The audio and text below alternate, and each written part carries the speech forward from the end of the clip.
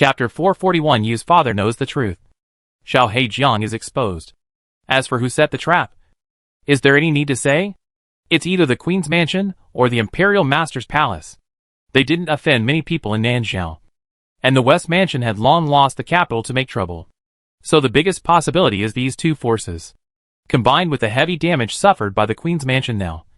Yuan thinks that the possibility of them working together is also very high. To be honest, they are in a hostile position. And the trap is to see who is more capable. This is nothing, because even if it is Yuan, she can also use the means of setting a trap. But if the target of the raft is a few innocent children, it would be outrageous. Dabeo is lucky and was not hurt. But what if? But think about it. They can poison the candied haws. And it seems that it is not difficult to throw a rotten egg. They are originally a group of bastards without bottom line. It is better to expect them to have a conscience than to expect the sun to rise in the east and the rain to fall in the west. By the way, did that group of people run out of tricks? They actually instigated people to call their family a disaster? How could they be a disaster? Who did they harm? Isn't it their own fault that the lady's mansion is in such a state? Did they force Nandong Yin to steal someone else's husband and father? Or did they force Nandong Yin to lose the sacred object? Or did they force Nandong Yin to feed the soul-eating grass to the prince consort? As for the poisoning of the king, it is even less their fault. In the chaos just now, there was no time to mention the great princess. So Yuan naturally didn't know that they were making a fuss about the great princess's fate. Yuan opened the medicine box, treated Fuling's injuries, and asked Sisu to take Fuling down to rest. She should rest well for the next 2 days, and didn't need to do anything. There were several officials entering the mansion with Fuling. The officials were in Helian Baiming's yard. Yuan did not go there, but asked the maid to fetch water, and took the 3 little guys to take a bath. Although the 2 younger brothers liked to catch Dabeo on weekdays, they also protect Dabeo in their hearts. Dabeo was hit by someone, and they were so distressed and angry.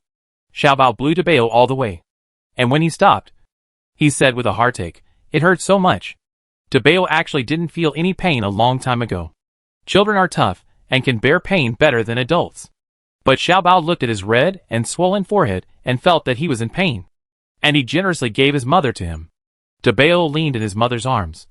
His chubby little face rubbed against his mother's neck, and from time to time he used his little hands to play with his mother's hair, which made him very happy. Yuan felt very relieved.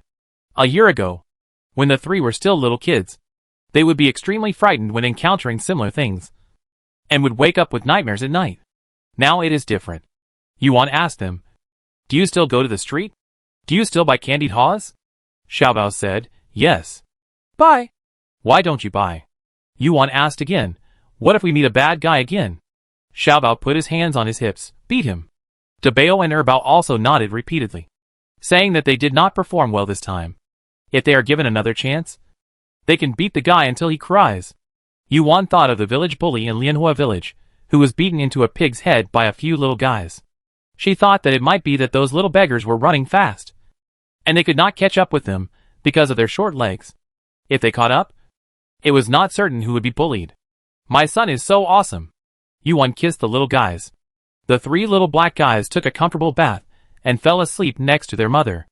Dabeo turned out to be a blessing in disguise, and lay on his mother's body. He felt that he had not been hit in vain. In the past, this position was always Xiaobao's, and he could not get it. Dabeo fell asleep with drooling. Soon, Xiaobao and Erbao also fell asleep sweetly. You can always sleep very well next to your mother. Yuan looked at the 3 little guys lovingly, and squinted slightly. If they dared to bully her son, she would make them pay the price. On the other side, the official who sent Fuling back to the mansion went to Helian Baiming's yard and explained the incident in front of the 2 brothers and Yin Jiuqiu. The official had heard a lot of rumors about the great princess in the government office these days, so he explained more information than Fuling. For example, he knew why the little masters were scolded as little disaster stars. Yu Shaoqing didn't know. After the official left, Yu Shaoqing got angry. "Why do you say that Dabeo and the others are little disaster stars? What did these kids do to anyone? Do you Nanzhao people bully children like this?" Helian Baiming cleared his throat. "You are also from Nanzhao." Yu Shaoqing wanted to say no, but swallowed the words when they reached his lips. The official didn't say much, fearing that he would make mistakes if he said too much. But his silence didn't mean that others wouldn't say anything. Helian Biming called Yu Gang. Go outside and ask if things are not peaceful again recently. Hey! Yu Gang took the order and left. The news about the great princess was spreading like wildfire. From the court officials to the common people. No one was not talking about it. Yu Gang just sat in the tea house for a while. And he wanted to know the ins and outs of the rumor clearly. He returned to Helian Biming's study with a serious look. And said to the three people sitting there, to reply to the general and the second master. To reply to the eldest young master. It is said that the great princess has returned to Nanzhao. The queen's mansion is in turmoil. The sacred objects have been stolen. And the queen has been deposed. All because of the great princess. The atmosphere in the room suddenly became cold. Helian Biming's face turned ugly. Yin Jiuchao's expression did not change. But anyone could feel the murderous intent in his eyes. The only one who didn't catch up was Yu Shaoqing. Yu Shaoqing looked confused and said, "What does this have to do with the Helian family? Don't say he doesn't believe in ghosts and gods. Even if he does, what's the use? How can the internal affairs of the royal family be related to his three treasures? Little disaster star. Little disaster star. How ugly it is." Yu Gang didn't say anything. Secretly glanced at the faces of the general and the young master. Thinking, didn't you tell the second master about this? Poor second master. He is obviously the closest person to the princess. But he became the last one to know. Yu Gang shed a tear of sympathy for Yu Shaoqing in his heart. What's your expression? Why aren't you surprised at all? Yu Shaoqing noticed that something was wrong with his son-in-law and his eldest brother. Yin Jiuchao looked up at the sky. Helian Biming also looked up at the sky like him. Yu Shaoqing narrowed his eyes. You too, are you hiding something from me? Helian Biming opened his mouth and was about to speak. But Yin Jiuchao spoke first. I don't have it anyway. He spread his hands. So you have it? Yu Shaoqing's dangerous eyes fell on Helian Biming's face. Helian Biming's mouth twitched. Nephew-in-law. You can't blame others like this. Yu Shaoqing stood up. Stepped in front of Helian Biming. And said solemnly, it's useless to look at him. Tell me the truth. What did you hide from me? Helian Biming didn't have the thick skin of Yin Jiuchao. He was embarrassed to completely throw the pot away. So he had to take a deep breath and patted his brother's shoulder. Sit down first. I'll tell you slowly. Helian Biming made a draft in his mind and decided to start with his sister-in-law's life experience. After the life experience, he talked about his sister-in-law's many involuntary things, such as his sister-in-law's engagement with the ghost clan for the Nanzhao sacred object. And his sister-in-law was unwilling to become a pawn and fled without hesitation. Finally, I must emphasize that my sister-in-law didn't cheat on him. Just when Helian Biming was thinking about how to talk to Yu Shaoqing step by step, Old Chui came over chewing a chicken leg. He came to give Helian Biming acupuncture. As soon as he entered the room, he saw that the three people looked strange. Especially Yu Shaoqing, who looked like he had something stuck in his throat. Did you tell him? He looked at Helian Biming and Yin Jiuchao. Before Helian Biming could speak, Old Chui patted Yu Shaoqing's shoulder heavily. Okay. It's not a big deal. Isn't it just marrying a princess? She didn't have a wedding night with anyone. She just had a wedding ceremony. Yu Shaoqing suddenly felt like he was struck by lightning. What did you say? Shu is a princess? She even had a wedding ceremony with someone. Old Chui. I think I said the wrong thing. Old Chui hurriedly made amends. No. I remembered it wrong. She didn't have a wedding ceremony with anyone. She ran away on the day of the wedding ceremony. She ran away from the marriage granted by the king. Old Chui's implication was that she was determined not to marry that man. But Yu Shaoqing's focus was not on the same line as his. Yu Shaoqing was furious. The king also granted her a marriage? This is obvious? Old Chui slapped his forehead. Oh, isn't it for the holy object? Besides, he grew up with her and knows her inside out. That wild man also grew up with her childhood sweetheart? Yu Shaoqing roared. And he was not feeling well. Old Chui, who had no desire to live, said, why do I feel that I am making things worse? No. Shouldn't you be most surprised that she is the king's daughter? Why are you only jealous? I say, is your focus a little off? I need to be alone for a while. Yu Shaoqing said aggrievedly. Yu Shaoqing was very aggrieved. His Shu was not a lady from a noble family. His Shu had a fiancée. Woohoo! A bolt from the blue. You daddy didn't doubt little black Jianha. He was just jealous and wanted to grow up with Ashu. And he has been dominating her since she was little. Chapter 442 The Beloved Devil. When Yu Shaoqing returned to his room, Xiao Heijiang had already gone to bed. Xiao Heijiang played cards with the old lady during the day and sneaked out to visit the casino at night. This is the advantage of living in this city. There are no other casinos. Yu Shaoqing did not dabble in this circle. Otherwise, he would have heard of a famous name that has recently emerged. The Magic Gambler. The reason why she got such a title is naturally related to her unparalleled gambling skills. She gambled so many games, but she didn't win a single one. Her luck is so bad. It's really unmatched. But she gambled big, and after one round, she lost 10,000 taels. The old lady gave her beloved daughter-in-law endless silver. But Xiao Heijiang didn't spend her own money. She spent the money next door. Every dark and windy night, a ghostly figure would flash into the mansion next door and take away the money in the warehouse. Wang Yin'Aisher was good at doing things, but he was a mess when it came to accounting. Wang Yin'Aisher was confused. Why did he feel that there was a little less money in the treasury every day? On the other side, Yin Jiuqiao also returned to the room. Yuan fell asleep with her son in her arms, leaving him an oil lamp. The dim light shone through the translucent curtains, falling on the figures of 1 big and 3 small, and the 4 people's breathing was even and long. Yin Jiuqiao just listened and watched. His expression softened. He lifted the curtains, sat down by the bed, and looked down at his wife, who was sleeping. Now even Yu Shaoqing knew about the affairs of the great princess, and only this silly girl was still kept in the dark. However, this kind of thing, telling her out may not make her happy, but will only make her feel more distressed for her mother. Yin Jiuqiao was not in a hurry to tell her the truth, so he didn't wake her up. He just looked at her quietly for a while, and then looked at Dabeo lying on her. In the past, it was Xiaobao who lay here. Xiaobao was the youngest, but the most domineering. The fact that this little bully gave up his throne showed that Dabeo was really wronged. Yin Jiuqiao carried Dabeo over. Dabeo suddenly left his mother in his sleep and moved his little body uncomfortably. But when he nestled in his father's arms, he fell asleep again very peacefully. Although the mother's arms were good, there was a sense of security that only a father could give. Dabeo slept very soundly. Yin Jiuqiao looked at his son in his arms, and touched his red and swollen forehead with his slender jade-like fingertips. In fact, the swelling had subsided a lot. But even so, Yin Jiuqiao still frowned when he saw it. "Young master." Ing Shisan's voice sounded softly outside the door. Yin Jiuqiao put his son back into Yuan's arms, got up, and went to the outer room. "Come in." The door was not locked. Ing Shisan pushed the door open and walked in. Ing Shisan and Ing Lu followed the king of Yin to the queen's mansion. They had just settled down. Ing Shisan came to report to Yin Jiuqiao and told Yin Jiuqiao the contact location. On the way here, he heard some things. He saw Yin Jiuqiao's cold expression and guessed that those things were most likely true. He paused and asked, "Master, are the young masters okay?" Yin Jiuqiao said calmly, "Dabeo was hit." "It's okay." Ing Shisan's expression turned cold. The young masters had suffered a lot since they were young. After finally returning to their parents, they had such a bad thing.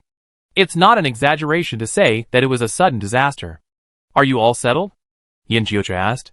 Ing Shisan nodded, "Yes. Master, the prince went to the house he bought in the suburbs of the city. He asked his subordinates and Ing Lu to help investigate some things. One of them is an old story, and the other is related to the Hellion family." "Oh!" Yin Jiuqiao paused. Ing Shisan said, "The prince said that he had lost his memory from time to time in recent years, but he had the habit of keeping notes. So there were traces of what he did in Nanzhao. But he didn't leave a single word about the affairs of Hellion Shanfang. He guessed that the general's obsession was related to the queen's mansion. And so were Hellion Sheng and Tan. He was deeply trusted by the queen and participated in almost all of her plans. But he didn't mention the Hellion family, which was very intriguing. The prince also said that his son was the son-in-law of the Hellion family, and his father-in-law's affairs were his affairs. He wanted to find evidence and give justice to the Hellion family. It was like what his father would do. In fact, there was no rush. The king of Yin could have waited until his injury healed before going back to work. But he didn't do so, simply because he didn't want to be idle. Because when he was idle, he would think, and when he thought, he would ask, and when he asked, he would be sad. As for Shang Wen Yin, The father and son tacitly didn't mention it. Not mentioning it doesn't mean that I don't know. From the moment he knew that he was the king of Yin in the great Zhou dynasty. He should have known that the princess of Yin had remarried and married the famous god of war in the great Zhou dynasty. The god of war has been doting on her for more than 10 years. You came at the right time. I have something to tell you. Yin Jiuqiao changed the subject and told Ing Shishan what happened during the day. Ing Shishan realized that what he heard from the outside was just the tip of the iceberg. That group of people not only bullied Fuling and the young master, but also insulted and beat them up. They even attacked innocent women and children. They were worse than beasts. Yin Jiuqiao said, call Ing Lu and Jiang Hai and others to catch those guys one by one. Yes. Ing Shishan went to Qixia Garden, called Qin Yin and Jiang Hai, and sent a pigeon to Ing Lu. The four of them went to arrest people in a mighty manner. Catching a few beggars was not a problem for them. In just 1 or 2 hours, all the people who had attacked Fuling and Dabao during the day were arrested. Not only them, but also the troublemaker who was hiding in the crowd and shouting, was caught by Ing Lu. The group was taken to a house under the name of Xiao Gu Lao. Kneel down. Ing Lu kicked the last big man in. This big man was the troublemaker who led the shouting during the day. He made a lot of money during the day and went to the brothel to have fun at night. Unexpectedly, his pants were taken off and Ing Lu pulled them off the bed. He entered the yard and hurriedly tied his belt. He was about to yell at the madman when he saw people kneeling on the ground in the yard. He counted them one by one and found that they were all familiar faces. One was Hu Zi, the little beggar who had smashed Dabao in the daytime. 3 were little beggars who were in cahoots with him. And then there were Hu Zi's parents and 5 people hiding in the crowd to fan the flames. Counting him, it was all done. He realized that something was wrong. Ing Lu was a scout, and he didn't have much murderous aura. But Ing Shishan and the others were different. They were not good people. And their eyes were so cold that they seemed to be able to tear him apart in the next second. The big man shuddered violently. At this moment, the door of the house creaked open. A man in a white robe walked out leisurely. His skin was as white as jade, and his figure was tall. He was like a cold white moonlight, which suddenly hit people's hearts. Everyone was stunned. It is said that Prince Li is the most handsome man in Nanzhao. But when they saw this man in front of them, they felt that the most handsome man in Nanzhao was eclipsed. Yin Jiuqiao stood on the steps and glanced at the people kneeling in the yard condescendingly. Who hit my son? Stand up yourself. His son? He is the father of several little guys? Everyone was stunned for a moment. They were wondering why he was arrested in the middle of the night. It turned out that the father came to avenge his son. Hu Zi shrank into his mother's arms. The middle-aged woman hugged him and lowered her head without moving. Ing Shishan walked behind Hu Zi and kicked him out. Hu Zi! Mom! The middle-aged woman rushed towards Hu Zi. Hu Zi also turned around and stretched out his hand to his mother. But Jiang Hai kicked the middle-aged woman away. Hu Zi was scared to death. Hu Zi's father was there too. However, he was already scared out of his wits and lowered his head without saying a word. Yin Jiuqiao looked at Hu Zi expressionlessly. Which hand did you smash it? Hu Zi trembled like a sieve and silently put his right hand behind his back. Humph, Ing Shishan snorted coldly. Yin Jiuqiao said calmly, chop it off. Mom, I don't want it. Hu Zi was scared and cried. The woman knelt down and crawled towards Yin Jiuqiao on her knees. She tried to grab Yin Jiuqiao's clothes with her hands, but Qin Yin stopped her. This shrewish woman wants to touch his little Jiuqiao? No way. The woman knelt down on the steps, kowtowed and begged for mercy. Sir, spare me. Sir, spare me. Hu Zi is a child. He is ignorant. He accidentally hit the wrong person. Please forgive him. Yin Jiuqiao said, it's okay to spare him. The woman felt relieved, thinking that the young man was really soft-hearted and easy to talk to. She could save her son by crying, and then play a pitiful role later. Maybe she could get away with this matter today. Yin Jiuqiao said again, chop off yours. The woman was almost choked to death because she couldn't catch her breath. Father-in-law. Father-in-law. Young master. What did you say? Yin Jiuqiao said lightly, if you hit my son, you have to keep a hand. The woman was stunned and said, Hu Zi, just hit it lightly. Your son was not injured or bleeding. Why should he lose a hand? Yin Jiuqiao said, then you can also ask your father to chop off my hand. You don't have that good father. My son does. What? Are you dissatisfied? Chapter 443 Brother Zhou's Method. Yin Jiucha kept his word. Even though the woman's head was bleeding, he still took back one hand. The hand of Hu Zi's father. Hu Zi's father had been hiding in the crowd with his tail between his legs. He neither looked at his son nor his wife. He didn't know how the other party recognized him as Hu Zi's father. Yin Jiuchao didn't like blood. Ing Shursen dragged the man to the backyard and chopped off his hand. It was not unfair to chop him off. He pushed his son and wife out to work, and hid in the house to count money. When something happened, he wanted to clear himself of the matter. For such a cruel and irresponsible man, chopping off one of his hands was considered to be a justice for the heavens. Hu Zi's father's screams resounded throughout the house. The people who were only 70% afraid at first were all scared to the ground after this. And the timid ones peed their crotches directly. The woman fainted on the spot. Hu Zi and his companions were so scared that they didn't even dare to cry. For the rest of his life, this scene will be the biggest shadow in his life. But did Yin Jiucha sympathize with him? No. It was not that his son was well raised by the elders at home. So it was his son who was left with a shadow. He, Yin Jiucha, has never been a good man. Ing Shursen put Hu Zi's father, who fainted from the pain, into a sack and dragged him out of the backyard. Along with the sack came a heavy wooden box. Everyone knew what was in the box. And it was precisely because they knew it that they were more terrified. Ing Shursen threw the sack and the wooden box out of the door. Like throwing a rotten cabbage. What does it mean to not take human life seriously? This is it. Compared with this, smashing a few rotten eggs and beating the maids are simply not a means. Everyone finally realized what kind of devils they had provoked. If they had known this earlier, they would never have tried to earn that money. But now there was no way out. Master, spare us. Master, spare us. We didn't mean it. We didn't mean it. Yes, Master, we had no choice. Someone told us to do this. Please forgive us this time for the sake of our parents and children. Master, please forgive us. We won't dare to do it again. We didn't touch the young master. It was Hu Zi. It was them. They did it. What nonsense are you talking about? We obviously did it together. Why are you pushing it all to us? Mr. Zhang, didn't you take the money and ask us to do big things with you? Did I let you bully the young master? I only let you touch that maid. You clearly said to smash the young master to death. The group of people started to quarrel among themselves. Yin Jiuchao and Ing Shursen and the other four watched coldly. The group of people who had been working together before were scared into a mess in the blink of an eye. So it is said that backbone is something that not everyone has.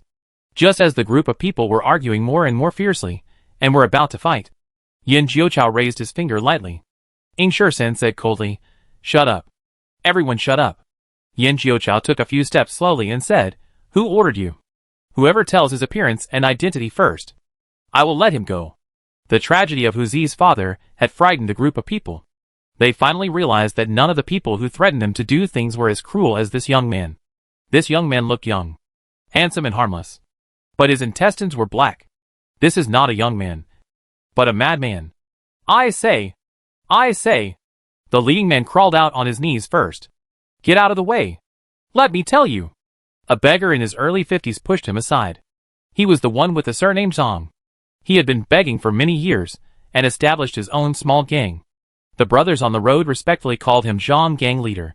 Boss Zhang is a small local tyrant. Any power with a little face can crush him to pieces. Therefore, he knows better than anyone that wealth and honor can be sought in danger. However, he made a mistake in judgment. He thought that the ladies' mansion was the ultimate orthodoxy, and the Hellion mansion would sooner or later become a stepping stone for the ladies' mansion. As a result, he didn't know whether the Hellion mansion would fall or not. But he was about to die. "Please have mercy on me. Sir, I know everything. I will tell you everything." Boss John cowed out repeatedly, and a bloody hole appeared on his forehead. Ing Shursen looked at Yin Jiuchao. Yin Jiuchao nodded lightly. Ing Shursen walked up to him and said, "Who ordered you? What did the people who ordered you confess?" It was a young man. About the same age as this young man. Half a head shorter than the young man. With a square face, splayed eyebrows, and a mole on his chin. Boss John carefully recalled the other person's appearance, not daring to miss even a detail. As he spoke, Qin Yin took out a pen and ink and described the man's appearance. Gang leader Zhang continued, "He didn't say who he was. He just asked me to do something for Her Highness the Lady. Lady? Ing Shursan said in a deep voice. Gang leader Zhang hurriedly changed his words. Princess Emperor. Go on. Ing Shursan scolded. Yes. Yes. Yes. Gang leader Zhang wiped his sweat. I asked him. What's the matter? He asked me to stay in that alley, and said that if I found a few young masters of the Hellion family passing by, I should throw things at them, call them disaster stars, and tell them to get out of Nanjiao. It would be best if I could provoke the people of the Hellion Mansion to take action, and accuse the Hellion Mansion of killing innocent people. He gave me 5,000 taels of silver, and said that this was just a deposit. After the matter was completed, he would pay me another 10,000 taels. I have never seen so much silver. I was blinded by money. I was confused. Please forgive me. Young master. 15,000. The Nujua Mansion is really stingy. They want to drag the Hellion Mansion into the water with such a small amount of silver. On the other side, Qing Yan's portrait was finished, and he handed it to Yan Jiuqiao. Look. Yan Jiuqiao didn't see anything, but Jiang Hai next to him felt familiar. Jiang Hai frowned. Isn't this the disciple of the Imperial Master Hall? The one guarding the alchemy room. After he said that, Qing Yan also had some impression. They had been lurking in the National Master Hall for a while, and met many disciples, including the one in the portrait. Qing Yan gritted his teeth and said, It's someone from the National Master Hall. They are indeed birds of a feather. Why did they bring up the National Master Hall again? Gang leader Zhang didn't understand. But a small follower like him didn't need to understand. He looked at the cold-faced uncles and asked with courage, I have confessed everything I know. Can you let me go? Qing Yan and the other four looked at Yan Jiuqiao. Yan Jiuqiao's eyes swept back and forth among the people. The people didn't understand what this young master was going to do. Whether he was going to chop off someone's hand again. And they were all terrified. Do you want to live? Yan Jiuqiao asked. Yes. I want to in my dreams. Young master. Spare my life. The people kowtowed on the ground again. Yan Jiuqiao said calmly, Just do as I say if you want. Boss Zhang asked, What does the young master need us to do? Yan Jiuqiao said, Continue to spread the news that the Hellion family allowed the servant to commit murder, and that they protected the princess and refused to expel this disaster star from the family. Everyone was stunned. Isn't he a member of the Hellion family? Why did he hire someone to slander his own family? Is he stupid? Ing Shursan also wondered why the young master did this. But he believed that the young master would not harm the Hellion family. And he must have his own reasons. He said, Just do it if I tell you to. If in a few days, there are still people in the capital who don't know that the Hellion Mansion allowed the servants to commit crimes and protected the great princess, I will catch you all and kill you one by one. Boss Zhang quickly agreed, Yes. Yes. Yes. I will inform the brothers right away. Within 3 days, the whole imperial capital will know about these two things. This was originally what the disciples of the National Master's Palace asked them to do. They had already done half of it. Now they just doubled the remaining half. He has no other skills. But he is still good at making rumors and causing trouble. Jiuqiao. What do you want to do? After a group of people left the house in a hurry, Qing Yan spoke in confusion. Shouldn't they change their words at this time? Tell the truth, and clear the Hellion Mansion of grievances? By the way, also shake out the conspiracy between the Queen's Mansion and the National Master's Palace. Yan Jiuqiao did this naturally for his own considerations. They are just a few low-class beggars. They can fan the flames. But they are too insignificant as evidence of the collusion between the little princess and the Imperial Master. At that time, the other party can bite them back and say that they bribed the beggars and deliberately slander the innocence of the Imperial Master and the little princess. Moreover, it is easy to clean up the Hellion Mansion through these people. But it is difficult to clean up the great princess. She was born with the crime of being a disaster star. Yan Jiuqiao should either not take action or take action. Didn't those people say that the great princess was a disaster star, and the little princess was the one destined by heaven? He would let those people see who is a blessing and who is a disaster. Chapter 444, Walking into a Trap. The Hellion family has not been pushed to the forefront for a long time. As the well-deserved first family in Nanjiao, it is rarely criticized. However, in the past few days, the common people spit almost drowned the Hellion family. The brother of the Beiming God General is not dead, and he married the great princess into the family. Not only that, their maid also beat an innocent child to death. Such a bad behavior is simply outrageous. People are clamoring to drive the great princess and her family out of Nanzhao. The National Master Hall naturally got the news. Nandongli sat in the room of the Imperial Master. After listening to the report of his disciples, he couldn't help but smile triumphantly. I didn't expect that Zhang could do things so well. It was much better than they imagined. They thought it would take at least 10 days and a half to completely incite the anger of the people. Now, in just 3 or 5 days, the people can't wait to rush into the Hellion family and sweep the family of the great princess out of Nanzhao. Nandongli smiled and said, it's still the Imperial Master who came up with such a brilliant plan. What gang leader Zhang did was originally what the disciples of the Imperial Master's Hall ordered. The only difference is that he only planned to contribute 50% of his strength at first. But now, he has put in 120% of his heart. And the effect is much beyond expectations. The Imperial Master frowned. Nandongli noticed his expression and asked in confusion, what's wrong? Is the Imperial Master dissatisfied? The Imperial Master shook his head, not dissatisfied, but feeling strange. What's strange? Nandongli asked. It's going too smoothly. The Imperial Master pondered. The Zhang group didn't look like they would work so hard. Nandongli smiled. If it's not going well, you blame them for not paying attention. If it's going well, you think they're working too hard. Is there anything wrong with working hard? That group of people will do anything for money. Imperial Master, don't you want to tell me that someone is secretly fanning the flames and helping them spread rumors that are not good for the Hellion family and the great princess? This is absolutely impossible. Those who have grudges against the Hellion family have been pulled into their camp. Nandongli made sure that all his people stayed put, and the remaining people who had no grudges against the Hellion family would not harm the Hellion family. The Imperial Master nodded. Maybe I'm overthinking. But, he paused when he said this. But what? Nandongli said. The Imperial Master frowned and said, it's been so wildly spread outside. Why hasn't the Hellion family taken any action yet? They should at least come out to clarify the truth of the matter. Nandongli snorted coldly. If they clarify, will the people believe it? From the moment the people learned that Hellion Bayu married the great princess, the Hellion family lost the support of the people. They may have expected this, and did not make any unnecessary struggles. They are waiting for the storm to pass. But unfortunately this time, the storm will not pass. The Imperial Master is far less optimistic than Nandongli. He has been fighting with Yin Jiuchu all the way. He understands that Yin Jiuchu is not as simple as he seems on the surface. He is definitely not a person who will sit and wait for death. The Hellion family may really wait for the storm to pass, but Yin Jiuchu will not. The Imperial Master said, it's better to be safe than sorry. Let's send someone to find out what's going on in Hellion Dongfu. That night, Nandongli asked Shura to take a spy to Helianfu. The Hellion family's strong defense was useless in Shura's eyes. In the blink of an eye, the spy entered the mansion. The spy squatted outside Qixia Garden.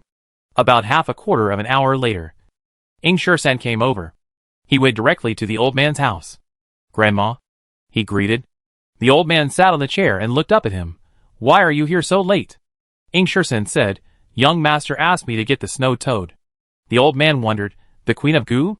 Why do you want this suddenly? The medicine has not been collected yet. Ing Shursan said, young master, it's not for the medicine. Recently, such a big thing happened in the Hellion family. The people are clamoring to drive the second wife out. The young master thought of a way. What way? The old man asked curiously. Ing Shursan said slowly, didn't the sacred object get stolen? The young master said that the Queen of Gu's breath is closest to the sacred object. Let away think of a way to make the Queen of Gu recognize the second wife as the master, and announce to the outside world that the second wife has found the sacred object. In this way, the second wife will have made a great contribution, and the people may not clamor to drive the second wife out anymore.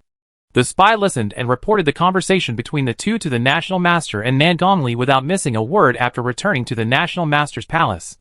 After hearing this, Nandongli narrowed his eyes slightly. The Imperial Master really got it right. I thought they had accepted their fate, but it turns out they were waiting here. After the creature was stolen, Nandongyin had also thought about the Queen of Gu. But unfortunately, the Queen of Gu was snatched away by Yin Jiucha's people. So the plan fell through. If Yin Jiucha succeeded, then the great princess, who possessed the holy object, would never be expelled from Nanzhao. Not only that, it is very likely that she would be considered to have been blessed by the god of Gu. By then, she would no longer be a disaster for the country. Nandonli was glad that she listened to the Imperial Master's words, and asked someone to find out such important news. Nandonli looked at the Imperial Master and said with a sneer, "If they hadn't told me, I would have forgotten that the Queen of Gu was in Yin Jiuchu's hands. Originally, my mother couldn't snatch what they had. But now that Shura is here, it's just a Hellion mansion.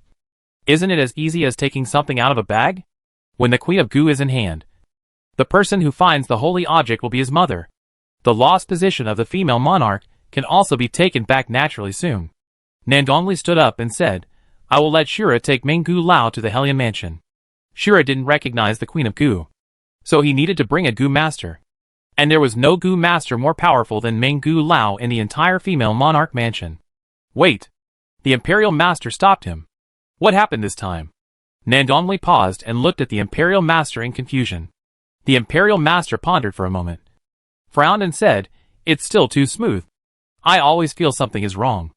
Nandonli curled the corners of his lips and said, "When Shura takes action, it will naturally go smoothly.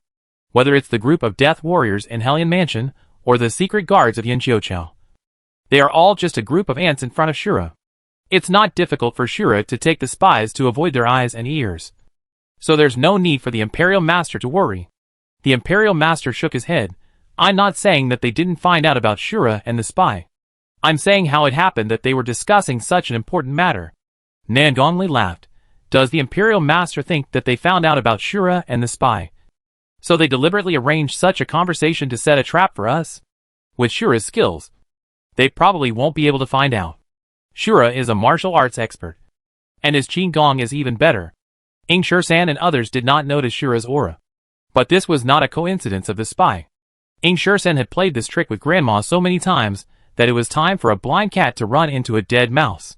Seeing that the Imperial Master still didn't say anything, Nandonli said again, "Even if they set a trap, what's the harm? Will Shura be afraid of them?" "That's right. Shura is the best master in the world. Even if Yin Jiuqiu set up a net in the mansion, he couldn't do anything to Shura." With this thought, the Imperial Master finally stopped being stubborn. In the middle of the night, Shura took Menggu Lao and sneaked into the Hellion mansion. Menggu Lao took out a string of Gu beads. Although he was good at Gu, he could not directly sense the breath of the Gu King like the national teacher and the old man. If he wanted to find the Gu Queen, he had to rely on the Gu beads. He thought that the Gu beads would only shine after he got close to the Gu Queen. But as soon as he walked into the yard, the Gu beads all shone brightly. Menggu Lao was slightly stunned. Is the breath of the snow toad so strong? Before Menggu Lao could come back to his senses, Ing Shursan came out of the old man's room, holding a box.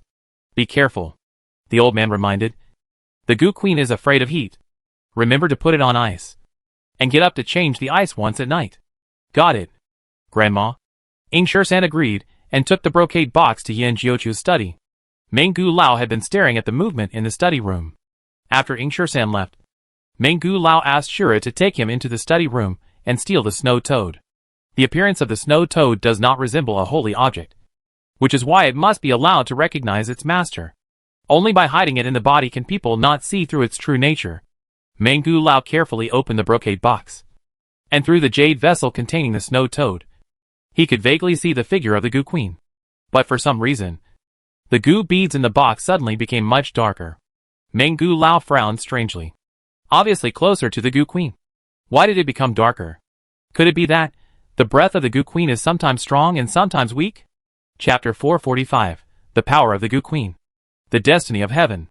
Menggu brought the Gu Queen back to the National Master's Hall. The National Master and Nandonli had been waiting for a long time. Although the Gu Queen was not a real holy object, it was the closest to a holy object. Over the years, they had gone to Gu Mountain many times to look for its traces, but they had found nothing. Now that he was really going to see it, even the National Master was a little excited. Menggu stepped forward, gently opened the lid of the box, and took out the jade bottle containing the Gu Queen. He also took out a jade bowl from his own box. "Please ask the National Master to have someone get some ice cubes. The Gu Queen loves the coolness, and it will not leave if it is placed on ice cubes." The National Master asked his disciples to get the sealed ice cubes from the cellar. Menggu knocked a small piece and put it in the bowl. Then put on silver silk gloves, opened the cap of the jade bottle, and poured out the small things inside. Everyone finally saw the snow-white little thing. Although it was called a snow toad, it was not a real toad. It just made a toad-like sound occasionally. "It's so beautiful," Nandonli exclaimed. It was obviously a goo worm, but it lay lazily on the ice, exuding a sense of nobility and elegance. He could feel these two characteristics from a goo worm. It must be said that it was indeed a treasure. Nandonli never cared about goo worms. He always felt that looking at them made people feel creepy. But if it was this little thing, Nandonli felt that he might keep it. "Is it a female goo?" Nandonli asked. Menggu Lao shook his head. "No. It's a male goo. It's so beautiful that it is called the Queen of Goo." Nandonli nodded with enlightenment. The little thing was so lovable that he couldn't help but stretch out his fingers and wanted to touch it. Menggu Lao grabbed Nandonli's finger with his silver-gloved hand. "Prince, be careful. It's extremely poisonous. This little thing looks beautiful and seems gentle and harmless, but it is extremely poisonous. If it bites, Shura will fall to the ground.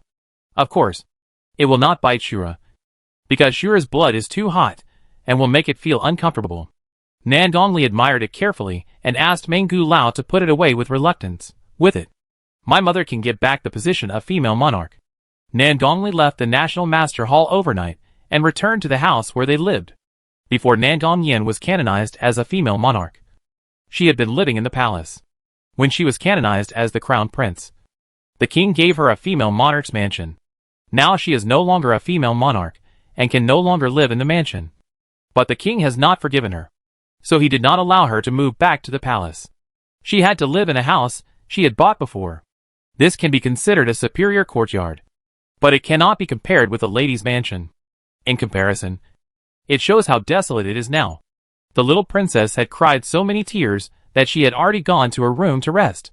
Nandong sat alone in front of the window, staring blankly at the silent courtyard. The lady's mansion also has a courtyard, which is many times larger than this one, planted with precious peonies and gladioli. But here you can only see a few sparse peonies and mottled weeds. "Mother!" Nandong walked in with big strides. Nandong turned her head slowly and looked at him blankly. "You're back." Even her voice became old and hoarse. Nandong felt a sharp pain in his heart. Is this still the Radiant Queen? How come she has become neither human nor ghost in just a few days? He knew that what made his mother so decadent was not only the loss of the position of queen, but also the loss of the prince consort whom she had loved for many years. That man is so heartless. Marriage is 100 days of love. Even if my mother has 1,000 faults, she is still his wife, who has lived with him for many years. How can he just walk away when my mother needs him the most? The king only took away my mother's power and status, and he really stabbed my mother in the heart. Even if he is really his father, he hates him. Mother! Nandong calmed down, suppressed the emotions in his heart, and squeezed out a gentle tone. "I got the Queen Goo." Nandong reaction was not as excited as expected. She just hummed lightly, turned her head, and continued to stare blankly at the wheat-covered courtyard. Nandong stepped forward. "Mother, with it, we can take back the position of the queen." Nandong didn't say anything. Nandong knew what was bothering her. Her eyes moved, and she said, "When you regain the position of the queen, you can find a way to find your father." Nandong expression froze. Nandong said, "You will inherit the throne in the future, and it will only take a word for you to marry into the Zhou dynasty.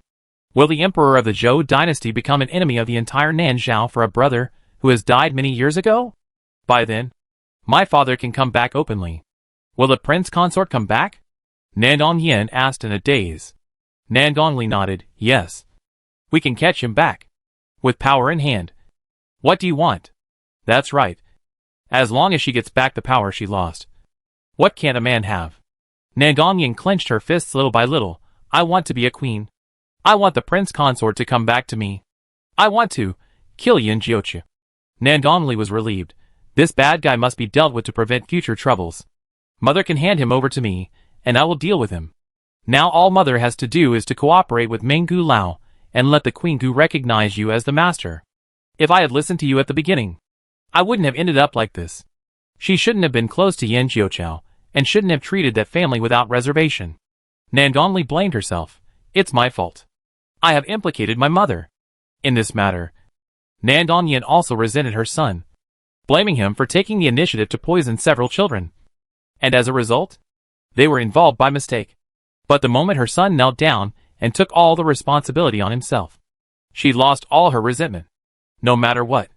This was her flesh and blood after 10 months of pregnancy. Nan Dongyan nodded, held her son's hand, and said guiltily, "Don't mention the past anymore. From now on, your mother will not make you worry anymore." Nan Dongli said gently, "It's nothing for me to worry about. As long as mother is willing to cheer up again, I will do whatever you ask me to do." Nan Dongyan rekindled her fighting spirit and went to Meng Gu Lao's yard the next day. It is not easy to make the Gu Queen recognize her master.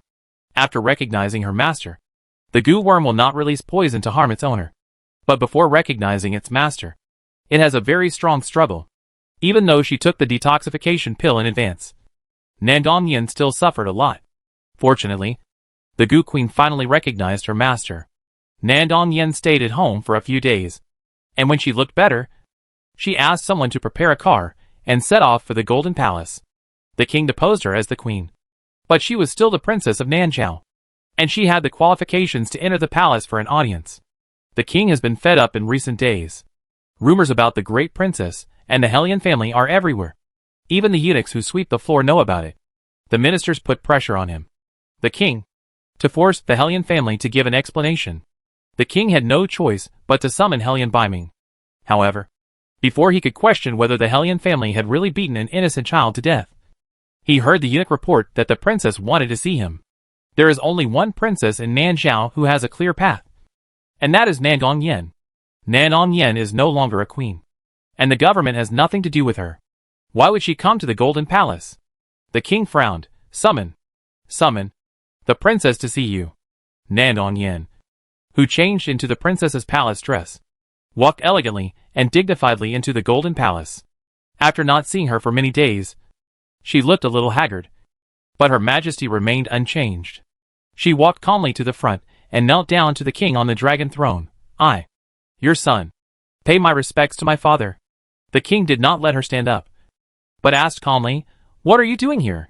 Nan Dongyan knelt, straightened her back, looked at the king and said, "I came here today to report to my father that I found the holy object." "You, what did you say?" The king was so shocked that he leaned forward and almost stood up. Nan Dongyan saw the king's reaction and thought to herself that this move was indeed correct. Her father cared so much about the holy object. With the holy object, why would she worry about not being able to regain his favor? Nan Dongyan smiled and said, "I have found the holy object. Congratulations, father." Nanzhao is blessed by the Gu god again. After the theft of the holy object, Nanzhao was in chaos. The king privately wondered if the Gu god was punishing them. The court officials' reactions were not much calmer than the king's. They stared at Nan Dongyan in amazement with their eyes wide open. The king called the national teacher, "Bring the Gu beads." In fact, there were also Gu beads in the Golden Palace, but they were inlaid on the beams hundreds of feet high. At such a long distance, even the real holy objects could not be lit. Yes, the imperial master had been prepared and had 100 Gu beads brought over. When Nan Dongyan placed her palm on the Gu beads, they all lit up, as bright as day. Nan Dongyan was secretly surprised. You know, she had brought the real holy object to the Golden Palace before, and at that time, there were also these 100 Gu beads, and they were almost as bright. If she hadn't been sure that this was the Queen of Gu, she would have almost thought that what she had taken back was the real holy object. The Queen of Gu was so powerful that she didn't have to worry about being exposed from now on. "Your Majesty, the princess has made great contributions in finding the holy object. I beg your Majesty to appoint the Queen again. I beg your Majesty to appoint the Queen. Your Majesty, I beg your Majesty." The court officials knelt on the ground and piously petitioned for the princess. Among them, there were certainly confidants who were arranged in advance, but more were ministers who were truly impressed by the holy object. After such a mistake, the holy object was still able to return to her. Who can say that it is not God's will? Hellion Biming, who had been silent all the time, spoke up. The princess committed an unforgivable crime. Can she be pardoned just because she found a worm? In the future, anyone can collaborate with the enemy and betray the country. and anyone can deceive the emperor. Lord Du said angrily, "How can you talk like that? That is a holy object. He is Nan Gongyan's confidant. And he is also the minister who took the lead in requesting the enthronement of the female monarch." Helian Biming said sarcastically, "You called it the holy object. It's just a poisonous insect. You can use it to enthrone a female monarch. Isn't it too casual?" Lord Du said coldly, "Do you know how difficult it is to make the holy object recognize its master? There are so many powerful poison masters in the Ghost clan, but they have not been able to subdue the holy object. DG is neither a poison master nor a poison girl, but the holy object still recognizes her as the master. It can be seen that she is the candidate appointed by the god of poison. She has been blessed by the god of poison. This is heaven's help and heaven's way." Helian Biming's eyes fell on the ministers, who petitioned for Nan Gongyan. "Lord Du is exaggerating the role of the holy object. Do you think so too? Whoever possesses the holy object is the real master of Nanzhao." Everyone was speechless. They didn't say that. But DG was the flesh and blood of the monarch. And she was born with good fortune. She also happened to get the holy object. All things added up. She was undoubtedly the most suitable candidate. Helian Biming was a military commander, and he was not as good as a civil official in terms of speaking. Soon, Lord Du brought out the predictions of the old national teacher and the astronomical phenomena when Nan Gongyan was born, praising Nan Gongyan to the point of being a god. He almost said that Nan Gongyan was the reincarnation of a goddess. Recently, a lot of things have happened in the imperial capital, causing unrest and instability in people's livelihood.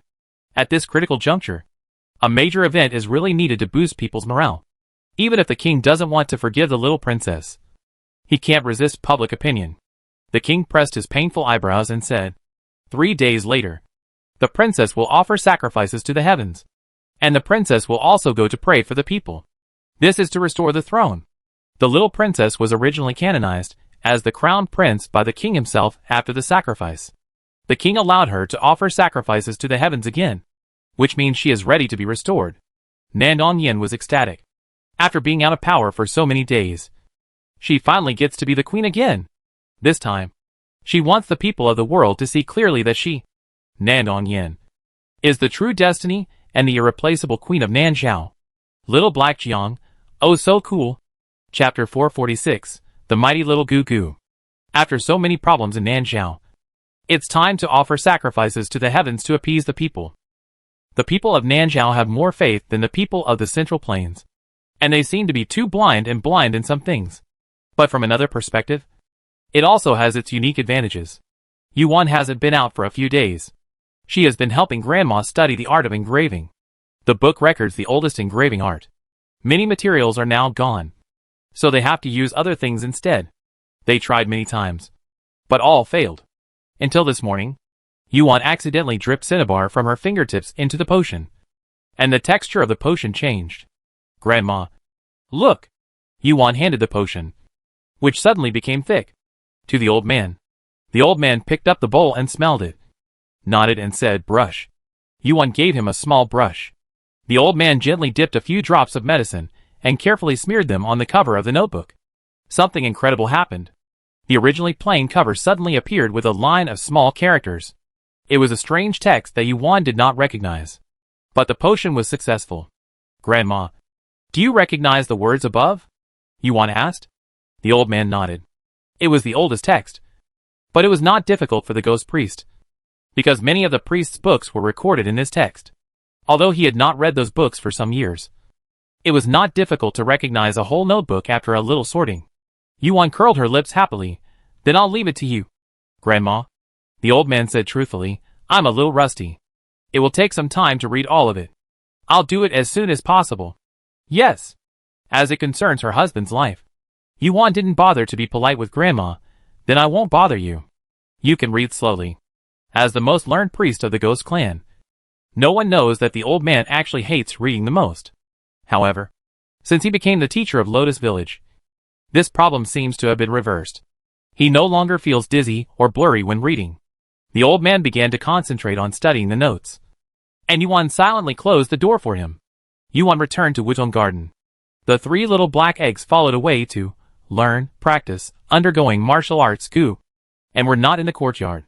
Yin Jiuqiao was not there either. He and Qingyan went out to buy candied haws and floating Yuanzi for the little guys, with Qingyan following her. Yuan felt relieved. She decided to go to the old lady to show her presents. As soon as she reached the door, she ran into Yu Shaoqing coming out of the house. Behind Yu Shaoqing followed Xiao Heijiang, who was looking aggrieved with his head drooping. Yuan felt that her father had become a little weird recently. He took her mother with him wherever he went. Is it really good for him to be so clingy at his age? As a daughter, she was almost fed up with him, being entangled so tightly. She couldn't even sneak out to gamble. Ashu felt bitter. Ashu didn't say anything. Yuan was so stimulated by this wave of dog food that she decided to go find Yin Jiucha. As soon as she left the East Palace gate, Yin Jiucha came back. He had nothing in his hands, but Qingyan had both candied haws and floating Yuanzi, and his fingers were sore from carrying them. Qingyan hurriedly carried the things into the house. Yuan wanted to help, but Yin Jiucha stopped her. I'll take you to a place, Yin Jiucha said. Yuan asked curiously, where? Yin Jiucha kept it a secret. You'll know when you get there. You're not taking Debao and the others? Yuan asked. What are you taking them for? Yin Jiucha asked back. So he wanted to date her alone. Yuan's face suddenly turned red. They had been married for so long, and they had not been alone together many times.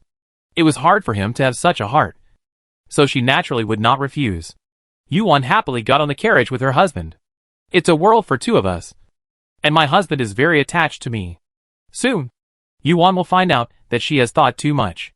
There are always a few heavenly sacrifice ceremonies in Nanzhao throughout the year, but most of them are hosted by the National Master Hall or the Gu Hall. The king rarely appears in the ceremony. The last time was 2 years ago, when the sacred object recognized the Nanhao Emperor as the master. The king was so happy that he held a national heavenly sacrifice. At the ceremony, the little emperor stole the limelight, and was canonized as the female monarch not long after. The popularity of the little emperor among the people has been rising all the way. The people's love for her even faintly overshadows the king. And there is a magical grand occasion of the people of Nanzhao all love the emperor. But since the theft of the sacred object and the exposure of the son-in-law's background, her reputation has plummeted. However, when people heard that she had found the sacred object again and would bring it to pray for the people of Nanzhao, they still came one after another. The altar was located on an open space 30 miles south of the palace. It had a wide view and excellent feng shui. The people had been waiting here since before dawn. When Nangong Yin and the king's sedan chair arrived at the scene, the altar was already blocked by the onlookers. The imperial guards had to work hard to clear a path for the two. Nandongli and the little princess were also in the entourage, but they did not ride in the sedan chair. Instead, they followed the king and Nandong Yin on foot with the civil and military officials. It was a bit cool in Nanzhao in November, but the court clothes were heavy. After walking all the way, the officials were so hot that their clothes were soaked. Not to mention the people who were gathered together. They began to sweat profusely early. However, even so, they showed no signs of leaving. Did the princess really find the holy object? I heard that she did. Otherwise, why would she come to offer sacrifices to the heaven? Can anyone come to offer sacrifices to the heaven? Look! The king is taking her to the altar. The people looked towards the altar. The king and Nandong Yin got off the sedan chair, and the disciples of the Gu Palace and the Guisher Palace, who were guarding the altar, knelt down devoutly. The king stepped onto the steps, and just after taking a step, he suddenly turned around and stretched out his hand to Nandong Yin. Nandong Yin's eyes were red with emotion. She placed her hand in the king's palm and let the king lead her to the sacred altar. She wore a long dress with wide sleeves and a red edge on a white background. The wide sleeves and the hem of the skirt were blown up by the cool breeze. Although she was no longer young, her appearance was still impeccable, and her graceful royal nobility was unparalleled. The moment she walked onto the altar, the noisy people fell silent. The king led her to the statue of the Gu god. She crossed her hands, palms facing inwards, and slowly knelt on the mat, kowtowed devoutly, and said, I, the believer Nangong Yin, kowtow to the true God. I am blessed by the true God. I, the believer Nangong Yin, have successfully found the holy object. Today, I offer sacrifices to the heavens to express my gratitude to the true God and to pray for the people. The people around the altar were moved by what she said, and they stretched their necks and looked at her without blinking. Nandong Yin understood what the people were expecting. She was worried that this level would be difficult to fool. But after seeing the power of the Goo Queen, she no longer had any worries. The power of this Goo Queen is no less than that of the holy object. Her eyes swept over the national teacher and the Goo Lao in the Goo Lao Hall. The national teacher was a little calm because he knew the inside story. But the Goo Lao couldn't wait. Nandong Yen was very satisfied with the reactions of the crowd. She stood up and greeted the national teacher and the Goo Lao. The Goo beads this time were prepared by the Goo Lao, because it was a sacrifice to the heaven. It required a sufficient sense of ritual. Naturally, it would not be as simple as taking a few bare Goo beads. They took out 100 statues of Goo gods, each of which used Goo beads as eyeballs. A full 200 Goo beads. Even though she was full of confidence in the Goo Queen, Nandong Yen couldn't help but take a breath of cold air. When the holy object was brought back from the Ghost Clan, the Goo Lao Temple used Goo beads to test the holy object. 200 was the limit of the holy object. After that, the Goo Lao Temple tested it once a year, and the situation was the same. Nandong Yen privately tested it with the Goo Queen. 201. One more than the holy object. In Nandong Yen's heart, it has been regarded as a real holy object. Nandong Yen walked over confidently. The eyeballs of the 100 statues lit up. It was daytime, so they looked inferior to the Goo beads in the Golden Palace. But they were still shocking enough. It's a holy object. It's really a holy object. The princess has found the holy object, someone in the crowd exclaimed, and the people were in an uproar. It was at this time that Yuan was pulled into the crowd by Yen Jiuchi. What's going on? Aren't we supposed to have a world for two? Why are there so many light bulbs? And what are these people doing? Yuan was squeezed so hard that she stuck out her tongue and rolled her eyes. The people were ready to kneel down and worship the holy object. And Nandong Yen was also ready to be worshipped by everyone. She even had a proud and elegant posture. But suddenly, with a bang, a Goo bead exploded. Nandong Yen was startled. And everyone else was startled too. Then, something even more incredible happened. The Goo bead that could barely see a little light suddenly became bright and golden. Bang! Another Goo bead exploded. Now, everyone saw something. It seemed that the aura of the holy object suddenly surged, bursting the Goo bead. The national master looked at Nandong Yen. Although he didn't understand how all this happened, it was definitely not a bad thing. It could make the holy object so powerful. And Nandong Yen could be credited with another achievement. Congratulations, Emperor. Before the national master finished speaking, something even more incredible happened. A white light suddenly flashed from Nandong Yen's heart, and a snow-white Goo worm rolled to the ground, under the stunned gaze of everyone. It ran away with a chirp. Chapter 447, Slap in the Face. Two Goo meet. This scene made everyone dumbfounded. If they were not mistaken, the little guy who escaped just now was the sacred object that the little princess subdued? Why use the word escape? Because the way it fell and ran, and even bumped into the table leg with a bang. It was really too panicked. Ordinary people have never seen a Goo King so panicked. Wait, that's not an ordinary Goo King. It's the sacred object of Nanzhao. Did something terrible happen? Why is the sacred object so scared? Generally speaking, Goo insects will not easily leave their masters after recognizing their masters. The more powerful the Goo insects are, the more so. When it comes to the level of the king of 10,000 Goo, it can only be forced to give up its master unless the master dies, or the rumored Goo Zun takes action. From the current point of view, these two situations are obviously not true. The little princess is alive and kicking, and she is more confused than them. As for Goo Zun, the Goo masters with the highest Goo skills on the scene are the Goo Laos of the Goo Lao Temple. Right? Among them, the most powerful one is only a 6-Zhang Goo Lao. The Goo Queen fled to the sky, and when she was about to leave the altar, she suddenly looked back at the little princess. In fact, it was really just a bug that couldn't be any smaller. Everyone couldn't see its expression clearly, but for some reason, everyone felt an undisguised disgust from its little figure that paused for a moment. Little princess. Everyone. There is no doubt that the holy object abandoned the little princess in public. No one forced it. It just dumped its master like this. And the way it dumped its master looked like a scumbag. After a brief moment of shock, the people began to whisper. Why did the holy object run away? Yes, it didn't even want its own owner. How could this happen? Was it frightened by something? This happened just after the princess worshipped the Goo god. In my opinion, this is the will of the Goo god.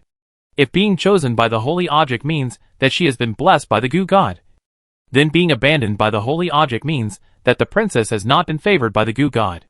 Otherwise, why didn't the holy object run away earlier or later? But after she worshipped the Gu god? Isn't this enough to explain the problem? Soon, everyone thought of another thing. The holy object had been stolen once before. They naively believed that the holy object was driven away by the rumored Gu Zun. But looking at the situation today, the holy object clearly left the little princess on its own. After all, they just saw it with their own eyes. How could it be false? The holy object has long been disgusted with her. She is not worthy of being the owner of the holy object. She escaped once, and she caught her back. Now she escapes again. I don't know who said this, but the voice was a little loud. And the people on the altar all heard it. Everyone looked at Nandong Yen with a changed face. Nandong Yen had no way to defend herself. She wanted to say that the holy object did not abandon her. The holy object was indeed stolen. At that time, the holy object did not recognize her as its master. It was just stored in the warehouse. Any powerful master could steal it. But she couldn't say it. If she said it, she would be slapping herself in the face. But she didn't say it. The speculation of the crowd made her more uncomfortable than slapping herself in the face. Advancing is death. Retreating is also death. Nandong Yen was forced into a dilemma. Of course, Nandong Yen could also say that it was not the holy object that abandoned her today, but the Queen of Gu. She had never been abandoned by the holy object from beginning to end. After all, she had never obtained it. But wasn't this a crime of aggravation? Deceiving the monarch and fooling the people. It is no less than the curse of being abandoned by the holy object. Nandong Yen felt a helplessness she had never felt before. Telling the truth is equivalent to admitting guilt. And not telling the truth will be a scapegoat. She looked at the national teacher helplessly, hoping that the national teacher could help her in this critical moment. Of course, the national teacher wanted to do this. But the national teacher's situation was much more difficult than hers. The common people were far away and didn't see clearly. But the king and the Gu Lao temple watched the little thing run past their feet.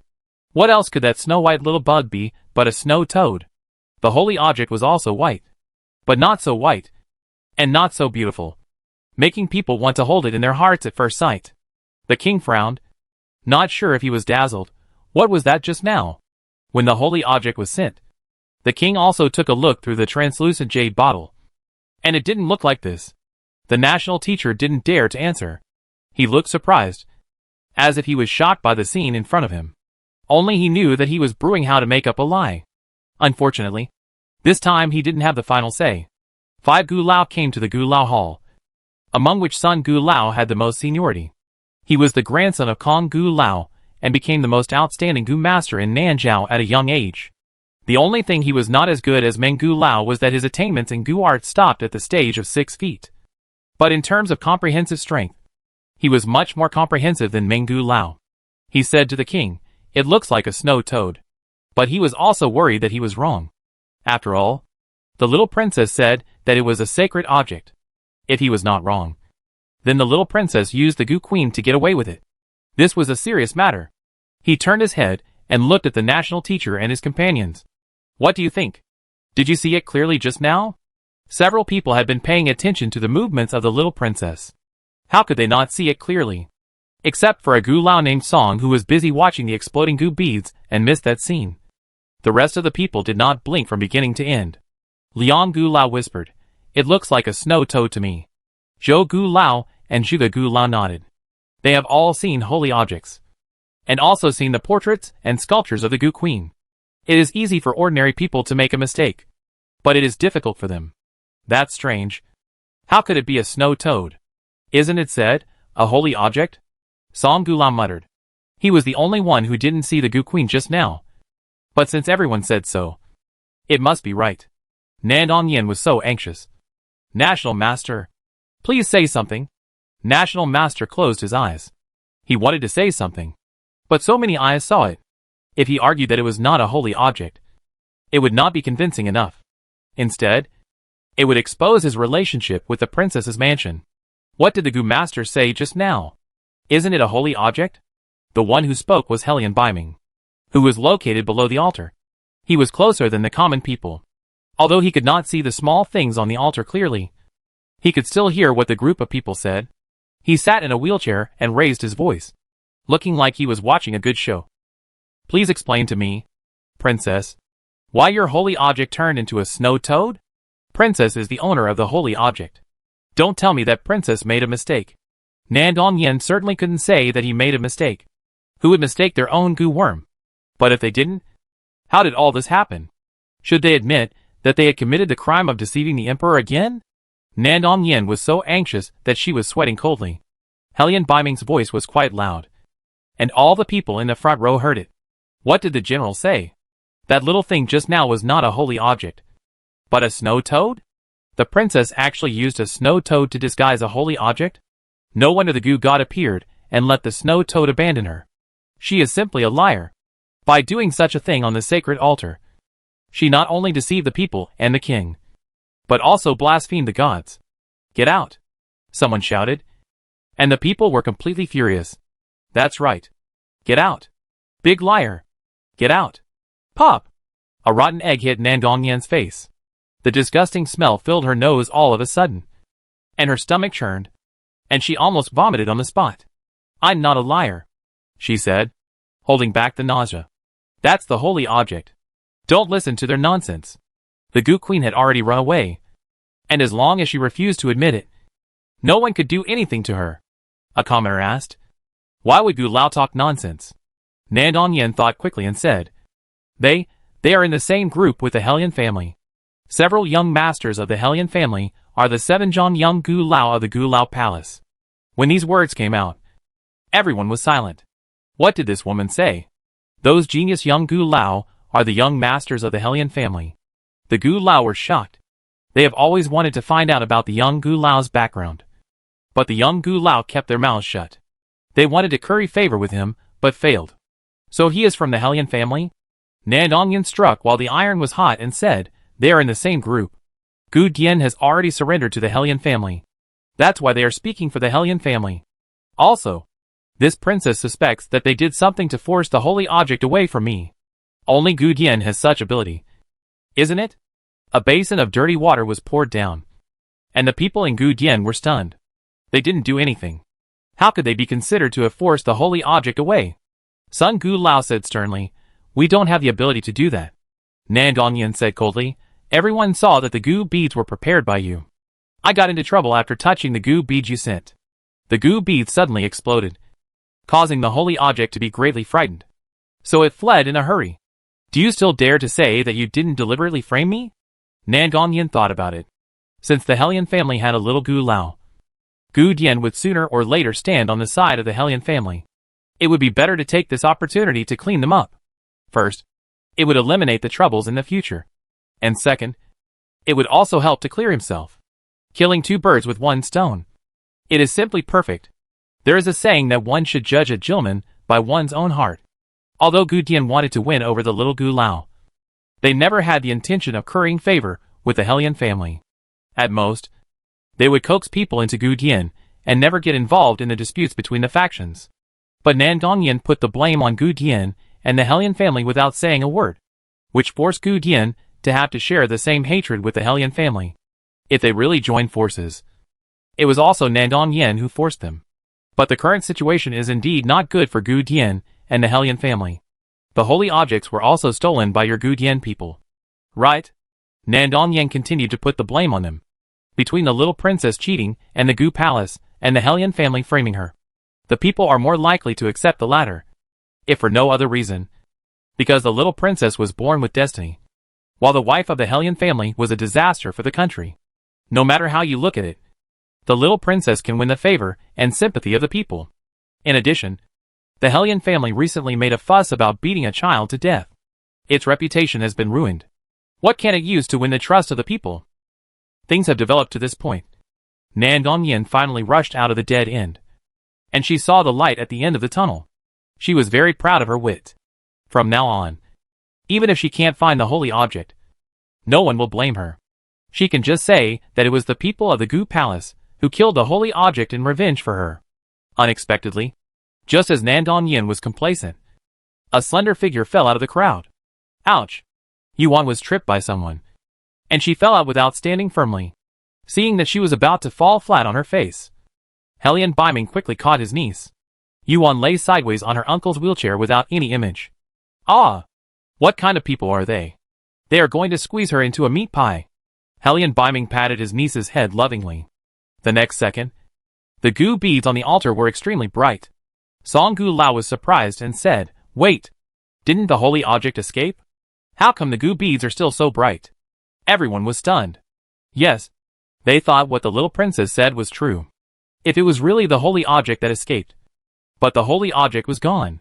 The goo beads should also be dim. Why are they brighter than before? What's going on? Everyone's eyes fell on Yuan at once. It seemed that the goo beads became brighter the moment she appeared. The national teacher felt a familiar breath. Before he could react, a white light flashed from Yuan's chest. The speed of this white light was so fast that only a shadow remained. Before everyone could react, it swooshed to the other side of the altar. Oh my god! So desperate. The Goo Queen stretched out all her legs and increased her speed to the extreme, but was still easily knocked down by Little Goo Goo. Little Goo Goo threw it over her shoulder and threw it back to the altar. Everyone was stunned by this scene. Little Goo Goo opened its bloody mouth. "Don't eat it!" Yuan shouted. Little Goo Goo paused. The Goo Queen, who was thrown all over, ran away with a chirp and ran into Yuan's arms, shivering and biting the small handkerchief. Huh? Help. Chapter 448 A1. He is Grandpa. Yuan has stood up from her uncle's wheelchair, but she is inexplicably entangled by a little bug again. Yuan looked down at the little bug hanging on her body. Maybe in the eyes of others, this is a flawless little thing that people want to hold in their palms. But in Yuan's eyes, it is just a little bug. Not as cute as my son. And cute. Humph. Get down, Yuan said expressionlessly. No. I won't get down even if I die. The little insect foot of the Goo Queen grabbed tighter. Little Goo Goo jumped up with 3 jumps, grabbed one of its little insect feet, and fell to the ground with a bang. The Goo Queen was hurt by the fall and was about to cry. However, it did not escape. It stood up tenaciously. It climbed onto Yuan's body again, and refused to leave. Little Goo Goo went to hit it again. Yuan said, "Be gentle. Don't hit it to death. My husband is still waiting for it to detoxify." Little Goo Goo sat on Yuan's shoulder in a huff, crossed his legs, and folded his arms, looking at this coquettish BXXXH, who was clinging to her master with contempt. Yuan was still struggling with the little bug, and had no idea that the people at the altar were already going crazy. They didn't see it wrong. Right? Then, those 2 little bugs are. The first one to find his voice was the youngest and most experienced Song Gu Lao. He was only in his early 40s this year. A 5 Gu Lao. And was a talented person in the Gu Lao Hall. So he could walk a full 5 zhang at the age of about 40. He was once called the genius of Nanzhao. But this title was completely shattered in front of the 3 young Gu masters. Also overshadowed by the young Gu masters was Meng Gu Lao, who was stronger than the Gu masters of Nanzhao Gu Palace. But he was also 40 years old, and his talent was not as good as the 3-year-old young Gu Lao. Song Gu Lao stammered, "Grandson. Grandson. Grandson. Grandson Gu Lao. Is that the Gu King or the Gu Queen?" What he originally wanted to say was, "The Gu King and the Gu Queen?" But thinking about it, it felt impossible. It was like seeing a tiger and a civet cat lying in harmony in the same yard, which was something you would never see. He only wanted to believe that he recognized one, and the other one didn't care what it was. Anyway, he must have recognized the wrong one, because of being too surprised. His brain was not enough, and he forgot to think about who this little girl, who was recognized by the Gu King and relied on by the Gu Queen, was. Sun Gu Lao was the oldest and most experienced one among them. But like Song Gu Lao, he couldn't believe what he saw with his own eyes. However, not believing is one thing, and the established facts are another. Of course, what he cared about first was not the identity of the little girl, but whether the 2 little things were the real Gu King and Gu Queen. National Master. What do you say? He took a deep breath and looked at the silent National Master. How could the Imperial Master be silent on purpose? He was clearly shocked. It would be unreasonable if he still couldn't react to what happened after seeing this. It turned out that the breath he sensed on Yuan was indeed from the holy object. But it seemed that Yuan had seen through his tricks in advance and replaced the hair he took back, which led to his mistake in the re-examination. This girl is as cunning as Yin Jiuqiao. Because this little episode happened before. He could accept the fact that Yuan had the holy object more than others. He clearly understood that the little bug on Yuan's body was the holy object and the Queen of Goo. But there were also things beyond his expectations. For example, Yuan had subdued the holy object. Even when he first felt the breath of the holy object on Yuan, he only thought that Yuan was carrying it with her. But he didn't expect that it actually recognized her as its master. And for some reason, the holy object that recognized Yuan as its master was more powerful than what he had seen in the past few years. In fact, not only the holy object, but also the Queen of Goo has become stronger. So it can emit an aura that is indistinguishable from the original holy object. For example, the original holy object was at the level of 5, and the Queen of Goo was at the level of 3. Now, the Queen of Goo has reached the level of 5 or 6. And the holy object, I am afraid it is more than level 10. The national teacher simply did not understand how all this happened. Even more confused than the national teacher was Nan Gongyan. She had found the holy object of Nan Zhao from the ghost tribe. She was willing to sell her own sister to get the holy object. It can be said that she was the one who had been in contact with the holy object the longest among all the people present. She recognized the little thing at first sight. It was the holy object she had dreamed of. The little thing flashed out from Yuan's body, and after catching the Queen of Goo, it sat steadily on Yuan's shoulder again. It was not in a hurry to hide back in the dark, but just let people look at it openly, as if it was afraid that others could not see its appearance clearly. This is bad news. The holy object she claimed was stolen appeared on Yuan. The holy object she claimed was stolen by Gu Laodian also appeared on Yuan. This was the most tragic face-slapping scene in history. And she felt her cheeks burning. Ha! Song Gu Lao, who finally accepted this fact, smiled with his hands on his hips. Didn't you swear that the lost object was the holy object? Everyone, open your eyes and see clearly. Is it the holy object? Or the snow toad? Everyone saw clearly that the holy object flew out of Yuan's body. And the little thing caught by it was the one that ran away just now. They were intimidated by Nan Gongyan just now. But they had no evidence. Now the ironclad evidence is in front of them. And Nan Gongyan can't argue. Nan Gongyan was unwilling to give up, pointing at Yuan's nose and saying, "It was her. She stole my holy object." Ha! Song Gu Lao slapped his thigh and laughed. Let's put aside the theft of the holy object for now. First, explain to us that you used the Queen of Goo to disguise the holy object. You obviously didn't have the holy object, but you pretended to have found it. After the truth was revealed, you still insisted that we, the Goo Palace, framed you. In my opinion, you never got the holy object from the beginning to the end. Right? Including the Queen of Goo, whose origin is unknown. I really don't know what dirty tricks you used to force the Queen of Goo to recognize you as your master. That's right. The Goo Queen buried her head in Yuan's small chest, biting the small handkerchief made of grass leaves with great grievance. Nan Gongyan's plan to divert the spear had failed. Goo Palace could have just stood by and watched, letting Nan Gongyan and Yuan perform a show against each other. But who let Nan Gongyan throw a basin of dirty water on them? If they didn't fight back, did they think that Goo Palace was easy to bully? Song Gu Lao was really angry. Originally, they had no second thoughts about the little princess.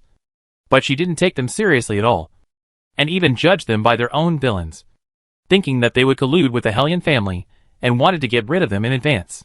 Is this still the princess worthy of their support? Why is she so vicious? Song Gu Lao said coldly, "You are the princess of Nanzhao, and you claim to be a believer. But you do such blasphemous things at the altar. Even the gods can't stand your crime. So you will be exposed on the spot. What else do you have to say?" The people cursed. In Nanzhao, blasphemy is much more serious than deceiving the emperor. Their faith has been challenged, which is something the believers cannot accept. Yuan blinked, as if she understood, but also as if she didn't understand.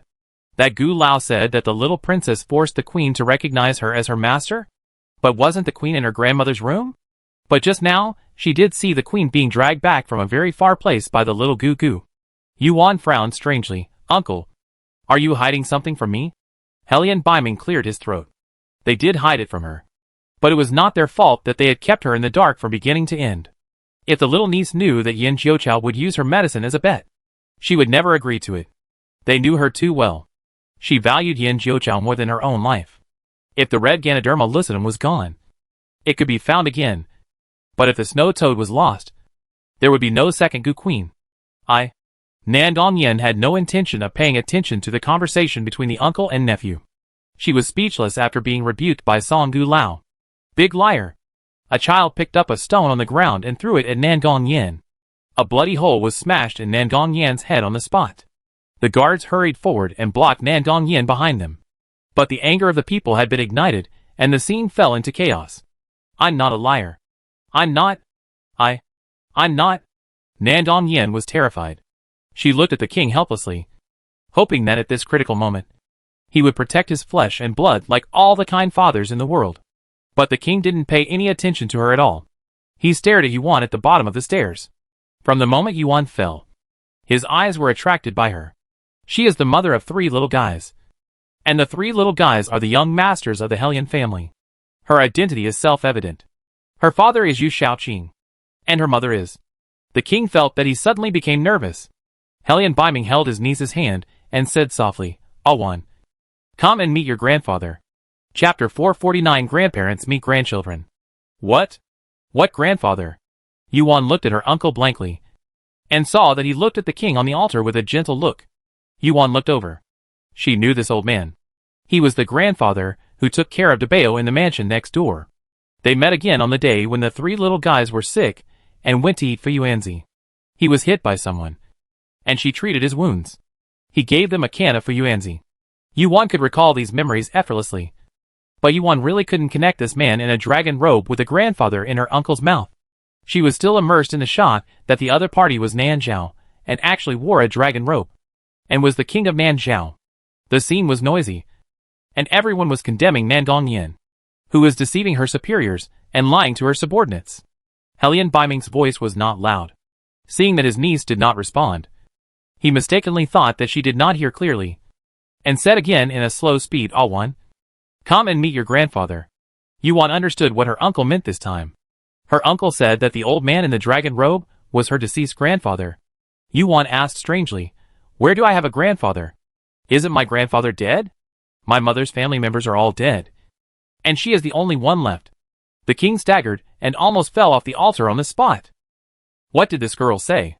Did she say that he was dead, and his whole family was dead? Hellion Biming was also shocked.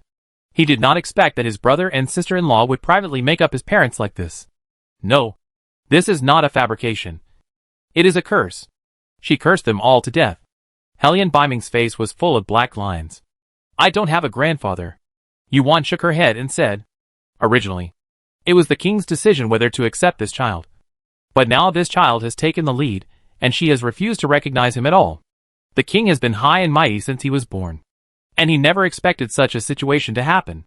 If the great princess is like this, it is because she was exiled by him after all, and she has deep resentment towards him, which is understandable.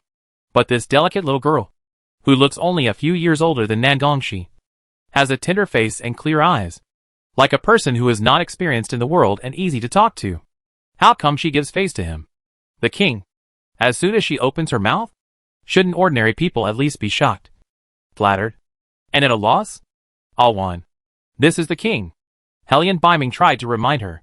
Yuan said, I know he is the king, but he is not my grandfather. Her grandfather is dead. Her mother said he is dead, and he is dead even if he is alive. Today's matter is a little hard to digest. Maybe her uncle made a mistake, or maybe it is true. But even if it is true, she will not recognize him immediately. Her uncle loves her very much, and she also respects her uncle. But they cannot agree on some things. There are no 2 people in the world who are completely compatible. Even she and Yin Jiucha cannot be said to be completely in step with each other. It's just that when there is a disagreement, they can give each other enough respect. My mother said that I don't have a grandfather, and I don't have one. Yuan said this while looking into the eyes of the monarch. There was a firmness in her eyes, and there seemed to be no room for negotiation. The king's heart sank. If Yuan rushed to recognize him, he might have considered whether he should recognize her. However, Yuan ruthlessly rejected him, and all he could think about was, does this girl know what it means to be recognized by him? She will become the princess of Nanzhao, a more noble princess than Nan Gongxi. Doesn't she care about it at all? Of course Yuan didn't care. Is being a princess very rich? Her family has a mine. A big iron mine. Yuan, who had no idea that being a princess could have many gold mines. Left without looking back, Helian Biming turned around and searched for Yin Jiuqiao in the crowd. Yin Jiuqiao raised his eyebrows and gave him an innocent and helpless look. His goal was to overthrow the little princess. But he didn't say to help Alwan recognize the king who abandoned her mother. Yin Jiuqiao also left. The young couple held hands. And this time, they really went to a world of two. Helian Biming shook his head. The elder's ideas are different from those of the young. If possible, he hopes that their family will be reunited and that Nan Zhao will have successors. Although Yuan left, the topic stayed. Song Gulao patted Sun Gulao's arm and said uncertainly, "Just now." The general took the little girl's hand and said, "Alwan, come and see your grandfather." Did I hear it wrong? Sun Gulao also heard it. If someone heard the same thing as him, then they didn't hear it wrong. Just now, they were only concerned with exposing Nan Gongyan, and ignored the identity of the little girl. Now it seems that she is not only related to the Helian family, but also has some unspeakable relationship with the king. The general asked her to call the king grandpa. She is the daughter of the little princess? Song Gulao asked with embarrassment. If it was the daughter of the little princess, she would be in trouble. She is both the Gu king and the Gu queen, and her merits are not shallow. If she is not handled properly, the little princess will be saved. Their Gu palace has torn their faces with the little princess. If she does not fall, they will suffer. I haven't heard that the little princess has a second daughter. Besides, Sun Gulao paused and glanced at Helian Biming in the wheelchair. She is so close to the general. I am afraid she is from the Helian family. Someone from the Helian family. Song Gulao scratched his head. At first, he had no clue. After thinking for a while, his mind suddenly lit up. Big princess? It is rumored that the second master of the Helian family, who had been missing for many years, married the great princess, who was living among the people by accident. Everyone knew that the great princess was sent out of Nanzhao, but where she was sent was not announced to the public. Therefore, except for a few ministers and confidants, no one knew that she went to the Ghost Clan. Even when the Ghost Clan used the sacred object to ask for the great princess marriage, there was another version among the people. Otherwise, it would not be that the great princess had exchanged her lifelong marriage for something. But in the end it became the credit of the little princess. There are also benefits to not knowing the inside story. At least for the marriage of the two. The people were surprised and disapproving. But their suspicion was not high. Sun Gulao was one of the few who knew the inside story. But he did not tell the rest of the Gulao. He nodded and said, "It should be the daughter of the great princess. The daughter of the great princess got the holy object. Isn't this too bizarre?" Song Gulao was simply surprised that the holy object ended up in Yuan's hands. But Sun Gulao was sighing that it seemed to be destined. He sold the things that the great princess got in exchange. And finally it ended up in the hands of the great princess's daughter. The one who should be most upset should be Nan Gongyan. Right? After all the efforts, it is not yours. And you can't keep it after all.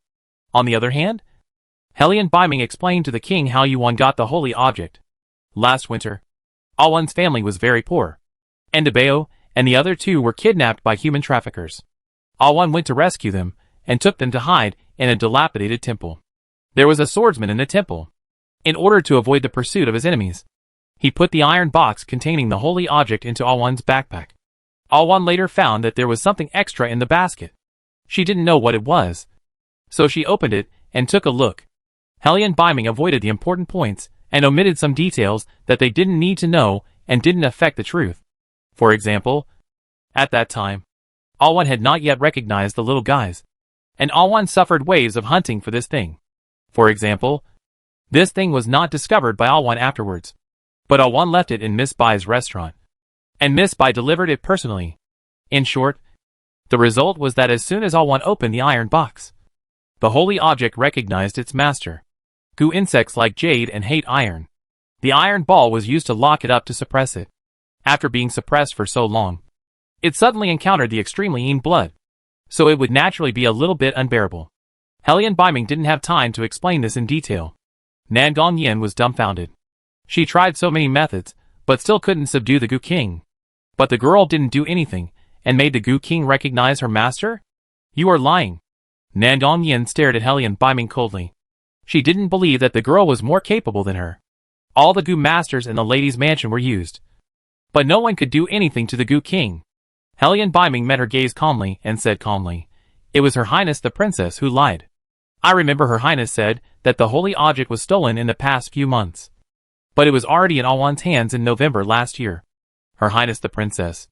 It seems that your lies are more than just today's few sentences." Nan Gongyan refuted, I didn't lie. The holy object was stolen after they came to Nanzhao. Who knew that you used a method to snatch the holy object that belongs to me? This is too unconvincing. Anyone who is not blind can see how loyal Gu Wang is to Yuan. If we really talk about robbing, Gu Queen is more like being robbed by her. When the real master arrives, he dumps her without saying a word. TSK. My face hurts. It really hurts. Nan Gongyan felt the contemptuous gazes from everyone. Her heart was beating. And she turned to look at the king. Father, you believe me. You believe me. Let's not talk about whether the king is stupid or not. He is not blind. Regardless of whether the holy object was stolen by that little girl, she used Gu Queen to deceive all of them today. Not only that, she also tried to throw dirty water on Gu Palace. Such despicable behavior is unforgivable. The king said in a deep voice, "Come here. Take the princess back to the Dali temple." The imperial guards rushed forward, grabbed Nan Gongyan, and dragged her down the altar without mercy. The jeweled phoenix crown fell off. Her hair was loose, and her clothes were messy. She had walked up so brightly and beautifully, but now she fell down in such a miserable state. What's more tragic is that no one present sympathized with her. Even the national teacher felt that if she hadn't committed suicide, the exposure of the Gu Queen would still have some room for improvement. Nan Gongyan cried heartbreakingly, but the king was unmoved and let her be dragged down. The heaven sacrifice could no longer proceed at this point, and the king sat on the carriage back to the palace with a gloomy face. He left, and the ministers also dispersed. However, although the people dispersed, everything that happened on the altar was completely spread among the people. Everyone knew that the little princess had never received the holy object, and the real holy object was in the hands of the daughter of the great princess. This is very intriguing. A true disaster star will not be blessed by the Gu god, but her family has 3 talented young Gu masters, as well as the Gu king and Gu queen. No one in the whole Nanzhao is more blessed than her. At this time, the Hellion family's servants committed crimes with new clues. It was Zhang Gangdu and his group who learned that the person they offended was the 7 Zhang young Gu master. They were scared and knelt at the door of the Hellion family, saying loudly that they were blinded by lard and took money to frame the Hellion family. They begged the Hellion family to forgive them for the villain's fault.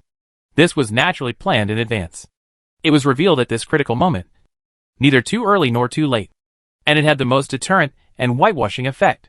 The voices of the people about attacking the Hellion family and expelling the great princess from Nanzhao gradually faded. Instead, the little princess went out and was splashed with feces by a woman who came from nowhere. Nanzhao beauty list. Nan Gongli fell from the altar. Yin Jiucha crushed her and ranked first. After Yuan returned home, she didn't rush to find Jiang to find out what happened, mainly because she couldn't find her. Jiang didn't know where she went with her father. She went to her grandmother's room and asked her how the progress was, and returned the Gu to her grandmother for safekeeping. Don't let Yin Jiucha take it away this time. She was scared to death. If she hadn't stopped it quickly, the little guy would have been eaten by the little Gu. The old man knew that he was in the wrong, so he didn't say anything stubborn.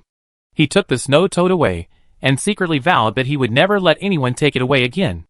A quarter of an hour later, Yin Jiuchu appeared. Where is that little thing? The old man heard that he was asking about the snow toad, and said seriously, I promise Awan that I would not give the Queen of Gu to you again. Yin Jiucha said, I won't take it away, but I will give it something. Oh, it's there. The old man pointed to the cabinet beside him.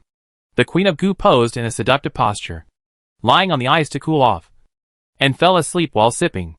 While sleeping, she felt the ice sink. She opened her eyes and looked. She saw 2 red eggs in front of her that were bigger than her, just like mountains. The confused Queen of Gu said, Chapter 450. The king comes to the door. Father and daughter meet. Such a big thing happened. The king was upset. The carriage had already arrived at the palace gate, and he suddenly stopped the driver. The driver asked, Your Majesty, are you not going back to the palace? It was already at his own door. The incident at the altar was too big, and the palace might have heard the news. If he went back now, he would be greeted by either the unreasonable troubles of concubine Yun or the tearful accusations of the queen. Although he was the king, he was also an ordinary man. When encountering such things, he would occasionally want to escape. He pressed his throbbing temple. Go to Gudyan. Yes. The driver turned the direction and drove the carriage away from the palace to Gudyan, which was dozens of miles away. There was a big fire in Gudyan, and several courtyards were missing, including Kong Gu Lao's courtyard. Kong Gu Lao was old and was not used to moving too far, so he moved to the medicine garden separated by a wall. The medicine garden was planted with precious herbs, most of which were collected from Gu Mountain for the purpose of raising and training Gu. There was a small thatched cottage behind the garden, where Kong Gu Lao lived now.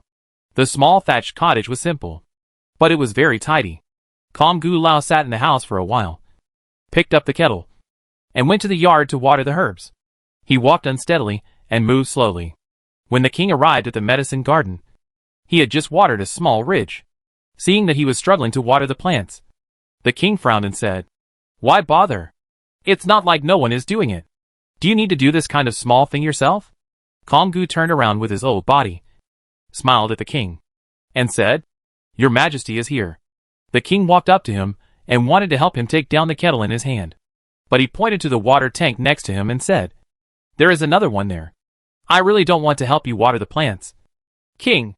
The king closed his eyes, took a deep breath, walked over to pick up the kettle, drew water from the water tank, and watered with him. The king's hands and feet were much more agile, but in order to keep pace with him, he didn't water too fast. While irrigating the herbs, Kong Gu asked, "Isn't it today to offer sacrifices to the heaven? Why did your Majesty come back so soon? Did something happen?" The king was speechless. Weeds grew at the root of a medicinal herb. Kong Gu Lao put the kettle on the ground and pulled out the weeds with his skinny old hands. He did not throw the weeds away, but carefully put them into the cloth bag hanging around his waist. "Why is that?" the king asked, puzzled. Kong Gu Lao smiled and said, "Weeds are too tenacious. If you throw them on the ground, they will continue to grow." He paused and said without warning, "The child is the same." The king was stunned. Kong Gu Lao continued, "When it was born, it was pulled out of its own land and thrown far away, but it still grew well." The king knew who he was talking about, but didn't know how to respond for a moment. Suddenly, he heard Kong Gu Lao weighing the cloth bag on his waist and said, "It has to be burned." "Burned the child?" The king shuddered. Kong Gu Lao smiled and looked at him, pointing to the weeds in the cloth bag and said, "I'm talking about this." The king frightened him so much that he broke out in a cold sweat. Even if he didn't care about the child at the beginning, she was still a Nanzhao citizen after all, and he didn't think of taking her life. "But it's the same logic," Kong Gu Lao said, "knowing that she can grow anywhere. She just moved from one place to another, and she actually thought that she would come back. Whether she returned with hatred or came to recognize each other." The king didn't answer, but changed the subject and said, "How are you? I heard that you were carrying water outside when the flood occurred. It was thanks to your hard-working habit that you didn't sit in the house and suffer the impact." Kong Gu Lao sighed. "Time is also luck. Luck is also fate." After he said that, he picked up the kettle on the ground and continued to water. The king paused. "I used to believe in fate, but now? Don't believe it now?" Kong Gu Lao finished his words for him. The king was confused. If the saying time is luck, and luck is fate is true, then how to explain the experiences of the two princesses of Nanzhao? They lived a life completely different from their fate. How did all this happen? Who was unlucky with whom? Or was Nanzhao's fate really irreversible? The holy object was found. The king originally wanted to talk about the altar, but he couldn't open his mouth no matter what. He couldn't say that his little daughter, whom he had loved for so many years, had done such a chilling and outrageous thing. She was unworthy of being a princess. Kong Gu was old. Who could hide his thoughts in front of him? But the king didn't want to say it, so he didn't ask any more questions and just followed the king's words. "Who found it?" The king opened his mouth. "Her daughter." He remembered that Helian Baiming called her Awan, and he wanted to call her that, but he didn't say it out loud. It was not difficult for Kong Gu Lao to tell who the she was. He nodded and said, "I got it through her. Now it is in the hands of her daughter, so it can be regarded as returning it to its original owner." How can this be called returning it to its original owner? The king felt that this definition was wrong. Kong Gu Lao smiled, and did not argue with him. Kong Gu Lao was probably one of the few people who did not follow him very much. He would often run into obstacles when talking to Kong Gu Lao. Even so, the king always came to him for abuse. And he himself was convinced. The king sighed and said, "The holy object has become more powerful than before in the hands of that girl. This is something that even a blind person can see. Even the Queen of Gu is more powerful than the rumors. I think it is because the girl has raised it for a period of time." Kong Gu Lao said, "After hearing what you said, I would like to meet that girl. She doesn't even want to see me." The king thought of Yuan's tone and eyes, and his heart was full of mixed feelings. Kong Gu Lao was in the mood to tease him now. "What did I say? You can't beg back. I am the king. If I care about you, you are the king. If I don't care about you, you are the king next door." The king carefully pondered Kong Gu Lao's words and gritted his teeth. "Forgot that Yu Shaoqing is the Marquis of the Great Zhou. Yin Jiuch is the prince of the royal family of the Great Zhou. If things go wrong, the mother and daughter return to the Great Zhou. Won't he really become the king of the neighboring country? The king is in a bad mood. The little princess has made such a mistake. The crime is unforgivable. And the price of wanting to be the legitimate wife is too high. If the king has no choice, he may consider bypassing her and directly enthroning Nangongli. But at this time, Yuan, who has the holy object, appeared. Because of this daughter and the 3-7 little Gu Lao, the public's attitude towards the great princess suddenly changed. The great princess only has a disaster star fate, but she has done nothing wrong.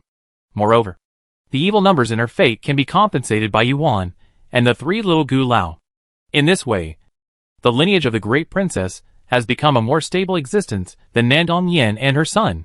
Of course, this is from the perspective of Nanzhao's national destiny. If it is from a selfish point of view. While thinking, Kong Gu Lao suddenly patted his shoulder. "It's getting late. I need to rest for a while. Please go back, my king."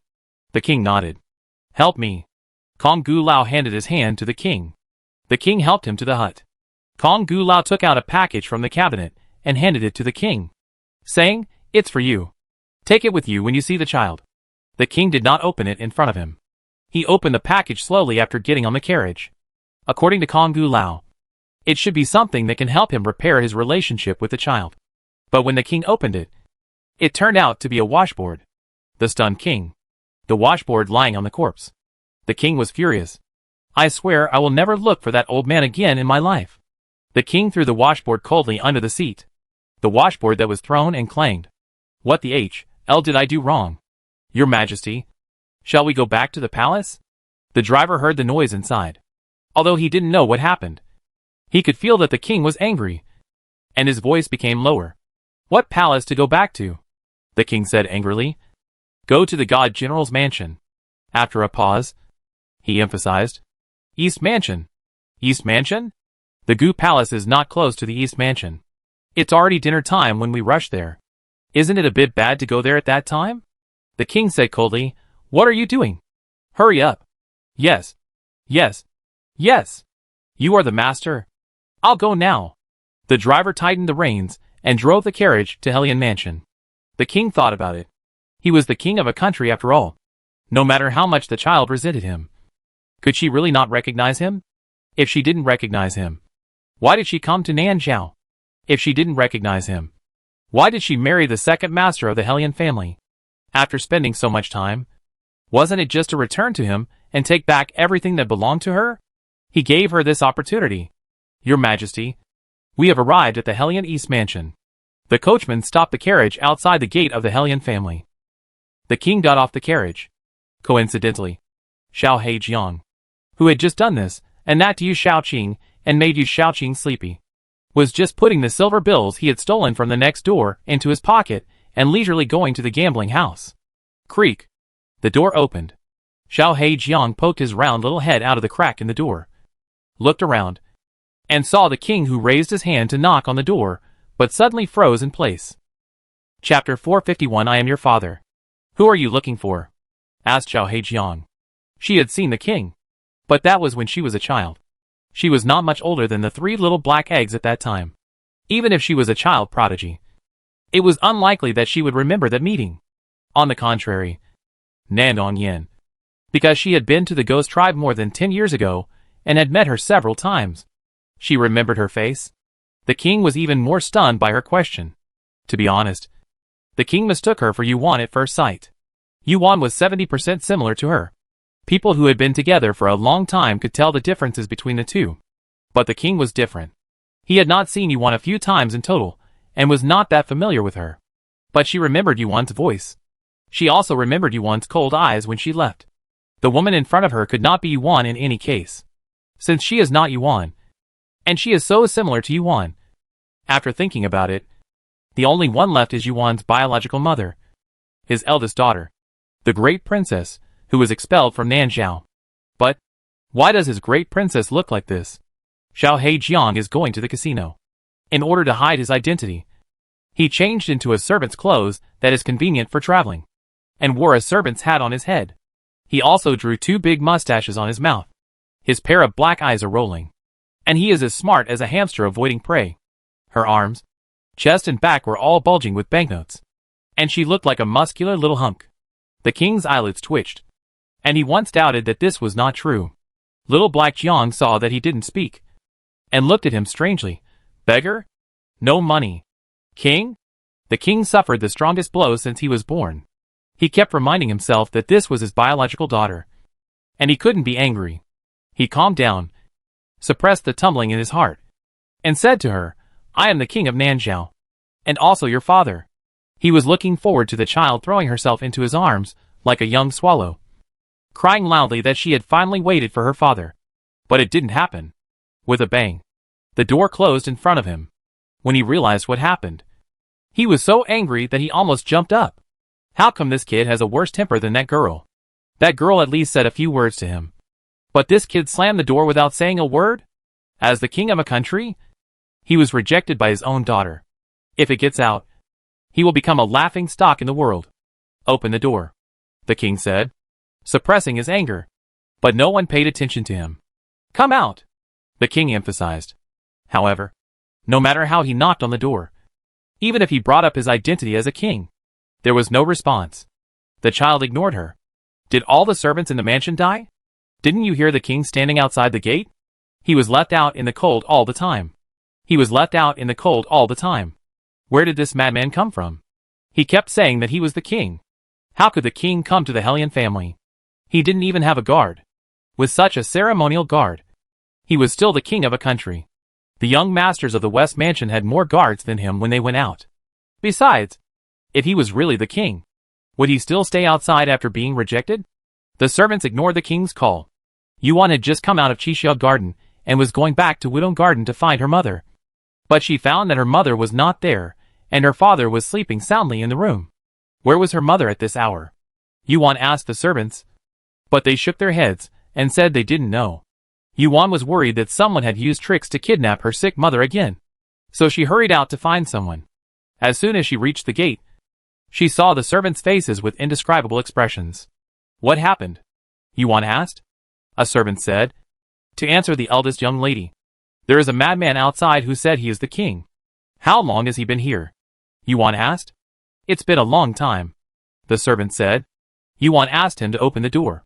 After the door was opened, Yuan saw the king, who was so angry that he was like a Buddha coming out of the world. He was really a king. You leave, Yuan ordered, to avoid harming innocent people. Yes. The servants and their companions all left. Yuan stood at the threshold and looked at the man who had abandoned her mother. Before she knew that he was the king, and that her mother was a princess, she could still accept this kind-hearted neighbor calmly. However, now, all his kindness has become so ridiculous. He can give generous love and sympathy to a strange child who broke into his mansion, but he can cruelly abandon the flesh and blood born by his concubine after 10 months of pregnancy. What kind of father is this? Awan. The king looked at her in a daze, and called out the name that had been weighing on his heart. It's just a name. It's his business to call her what he wants, and it's her business whether she should respond or not. Yuan obviously did not agree, and just said firmly, What are you doing here? Your Majesty? I thought Yuan's coldness was at least much milder than the determination of the great princess. But now it seems that this is not the case. Every word of this girl is like a needle piercing his heart, and he doesn't even dare to look directly into those clear and sharp eyes. The king opened his mouth. I came to see your mother. Yuan said, why do you come to see her? This was much more impolite than at the altar. The king was stunned on the spot. At the altar, she was only concerned with being shocked, and only digested everything afterwards. After digesting it, she felt so distressed for her mother, when she didn't know that it was her mother. She sympathized with the experience of the great princess. She didn't understand why she had such an inappropriate emotion towards a stranger. Now it seems that the mother and daughter are connected by heart. Some things are not good to think about too much. Thinking about them makes her feel distressed. But there are some things that she can say openly, and she feels relieved after saying them. I just thought that everyone in my maternal grandparents' family had died. Although I felt sorry for my mother, I felt that she had grown up after all, and she had my father, me and my brother, and her life was complete. I didn't know that she was abandoned by her family. She was abandoned once when she was born, and when she grew up, she was sold again by her sister and father. They never raised her for a day, but squeezed out all the value in her. You said you are my grandfather. Then I ask you, what does my mother like to eat? What does she like to use? When did she give birth to me, and when did she give birth to my brother? Can you answer? The king was speechless after Yuan's questioning. Yuan said seriously, where were you when my mother was sick? Where were you when she cried and called for her father? You didn't show up when she needed her father the most. And there is no need to show up in the future. In this world, you can't have me if you want me, and you can't have me if you don't want me. You are the king. But my mother can be not the princess. From the moment you abandoned her, she was no longer. The only chance left for you was also shattered when you agreed to sell her in exchange for a worm. So who are you, and what do you have to do with my mother? The king took a deep breath. It was also for the safety of the country and the country. Yuan interrupted him. So what about now? It's also for the safety of the country and the country. It's just that your little daughter is useless. So you think of your eldest daughter. But the things your little daughter cherishes are worthless in the eyes of your eldest daughter. What a worthless! Guoba felt like his heart was hit hard by a huge hammer, and he almost couldn't stand. Yuan actually hadn't talked to her mother yet, but she was her daughter, and there were some things that she didn't need to say. She could feel her choice. If she hadn't really given up, how could she say that all her family members were dead? In her heart, they were dead. Yuan turned around and walked towards the mansion, leaving the king standing there in a daze. After just 2 steps, Yuan stopped. The king's eyes lit up. Yuan turned around and said, "You deserve it." The king looked at her in confusion. Yuan curled her lips lightly. My mother sold the holy object in exchange, and it finally fell into my hands. How do you feel? Are you very unhappy? The king was almost choked and mute. I feel very happy. Yuan nodded and entered the palace happily. She used to dislike this little thing, but not now. She decided to treat it better. After all, it was her mother who exchanged it for a nominal marriage. Of course, more importantly, she liked the way those who had bullied her mother were so angry that they jumped up and down, but could do nothing about them. Yuan entered the mansion without looking back. When passing by the garden, she ordered the servants standing on both sides, "If anyone pretends to be my grandfather again, close the door and let the dogs out." The king heard it. The king wanted to explode on the spot. The other person got a nose of humiliation, and the king got a basin of ash. He got into the carriage with a dusty face. When Wang Yinisha heard that he passed the palace gate but did not enter, he guessed that he was looking for the princess, and hurriedly chased him in a carriage. As soon as he got off the carriage, he saw the king with a pale face. What happened? Your Majesty? He hurriedly went forward. The king did not speak, stepped on the wooden stool, and got on the carriage. Wang Yinisha abandoned his own carriage and bravely followed the king to get on his old man's carriage. The king was angry, and did not see the washboard he had thrown on the ground. He tripped and knelt down. The king who suddenly knelt on the washboard. Wang Yinisha who saw the king kneeling on the washboard. On the way back to the palace, no one spoke. Wang Yinisha thought, "You are so sincere at admitting your mistakes that you even brought a washboard with you. But why are you kneeling when the person is not here? Do you need to practice secretly? Just practice. Don't be so serious. Right? Look, the washboard has been cracked by you kneeling." As a loyal servant, Wang Yinisha felt that he had to share the worries of the king. The king returned to the bedroom and took a bath first. When he returned to the room, he found a brand new washboard on his bed. Iron. Kneeling non-stop. The king wanted to strangle Wang Inyaisher to death. All the king's earlier worries became a reality. Before he could even sit in the bedroom, a palace servant reported, "The queen is here." The queen was a woman who could enter his bedroom directly. Although he didn't want to see her at this moment. She had already come. And it was useless for him to stop her. He gritted his teeth and met the queen. The queen had heard about what happened on the altar. Her daughter had offended the public, and was taken to the Dali Temple by the king. What kind of place is the Dali Temple? Will her daughter have a good ending if she enters there? The queen didn't even care about her usual manners. She burst into tears when she saw the king. "Your Majesty, how can you be so cruel? You didn't even ask me, a mother, and you put your own daughter in jail. The flesh and blood I gave birth to after 10 months of pregnancy. Don't you care about our relationship as husband and wife?" The king, who had hit a snag in the Hellion family, was in a bad mood at the moment. He couldn't comfort the queen patiently as usual. He said, "She did something wrong herself. I just dealt with her impartially. She is your daughter. She is also the princess of Nanzhao. The emperor is guilty of breaking the law, just like the common people." The queen was shocked by his anger. After many years of marriage, she had never seen him so angry. Tears welled up in the queen's eyes. She couldn't believe it. But she had expected it. She said in a daze, "You went to see that child, didn't you?" The king didn't answer. He turned his back. The queen choked and said, "You turned your head and looked at me. Did you go to see her?" "Since she came back, my Yenner hasn't had a good day." "You actually went to see her? Have you forgotten the fate that the old national teacher gave her? She is a star of misfortune. If she was born in a common family, she would only bring misfortune to her father, mother and brothers. If she was born in the royal family, she would collide with the fortune of the entire Nanzhao." The king clenched his fists. The old national teacher may have made a wrong prediction.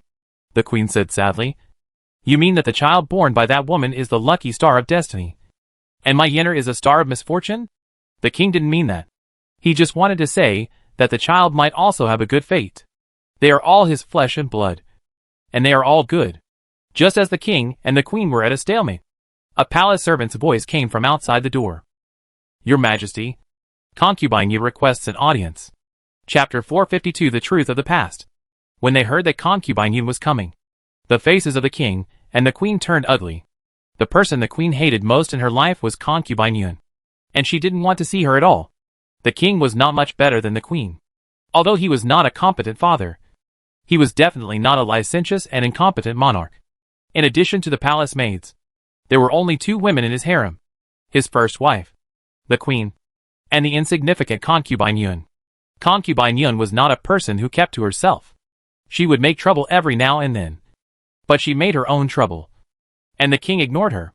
The only thing was that she was not allowed to make trouble in his and the queen's palace. Today was strange. This woman threw the king's will behind her. The king was so worried that he had no time to pay attention to her. He said to the outside of the palace, "Just tell her that I have important matters to discuss with the queen and let her go back." The palace servant went to pass the message, and soon came back again, saying in embarrassment, "Empress Yun said that she will not leave unless you see her." The king slapped the table, faced with a rival in love. The queen did not care to get angry with the king. She straightened her clothes, wiped the tears from her face, and said lightly, "I will go to see her." This was under the king's nose. He did not worry that the queen would be bullied, so he did not dissuade her. The queen left the palace majestically, surrounded by the palace servants. She had long since put away her weakness in front of the king, and showed the sharpness and strength of the mother of a country. The palace servants on both sides lowered their heads, not daring to look directly at their queen. Concubine Yun stood on the bluestone floor outside the palace gate. Both concubines were grandmothers, and their faces showed signs of aging. But they were first-class beauties when they were young, and they took good care of themselves, so they looked no more than 40 years old. The queen was elegant, and concubine Yun was charming. Concubine Yun looked at the queen's eyes that were obviously crying, snorted, and perfunctorily saluted, "Sister, I pay my respects to the queen, and may the queen live 1,000 years, and 1,000 years." The queen was angry when she saw her pretentious look, and glanced at her lightly and said, "Put away your hypocritical look. No one in the world hopes that I will die sooner than you." Concubine Yun rolled her eyes. What if I hope? Isn't the queen still alive and well? Bold. The female official next to Concubine Yun said coldly. Concubine Yun slapped her in the face and said angrily, Who do you think you are? I am talking to the queen. Is it your turn to point fingers? Pa! It was the queen who slapped Concubine Yun in the face. Who do you think you are? When will it be your turn to discipline my servants? The queen said coldly. The queen was not so fierce and overbearing in the past. Today, she was stimulated and her anger was too great. Concubine Yun also stimulated her. She had nowhere to vent and actually took action. She was wearing armor. And the sharp armor cut a long cut on Concubine Yun's face. And blood beads rolled out. Concubine Yun touched her face, looked at the blood beads on her fingertips, and smiled coldly. Is the queen unable to hold back her temper? Let me guess. Did His Majesty refuse the queen's plea? Think about it. Your own daughter was taken to prison, and she will never be able to turn over in this life. If I were the queen, I would be so angry that I would be half dead. The queen clenched her fists, her fingertips digging into her flesh. Concubine Yun laughed sarcastically. I heard that the great princess has returned. Your Majesty must want to recognize her. What should I do? When she inherits the throne, I will be the queen mother of Nanzhao. Sister, guess what she will do to you and your flesh and blood? The queen raised her hand again. Concubine Yun grabbed her wrist and said, Sister, be careful. I am not a person without support. His Majesty will have to beg me in the future. Not to mention you. Sister. The queen gnashed her teeth and said, Don't be too happy too soon. Concubine Yun smiled faintly and said, I said my child will come back. Sister, you have made all the plans. But in the end, it's all in vain. I heard that the little princess used the holy object exchanged by my daughter to refuse to recognize her as the master, and came thousands of miles away to recognize my little grandson. What do you think of this? I think it is God's will. What do you think? The queen looked at her with disgust, and she didn't know how much effort it took to resist slapping her. Concubine Yun looked up at the sky, slowly raised her arms, and said happily, For so many years, I have been looking forward to the child's return every day. Sister must also hope that the child will never come back. But it seems, God is on my side. Didn't sister say that I was pregnant with a star of misfortune? Then sister might as well open your eyes and see how this star of misfortune returns to the palace step by step, and how it avenges itself step by step. Have you said enough? The king walked out with a gloomy face. Concubine Yun snorted angrily, reluctantly put down her airs, turned around and saluted, Your Majesty. The king didn't even look at her, walked to the side of the queen, held the queen's arm, and said softly, Are you okay? The queen was so angry that Concubine Yun almost couldn't stand, and the king helped her just right. If she was 2 steps later, she would have fainted. The queen panted and said, I'm fine. Concubine Yun rolled her eyes coldly, besides pretending to be generous and pitiful. What else can you do? Aren't you tired of pretending for so many years? Just keep pretending. It won't last long anyway. His Majesty loves you, but others may not. This means that after the Grand Princess inherits the throne, she will not take this stepmother seriously. In fact, given the hostile relationship between the Grand Princess and the Queen, it is really possible that the Queen and the little princess will be sent to the cold palace to let them taste the taste of displacement. The king scolded coldly, Shut up. Concubine Yun pinched her handkerchief with a grudge, and said unwillingly, Your Majesty, what else can you do except tell me to shut up? The Queen is Your Majesty's woman. Am I not? 1 night of marriage and 100 nights of love. I also gave birth to Your Majesty's flesh and blood. But Your Majesty didn't even look at me. Why? Is it because I was born inferior? Your Majesty even threw away my child. Okay. Throw it away. If you have the ability, don't recognize her. The king said in a deep voice, You don't need to interfere in my affairs. Concubine Yun smiled bitterly. Is it in Your Majesty's heart that everything I do is wrong and everything the queen does is right? I have kept some words in my heart for a long time. In the past, Your Majesty was too lazy to listen to me.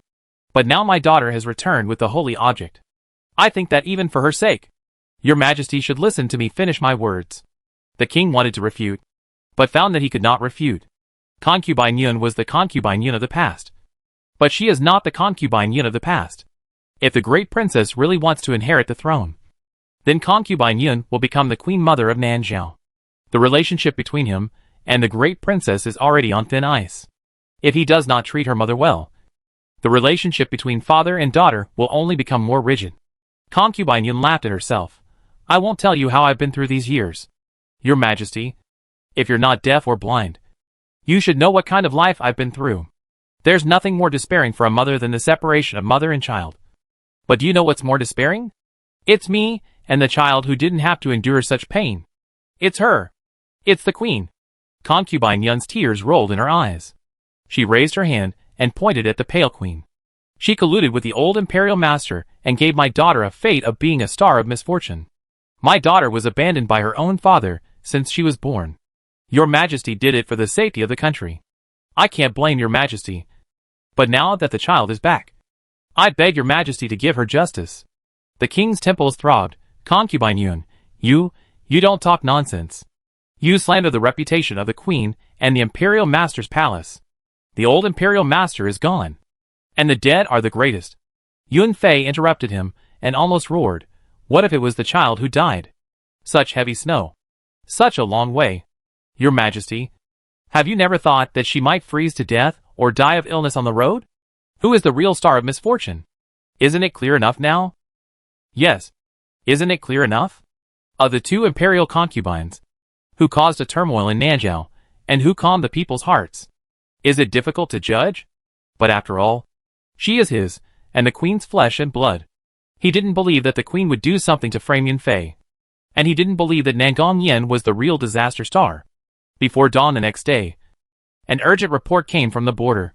The news that the king of Yin was abducted was accidentally leaked. The emperor of the Great Zhou was furious, and ordered Xiao Shinting to personally lead the army, and lead 100,000 cavalry to the south. The border of Nanjiao has fallen. Chapter 453 The Power of a Divine General. The king was in a state of panic. Domestic conflicts had not yet been resolved, and the cavalry of the Great Zhou was approaching. The commander was still the majestic Xiao Shinting, that man who was like a mountain. Xiao Shinting was famous, and the king had heard a lot about him. Nanjiao had Baiming, and the Great Zhou had Xiao Shinting. This sentence was well known in the court and the people. The king was not convinced for a while. What kind of man could compete with the war god of Nanjiao? The king was silent until the spies brought back a lot of news about Xiao Shinting.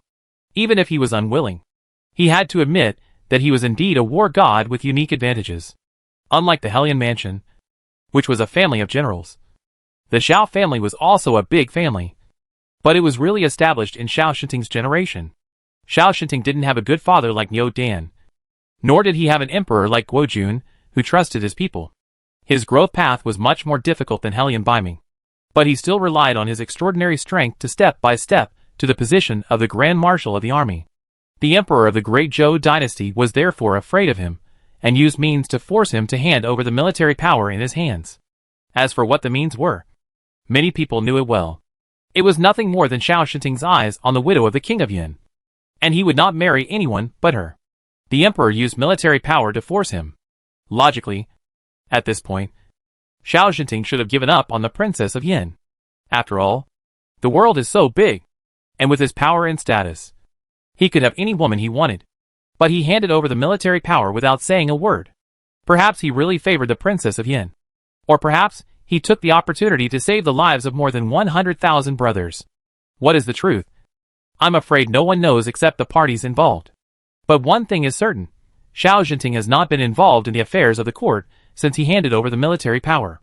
The only time he went on an expedition was when his nephew Xiao Yan got into trouble. But that time, the emperor did not give him much military power. He relied on the meager troops in Yuo to repel the 100,000 Hun's army. Of course, Yu Shaoqing and Xiao Yan had the credit for getting the list of spies.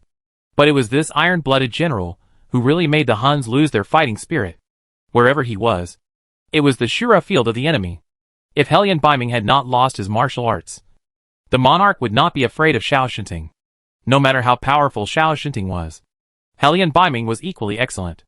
Even because he had an excellent father like Niu Dan, and the accumulation of generations, his tactical attainments went further. Of course, it is not impossible for Hellion Baiming to go north. As long as he arranged the troops there, he would be the most powerful reassurance for the Nanjiao soldiers. But the king thought of Xiao Shinting's unsystematic fighting methods, and he was afraid that he would sneak into the military camp and assassinate Hellion Baiming.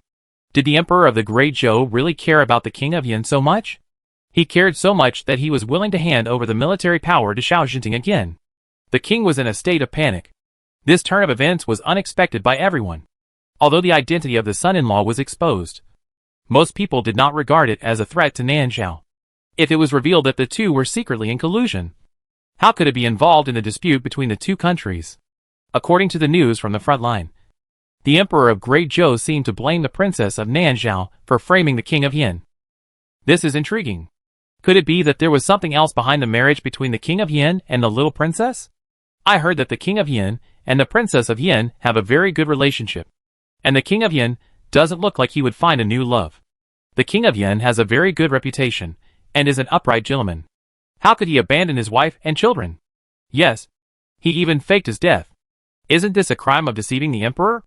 If he really committed a crime of deceiving the Emperor of Great Zhou should want to execute him. Executing him is not a simple matter. He just needs to write a letter and ask the King of Nanzhao to hand him over. Of course, some people suspect that the Emperor of Great Zhou is taking advantage of the situation, saying that he has wanted to attack Nanzhao for a long time, but he just didn't have a suitable excuse. Now he is just sending a pillow when he is sleepy. More, there are comments about the little princess forcibly abducting the King of Yin, and for many years forcing the King of Yin to drink drugs to make him forget his identity. The little princess occupied the husband of the King of Yin's wife, causing her to be separated from her family. Now her retribution has come, and the retribution of the entire Nanzhao has come. What kind of lucky star is this?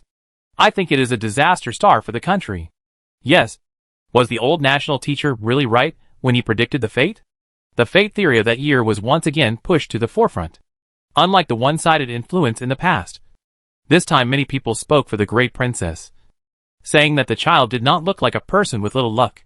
She married a general of the Hellion family and gave birth to a son and a daughter. The daughter possessed the Nanzhao sacred object. The son-in-law was the prince of the royal family, and the grandson was the youngest and most powerful little Gu Lao. This is a life that can only be enjoyed after accumulating luck for several lifetimes. On the other hand, the little princess was simply unbearable to look at. The king was exhausted by the Nanzhao border issue, and had not set foot in the harem for several days. But his absence did not mean that the news would not come in. Whatever the people were talking about, it had already spread to everyone in the harem. People in the harem were used to changing their attitudes according to the situation. After the popularity of the great princess grew, the treatment of concubine Yin also rose.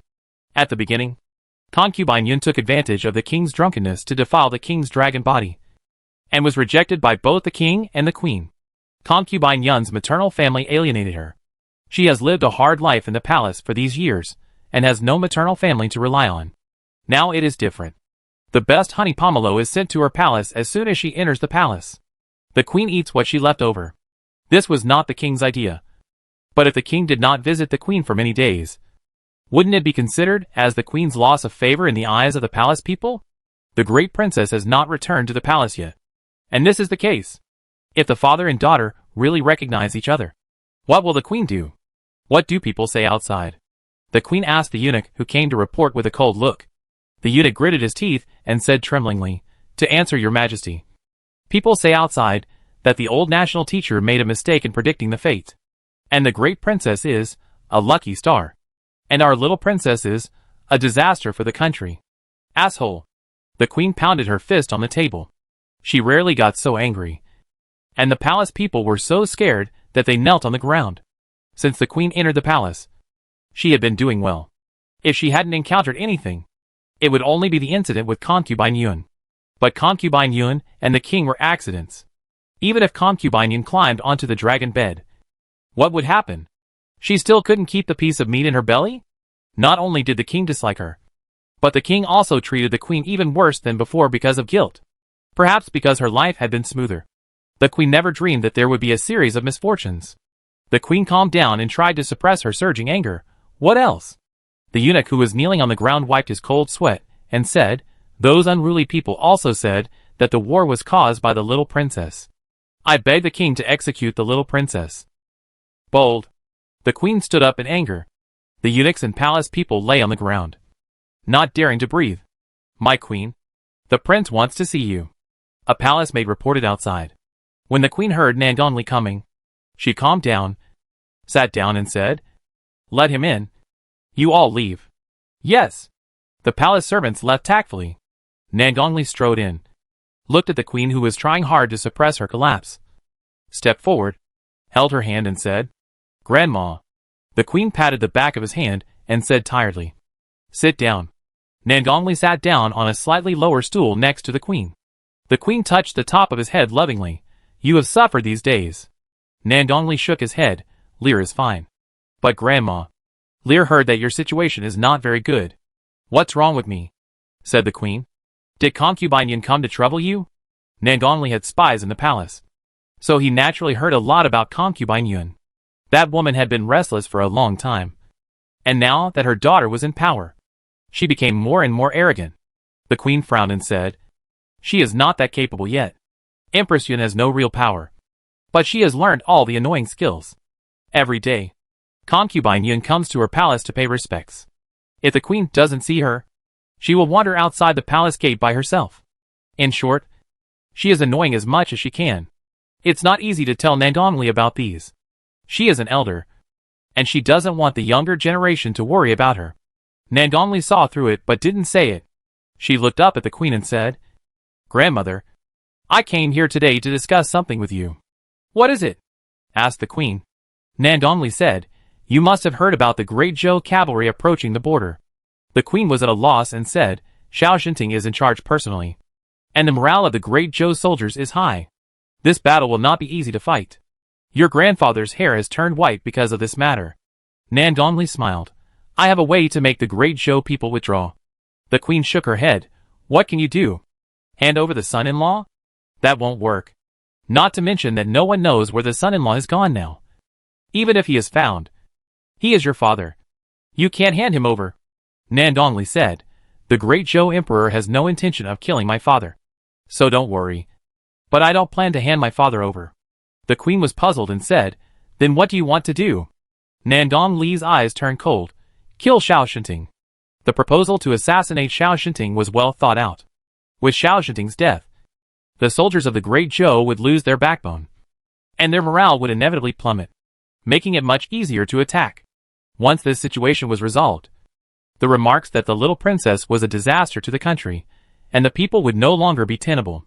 The daughter of the great princess had made great contributions in finding the sacred object, and his efforts to quell the war were also great. Of course, he also had his own selfish motives. Xiao Shinting was Yin Jiuqiu's stepfather. Although he was a stepfather, he treated Yin Jiuqiu better than the king of Yin treated his biological son Nangongli. Getting rid of Xiao Shinting would mean cutting off an arm of Yin Jiuqiu. Nangongli would spare no effort to do anything that was detrimental to Yin Jiuqiu. The queen didn't think so much. She only thought that her daughter was now in the limelight. If Lear could make military achievements, her daughter's situation would be much better than it is now. As long as she thought of concubine Yun's smug face, the queen felt that she could not let the great princess take the throne no matter what. The queen held Nangongali's hand and said, "Not to mention how strict the defense of the 100,000 iron cavalry is. Xiao Shinting himself is a martial arts expert, and there is no rival in the world." "Are you sure you can kill him?" "There is no rival in the world. But I don't know that there is Shura outside the world. Shura is a heaven-defying existence. It is not realistic to let Shura sweep 100,000 iron cavalry. But it is not a problem to assassinate Xiao Shinting." Nangongli gave the queen a comforting look and said solemnly, "Grandmother, don't worry. I won't ask you if I don't have a perfect plan. You just need to ask for grace from Grandpa for me to go to the front line. I will definitely bring back Xiao Shinting's head." On the other side, the Hellion family also received the news that the army was approaching. The difference is that they didn't hear it from others, but the postmaster who rushed 600 miles to hand over Xiao Shinting's handwritten letter to Yin Jiuqiu and Yuan. Yuan read the letter and her eyes became bright. "Father is here." The content of the letter is not quite the same as what is circulated in the market. The emperor of the great Zhou dynasty was indeed angry and asked Xiao Shinting to march south. But Xiao Shinting was willing to lead the troops not to please the emperor. He came for Yin Jiuqiu and Yuan. "I heard that the king of Yin is still alive and that he is married and had children. I also heard that the young couple went to Nanzhao and fought fiercely with that family. As a father, he brought 100,000 cavalry to support them." Wait. When she saw the last line, Yuan blinked. Father said that he would come to the imperial capital to find us. The queen stepped in and finally persuaded the king to agree to Nangong Li's northward journey and appointed Nangong Li as the general of Jinbei. Nangong Li signed a military order and vowed not to return to the capital without taking Xiao Zhenting's head. Nangong Li was full of confidence in this mission. And Shura also patted his chest, saying that assassinating Xiao Zhenting was not a problem at all. Nangong Li led Shura to the border with great vigor, but he came up empty-handed. Xiao Zhenting was not in the camp at all. Nangong Li looked at the military order in his hand and immediately ran away. Where did he go? Chapter 454, Husband and Wife Meet. It was already snowing in the capital in November. But Nanjiao was warm as spring. And it was not often too hot. Such weather was refreshing. Yuan was sitting in the yard shaving the heads of 3 little black kids. At first, the 3 of them refused to have their heads shaved. But after shaving, they no longer had to braid their hair. So they were so happy that they handed their heads to Yuan as soon as they had a little stubble, asking her to shave them bald. The little bald head is also very cute. If he changes into a few more monk robes, he will definitely be 3 little monks. Yuan kissed the little monk in her family, and liked him very much. Just when the mother and her sons were enjoying each other's intimacy, a maid reported, a guest came to the door, saying that he came from afar to find the eldest young master and the eldest young mistress, and he has been arranged in the flower hall. When she heard the words from afar, Yuan guessed who it was. She handed the half-wiped towel to Fuling and Zissou, and went to the flower hall. The 3 little black eggs saw their mother leading them, and were confused for a while, then followed her slyly. Yuan stepped into the flower hall. The 3 little guys were hiding behind the door, and 3 round little heads popped out. The sun was shining today, and the flower hall was bright and spacious. The mighty and majestic man stood in the center of the flower hall. His figure, which was much taller than that of an ordinary person, made him look like a towering mountain. His facial features were cold, and his eyes were sharp. He always looked fierce when he was not smiling. Although he was not fierce when he smiled, he was even more terrifying. But it was such a man who silently protected her and Yin Jiuqiao. Yuan curved her lips. Father! Xiao Zhenting was admiring the calligraphy and paintings on the wall. Although he could not understand them, he still had to pretend to be so, as not to embarrass Songer and his wife. Hearing Yuan's voice, Xiao Zhenting turned around. After not seeing each other for a while, Yuan did not change much. But her complexion was better than before, and her facial features were more open. Perhaps Yuan herself did not notice it, but the smile on her face was indeed brighter than before. When Xiao Zhenting first saw this girl, he felt that she was a little cold. But now he felt that she had the liveliness that she should have at this age. Awan. Xiao Zhenting greeted happily. The 3 little guys opened their black eyes wide. They didn't spend much time with Xiao Zhenting, and they hadn't seen each other for so long. So it was inevitable that they were a little unfamiliar. Xiao Zhenting saw them hiding at the door, and walked towards them impatiently. Wow! Xiao Bao looked at this tall and big man walking towards him, like a mountain floating towards him. Xiao Zhenting picked up Xiao Bao. Wow! Xiao Bao suddenly felt that he could touch the sky. Xiao Bao. Call Grandpa, Yuan said. Xiao Bao tilted his head and looked at him for a while, then obediently called, Grandpa. Xiao Zhenting was stunned. Xiao Bao can speak. Yuan nodded with a smile. Bao can speak too, as if to verify his mother's words. Bao stood on tiptoe and called Grandpa very sweetly. Xiao Zhenting was so happy that he picked up Bao and Bao as well. He had long arms and great strength, so it was no problem for him to hold 3 chubby little black eggs. The 3 little guys had changed a lot. Needless to say, they had grown fatter, and the fat on their bellies had increased several times. They were taller, and their arms and legs were stronger than they were at the beginning. When he first saw them, they were still 3 pitiful little skinny monkeys. Xiao Zhenting didn't even dare to hold them, for fear of hurting them accidentally. Xiao Zhenting looked at the 3 chubby little ones, and loved them so much that he couldn't bear to blink. He had a beard. Xiao Bao went to grab it. Bao also grabbed it. This was no different from stroking a tiger's whiskers. If Marshal Zhao's subordinates saw this scene, they would probably be scared to death. Xiao Zhenting doted on Xiao Yin so much that he never let him be so unbridled on him. It can be seen how much he loved these little guys. Do you remember Grandpa Xiao? He asked. I remember. Xiao Bao grabbed his beard and nodded like pounding garlic. Yuan was angry and amused. She had only met Marshal Xiao a few times, It would be strange if he remembered him. He was so young. But he was so good at coaxing people. I don't know who he learned it from. Xiao Shinting was burly and had a fierce face. Ordinary people would unconsciously feel scared when they saw him. The little guys were as brave as their father. Father, please sit down. Yuan personally brewed tea for him and brought fruits and snacks. Xiao Shinting sat down with the three little guys. The three little guys were not shy and crawled all over him. But Yuan had something to say to him. So she asked the maid to take the little guys to the yard to play. Did father have a hard journey? Yuan presented the teacup to Xiao Shinting with both hands. Xiao Shinting took the teacup and took a sip. I didn't have a hard time. He paused, then looked around. Where's Soma? Yuan said. I didn't know father was coming. He went out. Yin Jiuchao goes out to make trouble every day. He just knocked Nan Gongli off the top of the beauty list a few days ago. I don't know what he will do these days.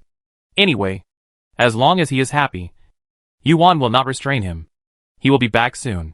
Yuan was worried that Xiao Shinting would be disappointed. So she hurriedly added. Xiao Shinting nodded. Is he in good health? Yuan said, not bad. With old Chui's daily hard work, his toxicity is well suppressed. Xiao Shinting sighed. You left without saying a word at the beginning. Saying that you were going back to Yanqing. I guessed that it was not that simple. Now His Majesty knows about it. And your father's affairs have also spread to the capital. His Majesty was furious and said that you two left the capital privately and did not take him seriously. But later he heard that you were looking for medicine for Summer. So he said nothing. The emperor was stubborn and suspicious, and did many unforgivable things. But one thing was that he really wanted Yin Jiuchao to survive. Yuan didn't know how to evaluate him. He was a nasty parent. He was cowardly in his early years, and did not dare to admit that he was the bastard of the late queen's affair with someone else, causing the king of Yin to take the blame for him. The fate of the king of Yin and Yin Jiuchao was changed. But in order to save the king of Yin's life, he did not hesitate to kill the late emperor himself. Yuan couldn't be grateful to him. But she couldn't stab him either. Yuan's brief silence became a worry in Xiao Shinting's eyes. Xiao Shinting said hurriedly, he won't blame you. He was very happy to hear that Summer could be cured. Xiao Shinting was deprived of his military power, and given a sterilizing drug by the emperor. It would be a lie to say that he didn't hate him. But he would not deny the emperor's dedication to Yin Jiuchao. Let's not talk about him, Yuan said. You have been on the road for so long. Are you hungry? I will accompany you for dinner. Don't worry. Xiao Shinting took out a letter from his arms. I went to Lianhua village before I came. This is the letter your uncle asked me to bring. Since it was a letter to them, Yuan decided to wait for Yin Jiuchao to come back and open it with him and his father and mother. Yuan took the letter and said with a smile, Thank you, father. Xiao Shinting came to Nanzhao quietly. So it was not good to let too many people know. Yuan did not even tell her parents and uncle. However, since Xiao Shinting came today, Hellion Baiming would soon get the news. And he could guess most of it. Yuan did not intend to keep it a secret from him. Her uncle was a trustworthy person, and he would not leak any information. But she also had to listen to Xiao Shinting's opinion. Xiao Shinting said, I have no objection. I can trust anyone that all one trusts. The two talked for a while, mainly about Yuan and Yin Jiuchao's experience along the way. Seeing that it was getting late, Xiao Shinting stood up and said, I should go back. When Somer comes back, ask him to come to Sisui Street to find me. Huh? Yuan was stunned. Where are you going? Don't you want to stay here? Yuan thought about it. Since he came secretly, he couldn't let anyone find his whereabouts. But in the imperial capital, there is no safer place than the Hellion family.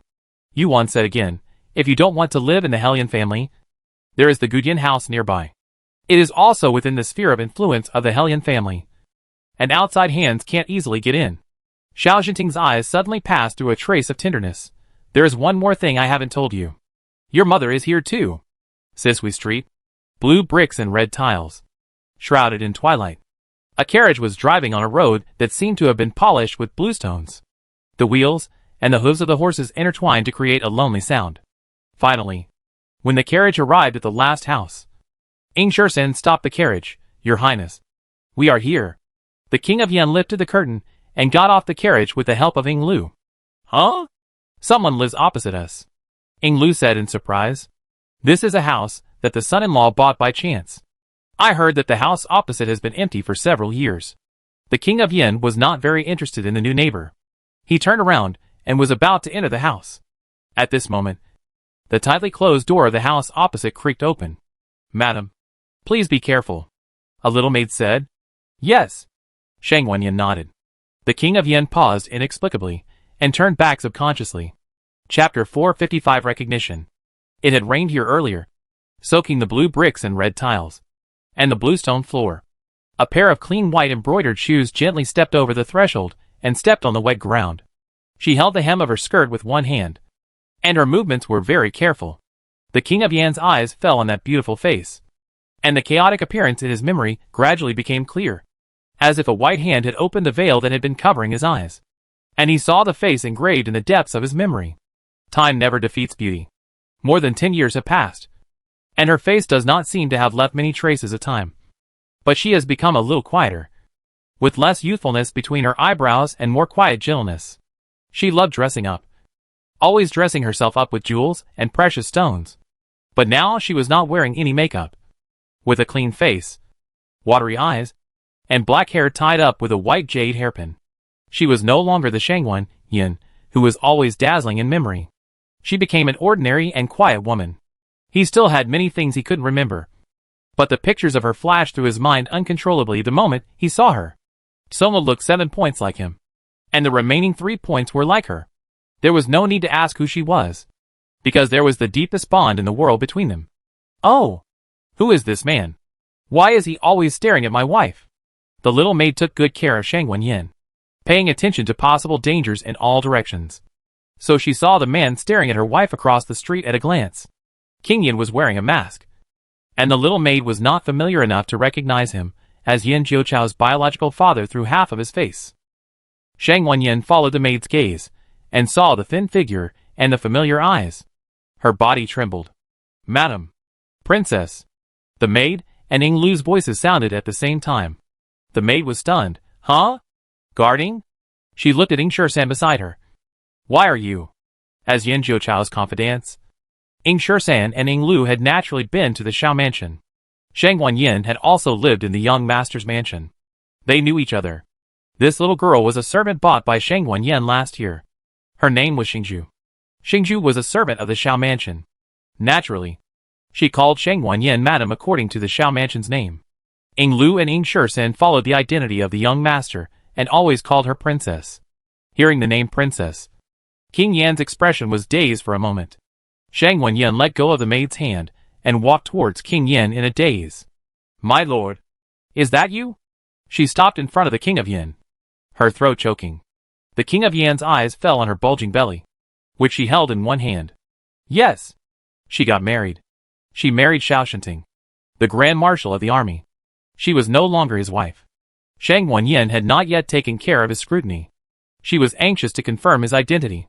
Her eyes were red, and she raised her hand tremblingly to take off the mask on his face. The King of Yin was immersed in great shock and had no time to dodge. She took off the mask.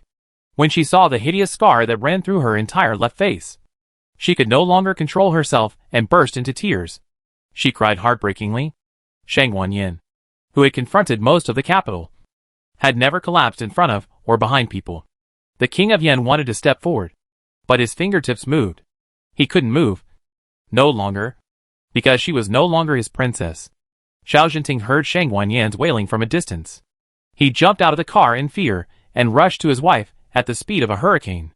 "What's wrong? Who bullied you? Did that kid kick you again? Wait until he comes out and I'll beat him up." Xiao Jinting supported Shang Wenyan, anxious like a helpless child. The victorious Marshal Xiao had never accompanied a woman through 10 months of pregnancy. He had no experience. He only knew that women became crybaby after getting pregnant. But this is the first time she cried like this. Is that boy too naughty?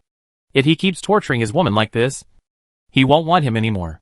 But soon, Xiao Jinting noticed something was wrong. Everyone looked strange.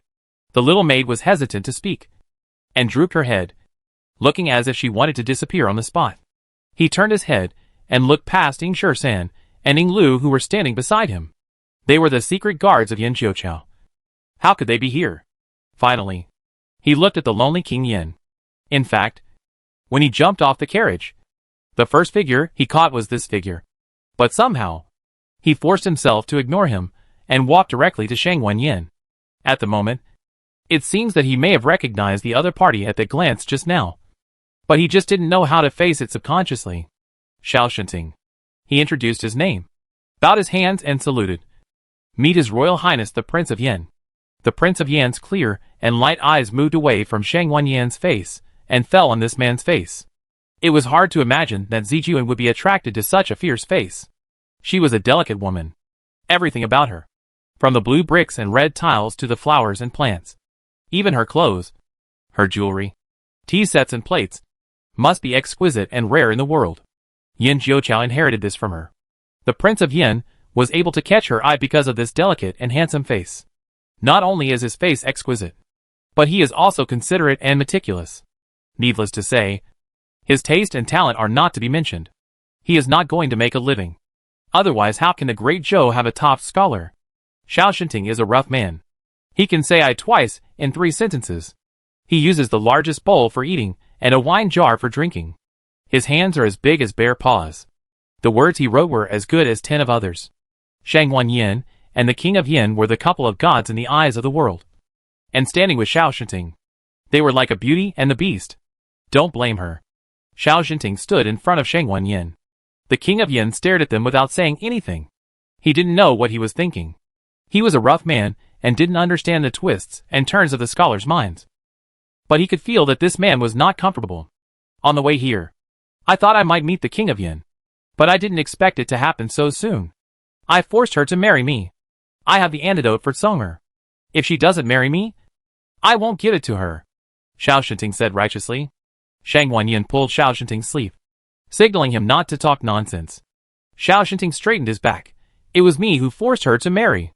The King of Yin said nothing, lowered his eyes, and turned into the house. The little maid and Ying Lu looked at each other, and the air was filled with an extremely awkward smell. Ying Shursen had a blank expression. At this time, Yuan's carriage arrived.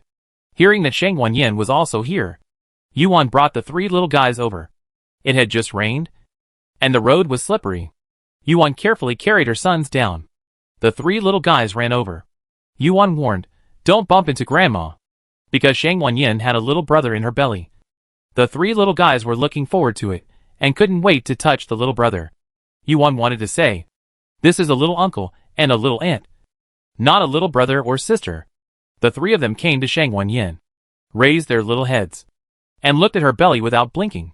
Seeing the 3 little guys who had become fatter, Shang Wanyin suppressed her sorrow and burst into tears. Yuan walked over. The atmosphere at the scene was so strange. Shang Wanyin's eyes were swollen like walnuts. Also, why were Ying Lu and Ying Shursen here? Weren't they sent by Yin Jiuqiao to protect the King of Yin? What happened? Yuan asked belatedly. Ying Lu pointed to the King of Yin's yard. Just now, the princess saw the prince. Ah! Yuan's eyes widened. As early as in the capital, Xiao Shinting heard rumors about the Prince of Yin. It was a caravan from the south, because they had been to Qinghe town. They heard a lot of news about the Hellion family, and also brought news about the prince consort and the queen's mansion. The news spread by the border was far less comprehensive than that of the imperial capital. Not to mention that it was many days ago. At that time, the queen's mansion had just been exposed. It was only known that the prince consort was the Prince of Yin of the Great Zhou. But it was not known that the queen forced the Prince of Yin. So there was a bad speculation in the capital, saying that the Prince of Yin faked his death, abandoned his wife and children, and went to Nanzhao to be a prince consort. This matter could have been hidden from Shang Wanyin.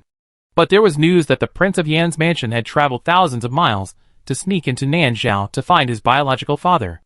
The emperor issued an imperial decree to summon Shang Wanyin into the palace and asked her if she had heard of this. Shang Wanyin was confused. She had no idea that her son had secretly gone to Nanzhao. And she had no idea that the Prince of Yin was still alive. The emperor did not believe that the Prince of Yin would betray him. Most likely, the little princess of Nanzhao had used some means to confuse his brother. That was why he ordered Xiao Shinting to lead the expedition and bring the Prince of Yin back no matter what. Before the expedition, Shang Wanyin found Xiao Shinting and said that she wanted to come too. Xiao Shinting did not ask why and brought her here without hesitation. Pregnant women should not travel by boat or car. She was a mother and understood this taboo better than anyone else. But she insisted on coming. which meant that she had to come. Shang Wanyan missed her son. And she really wanted to see the Prince of Yen. I just wanted to ask him why he didn't want me in Song'er. But when she really saw him, she couldn't ask a single word. He was not doing well. He was thinner than she remembered. His face was so bruised that Shang Wanyan didn't dare to think about what had happened to him. When I first heard that he was alive and had a wife and children, I really resented him. Shang Wanyan sat in the room and said softly, "There was no third person in the room. And Yuan listened quietly. He can abandon me, and I won't pester him. But why did he abandon Song'er? I think this man is too heartless." Shang Wanyan paused, her throat a little sore. "But when I saw him today, I realized that I was wrong. He is still the prince of the past. He didn't change. She was the one who changed. She was no longer his Zijuan." Yuan didn't know what to say. They were the closest people in the world. They had the deepest tacit understanding and the strongest feelings. If Nandong Yen hadn't intervened, perhaps they would still be a pair of immortal lovers. Or perhaps she would have given birth to several sisters and brothers for Yin Jiuqiu. But there is no if in the world. Even if the love is deep, the fate is shallow. The cruelest thing is not that you have never loved me, but that you have missed me. Yin Jiuqiu arrived at the house at nightfall.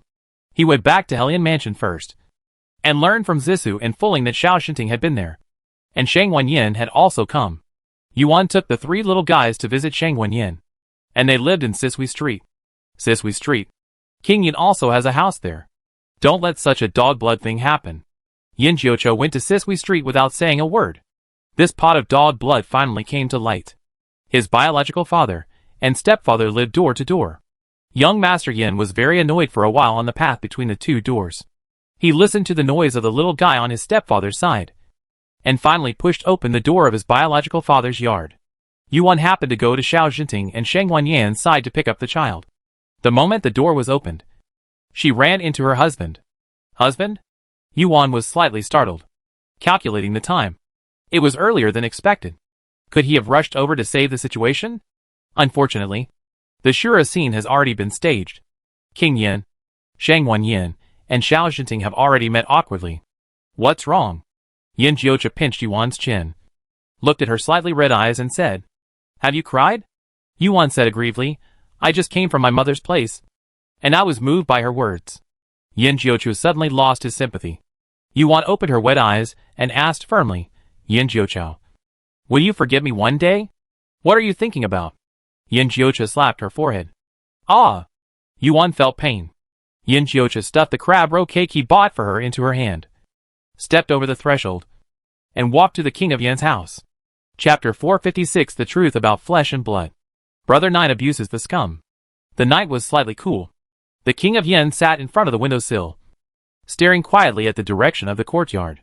The courtyard had been carefully trimmed by Ying Lu, and the flowers and plants were pleasing to the eye. But as noble as the King of Yen, he had seen all kinds of famous flowers and plants. But he was just reminded of people by the side of him. Yin Jiuqiu did not speak to disturb him immediately, but stood behind him, staring at his back steadily. After not seeing him for a few days, he became thinner and sat there alone. Even the corners of his clothes emanated a sense of loneliness. After standing there for an unknown period of time, Yin Jiuqiu finally spoke softly, "Father." The King of Yen regained consciousness, turned his head slowly, and said in a hoarse voice, "You are here." It was not surprising how Yin Jiuqiu found this place. Whether Ying Shersan and Ying Lu told him, or Xiao Jinting left a message at Helian Mansion, as long as he wants to find him, he can always find him. Yin Jiuqiu put the food box in his hand on the table in front of him. Nanzhao doesn't have the steamed cakes in the north. This is made by a chef who has been to the Great Zhou. It is filled with red bean paste, osmanthus powder, and sprinkled with white sesame. When you feel sad, you always want something sweet. Even though the King of Yen couldn't eat it, he tried hard to eat it because it was bought by his son. Thinking of something, he put down his chopsticks and said, "I remember you also loved steamed cakes when you were a child. I don't know how you have been doing these years." He stopped talking halfway. Ying Lu told him that Song'er was poisoned and couldn't taste it for many years. Now he can barely taste a little sour and spicy. But it's not the taste of a normal person. A deep layer of guilt surged in the heart of the King of Yen. "Song'er, do you blame your father? What do you blame you for?" Yin Jiuqiu asked back. The King of Yen opened his mouth. but he didn't know how to say some words. Of course, just because he didn't say anything, it didn't mean Yin Jiucha wouldn't guess. Yin Jiucha poured him a cup of tea. Don't think too much. It's all over. After a pause, Yin Jiucha said again, don't be sad either. You still have me. Both father and son were people of few words. They sat for a long time without saying much.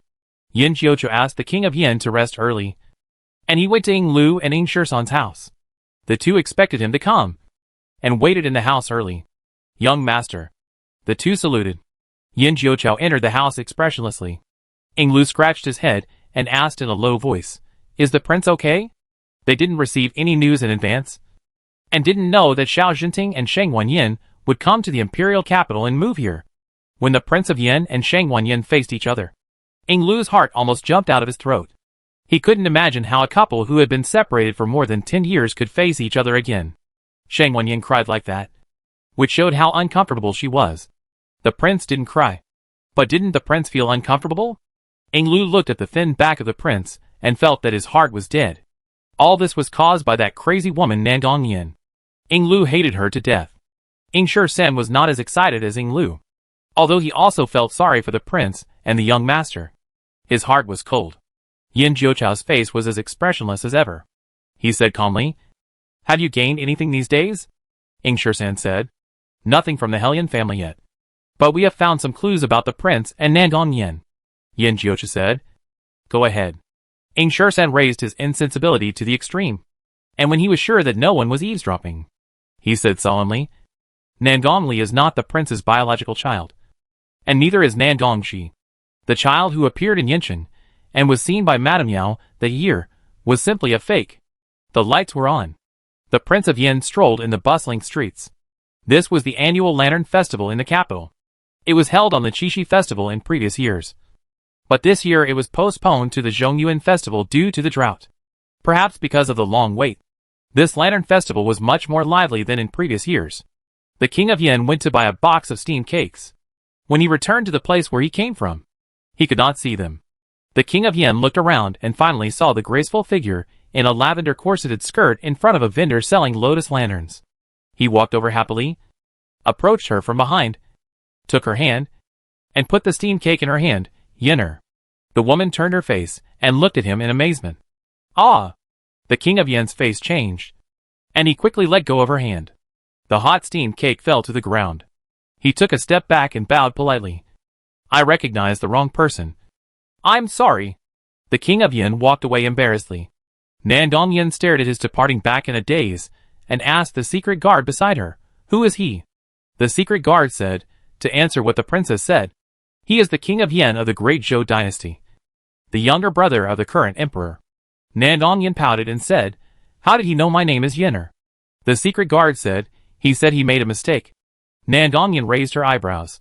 I don't believe it. Secret guard. Yinner. Nandong Li murmured in his tone and chuckled. It sounds so nice.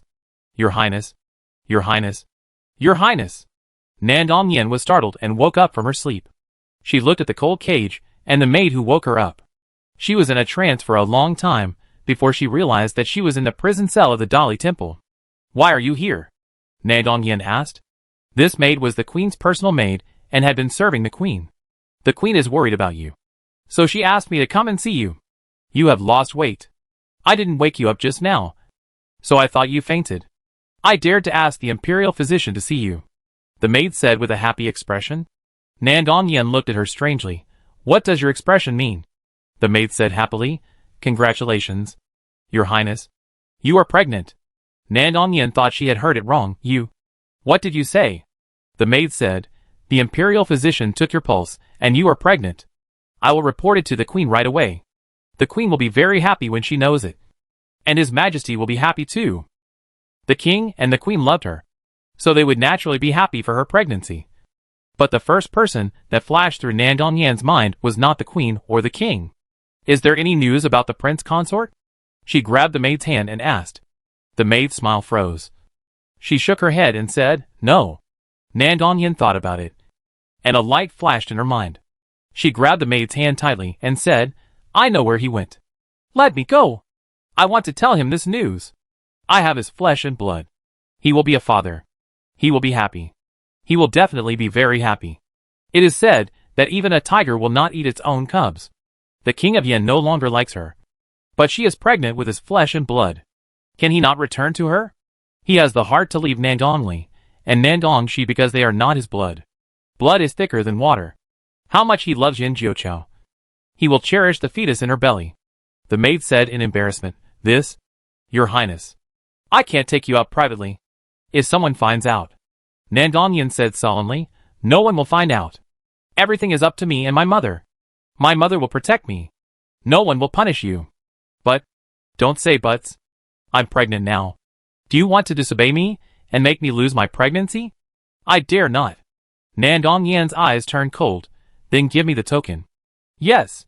The maid handed the token to Nandongyin, exchanged clothes with Nandongyin, and she replaced Nandongyin in the prison, while Nandongyin disguised herself as a maid and left the Dali temple. The Prince of Yin had bought several houses in the imperial capital. Nandongyin knew roughly where they were, but she was not sure where the Prince of Yin would live. She sat in a carriage alone, wandering around the street for a long time. And finally, she heard the sound of several little black eggs near Sisui Street. This place is very far from the Hellion family. Those little things appeared here. It must be because King Yin lived nearby. Nandongyin asked the driver to stop the carriage, and she found the street of Sisui Street following the noise of several children. At this time, Yuan had already taken the three noisy little guys back to King Yin. She still had to go to the thing opposite, and the courtyard door was ajar. Nandongyin pushed open the courtyard door and walked in. No, no. It was Shiba's protest that he didn't want to take a bath. "Then you are the dirty baby," Erbao said with disdain. "You are the dirty baby." "I'm not." "You are?" "Tabeo." "You say?" "Who is the dirty baby?" "It's you. It's you. It's you?" "Loyalu." Erbao stuck out his tongue. Xiao Bao was not to be outdone. "Loyalu." The whole yard was filled with the noise of the two bows. Nandongyin touched her belly, which had not yet shown any signs of pregnancy, and a trace of tenderness passed through her brows. After waiting for so many years, she finally got what she wanted. She no longer had to envy anyone, because she had the child of the prince consort. She found the study. This was the prince consort's favorite place to stay. The prince consort sat quietly on the chair in front of the window, just like he had done in the lady's mansion. Nandongyin burst into tears uncontrollably at the mere sight of his back. She held her belly and choked up, saying, "Prince consort." Prince consort ignored her. He didn't even turn around. This made Nandongyin's heart sink. But she was not discouraged. She was no longer alone. She had his child. He loved his child the most. Didn't he? She took a few steps gently, and said in a trembling voice, "I know I was wrong before, and you wouldn't forgive me no matter what I said. I came here today not to ask you to forgive my mistakes, but to tell you that I'm pregnant." As she spoke, she shed a line of tears. She took a step forward with courage. "I am pregnant with our child. You may not forgive me, but you cannot give up this child. You also do not want him to be born without a father. I promise you that I will listen to you in everything in the future, as long as you are willing to return to me and the child. I can give up the position of the queen. I can accompany you back to the Great Zhou and be your princess of Yin. We two will go far away. Away from the disputes in the court. Away from the right and wrong. This time, I will definitely try to be a good wife." These are her heartfelt words.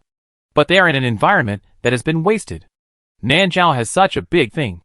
It is impossible for her to stay, except for being despised by thousands of people. She has nothing left. Now she has the queen to protect her. But the queen will die one day. Once the queen is gone, what can she use to compete with the great princess, who has the holy object for the throne? Instead of doing this, it is better to run away with this man. You say something." The prince consort remained silent, and Nandongyin could not help but get anxious. "Are you really so heartless that you don't even care about your own flesh and blood?" As soon as she finished speaking, the man on the chair finally responded. He turned his head indifferently, revealing his handsome and indifferent face. Nandongyin saw the face clearly, and her heart was shocked. Yin Jiuqiao?" She staggered back a few steps and looked at him in disbelief. How come you are here?" As expected of father and son. Even their backs are so similar, and even their royal temperament is the same. Yin Jiuqiao stood up and walked towards her with a cold look. "You just said." What are you pregnant with? Nandong Yan's heart was beating fast. But when she thought of the fetus in her belly, she suddenly felt confident. Even if he hated her, what could it matter? She was pregnant with his half-brother. And unlike Nandong Li, this time it was real. She straightened her back and said arrogantly, I have your father's flesh and blood. You'd better not act rashly. Tsk Yin Jiuchao raised his finger disdainfully. Ing Shursen walked out from the dark. Nandong Yin was startled. But before she could come to her senses, Ing Shursen slapped her with a palm. Nandong Yin only felt a huge internal force coming. And she felt a cramp in her abdomen. And something hot flowed down her legs. She fell to the ground. She reached out and touched the hem of her skirt. But her hands were covered with blood. She was completely stunned. Yin Jiuchao slowly walked in front of her, looking down at her with a cold look. Now, is there anything else? Chapter 457 Brother Jiu takes action. The man behind the scenes. Nandong Yin has lived for half his life, and has seen countless people. He thinks he has a sharp eye for people. But he has been defeated by Yin Jiuchao again and again. How can there be such a man in the world? Say he is heartless. But he is willing to accept his father, who has abandoned him for more than 10 years. Say he has a conscience. But he killed his half-brother without blinking an eye. Nandong Yin remembered the evaluation of Yin Jiuchao by the envoys, who had been to the Great Zhou when they returned to the country. Without exception, they were all 2 words, madman. This man is indeed a madman. But he is much more terrible than a madman. He has the fearless courage of a madman, and the rampant madman who does everything. But a madman has no brains. But he has. Every step he takes seems to be random. But in fact, he walks on the opponent's dead spot.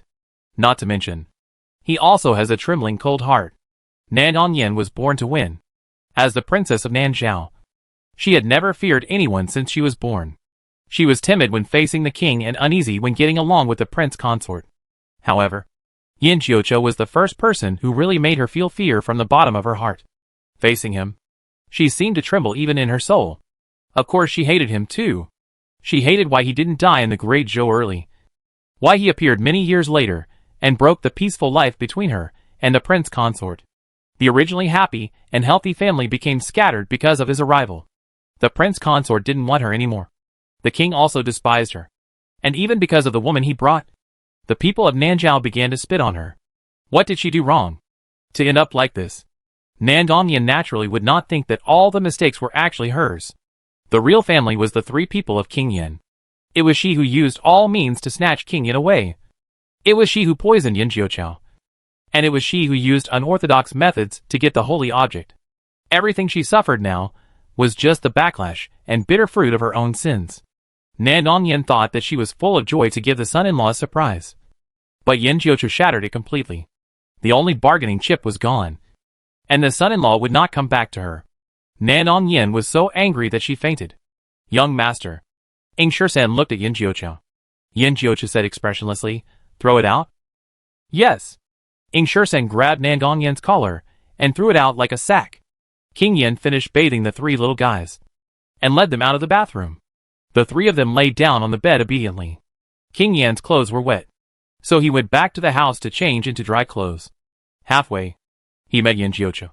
Yin Jiuchao said, Nandong Yin has been here. King Yan's expression was very calm. And if you look closely, you will find a hint of indifference. What is she doing here? Yin Jiuchao said truthfully, she said she was pregnant. It's yours. I see she just got pregnant not long ago. King Yin paused, I'm not. It's not mine. After that, he went into the house. He did not ask to see her. Nor did he ask how Yin Jiuchao dealt with her. The lie that he had woven for more than 10 years had been exposed. What happened to that woman had nothing to do with him.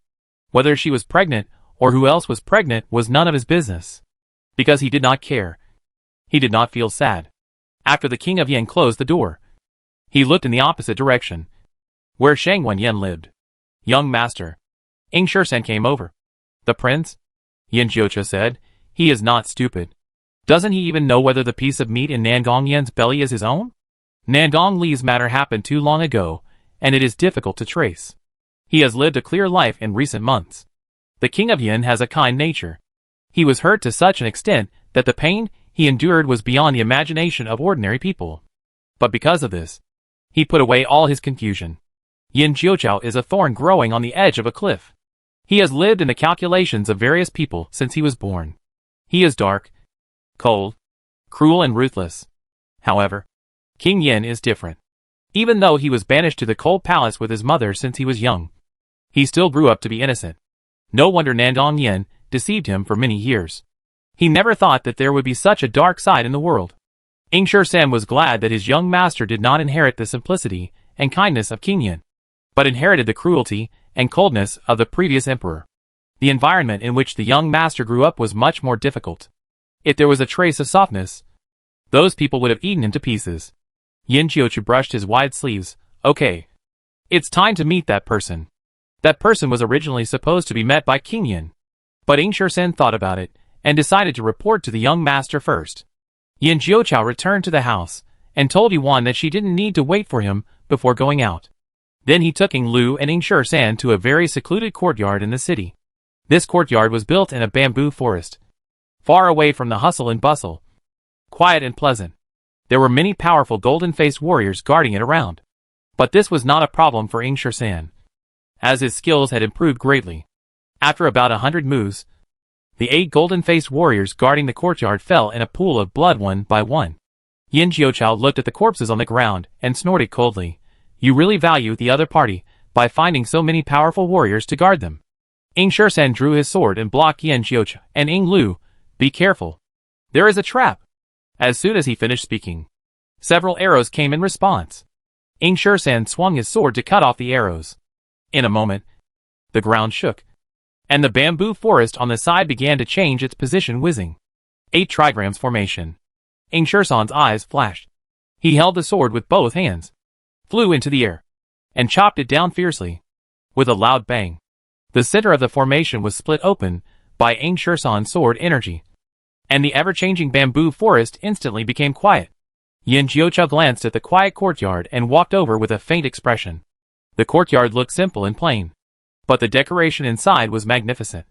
With agar-wood floors, golden nanma beams, jades and gold enamel on the multi-treasure boxes. Just like a fairy palace. A man in green was sitting in the room practicing calligraphy. He probably heard the noise outside and looked up in surprise. Ing Lu and Ingshur-san were worried that there might be a trap in the yard. So they entered the house before Yin Jiuqiao and immediately ran into this handsome face full of surprise. Ah! Ing Lu jumped up and down. Ingshur-san was always calm, but he couldn't help but take a breath of cold air at this moment. The man in front of him was about the same age as King Yin, with thin clothes and a thin body. He used the calligraphy that King Yin usually used. What was even more surprising was that his face was actually a little similar to King Yin, especially the expression between his eyebrows. The confusion and melancholy that he inadvertently revealed was very similar to King Yin. King, does the prince have other brothers? Ing Lu asked weakly. No. Yin Jiuqiao looked at the man and answered with great confidence. This man was more similar to King Yin in his manners and demeanor. As for his appearance, he was far less similar to King Yin than Yin Jiuqiao was. It could only be said that he had a little shadow of King Yin. The man looked at the uninvited guest who broke into his study in astonishment. Ingshur-san could sense that he had no martial arts and would not pose a threat to his young master. So he quietly stepped aside and guarded the direction of the gate. Yin Jiuqiao took several steps towards him and stopped about 5 feet away. What should I call you? Nandong Yin's consort? Or the son of the Bai tribe? The man's pupils shrank. Ing Lu widened his eyes. He. Yin Jiuqiao said lightly. He is Nandong Yin's consort, the son of the Bai tribe leader, Bai Qianli. Bai Qianli seemed to have not heard anyone call him like this for a long time. He was in a trance for a moment, and then murmured, You, who are you? Yin Jiuqiao. Yin Jiuqiao introduced himself. Bai Qianli was stunned. Obviously, he had heard of this name. It's not surprising to think about it. After being with Nandong Yin for so long, as her closest person, how could he not know her secrets, and the people who are closely related to her secrets? What is going on? Ing Lu is a scout, but he only found a man who was secretly hidden by Nandong Yin.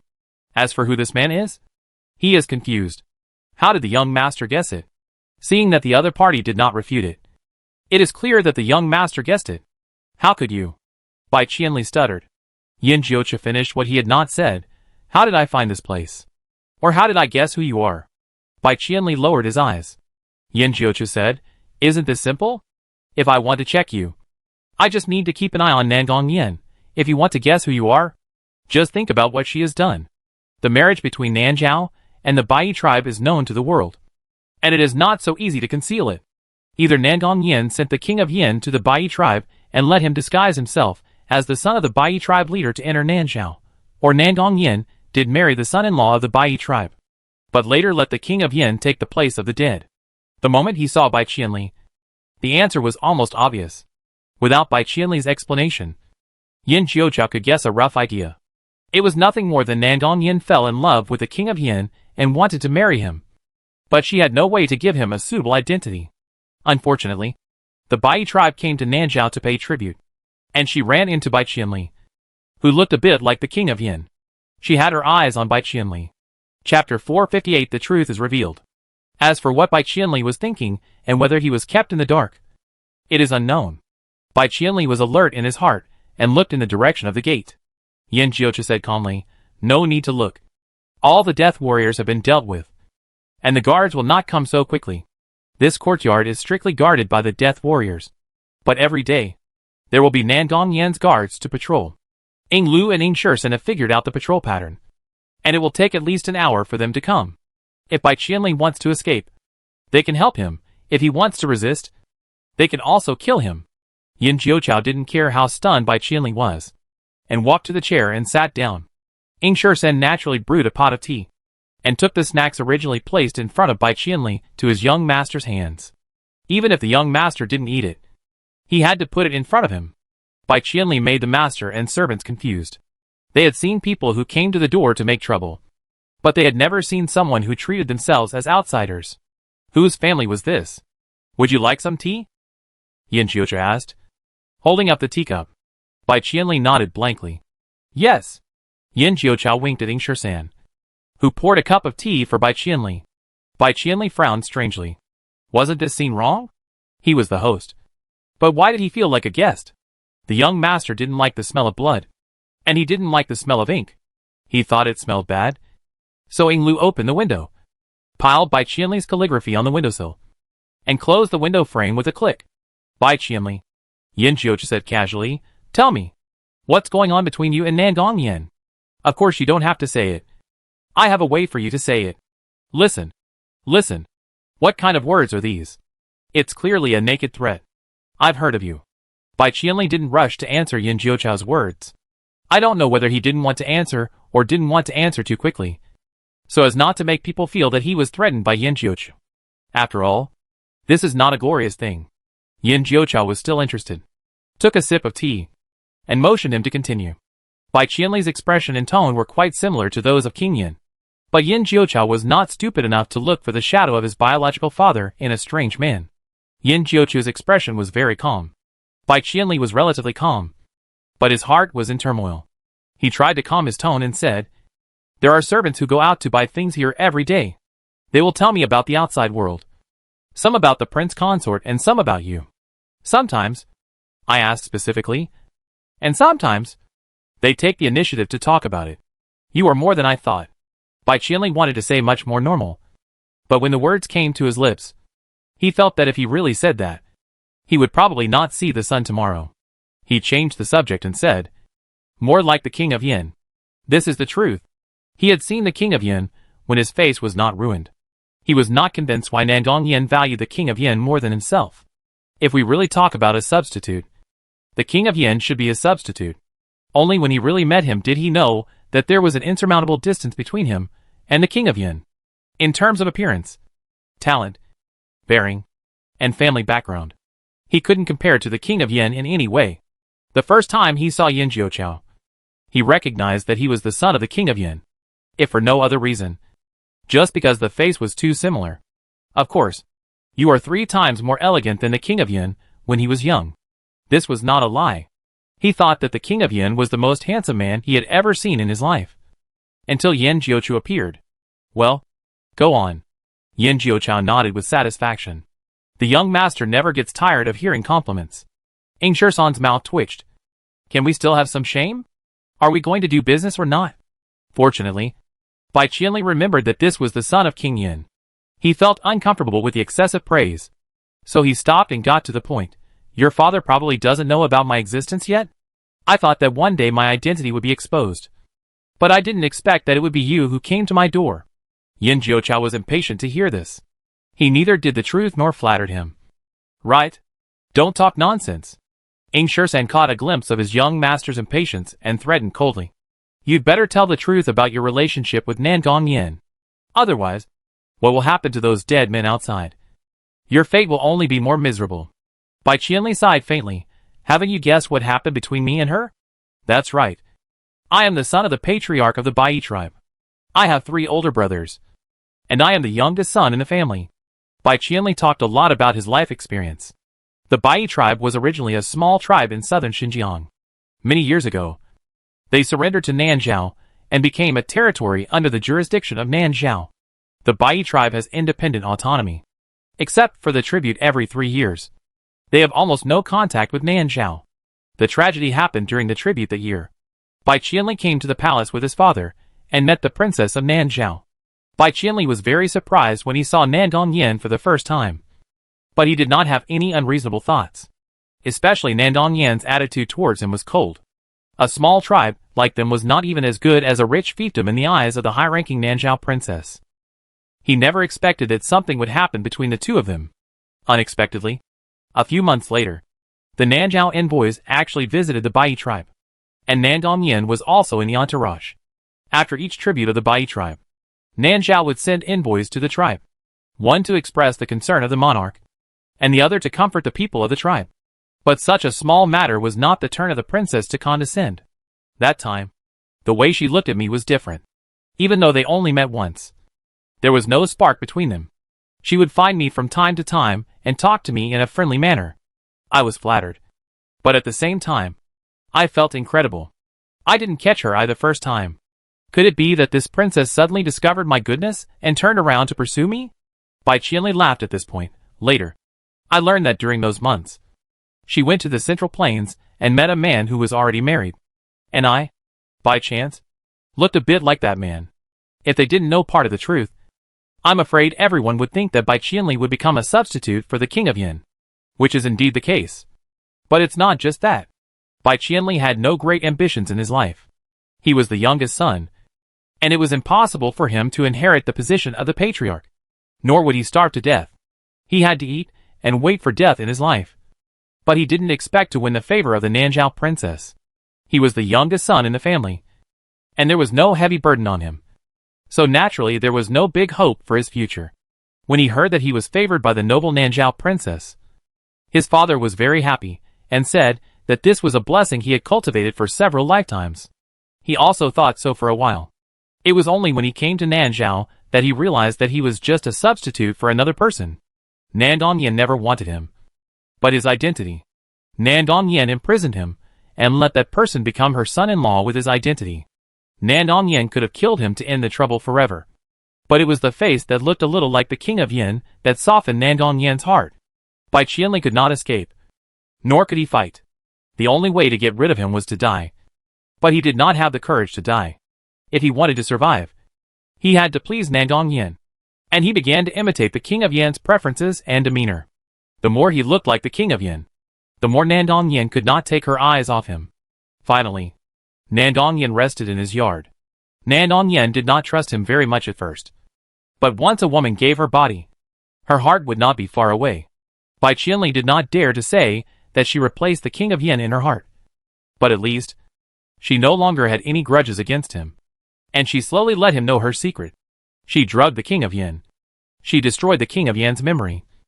And she became Zijuan in the depths of the king of Yin's memory. But what about that?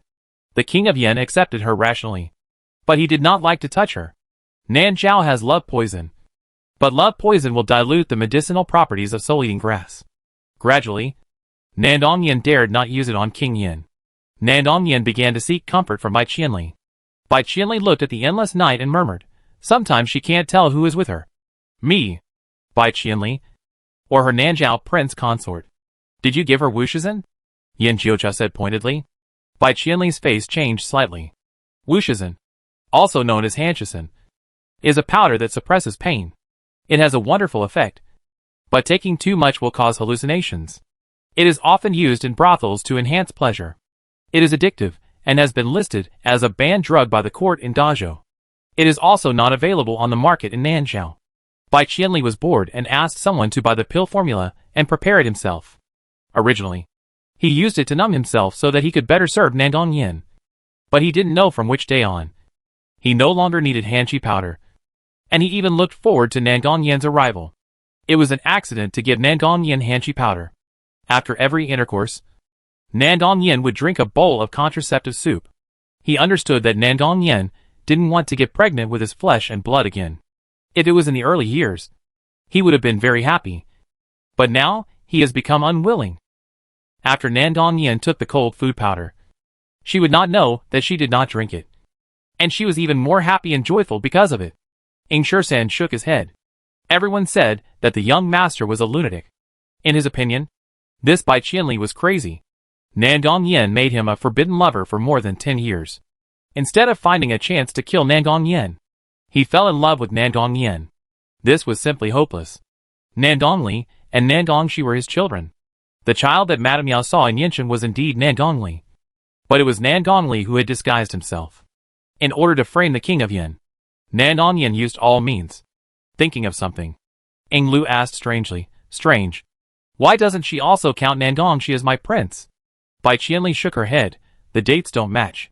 Prince Yin was infected with the epidemic, and was isolated for 2 years. This is recorded in the government office. And it can't be erased by a word of amnesia. So that's it. Ing Lu suddenly realized. And frowned after a while. The epidemic is so dangerous. The prince's life is at stake. But she has the mind to have fun with you. A wild man. Bai Qianli sighed. Prince Yin deliberately let himself be infected with the epidemic. Prince Yin recovered his memory. And he didn't even want his life to get rid of her. Nandong Yin came here in a rage, and cried like a child. At that moment, he was really jealous of Prince Yin. Envious of Prince Yan's superiority in all aspects. Jealous of Prince Yan's ability to win Nandong Yan's heart without doing anything. And even more jealous of Prince Yan's courage. "I can't do it," he said self-deprecatingly.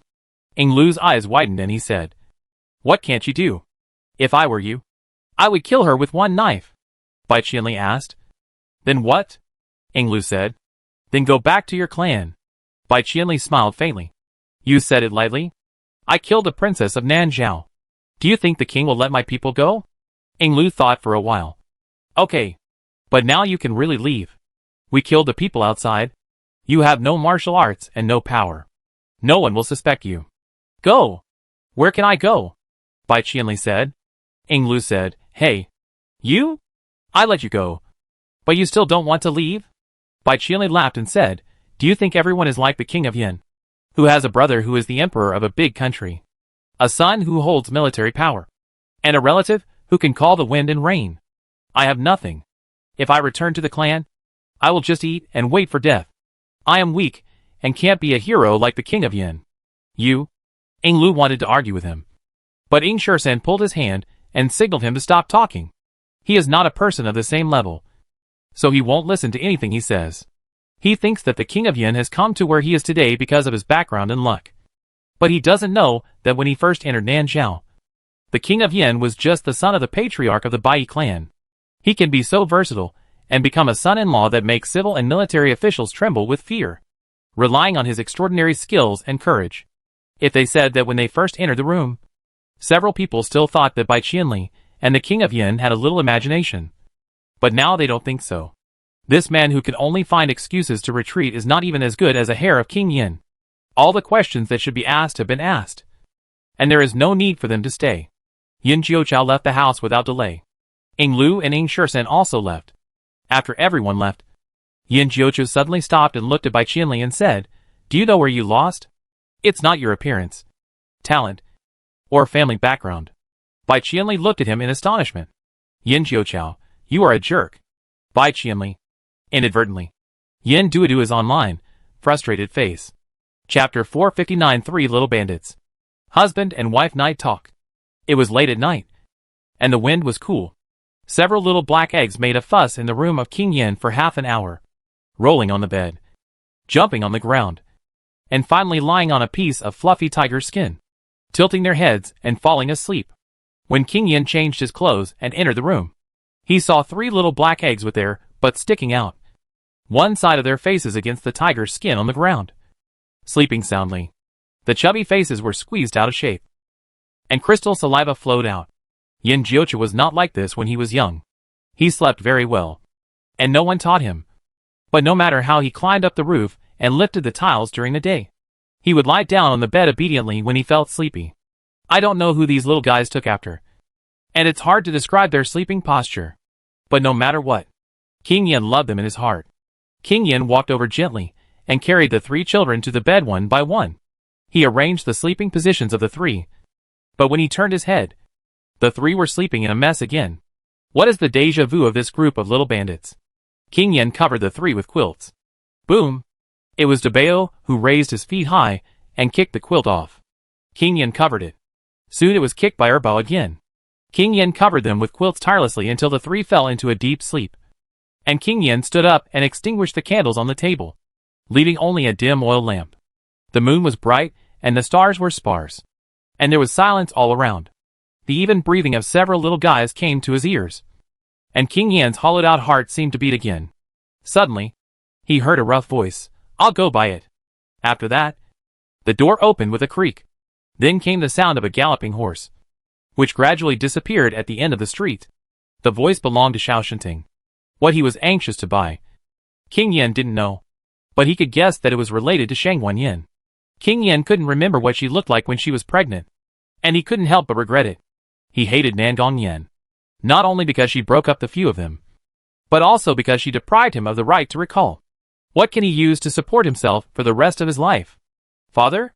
Yuan's voice called back King Yin's consciousness. King Yin paused, and then he realized that he had walked into the yard of Xiao Shinting and Shang Wanyin without knowing it.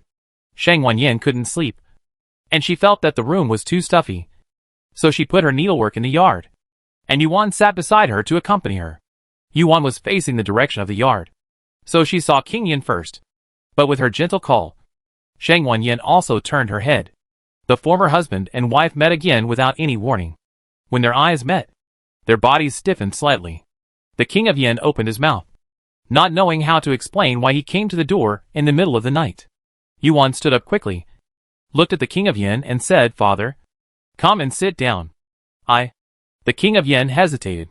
Yuan looked at Shang Wanyin, who was hesitant to speak, as if she had something to say to the King of Yin. Whether the King of Yin came here intentionally or unintentionally, it was naturally driven by his subconscious. Xiao Jinting went out to buy food for Shang Wanyin. Yuan believed that the 2 of them would not do anything out of line, but they still had to say what they should say.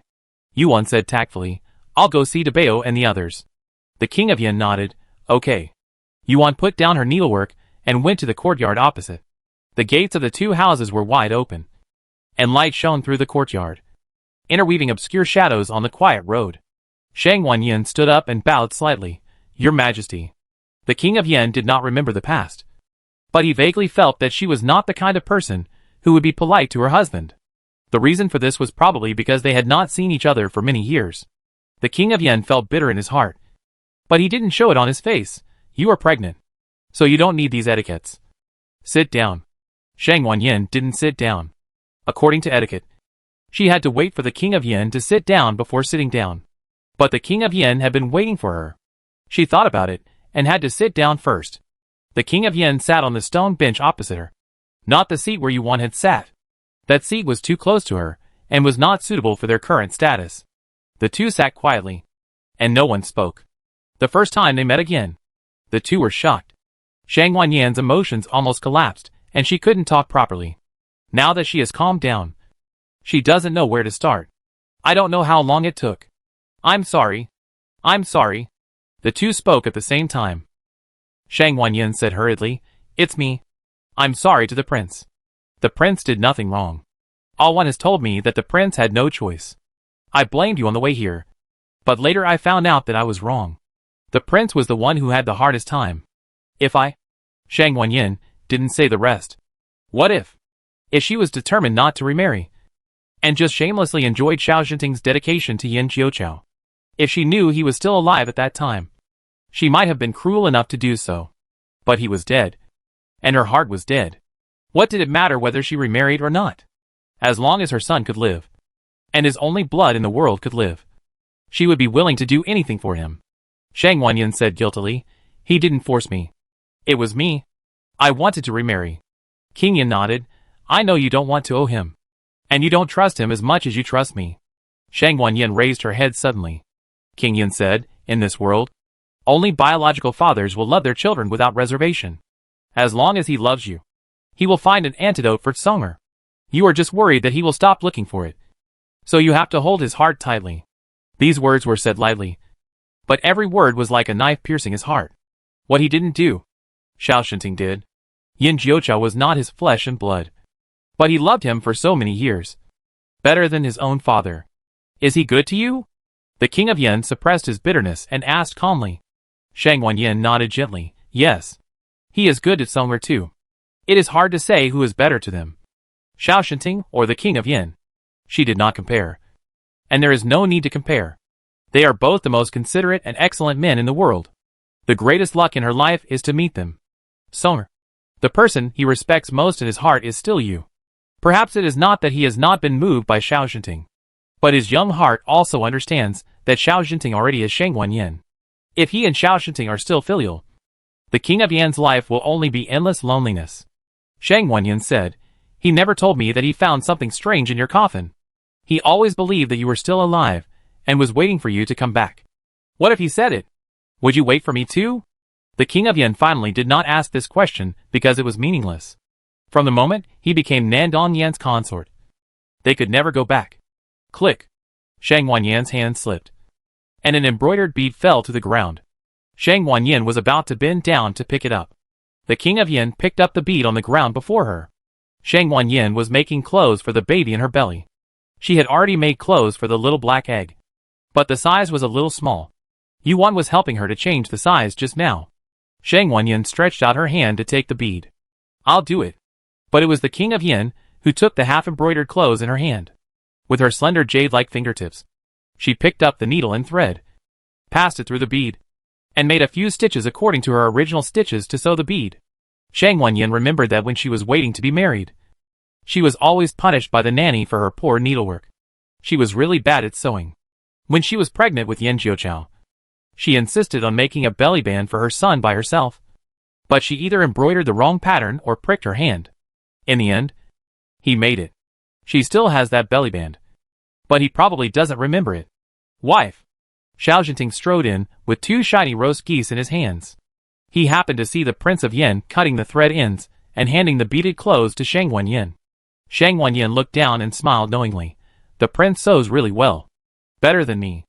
"Wife," Xiao Shinting said aggrievedly. Shang Wanyan looked up and smiled in surprise. "You're back." His wife wanted to eat roast goose in the middle of the night.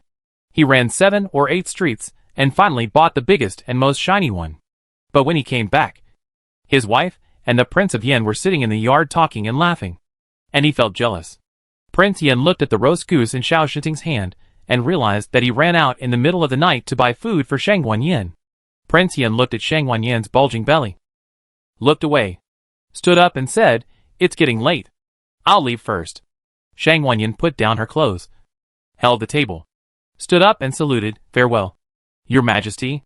Prince Yin looked at her uncomfortable body, opened his mouth, hesitated to speak, and turned back to the house. Shang Wanyan had been craving for roast goose all night, and finally she was able to eat it. She ate 2 goose legs in one go, which scared herself. Xiao Jinting bought 2, one for Shang Wanyan, and the other was sent to Yuan's room. When he came over from Yuan's place, Shang Wanyan had already fallen asleep due to the sleepiness during pregnancy. Xiao Jinting didn't rush to bed. He tiptoed to the dressing table, opened the door, and took out Shang Wanyan's embroidery basket. Isn't it just sewing beads? He can do it too. The first step is to thread the needle. He picked up the needle with one big bare paw and the thread with the other big bare paw. I thread it. I thread it. I thread it. Thread it. Thread it. Chapter 460. The next day, Shang Wanyan got up early. Xiao Jinting had already gone to practice martial arts at this time, but she estimated that the children were not awake yet. So she planned to do some embroidery first, and go to see them after they woke up. But she found something wrong as soon as she found the embroidery basket.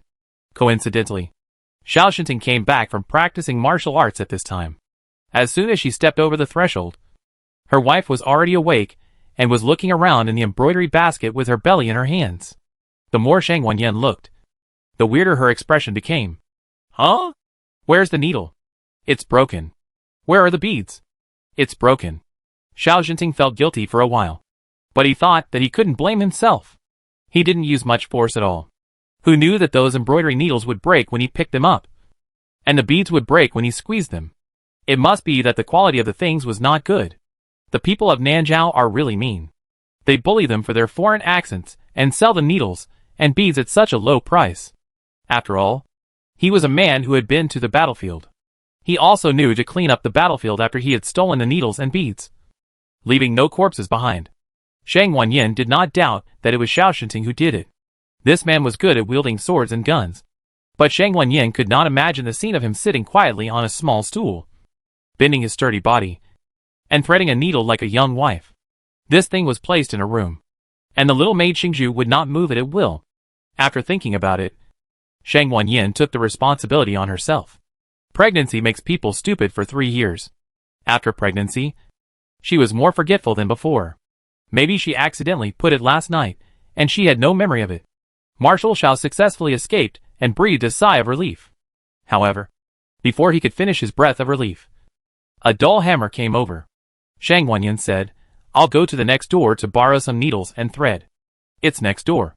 But it's actually across the street.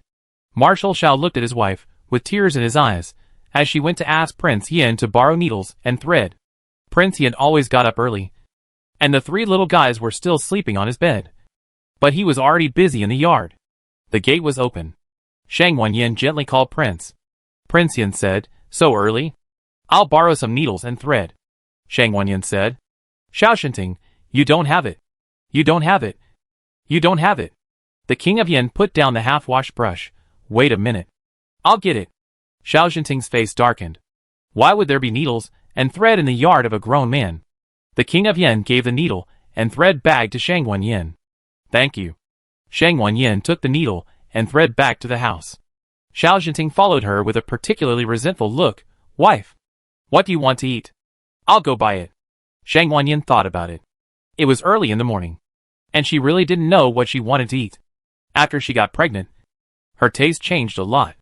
She always had to toss several times a day. Xingju's cooking skills could not satisfy her appetite. Most of the time, Xiao Shinting went to the street to buy it, without waiting for Shang Wanyin to answer. The King of Yin in the yard slowly opened his mouth. "I stewed yam chicken soup. Do you want a bowl?" Shang Wanyin didn't know what to eat at first. But when she heard the word chicken soup, she swallowed her saliva involuntarily. The corners of the Prince of Yan's lips slightly raised. "I'll go get some." Shang Wanyin bowed. "Thank you, Your Highness." The Prince of Yin stewed a lot and filled a jar with it. "This is my first time cooking. I originally stewed it for the children. I don't know if it suits your taste." Xiao Jinting blew his beard and glared. The soup stewed by the spoiled prince must be terrible. My wife is so picky that she won't be able to drink it. Shang Wanyin sat down, tasted it, hummed, and said to Xiao Jinting, "You try it too." "Try it." Xiao Jinting took a sip and his eyes widened instantly. "I said I had never cooked before. Why is it so delicious?" The King of Yin had indeed never cooked before. He bought a recipe and studied it himself. The first pot was bad, and this was the second pot. In his opinion, it was not good enough. However, Xiao Jinting had eaten dead people's flesh before, so he was not picky. He thought that mediocre things were delicious. Shang Wanyin drank a big bowl and was full. On the other side, the 3 little black eggs woke up. Xiaobao walked out barefoot, yawning and rubbing his eyes. The King of Yin took Xiaobao to the toilet. After a while, Debao and Erbao also woke up. Erbao didn't see his parents and wanted to cry. Debao took his hand to find his parents. And the King of Yin, who came back with Xiaobao, bumped into him. It seemed that God wanted to double the time he missed. He missed a young Yin Jiuqiao, and suddenly had 3 more little Jiuqiaos. The King of Yin was in a hurry and had no time to feel sad. Yuan wanted to let the children spend more time with the King of Yin to heal the trauma in his heart. So she decided to stay here for the next few days. on the other side of the Hellion family. She asked Ying Lu to pass the news to her father and mother. She didn't say that Xiao Jinting and Shang Wenyan were here, but only said that they were here to accompany the king of Yin. But she thought that her father and uncle should be able to guess that the person who came that day was Xiao Jinting. But guessing is one thing, and telling is another. As long as they pretend that nothing happened, Xiao Jinting will not leak the news. As for Nandongli, Yuan had heard about his military order early in the morning. He must have discovered that Xiao Jinting was not in the camp, and he could probably guess that Xiao Jinting came to find the king of Yin and Yin Jiuqiao. But did he dare to make it public? The military order he issued at the beginning clearly stated, "I will not return to the capital without getting Xiao Jinting's head." Xiao Jinting is now in the imperial capital. If Nandongli wanted to take his head, he had to return to the imperial capital first. But without his head, he couldn't return to the imperial capital openly. This was really difficult for him. Based on Yuan's understanding of Nandongli, he would most likely come back quietly, take Xiao Jinting's head, and then pretend to be returning from the border. Yuan was right. After Nandongli found nothing in the camp, he quickly found out where Xiao Jinting was. It turned out that Xiao Jinting did not go south alone. He brought his family with him. The family was pregnant and had a close relationship with Xiao Jinting. It was impossible for a man like Xiao Jinting who kept himself clean to bring any woman with him. That person is Shang Wenyan, the former wife of King Yin of the Great Zhou dynasty, and now Madame Xiao. After Xiao Jinting left the military camp, she also disappeared. Nandongli guessed with his toes that Shang Wenyan was looking for King Yin and Yin Jiuqiao. The father and son were now in the imperial capital. If they wanted to find someone, they had to sneak into the imperial capital. Nandongli took Shura back to the imperial capital day and night. He did not dare to show up in front of people, nor did he dare to go back to the princess's mansion. After some consideration, he dressed up as a eunuch and entered the palace. He saw the haggard queen. "Grandmother." The queen was sitting in the room, feeling sad. When she heard the familiar voice, she turned around and said, "Lear? Why are you back? And dressed like this?" He was wearing the clothes of a eunuch. It was obvious that he had sneaked into the palace. The queen didn't bother to ask him what happened at the border. She took her grandson's hand and asked him to sit on the stool beside her. She stroked his face with her much older hand and said, "You are back at the right time. I was just thinking about sending someone to look for you." "Did something happen?" Nandongli asked. "It's your mother," the queen said sadly. Nandongli's heart tightened. What happened to mother? The queen closed her eyes. "Go in and take a look yourself." Nandongli was stunned. Wasn't his mother imprisoned in the Dali temple? I didn't hear that she was acquitted. How could she live in the queen's palace? Nandongli had an ominous premonition in his heart. Sure enough, when he walked around the screen and saw the woman who looked like a withered woman, breathing more than breathing, his face turned pale. What happened to mother? How did she become like this? Did someone in prison torture her? The queen said, "She is my daughter after all, the legitimate princess of Nanzhao. Who dares to torture her?" Nandongli was stunned. That is, she was pregnant, and she exchanged identities with my maid and left the Dali temple. She went to find the prince consort, wanting to tell him the news of her pregnancy. But, the queen said angrily, he totally disregarded the relationship between husband and wife and aborted your mother's fetus. Nandongli punched the bedpost. The queen said with heartache, "She is already this age, and pregnancy is a very risky thing.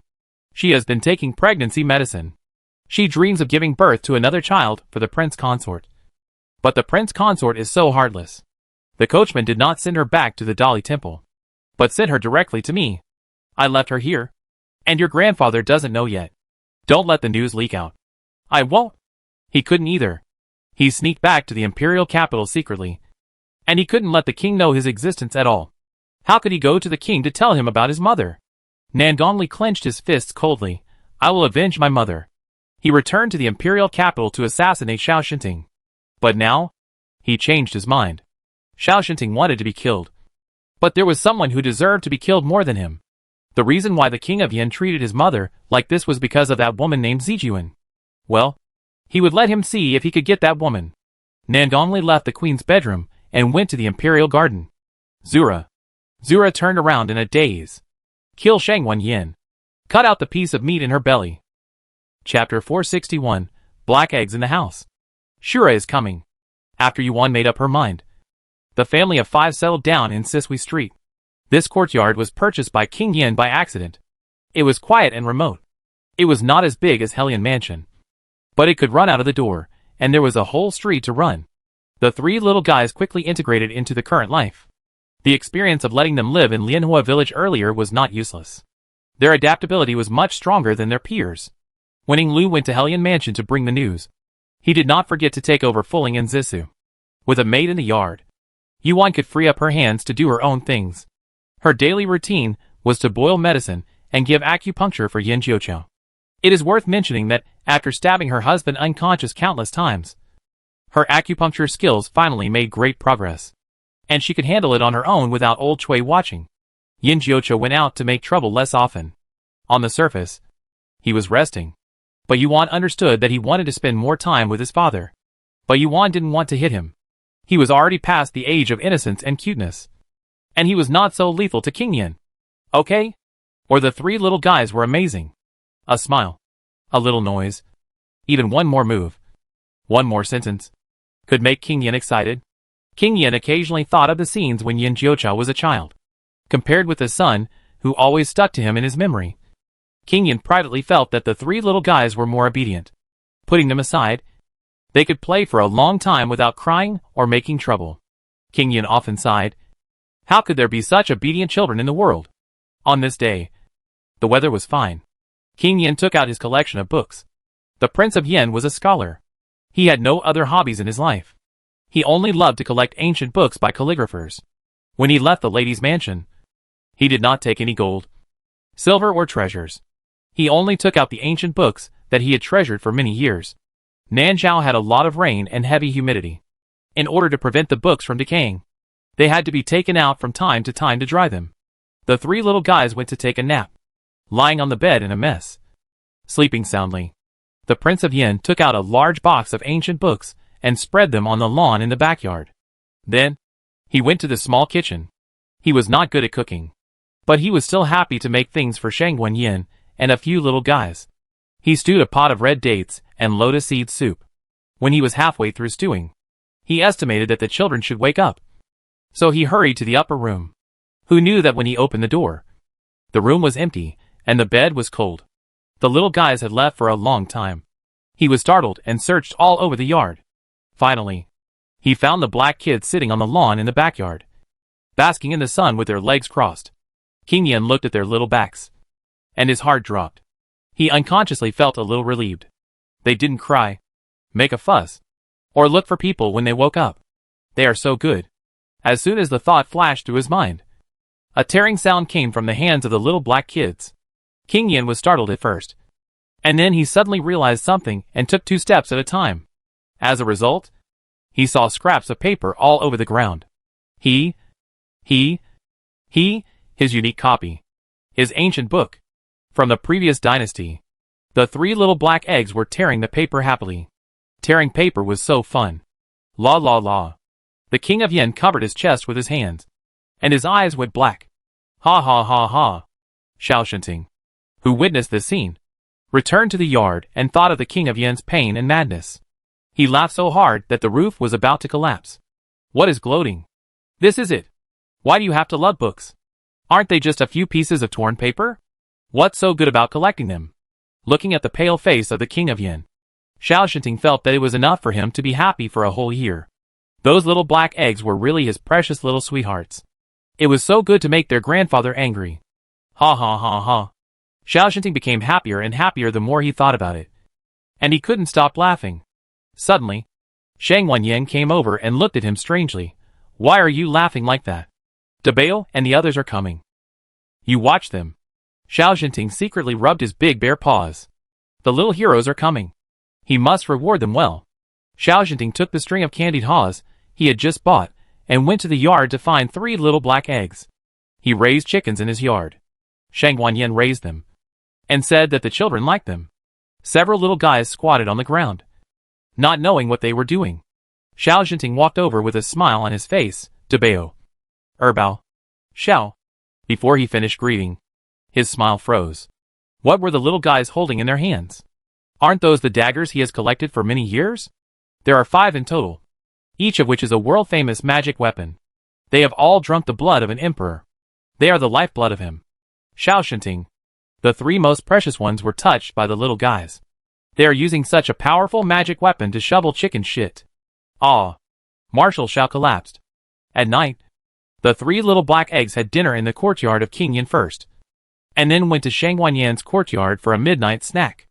They found something incredible, and the faces of the two grandfathers were black. They are worried. The adults are really unhappy about the little things, and they are not as sensible as them. Look how happy they are every day. Right? The little black eggs who tore up countless rare ancient books and shoveled chicken shit with magic weapons went to take a bath happily.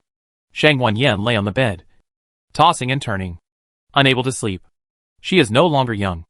After all, she is not as good as when she was pregnant with Yan Jiuch. Her body was swollen for only 6 months. And of course her appetite is the same. They are too good to eat. Are you hungry? What do you want to eat? Xiaoshenting asked caringly. Stinky tofu. But there was no food for sale in Nanzhao, and it was too late to make it now. Shang Wanyan thought for a moment and said, Fu Yuanzi.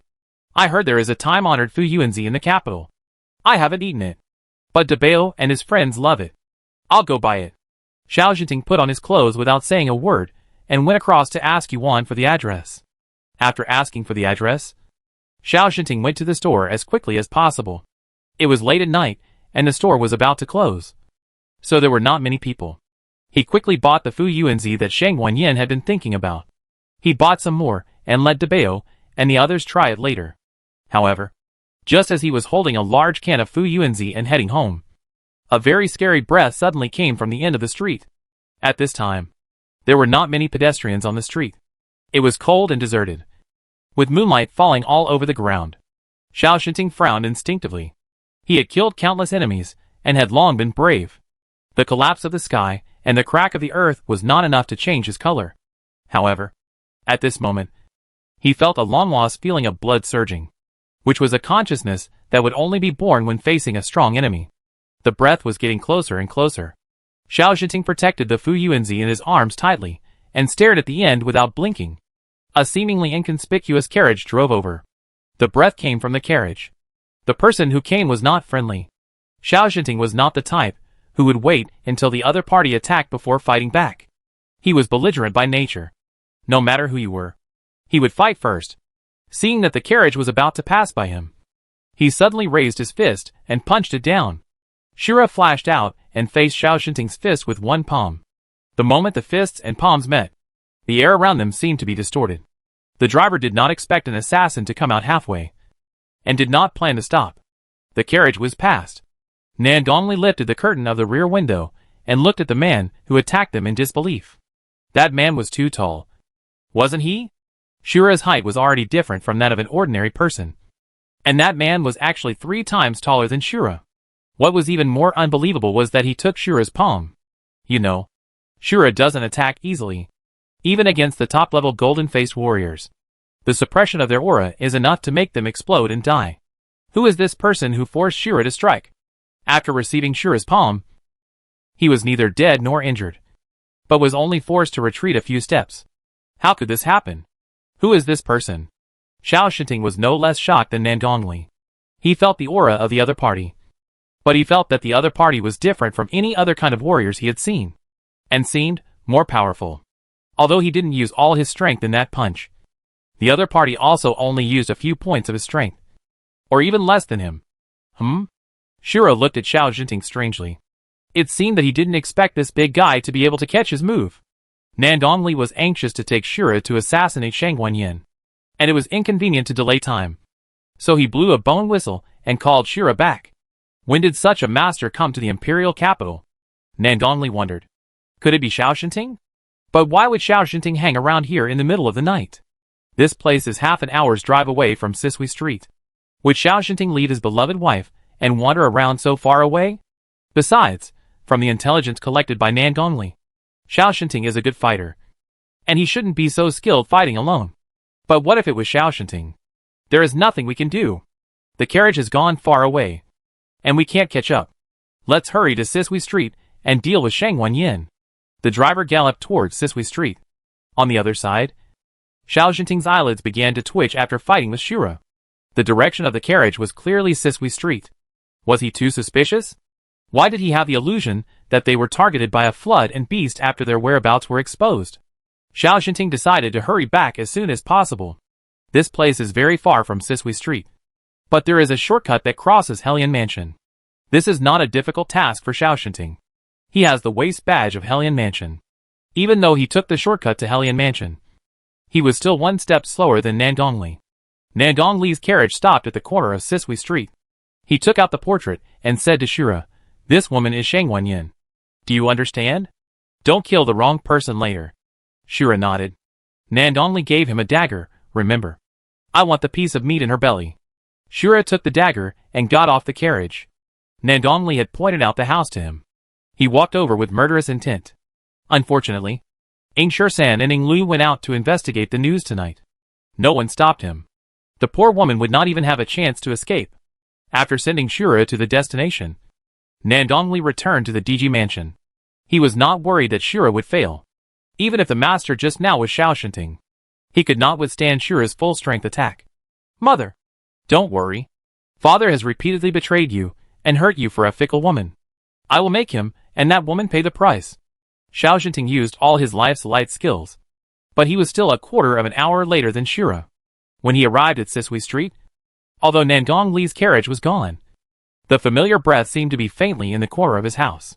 He frowned and strode back to the yard. "Yenner!" He pushed open the half-closed door, and a strong smell of blood came to his nose. The neat yard became messy. It is not difficult to guess what kind of chaos happened here. "Yenner!" His eyebrows jumped, and he went to Shang Wanyan's house with murderous intent. The house was empty. The breath was stronger, and it seemed different from the street. But what? Xiao Xinting had no time to think. He hurried into the backyard. The backyard was also in a mess. He saw the figure he had fought with once. The figure was actually sitting on the lawn, looking very relaxed. It was indeed this guy. He was coming for them. After killing someone, he still refused to leave? What was he trying to do? To show off? Or was he planning to kill him as well? He could accept the other party assassinating him, but he could never accept the other party hurting Shang Wanyan. Xiao Xinting gathered all his internal strength and hit the other party's back hard. Surprisingly, this guy didn't dodge and just took his punch. Crack! It was the sound of broken bones. Then, there was a swallowing sound of blood. Shura vomited blood, but swallowed it with all his strength. Xiao Xinting was stunned. This guy's martial arts was obviously better than his. Why didn't he dodge just now? Even if he couldn't dodge, using internal force to shake him away could also block several of his strength. "You're back?" Shang Wanyan came over with a pot of goat milk cooked next door. Xiao Xinting was shocked. He looked at Shang Wanyan, who was intact, in surprise, and then at Shura, who was beaten to the point of vomiting blood. He thought of something, and walked around to the front of Shura. He looked carefully and saw Shura, who was pale, sitting cross-legged on the ground, holding a small black egg in his arms. Chapter 462 The Laughing Shura. It was Dabeo. Was he afraid of hurting Dabeo? So he didn't fight back, but took his attack and used his body as a vessel to absorb all his internal energy. Xiao Xinting really didn't expect this scene to happen. If Shura had attacked just now, his fists and palms would have been in contact. Shura would have been fine, but Dabeo in his arms would have been injured by the internal energy of the two. Thinking of this, Xiao Xinting couldn't help but feel a little scared. Fortunately, they didn't fight. Otherwise Dabeo would have died. But soon, Xiao Xinting noticed something wrong again. If he didn't fight, wouldn't he be able to hide? Was it really impossible to hide? Or, Xiao Xinting took a deep breath and decided to ask this weird master, "Why don't you hide?" Shura held Dabeo in his arms, and gave him an even weirder look. Xiao Xinting understood. Dabeo had just fallen asleep, and he suddenly used Qigong, which would wake Dabeo up, in order to prevent Dabeo from being frightened in the slightest. He injured himself. "You?"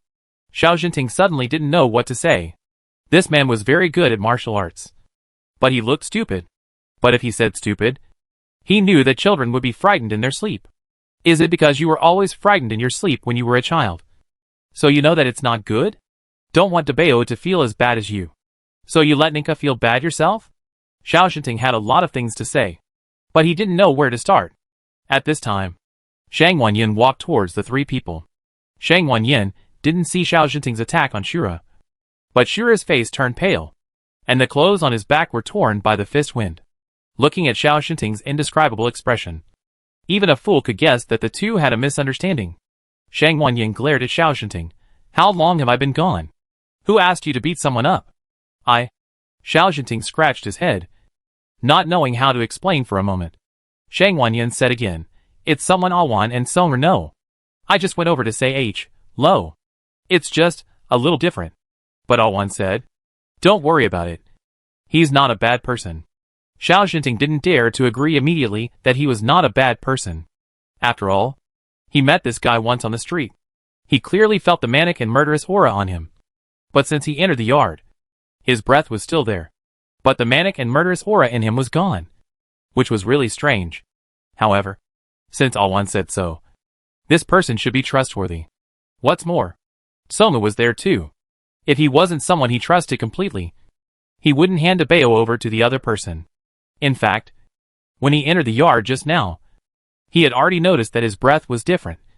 But he was confused by the mess and blood in the yard and didn't bother to distinguish this abnormality carefully. What's going on in the yard? It's like, Xiao Jinting wanted to say a murder scene. But seeing Shang Wanyin's chilling eyes, he quickly changed his words and said, it's like a thief has entered.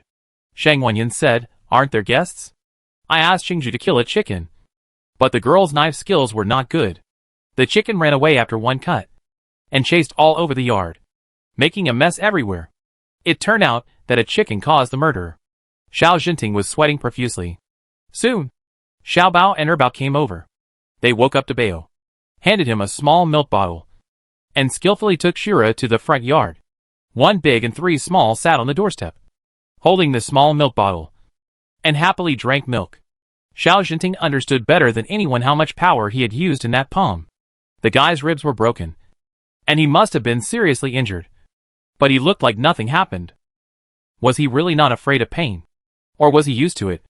Xiao Jinting didn't know that he was the rumored Shura, so he naturally didn't understand that Shura's pain was 100 times more severe than the broken ribs. Such injuries were serious, but he was used to such pain. Xiao Jinting looked at Shura in confusion.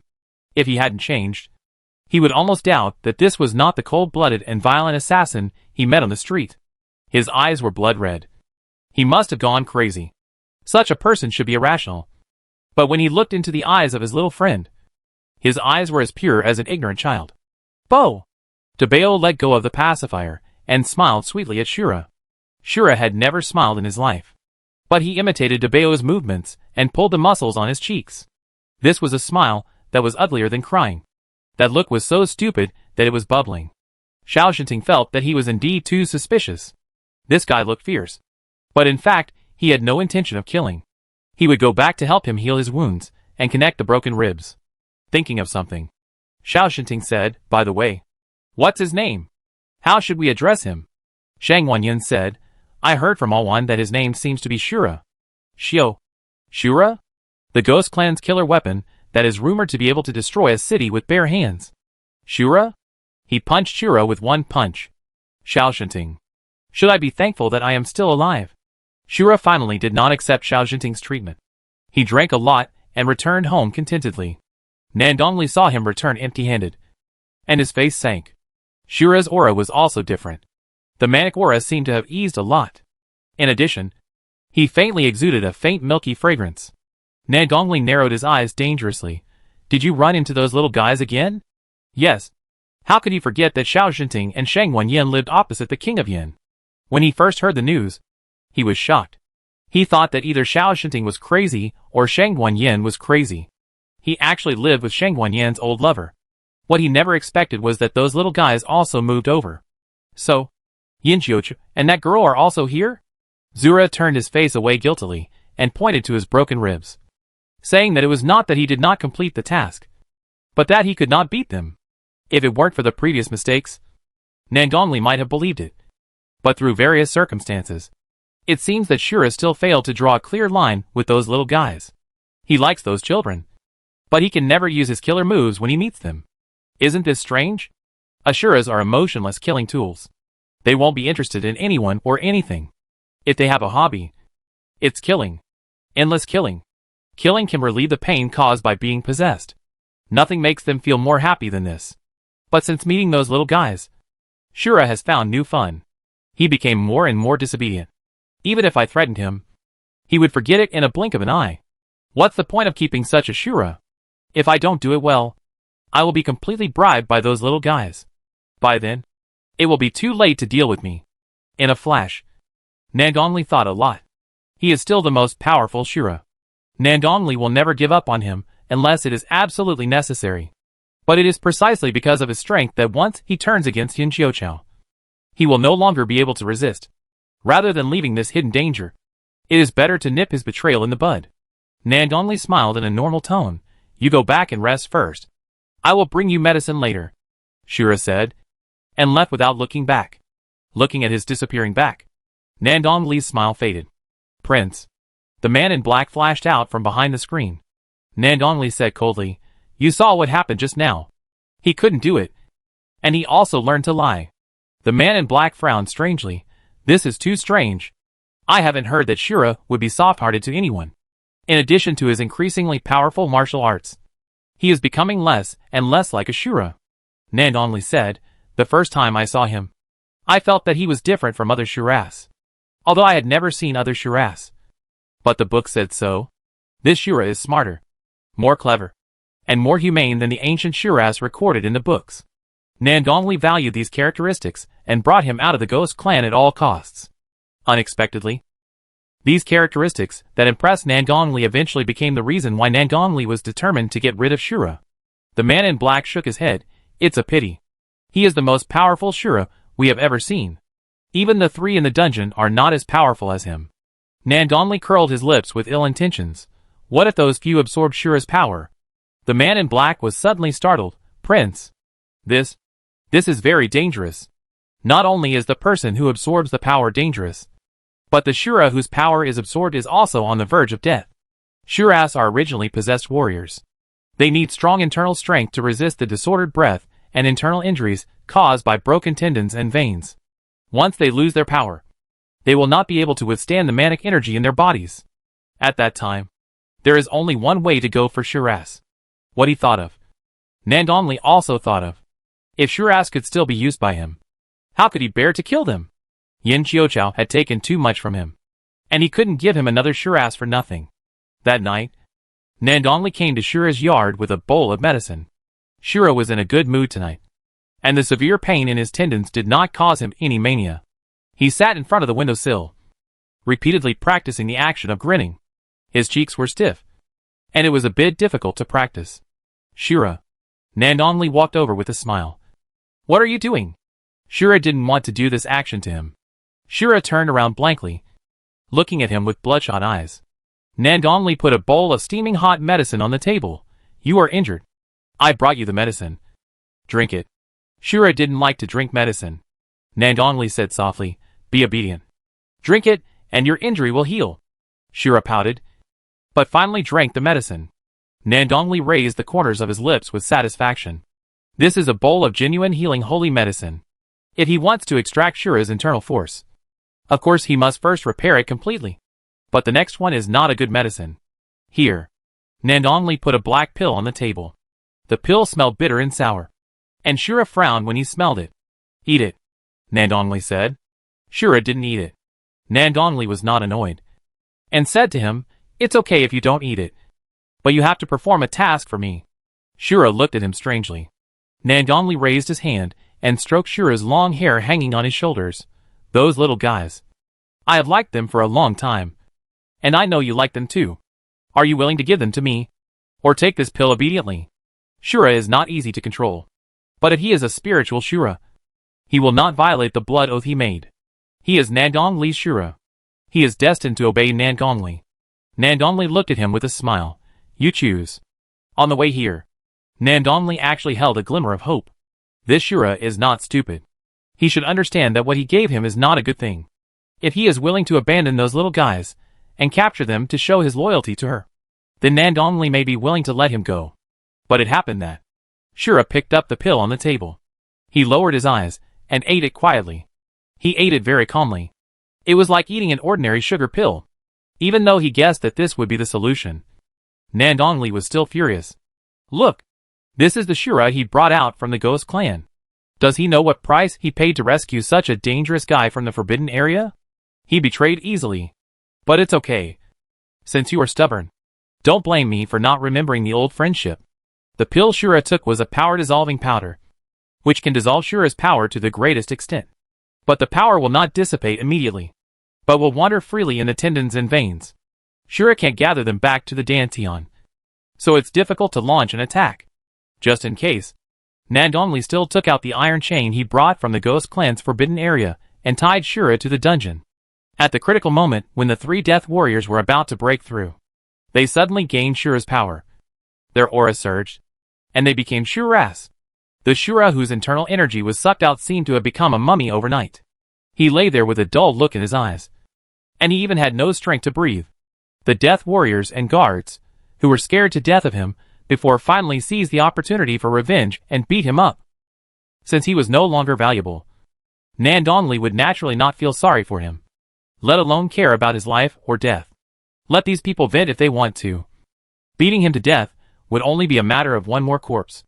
Chapter 463. The Savior is here. His miracle. What happened in the Princess Mansion has not yet been reported to Sisui Street.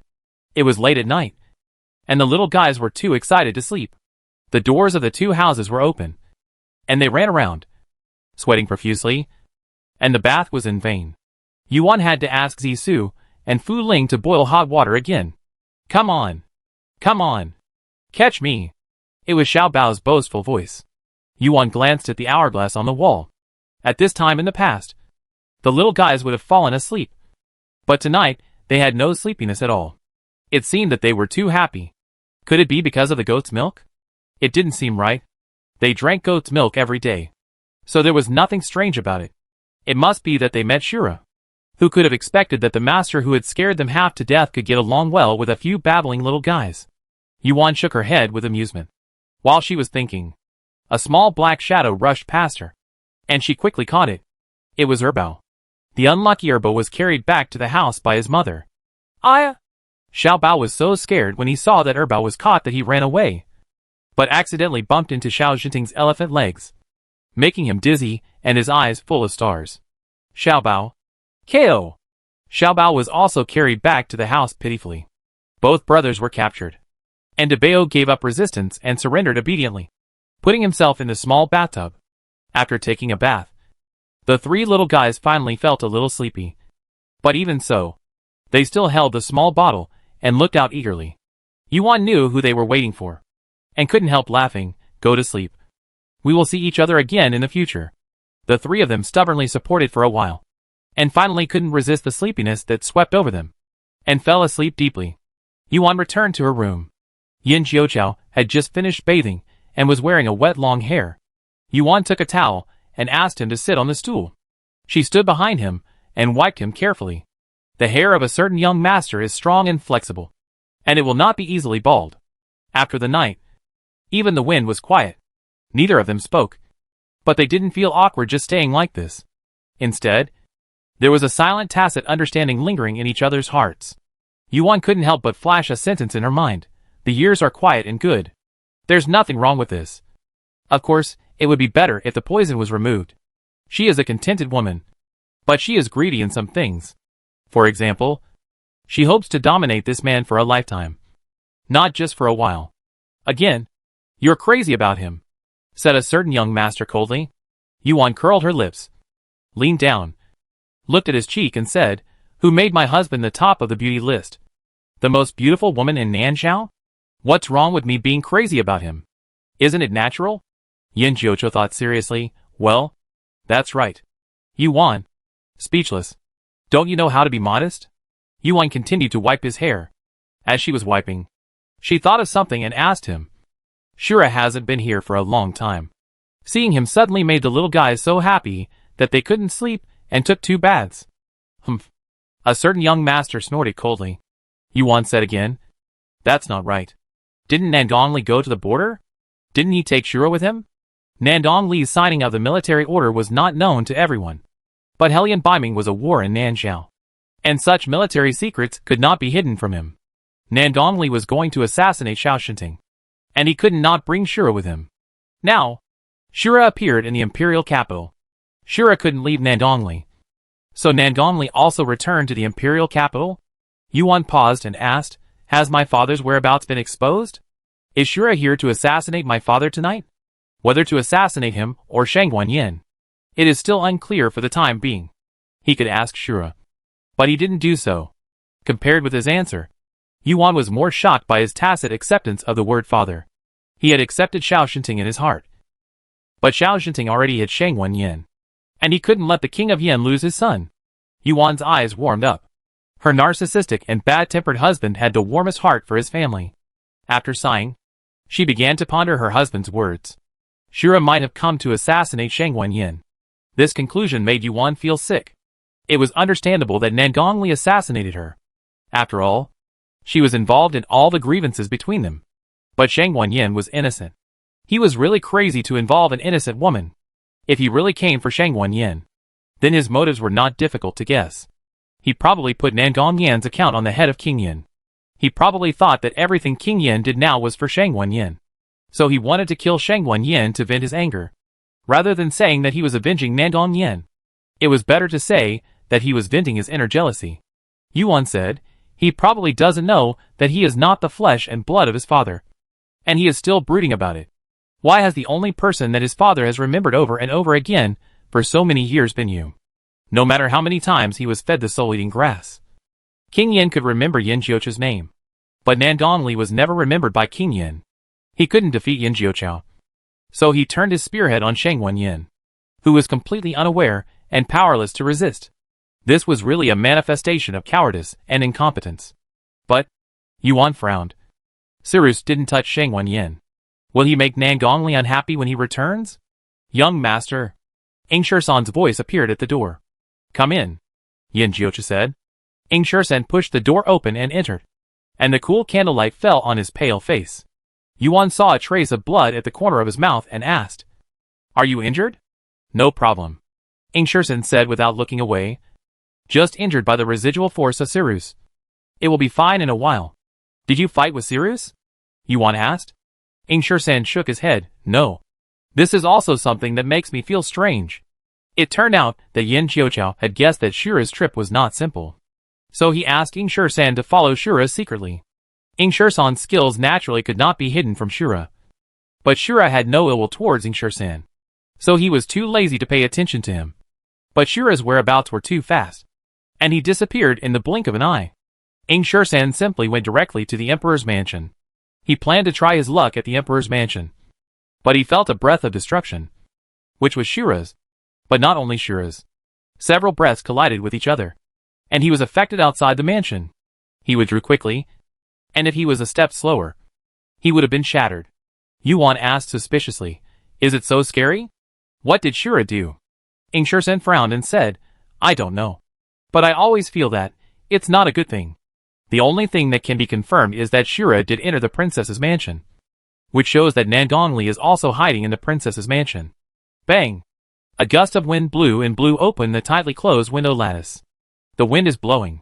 Yuan put down the towel and walked over to close the window lattice. "Will Shura be okay?" He disobeyed Nandongli's order. "Will Nandongli punish him?" Shura is very powerful, and has almost no rivals in the world. But this does not mean that Nandongli cannot control him. Just like the Gu King in her hand, it will never hurt her.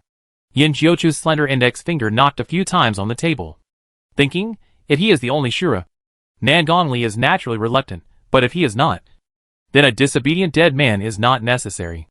"Go to your mother, brothers. Let you be able to fight." "Yeah. How about Shura?" In the cell of Emperor Ji, the dead and the guards vented the squeezing anger that had been squeezed for a long time on Shura. Daily madness of Shura would pinch several companions. They lived in the fear of being dominated by Shura every time. Like the dog, they let them humiliate and bully. He was like a puppet without strings, limp all over, without a single intact bone. However, it was not enough for the group to vent their anger. They tried every way to torture him. And someone brought a chamber pot. A guard sneered, "What do you need a chamber pot for? I have one ready-made here." Everyone laughed. "Enough." The man in black came over with a gloomy face. What kind of mess is this?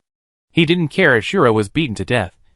But humiliating him in this way was too disgraceful for a prince. Everyone quickly put away their disrespectful expressions and stood up honestly. The guard who had just shouted that he didn't need a chamber pot tied his belt without leaving a trace. The man in black glanced at him coldly, which made him tremble with fear. And then he looked at Shura, who was beaten to a pulp on the ground. It is worth mentioning that his internal force was sucked dry, and his power was lost. He was no longer Shura, and at best, he could only be regarded as an abandoned dead soldier. Every year, there are a large number of dead soldiers who cannot survive the training in the dead soldier camp. The only place waiting for them is a mass grave. The man in black retracted his gaze and ordered coldly, "Throw them out." And I said throw them out immediately. Now, don't act on your own, and let me know that you have lost the face of the prince. I will send them to serve the 3 new Shura masters. Everyone shuddered. How could they forget that if the Shura died, there would be 3 new ones? They are stronger, more brutal, and more loyal to their master than him. This Shura still has the mood to not kill people. But those 3 may not. They are out of the wolf's den and into the tiger's den. Everyone is no longer in the mood to play. After all, no one wants to be sent to the 3 masters. They packed up a shabby carriage and threw Shura on the board. A strong wind blew in the second half of the night, and soon it started to rain. The carriage was tattered, and the rain drifted in through every hole, soaking Shura's clothes, and bloody red water flowed down. He used to sit in the most gorgeous carriage and eat the most exquisite food. But now he is worse than a slave. Damn it! Why is there so much blood? The guard driving the carriage found bloodstains on the road. The sky was getting brighter, and pedestrians were coming out. If this continued, the officials would be alerted before they reached the mass grave. Just throw it here. Don't bury it. Anyway, he won't survive. The companion whispered. That won't work. If the prince finds out, he will have to cut us off. Take off your clothes, said the guard. The companion reluctantly took off his clothes. Here. The guard took off his own clothes as well. And then he took 2 sets of clothes to the carriage and wrapped them around Shura's body. The blood was absorbed into the clothes and really stopped dripping. It was dawn. The rain stopped. The 2 continued on their way. Half an hour later, they arrived at the largest mass grave in the imperial capital. The mass grave after the rain was horrible to look at. A stench could be smelled from a distance. Snakes, rats, insects and ants were everywhere gnawing at the rotten corpses. The 2 covered their noses in disgust, and threw the dying Shura on a corpse that had half decayed into a skeleton. The snakes and rats in the corpse fled in fear. The guard was about to vomit, so he pulled his companion away without looking back. Shura lay face down on the skeleton. There was still rotten flesh on half of the skeleton's face. There were maggots wriggling in the rotten meat. Dirty. Shura didn't want to die in such a dirty place. He used up his last bit of strength, dragged his broken body, and crawled out of the mass grave inch by inch. He was dirty all over and almost lost consciousness in pain. He wanted to take a last look at the blue sky. When a person is about to die, his mind is actually the clearest. He knew he couldn't hold on. No one would pass by here. In just half an hour, he would no longer feel any pain. He forced himself to lie flat, touched the beloved little bottle in his arms, and closed his eyes resignedly. He could feel his life disappearing bit by bit, and his soul gradually began to leave his body. However, just as he was about to take his last breath, a deep and affectionate call suddenly pierced his eardrums from the front. Yo Dan ah. This voice. Shura was so frightened that his body trembled, and his soul that had ascended to heaven suddenly fell back into his body. Chapter 464 Haydn and Shura. The old lady hasn't gone out for a long time. It rained last night. She couldn't sleep and tossed and turned. She missed her little grandson and some great-grandsons, so she went out to look for them before dawn. The servant reported to Yu Shaoqing and Helian Biming. Helian Biming disagreed, saying that the old lady was old and was afraid that she would get hurt on the way. Yu Shaoqing didn't think so. The old lady was in good health. She was bored all day in the house. It would be better to go out and relax. Put more cushions in the carriage and let the driver go slower. It won't be bumpy. My youngest son loves me the most. The old lady rolled her eyes at her eldest son and went out with her crutches without looking back. The driver was afraid that the old lady would get hurt, so he slowed down the speed, almost the same as walking. But it was because of this that the old lady saw something incredible. When they were halfway through the journey, the old lady suddenly pointed to an alley and yelled, "Yo, Dan." The driver shuddered and almost thought he had seen a ghost in broad daylight. The old lady insisted that she had seen Yo Dan and ordered the driver to follow her. The driver could not persuade her and had to resign himself to wandering in the alley. The driver was an old man in the mansion and was very familiar with the old lady's condition. When he saw the old lady's appearance, he guessed that the old lady was probably sick again. He should not stimulate her at this critical moment. He should let her make a fuss, and she would be fine in a while. But the old lady didn't know whether she was fine or not. But the driver was not. Following the direction pointed by the old lady, they came to the mass grave. The driver's hair stood on end, thinking that he might have seen a ghost. He couldn't let the old lady get sick this time. Just when the driver was about to force his way back home, the old lady suddenly came out, grabbed the reins in his hand, and stopped the carriage by force. He had never seen such a strong old lady. The old lady is possessed by a ghost. Old. Without waiting for the driver to figure out what was going on, the ghosted old lady got off the carriage and rushed towards the entrance of the mass grave. Yo Dan, ah! The driver fell down. Yo Dan was seriously injured. The old lady didn't care to visit her little grandson and great-grandson, and took Shura back to Hellion Mansion. Hearing that the old lady and her father Yo Dan had returned home, Hellion Biming, who was drinking tea, spit out a mouthful of tea. It's only been a short time. How come his mother found him another father? Hellion Biming seriously suspected that if he looked for him a few more times, his father's coffin would not be able to cover it. In order to prevent his father from really crawling out of the coffin, Hellion Biming went to his mother's yard. He thought his mother had picked up some immortal again. But when he looked closely, it turned out to be a man who was almost dead. Shura had come to the Hellion family many times, and Hellion Biming was very familiar with him. However, he did not recognize him at first sight. The reason was that he was not like the Shura in his impression.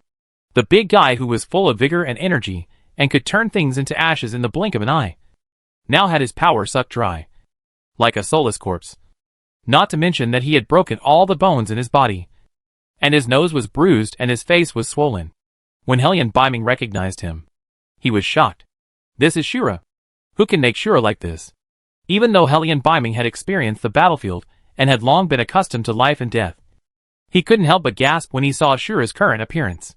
Draining Shura's internal energy is like breaking the wings of an eagle, pulling out the teeth of a tiger, and cutting off the hands of a jade craftsman, making them lose their most precious dignity and sit there waiting to die. This is more terrible than killing them with a knife. The old lady burst into tears. Yo Dan, that bastard hurt you like this? Tell me. I'll let your son kill him. Hellion Biming, who accidentally became Shura's son. Hellion Biming held his forehead and took a deep breath. Mom, he is not my father. The old lady threw a tantrum. He is. He is. He is. He is not. He is. The old lady twisted her son's ear. You are a great general. Right? You don't even recognize your own father. Right? It hurts. Mom, it hurts. The old lady is worthy of being a general's wife. Her strength is not to be underestimated. Hellion Biming felt that his ear was about to be twisted off by his mother. Is it a year of retrograde water? One by one, they came to compete for his favor. Seeing that his status in this family plummeted, he was almost inferior to an outsider. The old lady said seriously, why don't you ask Dr. Chui to treat your father? Treatment is fine, but recognizing your father is not possible. Hellion Biming went there with humiliation. Old Chui came with Yuan. The old lady was originally going to visit her grandson and great-grandson, but now she couldn't go because she had to treat Yo Dan. But the gifts were ready, so she asked the driver to deliver the gifts to Sisui Street. Hearing that her grandmother had picked up a Yo Dan, Yuan went back to the mansion to watch the fun without saying a word. But she didn't expect that the person picked up by the old lady was Shura. She blinked and looked at the man on the bed, who looked unrecognizable. For a moment, she didn't dare to recognize him. Old Chui. She pulled at the sleeve of Old Chui. The corner of Old Chui's mouth twitched. Don't ask me. I'm not sure either. The two then called Jiang Hai and Away and their group. Everyone took a breath of cold air at the first sight of Shura. It's really pitiful to be injured like this. Not only was his face unrecognizable, his internal strength was completely lost. And even the powerful aura that originally belonged to Shura was gone. He became an abandoned dead soldier.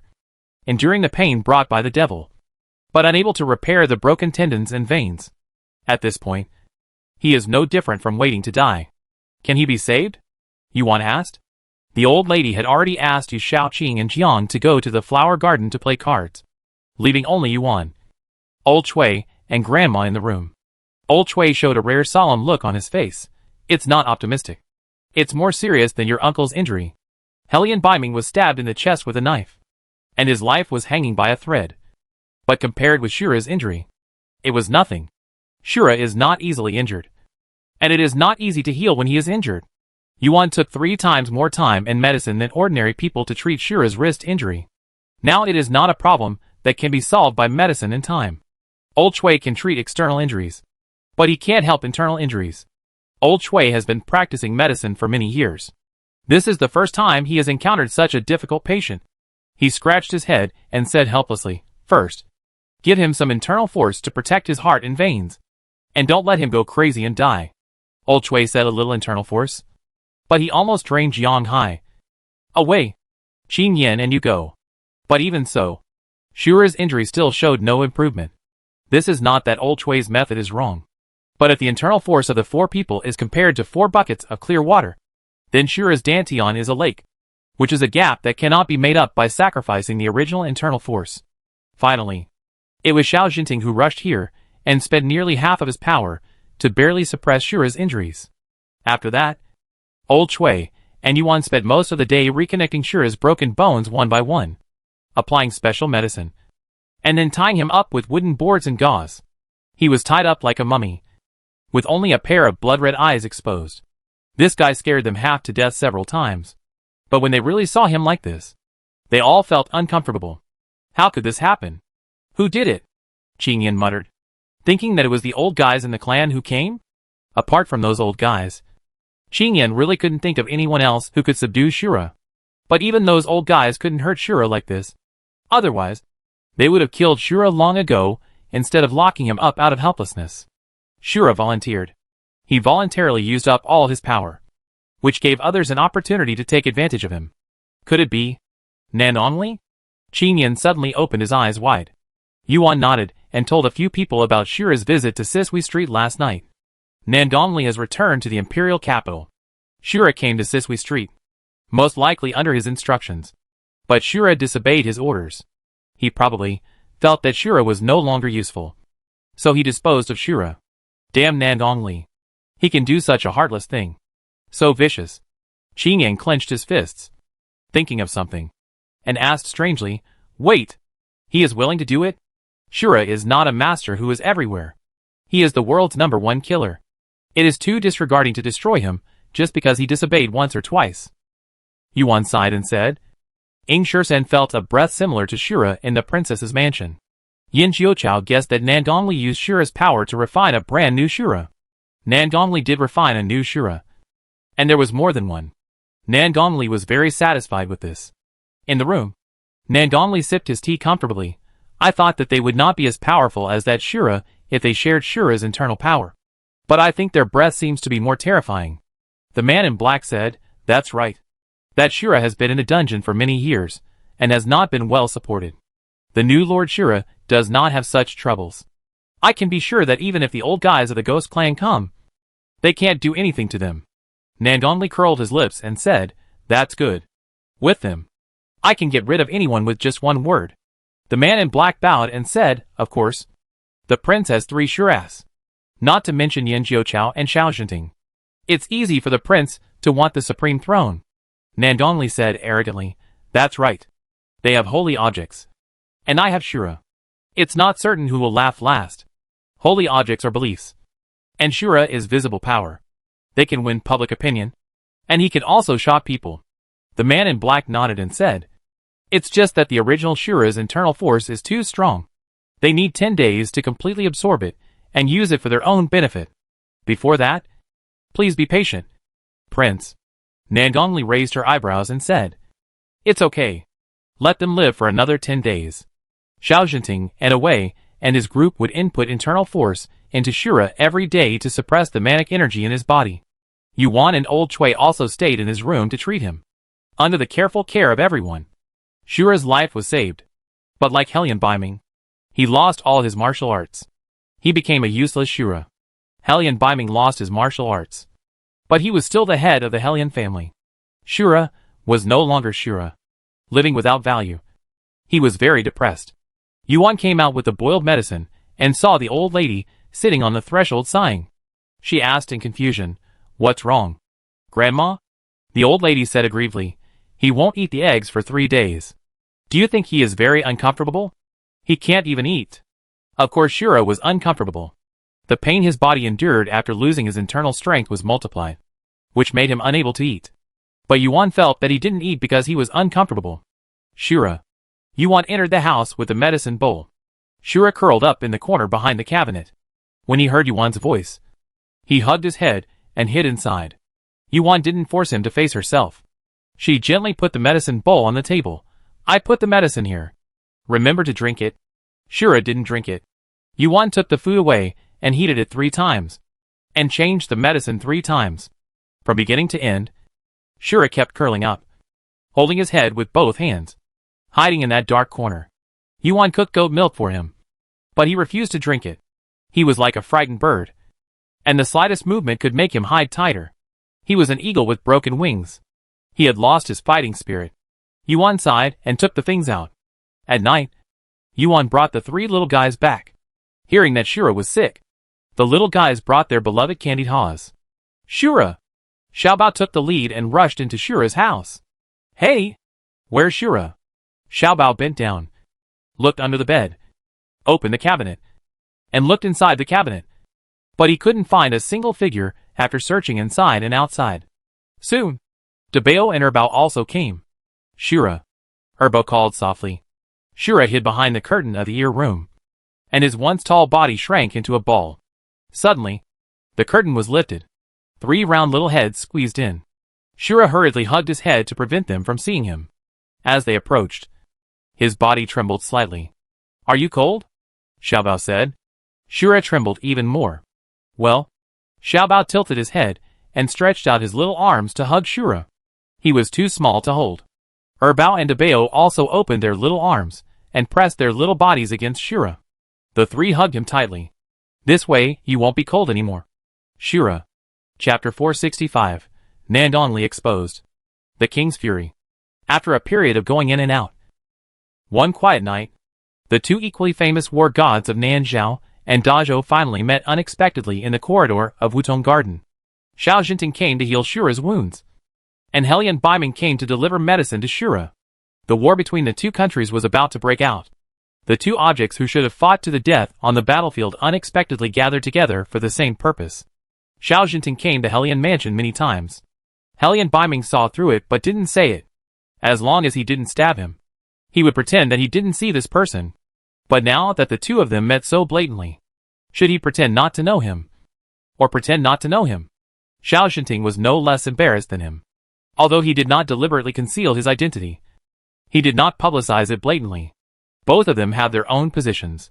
Some things are better to be understood in the heart, and there is no need to say them out loud. But now, the door is so narrow. One is inside the door, and the other is outside the door. Is he saying that he is not Xiao Jinting? Or is he not Xiao Jinting? Cough. Cough. The 2 of them cleared their throats at the same time. The army is approaching. The 2 countries are confronting, and the war is about to break out. The monarch and the emperor of the Great Zhou are eager to roll up their sleeves and fight. As ministers, do they have to fight first? "Hey, General, brother, you are all here? What are you doing here? It's going to rain. Come in and sit down." Yu Shaoqing carried a dustpan of dried chili peppers from Qixia Garden and walked into the house calmly. His expression and tone were incredibly casual, as if the 2 generals he had just greeted were not fighting to the death. Hellion Biming and Xiao Jinting stared at him in amazement, and did not move for a while. Does this bastard know their current identities? Does he know that they should pick up swords and beat each other first? Yu Shaoqing walked a few steps and realized that the 2 had not caught up. So he turned around and said strangely, "2 grown men. What are you doing standing at the door? You're blocking the way." As he spoke, he glanced behind the 2. Xiao Jinting looked forward, and Hellion Biming turned around and saw Zixu struggling to carry a basin of washed clothes. It was not right to go in. and it was not right not to go in. After all, Hellion Biming was the master. So he spoke first. Go to the study and sit down. Yeah. Xiao Shinting responded calmly. Xiao Shinting walked in, and Hellion Biming's wheel got stuck in the crack of the stone. Xiao Shinting lent a hand expressionlessly, and pushed the wheelchair out. Thank you, Hellion Biming said. You're welcome, Xiao Shinting said. The two went to the study. Yu Xiaoqing took the dried chili peppers to the small kitchen. Ashu wanted to eat spicy chicken, so he went to show her his skills. But he had just taken 2 steps when he heard the double shouts from his eldest brother and the Grand Marshal behind him. Come in. Yu Xiaoqing's heart trembled. Hellion Biming and Xiao Shinting looked at each other at the same time, and their faces became not very good. How dare you be mean to my brother? How dare you be mean to my subordinates? Yu Xiaoqing walked into the house with a basket of bright red dried chilies. What? The two of them wanted to talk but stopped. Their expressions were a bit hard to describe.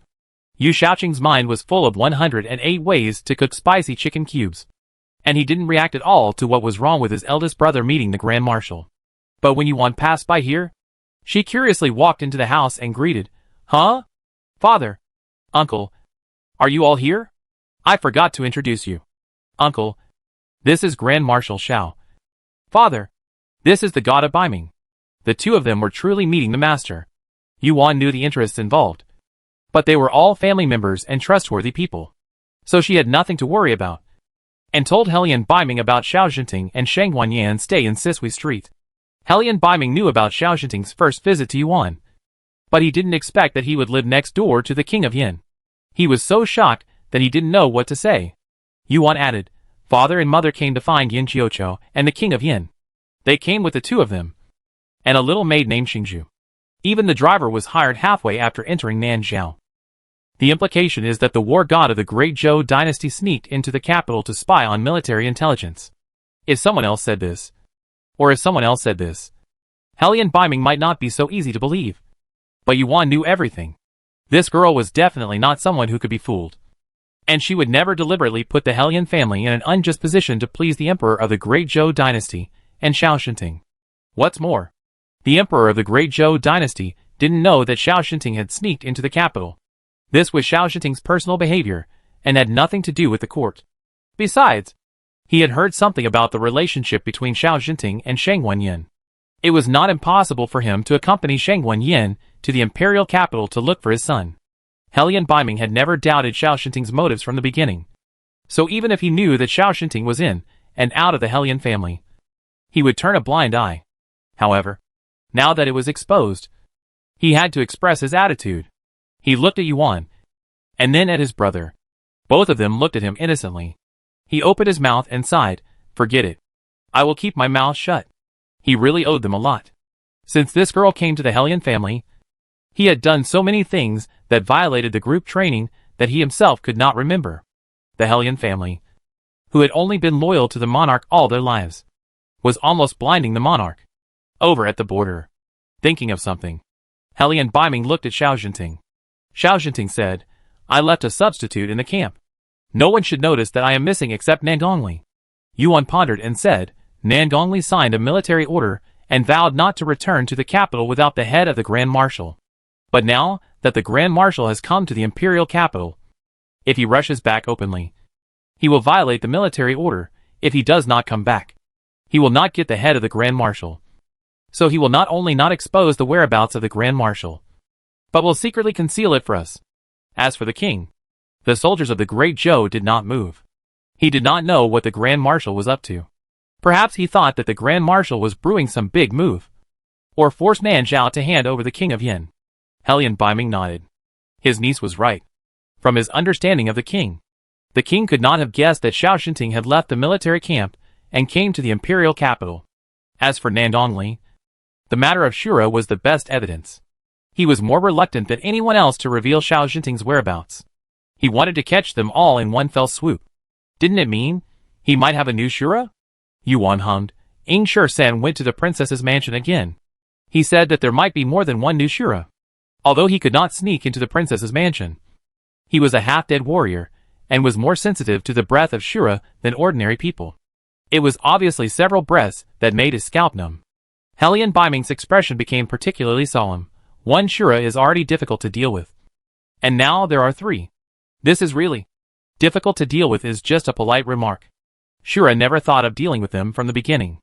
If Shura had killed them once, they might all have died. They had never really faced Shura.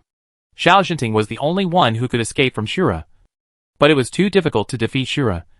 Not to mention that there was more than one Shura, which was almost impossible. Yuan held her chin inside. Is there no way to deal with those Shuras? Yes. Grandma appeared at the door without knowing when. Shura. The only one who can defeat Shura is Shura. Shura is a product of the Ghost Clan.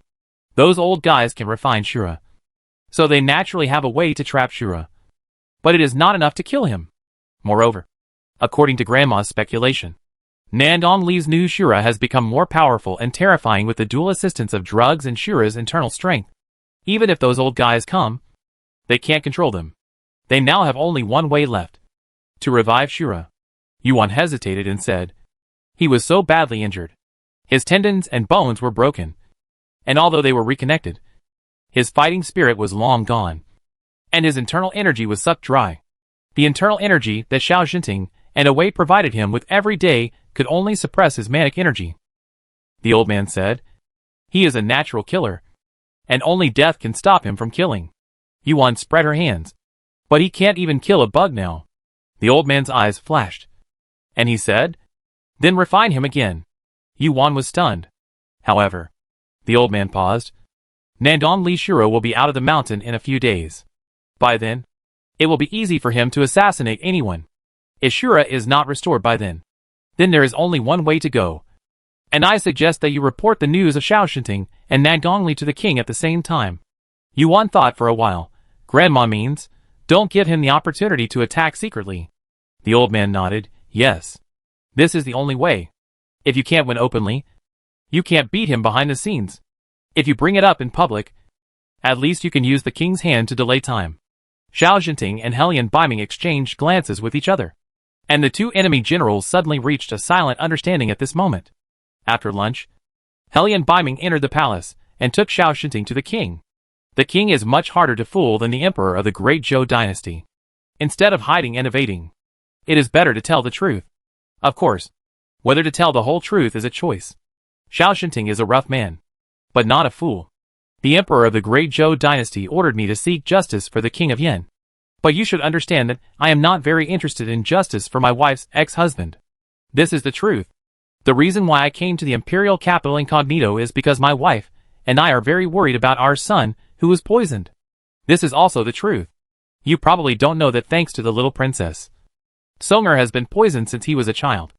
The imperial doctor said that he would not live beyond the age of 25. But a while ago, Songer found a prescription and saw hope of detoxification. This is even more true. Of course, the implication is a bit heartbreaking. Your daughter poisoned my son, and you didn't allow me to come to the imperial capital to help my son detoxify. Just tell me, as a monarch, do you really have to be so shameless? The monarch didn't say anything. He had found out some of the truth back then. The little princess stole someone else's husband and poisoned someone else's son. As a father, he really had no right to blame Xiao Jinting for coming to Nanzhao to detoxify his stepson. What's more, Xiao Jinting's position was different from that of the emperor of the great Zhou dynasty. This was a happy event for the precarious Nanzhao, regardless of whether what Xiao Jinting said was true or false.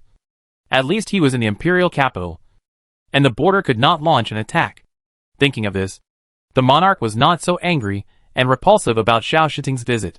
However, Xiao Jinting acted first and then reported, which really showed that he did not take him. The monarch? Seriously? From an emotional point of view, his authority was challenged. And he should punish the enemy general to save the face of the king of a country, but from a rational standpoint, he can benefit from the arrival of the other party.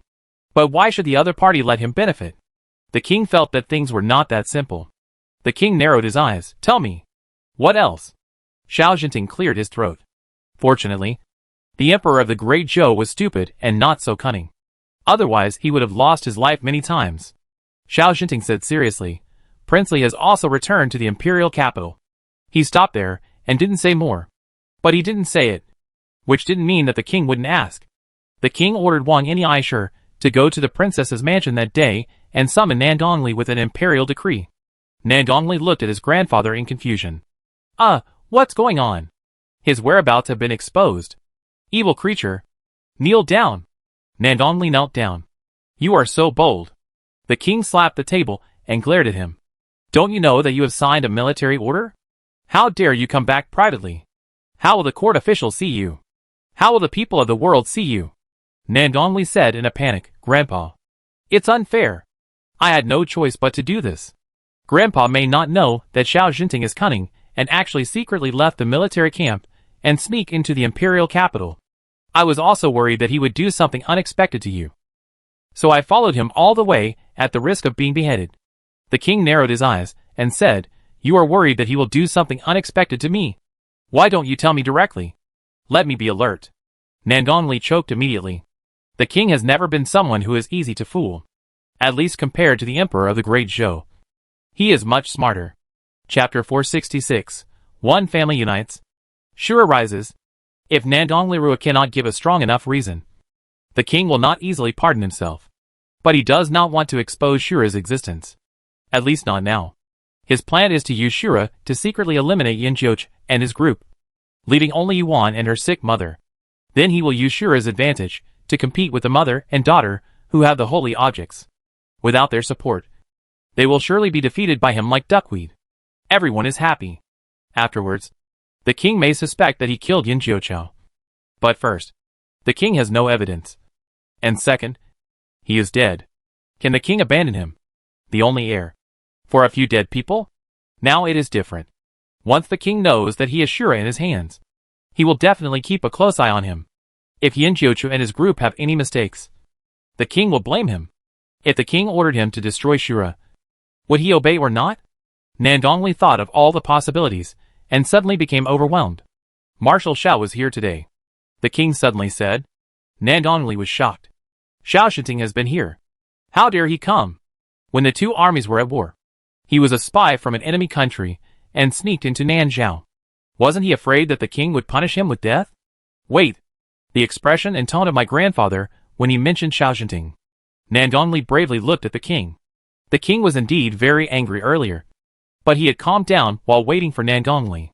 Besides, the matter between Yin Jiuchu and the king of Yin was ultimately his daughter's fault. He didn't have time to apologize. So how could he have the face to blame Xiao Jinting, who was devoted to Yin Jiuchao? Although Nandongli couldn't guess what Xiao Jinting had said to his grandfather to dispel his grandfather's murderous intention, one thing was certain. That was Xiao Jinting had revealed all his whereabouts. Good job, Xiao Shinting. It turned out that the person who fought with Shura on the street that day was him. In order to prevent Shura from assassinating him again, he did not hesitate to expose himself under the eyes of the king, and even shook him out. I have to say that this move seems arrogant and stupid, but it works damn well. Why don't you talk? The king asked in a deep voice. Nandongli gritted his teeth secretly, calmed down, and said in a pious tone, Grandpa, to be honest, I returned to the imperial capital to assassinate Xiao Shinting. I didn't expect him to sneak into the imperial capital. I was not thoughtful when I first issued the military order. But I promise you that I will definitely take his head. The initial agreement to kill Xiao Shinting was based on the premise that the two armies would definitely fight. But Xiao Shinting had already expressed his unwillingness to fight. Even the generals were like this. So how could he, as a monarch, really bear to let his soldiers and people bleed and sacrifice? The emperor of the Great Zhou wanted to go to war, and Xiao Shinting was the only general who dared to disobey him. If Xiao Shinting died, it would not be so easy to stop the war if someone else came. It is no exaggeration to say that the most advantageous strategy for Nanzhao now is to let Xiao Shinting live well. But the king was in no hurry to issue a protection order to Xiao Shinting. He looked at Nandongli deeply and asked, Xiao Shinting is the most powerful general in the Great Zhou dynasty. He is a master of martial arts, and no one can match him. How can you be sure to kill him? Nandongli understood that Grandpa was testing his bargaining chips. Well, if he didn't hand it over, today's matter would not be resolved. I have Shura. What did you say? The king was slightly stunned. Nandongli said with a stiff face, I have 3 Shuras. They can easily kill Xiao Shinting. Xiao Shinting, you exposed yourself to me, just to let me protect you. The king narrowed his eyes, and stroked the cold memorial with his fingertips. A shura is a ghost clan thing. How do you have a shura? And there are so many. Nandongli explained. I went to the ghost clan and brought back a shura. You? Nandongli hurriedly said, Grandpa. Don't be angry first. I didn't let anyone find out. They don't know it was me. And that shura is dead. Even if the ghost clan finds Nanzhao, they won't know that I stole their things. Now I have a shura that I made myself. It has nothing to do with the ghost clan. The king's face looked better. The matter of the great princess has already been very unfair to the ghost clan. If Nanzhao steals their shura again, it will be impossible for him to clear his name. Thinking of something, the country said again, I heard that shura will bite back its master. The implication is that Nandongli refined 3 in one breath. Why is he still alive and well? When it comes to this, Nandongli is much more excited. He raised his smile and said proudly, this is thanks to Menggu Lao, who used the goo worm to control their minds. Grandpa, please rest assured. They are loyal to me and will not hurt me. After he said that, he looked at the king's expression and knew that the king didn't say anything. But he was already shocked by the fact that he had 3 shuras in his heart. Sacred objects are rare.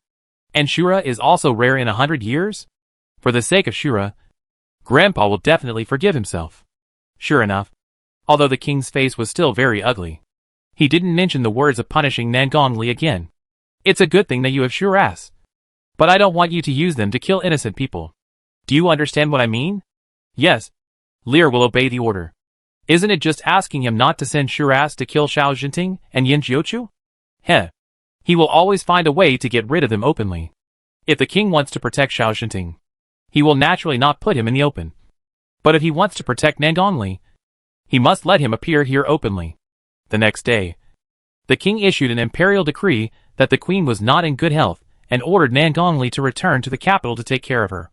The emperor and the queen were deeply in love, and no one doubted the authenticity of the imperial decree. As for whether the queen was pretending to be sick, it was not within the scope of everyone's consideration. Even if she was really pretending to be sick, what would it matter? That was her own grandson. Could she watch him go to Xiaojinting to die? If Nandongli wanted to pretend to rush from the border, he would have to delay on the road for several days. These days were the golden period for them to train shuras. Losing all his power overnight, the damage to Shura was far greater than he could imagine.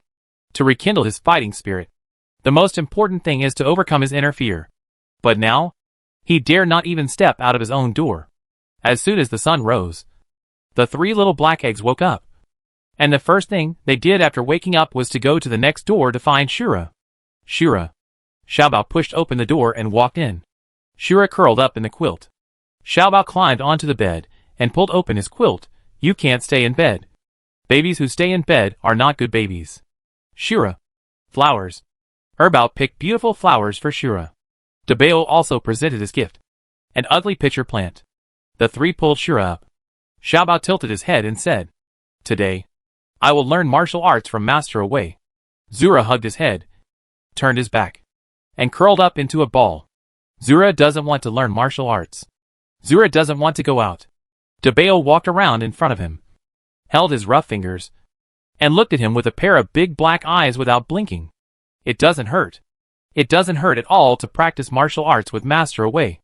Dabeo, are you in there? Yuan's gentle voice came from outside the door. Zura seemed to be struck by a bolt from the blue, and he quickly got into bed and pulled the quilt over himself. The 3 little guys walked over slyly. Xiaobao raised his little hand, imitated his mother's way of coaxing him, and patted Shura's shoulder. Don't be afraid. It's my mother. Mother is a very good person.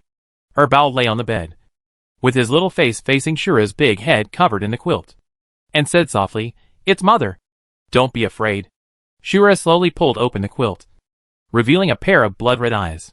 Erbao smiled sweetly, imitated his father's way, and rubbed his head. Be good. Since Shura woke up, he refused to let anyone get close to him, except the 3 little guys. But Yuan was not sure they could really coax Shura out. Yuan clenched the cold and shining Langia stick in her hand. For the sake of everyone's life and property, she had to risk it. If Shura refused to come out by himself, she would beat him out. The gentle whispers of Erbo and Xiaobao came from the room from time to time. Yuan didn't want to admit that she was jealous. She never knew that these little guys, who climbed up the roof and took off the tiles, had such a gentle and patient side. Is this still her son? Is he really not someone else's son? But it doesn't seem to work. Shura didn't move for a long time. Yuan gritted her teeth and said, "Son, mother is sorry for your good friend." Yuan raised the Langius stick and stepped to the door in one step. "Mother?" Xiaobao said with wide eyes. The three little guys looked at her in confusion. In their hands, they held Shura, who finally had the courage to take the first step. Yuan quickly hid the Langius stick behind her back, grinned, and showed a mouthful of white teeth. "Good morning.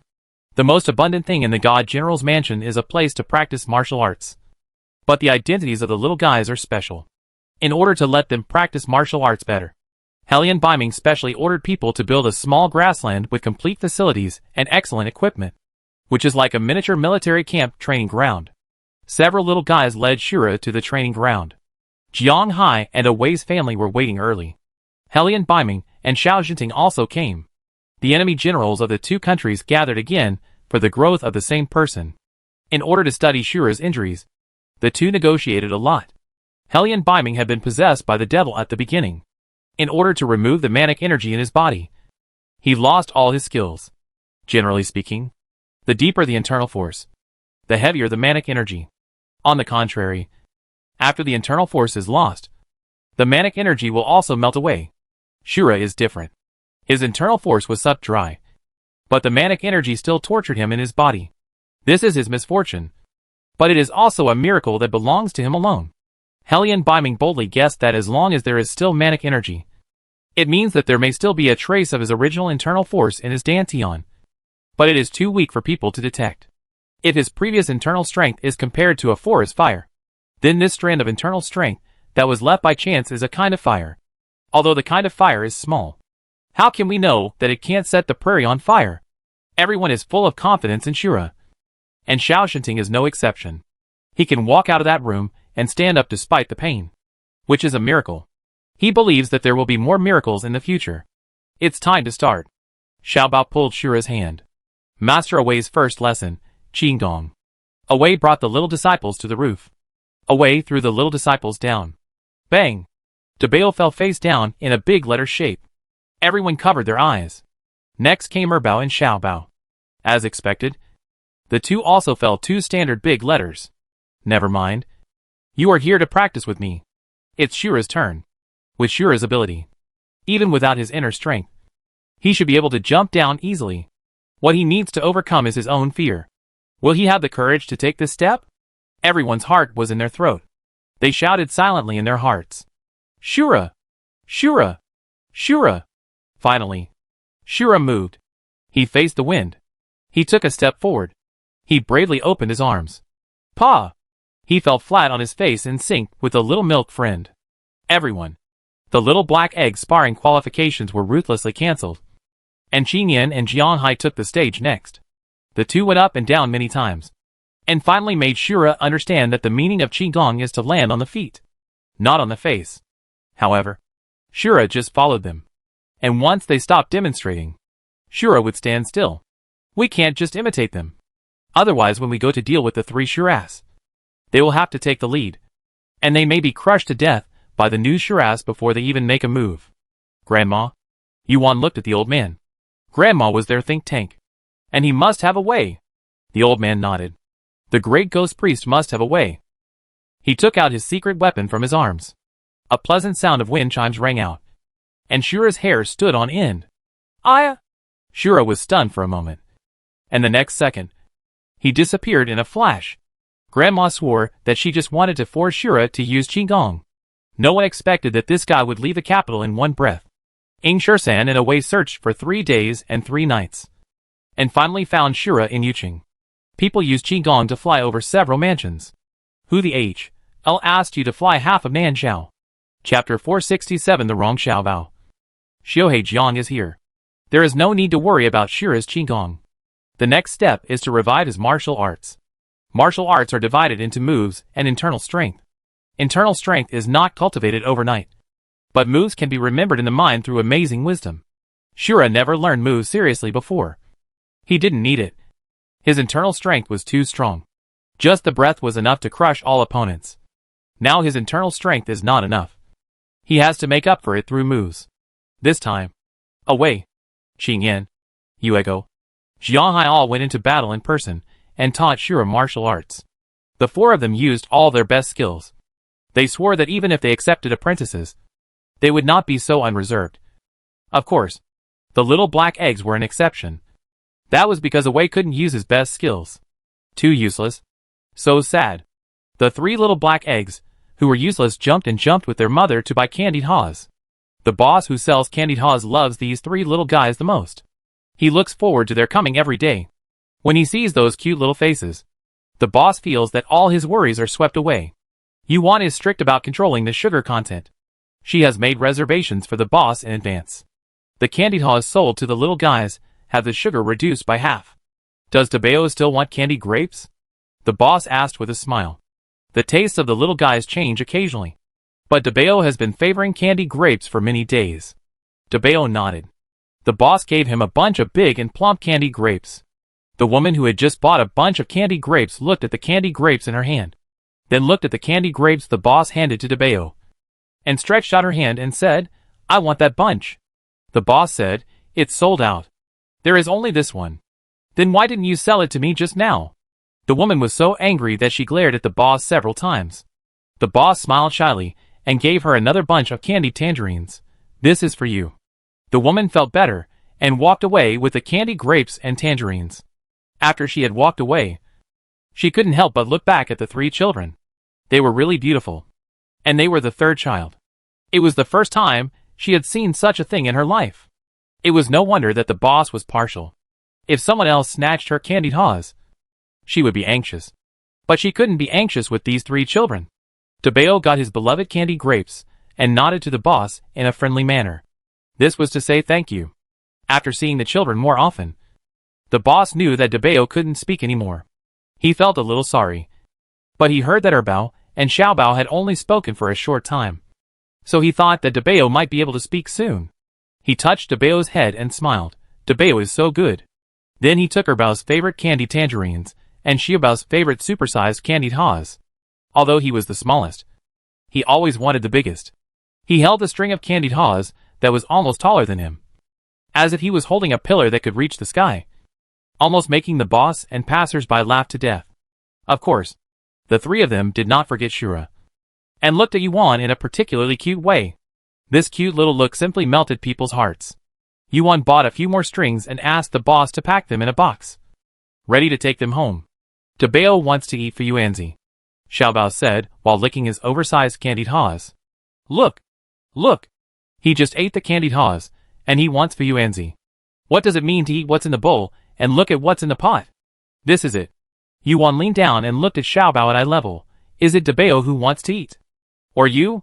Tabeo wants to eat, Xiaobao said seriously. Tabeo looked at his brother, who was blaming him with a confused look.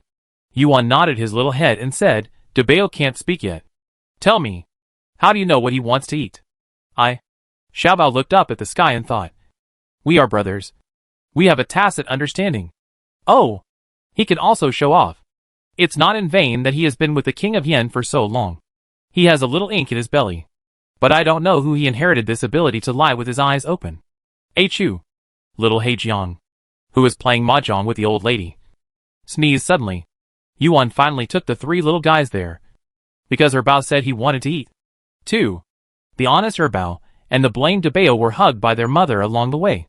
Poor Xiaobao held his oversized candied haws and sat on a small stool aggrievedly, watching his mother and brothers being kind and filial. The carriage arrived at the old shop, and Yuan took the three little guys down. The three of them held the candied haws and walked in. It was past breakfast and before lunch, so there were not many people. Yuan found a quiet corner in the lobby and planned to let them sit here to eat. But the three of them refused and had to choose a place in the middle where they could be seen as soon as they entered the door. He loves to show off so much. He must be their father's son. 3 small bowls of Fu Yuanzi. Yuan wanted to bring some for her family. So she went to the carriage to get a food box and asked them to make a few bowls to take away when they left. The 3 little guys put the candied haws on an empty plate beside them, grabbed a spoon with their little hands, and blew the Fu Yuanzi gently. It's so hot, Xiao Bao said. Yuan said with a smile, if it's hot, eat slowly. Hu Xiao Bao blew several times and fed the first bite to Yuan's mouth. Eat it. Mother. Previously, in order to punish this little guy for lying, she ignored him all the way. But he was so filial and considerate that he knew to feed her the first bite. Yuan was very moved and began to feel guilty about whether she was too cruel to her son. After eating this mouthful of Fu Yuanzi, Yuan decided to be nicer to Xiao Bao in the future. Xiao Bao tilted his head and said, it's not hot anymore. Is it? Then Xiao Bao can eat it. Yuan, who was poured with a basin of cold water, said, you just asked me to try it out for you to see if it's hot or not. The little guys were not satisfied with one bowl, so they ordered another. After finishing the second bowl, they wanted a third bowl. Is it really that delicious? Yuan looked at their chubby little bellies and rejected their little eyes very cruelly. The three of them got on the carriage holding the candied haws. Yuan went to get the food box containing Fu Yuanzi, and while she was waiting, an uninvited guest appeared. Yuan was puzzled. She just came to buy a floating Yuanzi, but she met her. They were destined to be together. However, it was not a good fate, but an evil fate. Ah! I was wondering why I smelled a poor smell from a distance. It turned out to be you. The little princess stood opposite Yuan with her hands on her hips, staring at her with a fierce look. After not seeing her for a few days, the little princess seemed to be more domineering. It seemed that the accident in the lady's mansion did not cause a deep blow to her. After thinking about it, she was the queen's granddaughter after all. Nandong was in trouble, but the queen was still favored. How could she let this granddaughter be bullied by anyone? I'm afraid that in order to make up for Nandong shortcomings, she doted on this granddaughter twice as much. Look at her silk and satin, which is much more noble than Yuan's. No wonder she has the confidence to scold Yuan for being poor. Seeing that Yuan didn't say anything, the young princess raised her chin and said arrogantly, don't think that you are great just because you have a mother who is a princess. Your mother is a bastard. Concubine Yun will always be just a concubine who can't stand up to the stage in front of my grandmother. Don't even think about being on an equal footing with me. This statement successfully made Yuan laugh. How did she infer that she wanted to be on an equal footing with her? She never thought about entering the family tree of their Nandong family. Okay. Besides, what's wrong with being born out of wedlock? Nandong is declining. What does she and her mother really want to fight for? And what does Nandong she have to do with it? What are you laughing at? The little princess was furious. Isn't what I said wrong? Now it's all over the streets and alleys. You and your shameless mother actually deceived the Hellion family in order to return to Nanxiao. Yuan's eyes turned cold. Say it again. Who is shameless? Your mother. Your mother is shameless. She actually seduced the Hellion family. Before she finished speaking, Yuan grabbed her head and pushed her hard into the window. Her face was pressed on the boiling soup by Yuan. The heat burned her face, and she felt pain on her face. She was scared and broke out in a layer of cold sweat on her forehead and back, and her calves trembled. What are you going to do? She asked fearfully. Yuan said coldly, listen to me. People's patience is limited. I don't care what those people outside say. But if you come to me and seek death, I won't be polite. If you dare to slander my mother again, I will peel off your face and see who is shameless. The little princess shuddered. She had provoked Yuan countless times, but every time Yuan was too lazy to pay attention to her. The worst time was when she robbed her yard, but that didn't move her at all. She thought Yuan was a soft persimmon and dared to challenge her because she had the support of the prince consort. But now the prince consort is not here. Right? It's her turn to get back. But Yuan pushed her into the pot all of a sudden, and she was so scared that she didn't dare to say a word. Yin Jiuqiao is a lunatic. And so is this woman. The whole family is crazy. All of them are crazy. Do you still dare to scold my mother? No. No. Goodbye. Take a deeder. Did you hear me? I heard you. The little princess didn't have the courage of Nandongli. She was frightened and cried loudly. She begged for mercy, which was a disgrace to the princess of a country. The shopkeeper who sold Fu Yuanzi had seen Yuan several times, but it was the first time he saw her so angry. No one could understand their conversation, but they were all shocked by her aura. The shopkeeper took a look at the soup for cooking Fu Yuanzi. He thought, the little princess's hair seemed to have fallen into it. Should I change the pot of soup later?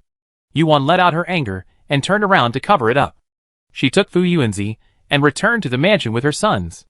The little princess was not as calm as her. She returned to the princess's mansion crying, thinking of how she had lost face in front of so many people just now. She was so ashamed and angry that she wanted to find a hole to bury herself in. After returning to the courtyard, she locked herself in the room, not eating or sleeping.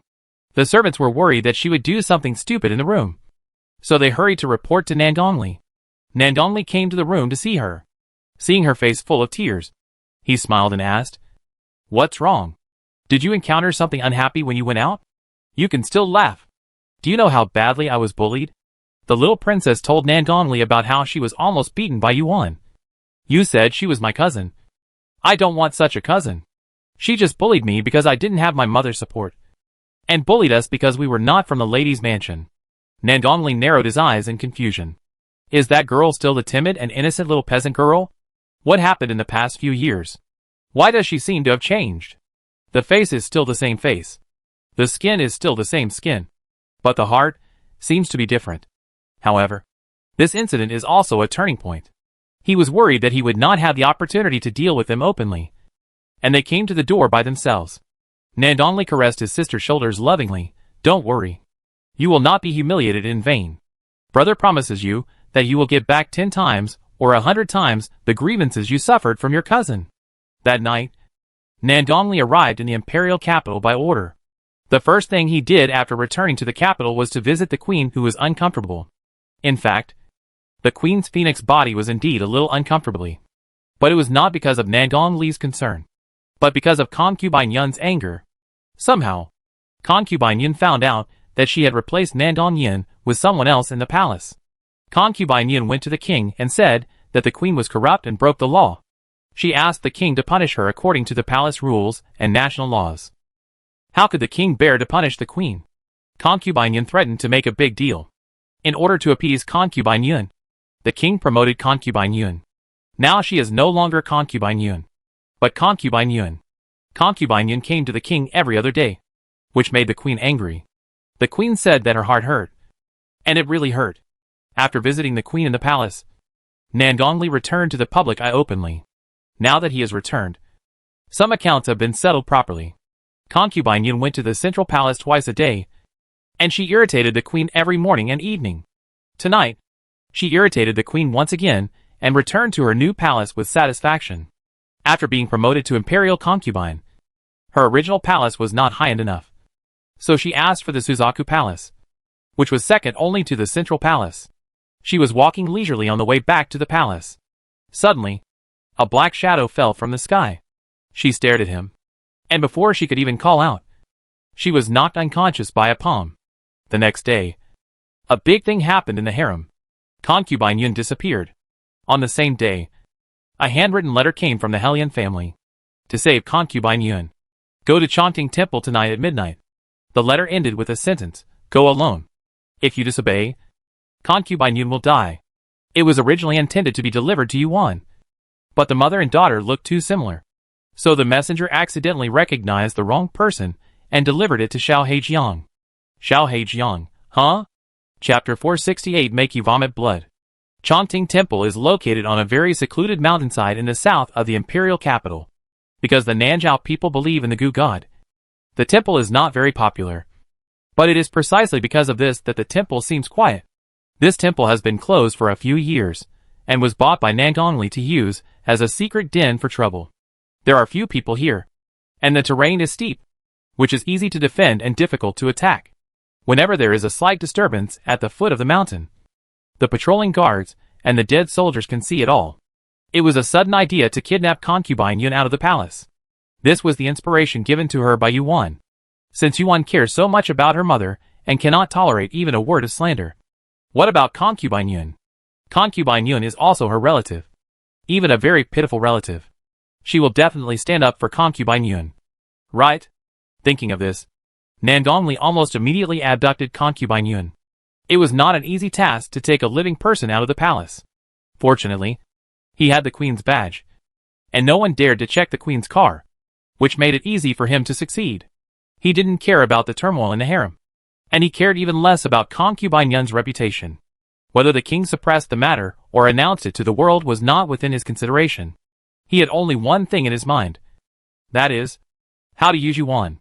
Yuan was an excellent chess piece.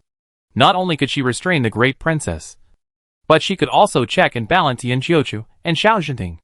Of course, the Hellion family was no exception. It was no exaggeration to say that with her in hand, she almost had half of the power of Nanzhao and the great Zhou dynasty. How could the little girl who had tried to open her heart to him change in the blink of an eye? He shouldn't have accidentally let her see his conversation with Su Xiao, which exposed him, and she ran away in anger. Fortunately, she escaped and was picked up by Yin Ryu. It can be seen that after all the twists and turns, she will eventually fall into his hands. It was so in the past, and it will be so in the future. Nandongli pinched the jade ring on his left thumb, and a cold light flashed in his eyes. He stood on the hillside and looked at the foot of the mountain. After looking for a while, he estimated that the people would arrive in a long time. So he went back to the Zen room first. However, the Zen room tonight was not as quiet as before. This has to start with Concubine Yun. Concubine Yun was knocked unconscious in the palace. And when she woke up, she was lying on a cold and unfamiliar bed. She had never been to a temple in her life, so she naturally didn't recognize that this was a Zen room. Her first reaction was that she had let the dog king banish her to the cold palace. Just as she was wondering, a little monk came in with a food box. "Are you awake? This is the vegetarian meal for tonight. Please enjoy it slowly," the little monk said humbly and politely, then put the food box on the table and left. "Donor? Vegetarian food?" bawled monk. Yunfei opened the door and looked around. She finally realized that she had been kidnapped to the temple.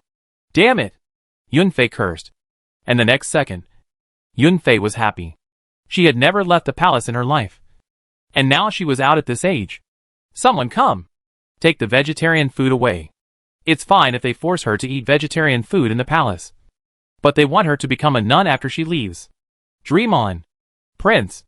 A guard who was guarding Concubine Yun came to Nangong Li's meditation room in a hurry. Nangong Li was meditating quietly. Hearing his anxious tone, he frowned. "What's wrong?" The guard said embarrassedly. "The concubine doesn't eat vegetarian food." "What does she want to eat?" Nangong Li asked with a frown. The guard said with a stiff face, "Meat. Eat meat." Nangong Li's mouth twitched. In the quiet place of Buddhism, this old woman actually had the nerve to shout for meat. The guard said embarrassedly, "The imperial concubine said that if she is not given meat, she will starve to death. And she will not let you go even if she becomes a ghost." Listen. Listen. What are these words? A dignified imperial concubine. She always talks about death. Is she still a first-class imperial concubine? She is simply a shrew. Thinking of something, Nangong Li paused. "Wait. How did she know it was me?" The guard hurriedly assured, "It was not said by me. That was Yunfei's own guess." It was not too difficult to guess. He had just entered the palace to meet the queen tonight. Yunfei could not have not received the news. Yunfei was abducted here. It was easy to guess that no one else could easily carry a living person out of the palace. The king did not suspect him, because the palace was big enough. The king did not think that Concubine Yun had left the palace. He just thought that Concubine Yun was hiding in some corner to make him unhappy. Concubine Yun had done such things before. And she had done a lot. Before confirming that Concubine Yun had no value to threaten Yuan, Nangong Li would not treat her badly. But this is a temple after all. There is no ready-made meat. Go to the back mountain to hunt some game, Nangong Li ordered. Yes. The guard went there upset. His hands used to kill people were sent to hunt in the end. The guard spent a cup of tea and hunted a fat hare in the forest in the back mountain.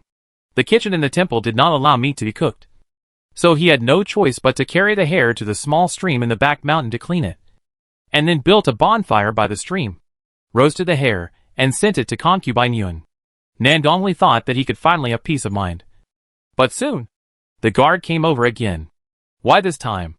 Nangong Li asked in a deep voice. The guard said, "Yunfei said that there was only meat. No wine." Nangong Li was startled. "She still wants to drink?" The guard lowered his head. Nangong Li suppressed his anger and waved his hand. "Forget it. There is a jar of the best huadi in my carriage. You can give it to her."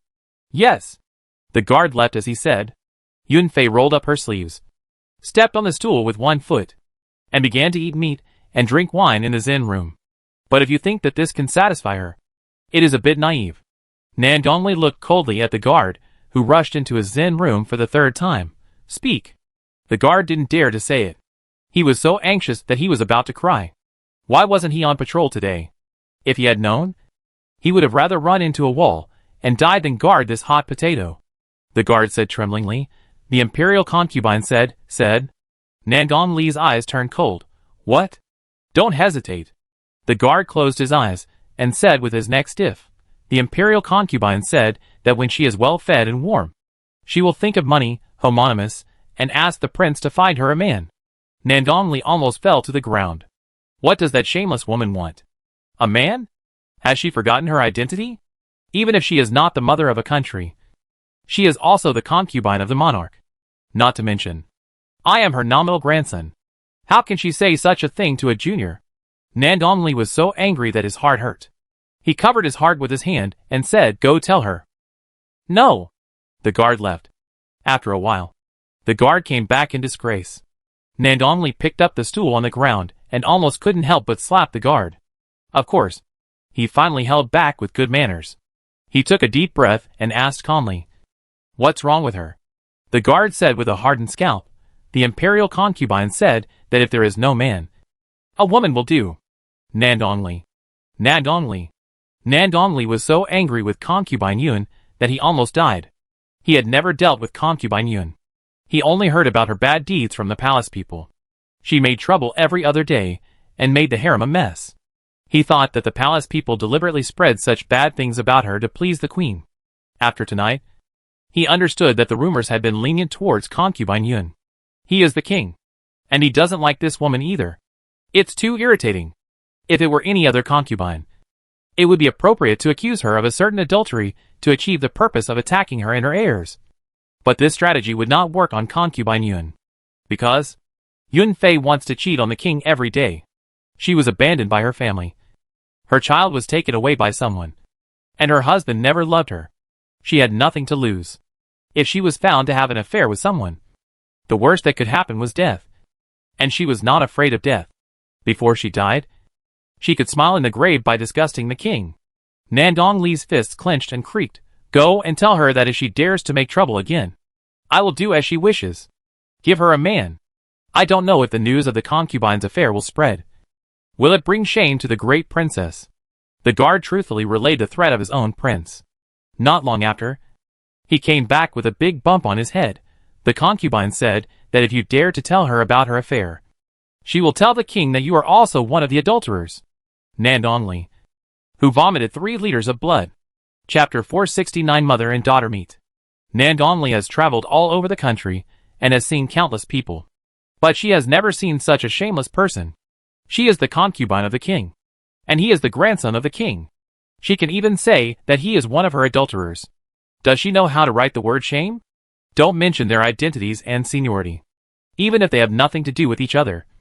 They can't be so reckless. Besides, what does the phrase one of them mean? Does she want to be different every day for a month? Nandongli is almost angry to death. After only spending half a day with this woman, she was so angry that 1 Buddha ascended to heaven and 2 Buddhas were born. I dare not imagine what kind of life the king and queen who faced her day and night lived. Nandongli couldn't help but sympathize with his own grandfather and grandmother in his heart. But now is not the time to sympathize with others. He has important things to do. And he almost made this old woman angry and lost her mind and forgot what she was going to do next. You almost ruined my plan. Nandongli pulled back his horse and drew his attention back in time. Then he ordered the guards, who were guarding concubine Yun, to find a way out no matter what the imperial concubine said or how she made a fuss.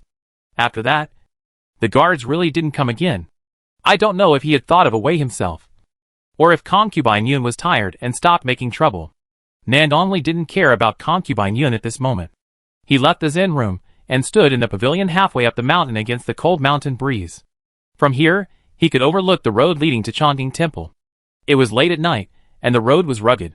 If she really came here alone, would she be unable to find the way up the mountain?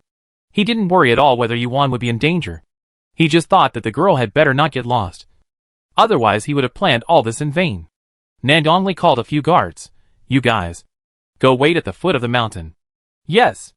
5 guards received the order and went down the mountain with torches.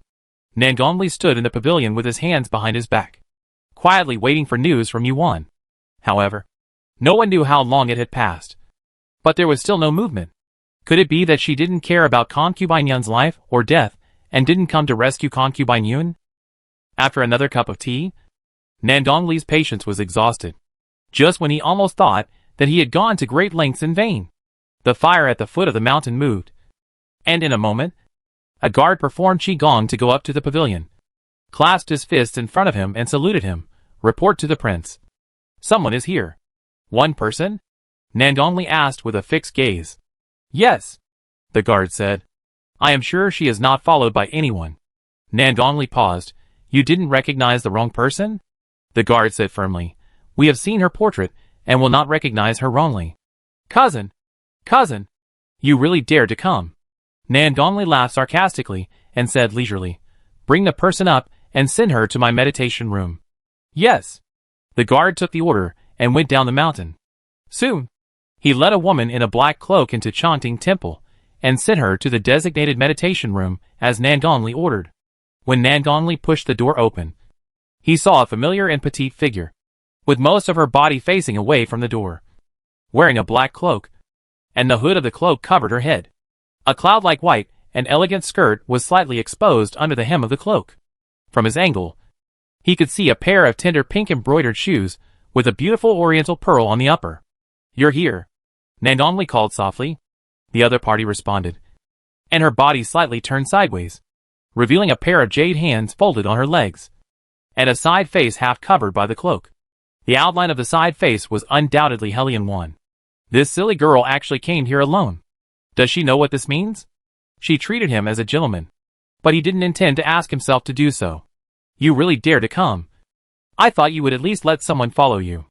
Nandonli teased, and sat down on a chair not far from her. Seeing Hellion One was silent and well-behaved, Nandonli felt an indescribable swell in his heart. Since he came to Nanzhao, he found that Hellion One was no longer the weak girl who was manipulated by others. He was defeated several times in her hands. But now it seemed that he had returned to the days when he allowed her to be manipulated. This made Nandonli in a good mood. And even the heart that made Concubine Yun angry was relieved. He said, Concubine Yun is in the Zen room in the back house. Don't worry. I will take good care of her. As long as you listen to me, I promise you that you and Concubine Yun will be fine. Hellion One still didn't say anything. Just buried her head playing with the tassels on her belt. This quiet and well-behaved look seemed to carry a hint of grievance in Nandonli's eyes. And Nandonli found that his heart was actually a little soft. This is really strange. I don't have much love for this woman. I want to possess her only because she is Yin Jiocha's woman. But now, Nandonli covered his pounding heart. What a ghost. He calmed down and put away all distracting thoughts and said, actually, I don't have to be an enemy of you. When I saw the mark of the ghost clan on you, I guessed that your identity was not simple. But I didn't expect you to come to this day step by step. Isn't it good to stay in the Great Zhou safely? Why do you have to return to Nanzhao to fight for something that doesn't belong to you? Your mother is the great princess. She was born with the fate of a star of misfortune. She will bring disaster to the entire Nanzhao. Whether you believe it or not, it is a fact. So even if you have a holy object, what does it matter?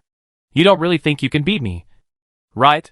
Speaking of this, Nandonli smiled softly. A trace of complacency flashed across his brows. I might as well tell you that you won't have any chance of winning. Before it gets to the point of no return, give up your thoughts. You are my cousin. As long as you do what I say, I won't touch you and the great princess. And Concubine Yun can enjoy her old age in the harem. As for my conditions, I think you should understand that I want the heads of Yin Jiuchu and Xiao Shinting. You don't have to reject me in a hurry. I'll give you one night to think about it. Tomorrow morning, you can either agree to me or be held hostage by me. It's up to you. Ah, and don't play tricks. You can't deal with me. Do you know why? Nandonli pointed his fingers proudly. I have 3 shuras. The sleepy person under the cloak finally reacted when she heard the last sentence. And her eyes lit up. Shio. Shura. 3. The kind that can be beaten? The shura at home is a good milk friend for the baby. It's really uncomfortable if I can't beat him. Nandonli was stunned for a moment by her suddenly straightened back. Is it an illusion? Why? Why do I feel that she is drooling? You are hungry. Nandonli was halfway through her words, when the petite figure rushed over, and threw Nandonli straight to the cold floor. Nandonli was caught off guard, and the back of his head hit the floor heavily. He was dizzy, with stars in his eyes, and even had a moment of tinnitus. It was this moment of tinnitus that made him miss Xiao Heijiang's question. Xiao Heijiang was annoyed, squatted down, grabbed his hair, and shook his head vigorously. I'm asking you a question. Where is Shura? Nandonli felt that his brain was about to be shaken apart. The severe headache made him regain consciousness quickly. He opened his dizzy eyes, and saw the face hidden under the cloak. He was stunned immediately. This face is indeed 70% similar to the one in the portrait. But this is not Hellion One's face. This is... Where is Shura? Where is Shura? Xiao Heijiang asked persistently. Nandonli was struck by a bolt from the blue. The great princess. His aunt. He just said to his aunt. Thinking of the feeling that made his heart beat. Nandonli's scalp numbed. He can flirt with his cousin. But he doesn't want his aunt. Someone come! He shouted. He was too busy to think about why the person who came was not Hellion One, but the great princess. He was confused. Wasn't this woman sick and could fall down with a gust of wind? Who could tell him who this guy was who could pin him to the ground with just one finger and prevent him from getting up? Shura. Shura. Shura. Xiao Heijiang poked Nandonli with his index finger. Accidentally. Snap. A rib was broken. Nandonli almost fainted from the pain. He was a young master who grew up with a silver spoon in his mouth. When had he ever suffered such pain? Not to mention a rib. Even a finger had never been seriously injured. He was not so optimistic that Shura could bear this kind of pain. He broke out in cold sweat. Where are the guards? Where are the assassins? Are they all dead? This is not the guards' fault. It was because he had ordered that no one was allowed to approach him when he was talking to Hellion One. And everyone should stay away. Therefore, after he shouted, it took a breath for the guards to come over without knowing the situation. Although Nandonli was not an expert, he had learned self-defense martial arts. No one would have expected that he would be bullied by a woman. The guard was shocked and hurried forward to pull the woman away, but was punched away by the other party. Nandonli was stunned. Soon, another guard rushed in. The woman didn't even look at him, and just punched him away. All the guards who were beaten were hung on the century-old sycamore in the yard. Soon, the sycamore tree was full of hangings. Where is Shura? Where is Shura? Where is Shura? Xiao Heijiang grabbed Nandonli's collar and asked frantically. Nandonli was shaken so hard that he foamed at the mouth and rolled his eyes. Where is Shura? Of course. He is in the Emperor's mansion. Who the H.L. would send out Shura to deal with Hellion One? He's not crazy. However, even without Shura, he brought the most powerful warriors, all of whom were golden-faced warriors, who were about to be trained into Shura. She didn't believe that this woman could deal with them. He crushed the beads hidden in his sleeves. The golden-faced warriors received the order and opened their cold eyes in the darkness. Holding spears, several people walked towards Nandonli's meditation room like devils from purgatory. Shura! Shura! Shura! Xiao Heijiang interrogated persistently, not realizing the danger was coming. A spear was aimed at the back of Xiao Heijiang's head, and it was about to pierce her head. Suddenly, a gorgeous figure ran over with a copper basin, jumped up, and slammed it on the top of the golden-faced warrior's head. The copper basin was broken. The golden-faced warrior was unscathed. He turned his cold eyes and looked at Concubine Yun, who attacked him. Why didn't he beat Concubine Yun away before she attacked? It was because Concubine Yun was too weak. To him, she was just an ant. When an ant approaches a person, will the person be on guard? No. But if this ant bites him, he will have to pinch it to death. The golden-faced warrior reached out to pinch Concubine Yun's throat. But unexpectedly, something strange happened. Xiao Heijiang turned his face coldly, and a terrifying breath was like an exploding light bead, which shook him and his spear away with his extremely strong internal force. He crashed into the remaining few golden-faced warriors. No one knew how powerful this aura was.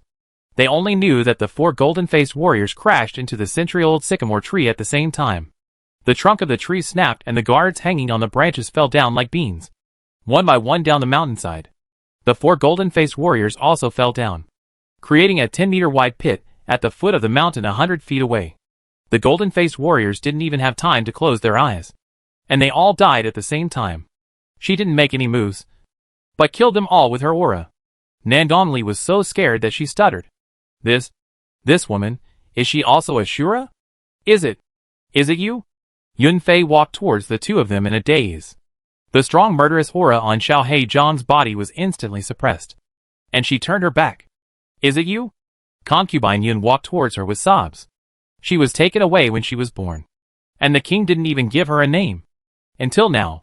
She didn't even know what the child was called. Nandonli was released. He was finally free. He planned to escape. Concubine Yun walked over blankly, without looking at the road, and stepped on Nandonli's face with a smack. Nandonli, whose nose was broken on the spot. Xiao Heijiang sat crookedly on the ground and moved a few steps to the side.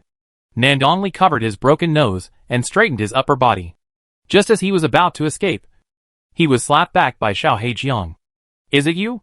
Concubine Yun came behind Xiao Heijiang and looked at her thin back. It's not me. Xiao Heijiang lowered his head and said aggrievedly. Chapter 470 Family Reunion. Together to abuse the scum. This aggrieved and angry tone. It is said that only when someone loves you can you be wronged. But she has been the one who has no father and no mother to love her since she was a child. The nanny who was sent to take care of her took all her grievances on her because she left her hometown. She grew up like a weed. Until the end, no one could bully her anymore. But she was not bullied at the moment. But why? Xiao Heijiang sat cross-legged on the ground, with the soles of his feet facing each other, holding his feet with both hands, his little body slightly arched, like a pitiful little bullfrog. How could it not be you? Yunfei knelt down behind her. It's not me, she said aggrievedly. Suddenly, her back felt warm. It was Concubine Yun who gently hugged her. The fragrance that belonged to Concubine Yun lingered in Xiao Heijiang. It was an indescribable smell. Fragrant but not strong. Fragrant but not gloomy. It was a taste that had never been in her memory. Xiao Heijiang's head drooped even lower. If Concubine Yun walked around at this time, she could see that her palm-sized face was a little red. But Concubine Yun did not. Concubine Yun just hugged her gently, like hugging her most beloved mutton dumplings. She said softly, "You were sent away a few days after you were born. I never thought I would see you again in this life." She will always remember that snowy night. After giving birth, she lay weakly on the cold bed. A group of strong and powerful maids rushed in and forcibly took the child in her arms. The child's cry resounded outside the palace gate for a long time. She knelt in the snow and begged the man to return the child to her. But he didn't. He just turned his back indifferently. "Your Majesty, the little princess is crying, and the queen can't comfort her." He saw a trace of nervousness and anxiety between the man's eyebrows. He went to the woman's bedroom. She waited year after year. Waited until her hair turned white. Waited until half of her body was buried in the loess. Waited until she was desperate. But unexpectedly, she appeared without any warning. She was no longer the same as she was in the cradle. But she still recognized her at a glance. She had no idea how she had lived these years. But she knew that she must have suffered a lot. A girl who was raised under care should be like Nandong Yen and Nandong Shi. So delicate that she could be crushed to death with one hand. Every bit of her ability had the shadow of her being bullied. Concubine Yun was so distressed that she almost cried. She was ostracized everywhere in the palace. And she understood this feeling better than anyone else. But she was grown up after all, and knew how to protect herself. How could a child in swaddling clothes grow up with so many bumps and bruises? Every time Concubine Yun thought about it, she couldn't help but curse the bastard king and his white moonlight queen in her heart. Not a thing. Concubine Yun held her for a while, and felt that the body in her arms was not as stiff as before. She gently turned her little body, let her lie on her side, and held her in her arms better. In the temple, the cold wind was bleak and silent. No one spoke. This was the tranquility that belonged to them alone. Yunfei's heart, which had long been petrified and riddled with holes, seemed to start beating again. She felt the blood flowing back in her body, and it seemed that her breathing had become different. The mother and daughter hugged each other quietly. And suddenly, Nandonli woke up. He secretly glanced at the two people who were immersed in huge emotions, and determined that this was a good time to run away. He propped himself up with his hands without making a sound. But before he could stand up completely, the mother and daughter showed their fists. beat him into a pair of panda eyes, and beat him back to the floor. Go back to the Zen room. It's cold here. Isn't it cold? The walls on all four sides were punched through by someone, and the night wind blew in. Yun Fei said that this old bone couldn't stand it. Yeah. Xiao Heijiang responded shyly. Concubine Yun took her soft and boneless little hand. She lowered her head and followed behind Concubine Yun shyly, being very obedient. Suddenly, a fish that had escaped the net rushed over with a spear. Xiao Heijiang was possessed in a second, and punched him into the crack of the ground with a fierce little fist. Concubine Yun naturally didn't think there was anything wrong. It was her own child, so it didn't matter what happened. Concubine Yun looked at her lovingly, took out a handkerchief, and wiped the sweat from her forehead. There were many guards and dead men who had fainted on the ground. Xiao Heijiang took the lead and walked in front, clearing the road one by one. Just as they were about to enter the Zen room, a strong male voice suddenly came from the foot of the mountain. A shoe.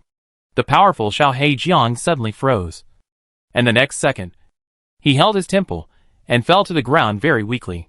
Concubine Yun's mouth twitched.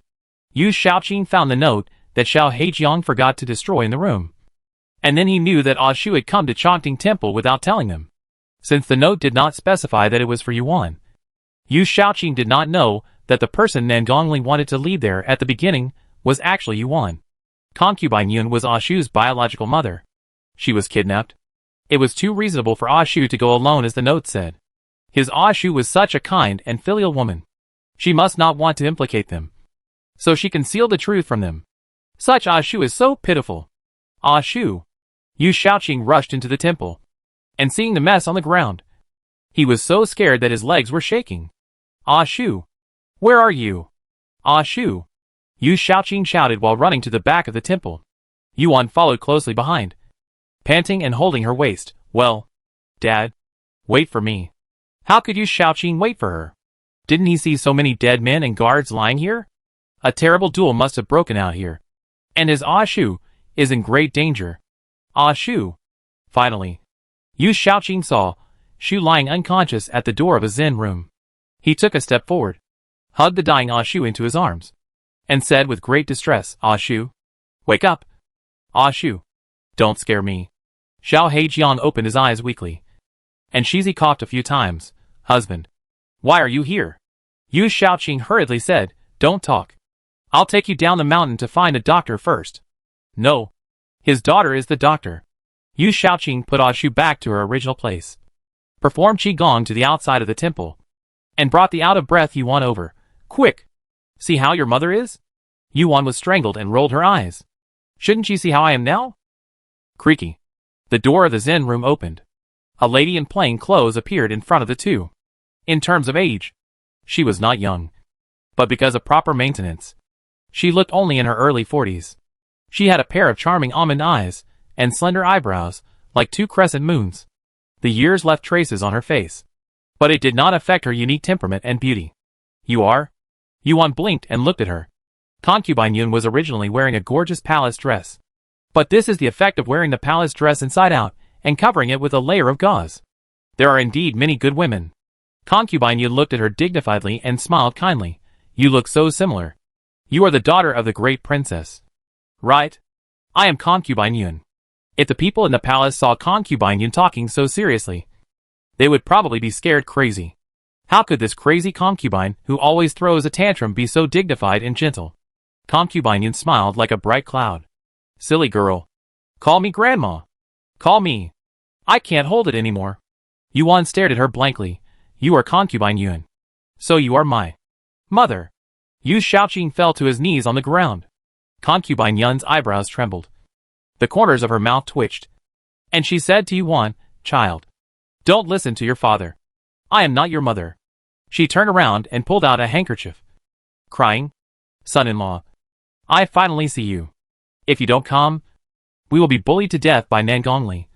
That bastard, Nangongli, who finally woke up for the nth time and was limping to the door of the temple, staggered several steps in anger after hearing such confusing words.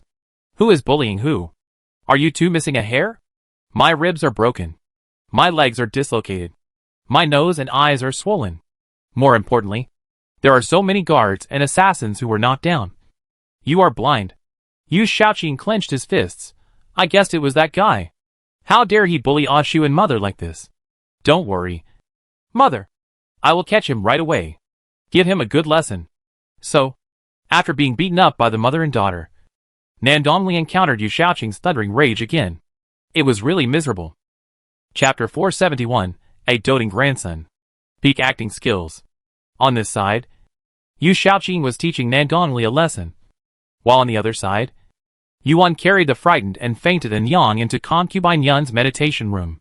Xiao Heijiang was lying on a bed with 2 extra mattresses, while Yuan and concubine Yun sat on a stool only 3 feet away from the bed.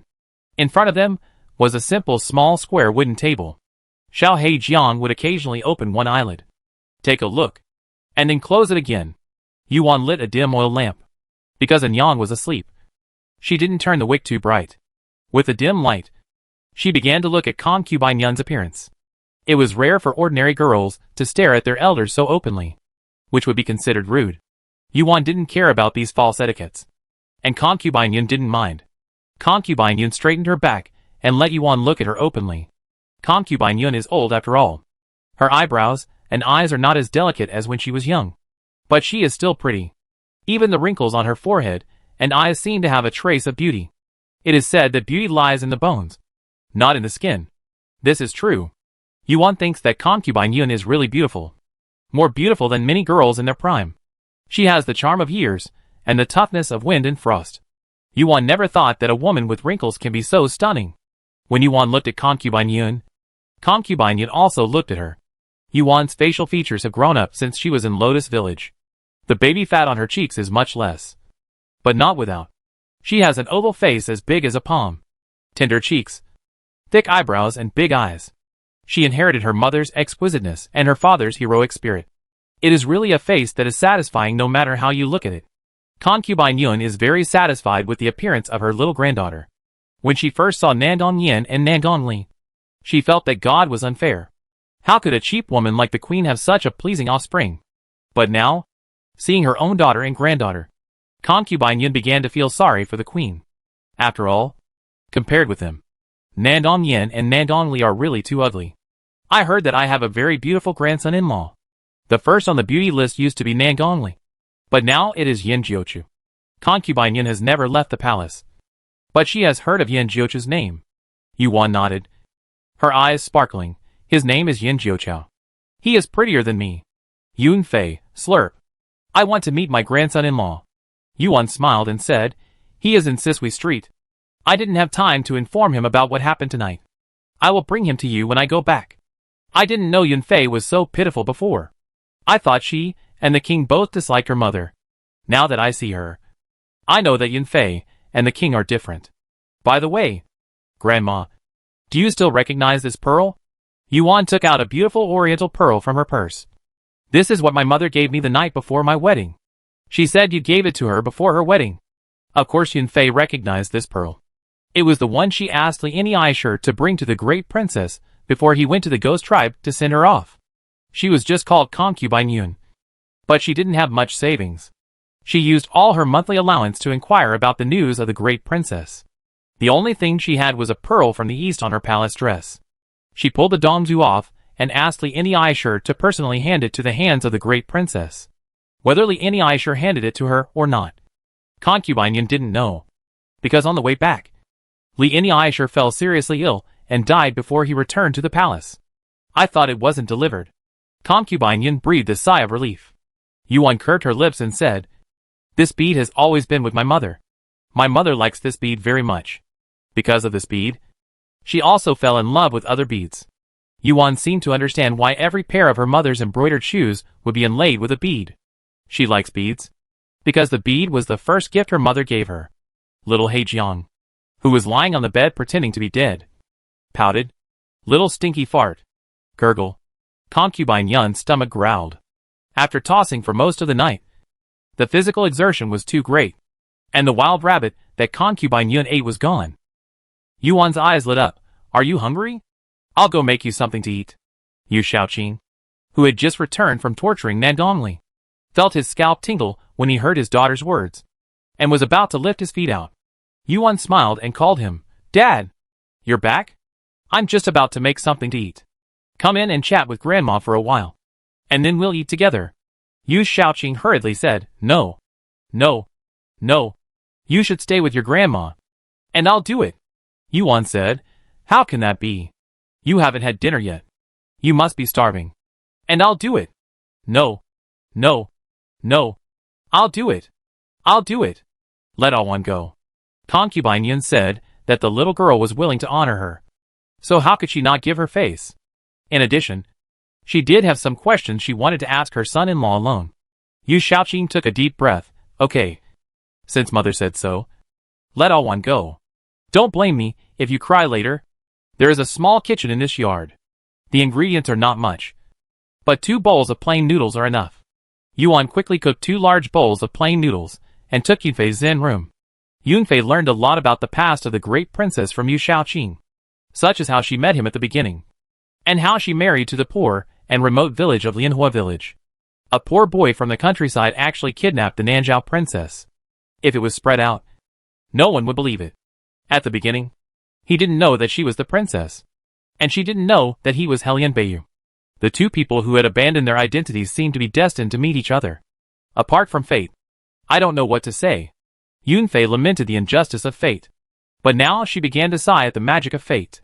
To the great princess, the poor boy she just grabbed turned out to be Helian Beiyu of Nanzhao. And to Helian Beiyu, the girl in distress she met on the street turned out to be the princess that the Helian family protected with their lives. I still remember your father. That was the one who opposed the most fiercely.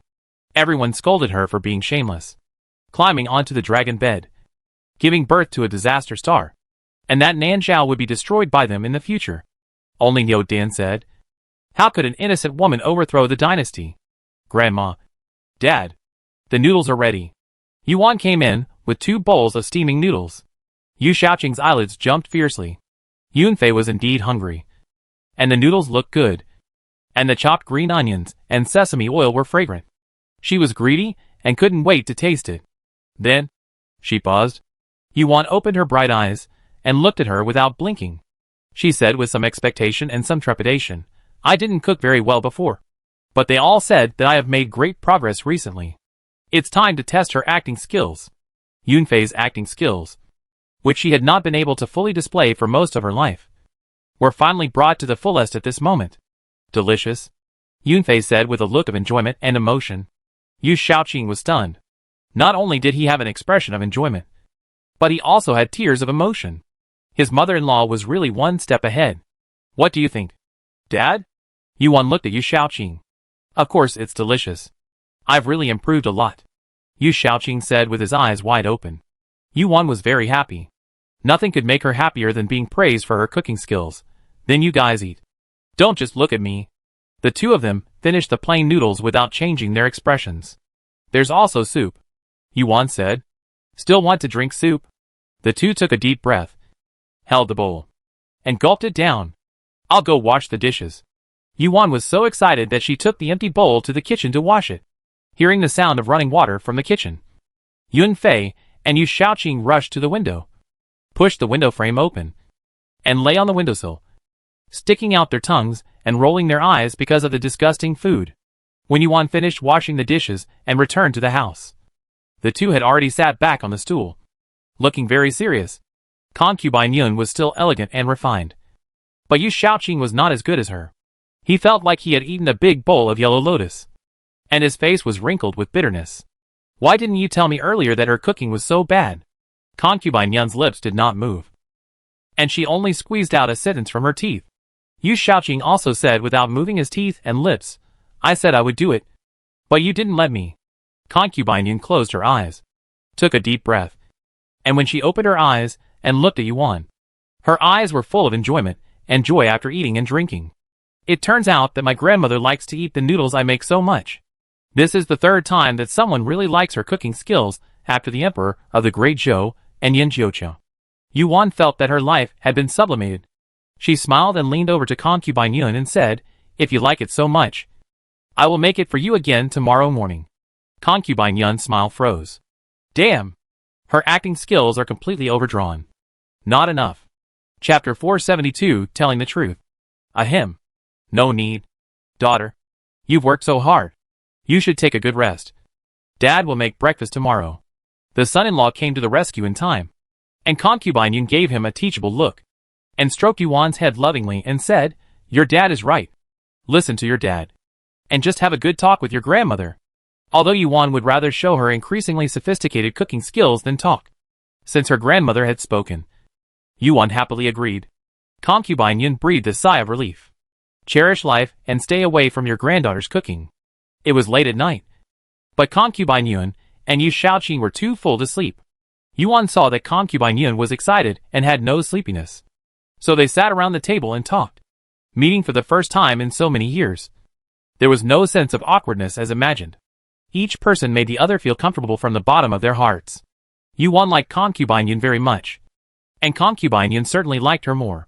As for Yu Shaoqing, although he was a little dull, he was good-looking, considerate, filial and caring. Concubine Yun had nothing to be dissatisfied with. More importantly, concubine Yun remembered Niu Dan's kindness, and treated Niu Dan's son even better. There was no tea in Chanting Temple, so Yu Shaoqing boiled a pot of water and brewed a pot of red date tea with the dried dates in the Zen room. The three of them drank tea. The night was very quiet. Yuan suddenly said, Grandma, tell us about what happened in the past. She did not specify which event was that year. First, she was not sure whether concubine Yun was willing to mention the past. If she was unwilling, she could skip it and pick a few things to talk about. Second, she actually had no way to ask. After all, too much news was just hearsay, and the truth was probably unknown even to the parties involved. Concubine Yun said, Alwan, do you want to ask me how I became a concubine? Yuan thought about it and decided that this was fine. Yuan nodded. Concubine Yun sighed. Some things should not be said in front of you. But since you asked, it's okay to tell you. Yuan and Yu Shaoqing listened carefully. Concubine Yun hated and resented what happened back then. But now she is relieved.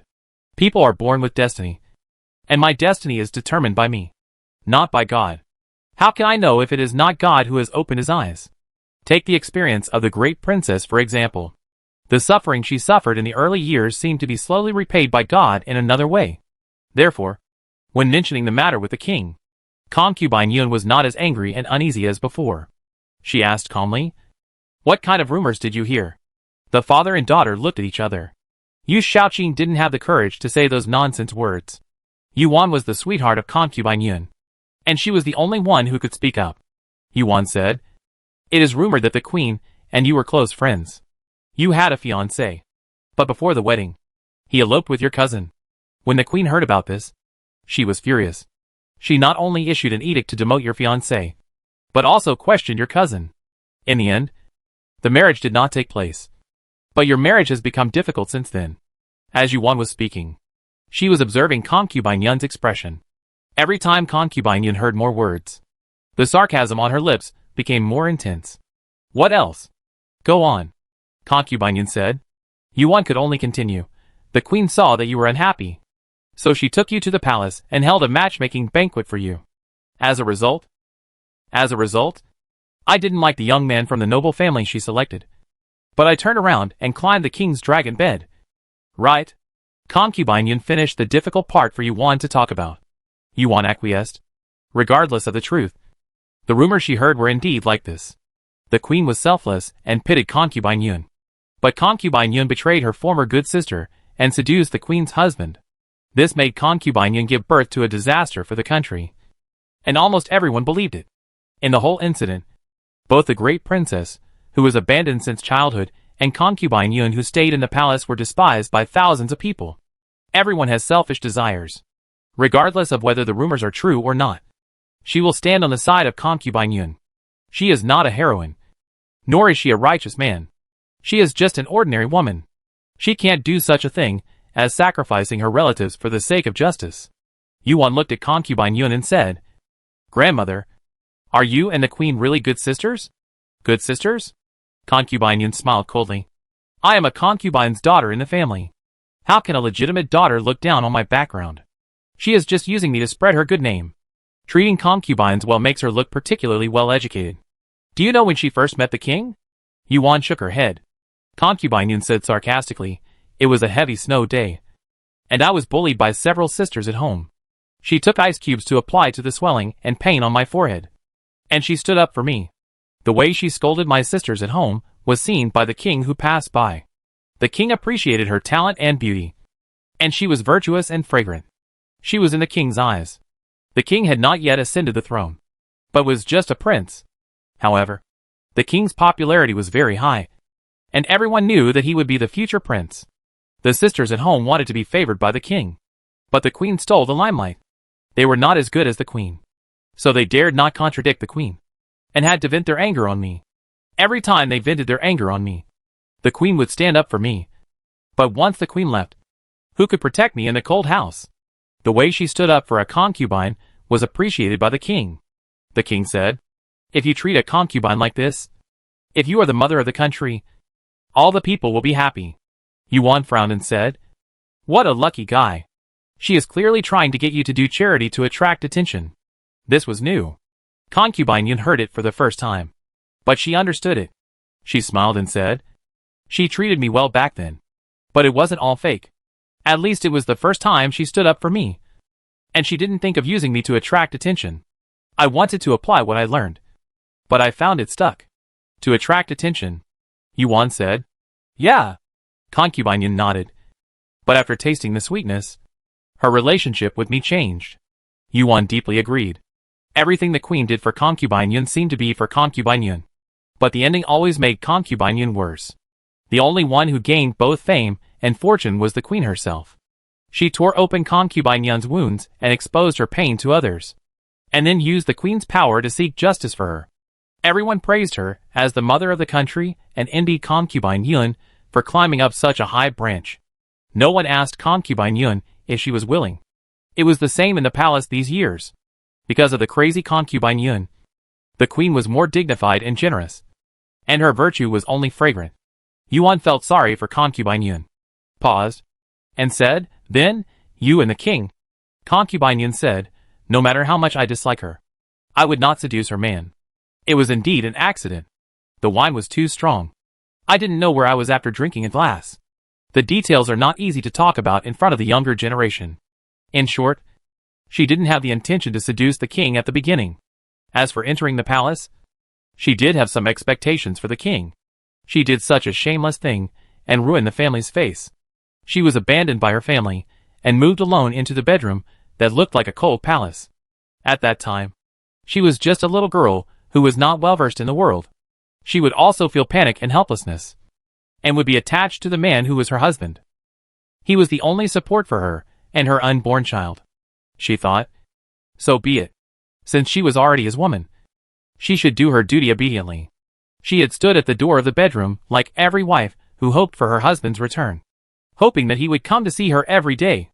However, he never appeared in front of her until the child was born. When he finally showed up, he wanted to take her child away. Her heart had never been so painful. She was also an innocent little girl. She had given her heart to the high-spirited young emperor. However, she didn't know when her heart had become cold little by little. Now, facing that man, she had nothing but disgust. Concubine Yun raised her head and exhaled a breath of turbid air.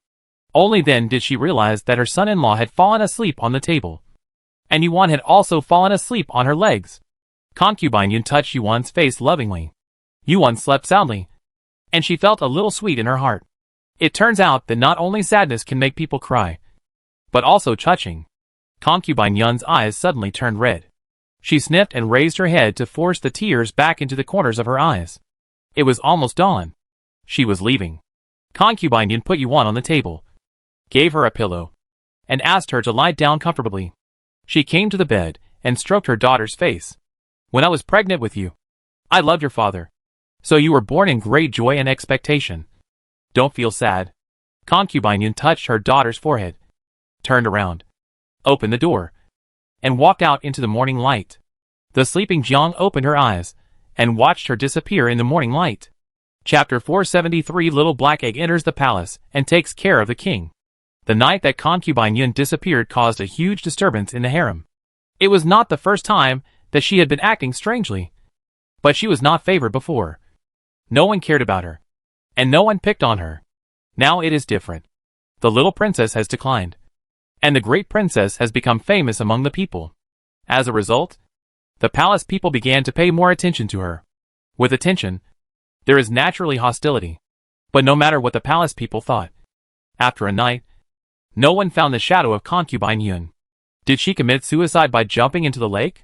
How is that possible? In my opinion, it's more like jumping into a well. Her daughter is about to be recognized. Why is she so depressed? That's right. Passing outside the palace wall, concubine Yun accidentally overheard. I'm not dead yet. The Nanjiao Palace has 4 gates and 8 alleys. Concubine Yun went to the north gate, which was closest to the direction she came from. The guards at the north gate were guarding in full battle array. She only needed to walk more than 10 steps, and the north gate was on her left. Her eyes rolled around, and when she was only 2 steps away from the north gate, she suddenly turned around and ran back, waving her hands and shouting, "Ha ha! She's out! She's out!" The 2 guards guarding the gate were startled. What's going on? Who's out? The guard looked inside the palace in disbelief, then walked out and looked to the right, and saw concubine Yun running forward happily. The 2 were so scared that they broke out in cold sweats. It was really a ghost in broad daylight. They were guarding well. How could concubine Yun run out right under their noses? The 2 really didn't understand how all this happened, but they were sure that they couldn't let concubine Yun really escape from the palace like this. Otherwise the king would ask about it, and would have to punish them for dereliction of duty. The 2 didn't care about anything else and hurriedly took concubine Yun back. The news that concubine Yun was found soon reached the ears of the king. The king was dining with the queen in the central palace. When he heard that concubine Yun had almost escaped from the palace, he was so angry that his face sank. He slammed his chopsticks on the table with a bang and got up to go to the Suzaku Palace. Let's take it all, the queen said lightly. Yes. The palace servants took away the unfinished meals. The king went to concubine Yun's bedroom with a sullen face. At this time, concubine Yun was lying on a rattan chair in the yard, and asked the palace maid to cut a few slices of cucumber and stick them on her face for maintenance. She was rocking in the rattan chair and basking in the sun leisurely, without any awareness of being caught. The king entered her yard. Your Majesty. The palace servants in the yard were all frightened when they saw him coming, and they all knelt down in unison. All retreat, the king ordered coldly. The palace servants looked at each other, and looked at concubine Yun at the same time, and retreated tremblingly. The king was still good-tempered, but for some reason, he couldn't control his anger every time he came to concubine Yun. Ordinary people who fled back to the palace would be scared to kneel on the ground if they were caught. But she was like an ancestor. No. How could ordinary people escape from the palace? For the emperor's concubines, hanging themselves or escaping from the palace were both serious crimes that would lead to the extermination of their families. But the king seemed to have seen the reaction of concubine Yun when he said this. Go ahead and kill those bastards.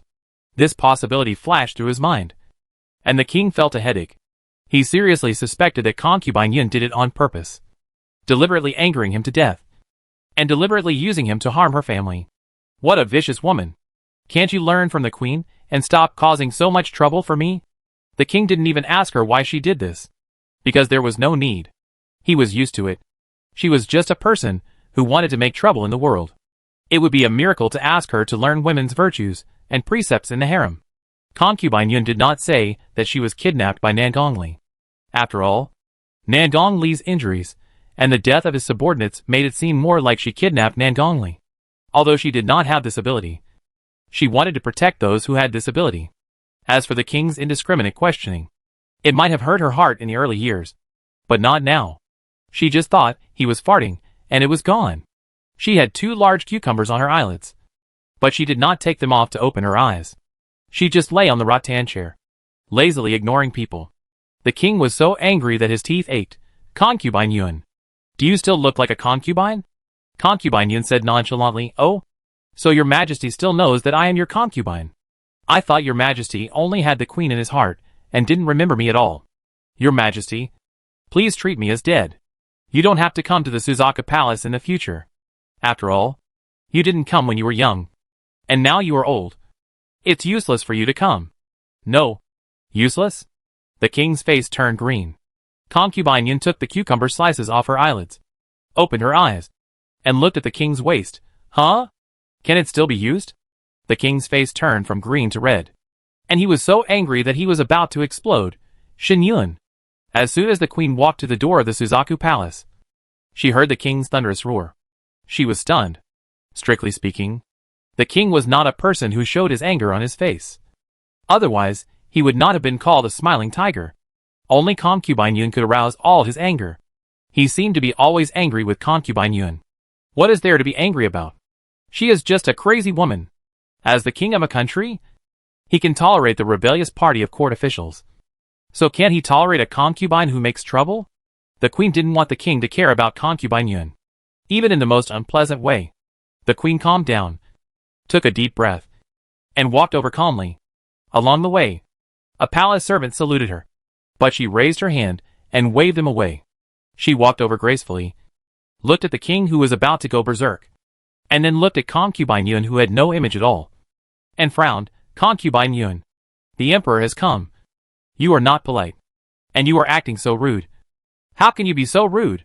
Concubine Yun snorted and put the cucumber slices back on her eyelids. Since the queen is here, take your man back quickly. There is no room for two big Buddhas under my Suzaku palace. The queen said again, Concubine Yun, do you know that the night you disappeared, His Majesty and I were very anxious? Concubine Yun sneered. What are you anxious about? Are you anxious that there will be no one for you two to bully? Or that there will be no one to set off the queen's gentle and virtuous image? The king said coldly, how do you talk to the queen? Don't think that I can ignore the queen just because I make you a concubine. Believe it or not. Concubine Yun interrupted him indifferently, stripping the title, deposing the concubine, and demoting to a talented person. I understand. Your Majesty. Just issue the order. You? Your Majesty. The queen held his hand and shook her head gently at him. Forget it. You know what kind of person she is. She doesn't commit major crimes, but she keeps making minor mistakes. Why bother to get angry with her? You'll hurt yourself. The king said coldly. This time she didn't make a minor mistake. She even escaped from the palace. The queen looked at Concubine Yun and said earnestly, Concubine Yun, you are too much of a troublemaker. It's fine if you can do whatever you want in the palace. But why do you do it outside the palace? Isn't this deliberately bringing shame to the royal family? Don't you think about His Majesty and your princess? You don't want her to have a troublemaking mother. Concubine Yun was silent after hearing what the queen said. The king snorted coldly. You reflect here. Without my order, you are not allowed to step out of the Suzaku palace. After the king said this, he left with the queen. Before leaving, the queen called the head maid of the Suzaku palace. Don't treat the concubine harshly in terms of food, clothing and expenses. Yes. The head maid responded respectfully. You are still protecting her even though it's like this. Yun Fei heard the king's muttering. And then Yun Fei heard the queen say, after all, she is your Majesty's concubine. If I treat her well, your Majesty will feel more at ease. Your Majesty will not go to her to get angry in the future. If she gets angry and hurts her body, I will worry. The king sighed. She is just too noisy. If she is half as sensible as you, I won't have such a headache. Don't worry. I won't go to Suzaku Palace again. The queen got the guarantee and her expression eased a little. Then she said, she is angry that your Majesty sent away the great princess and caused the mother and daughter to separate. If it were me, I would be angry too. The king said, but you won't embarrass me in front of others. The queen was stunned and smiled bitterly. Of course. Everyone knows that the queen is dignified and sensible. So when the king punished the little princess, she could only shut the door and get angry with the king. What would concubine Yun do? She would go to the court, put her hands on her waist and scold the king, and then sit in the golden palace in a rage, asking the king to return the position of the queen to her daughter. Because she is a virtuous queen, she can't do this. Thinking of the little princess, who gradually lost the king's favor, the queen clenched her fingers. But when Yuan woke up, she found that concubine Yun was gone. After asking her mother, she learned that concubine Yun had gone down the mountain. Yuan guessed that she had returned to the palace. She packed up and returned to the mansion with her parents. She first went to pick up the 3 little black eggs, and then went to Sisui Street to tell Yin Jiuqiu about concubine Yun.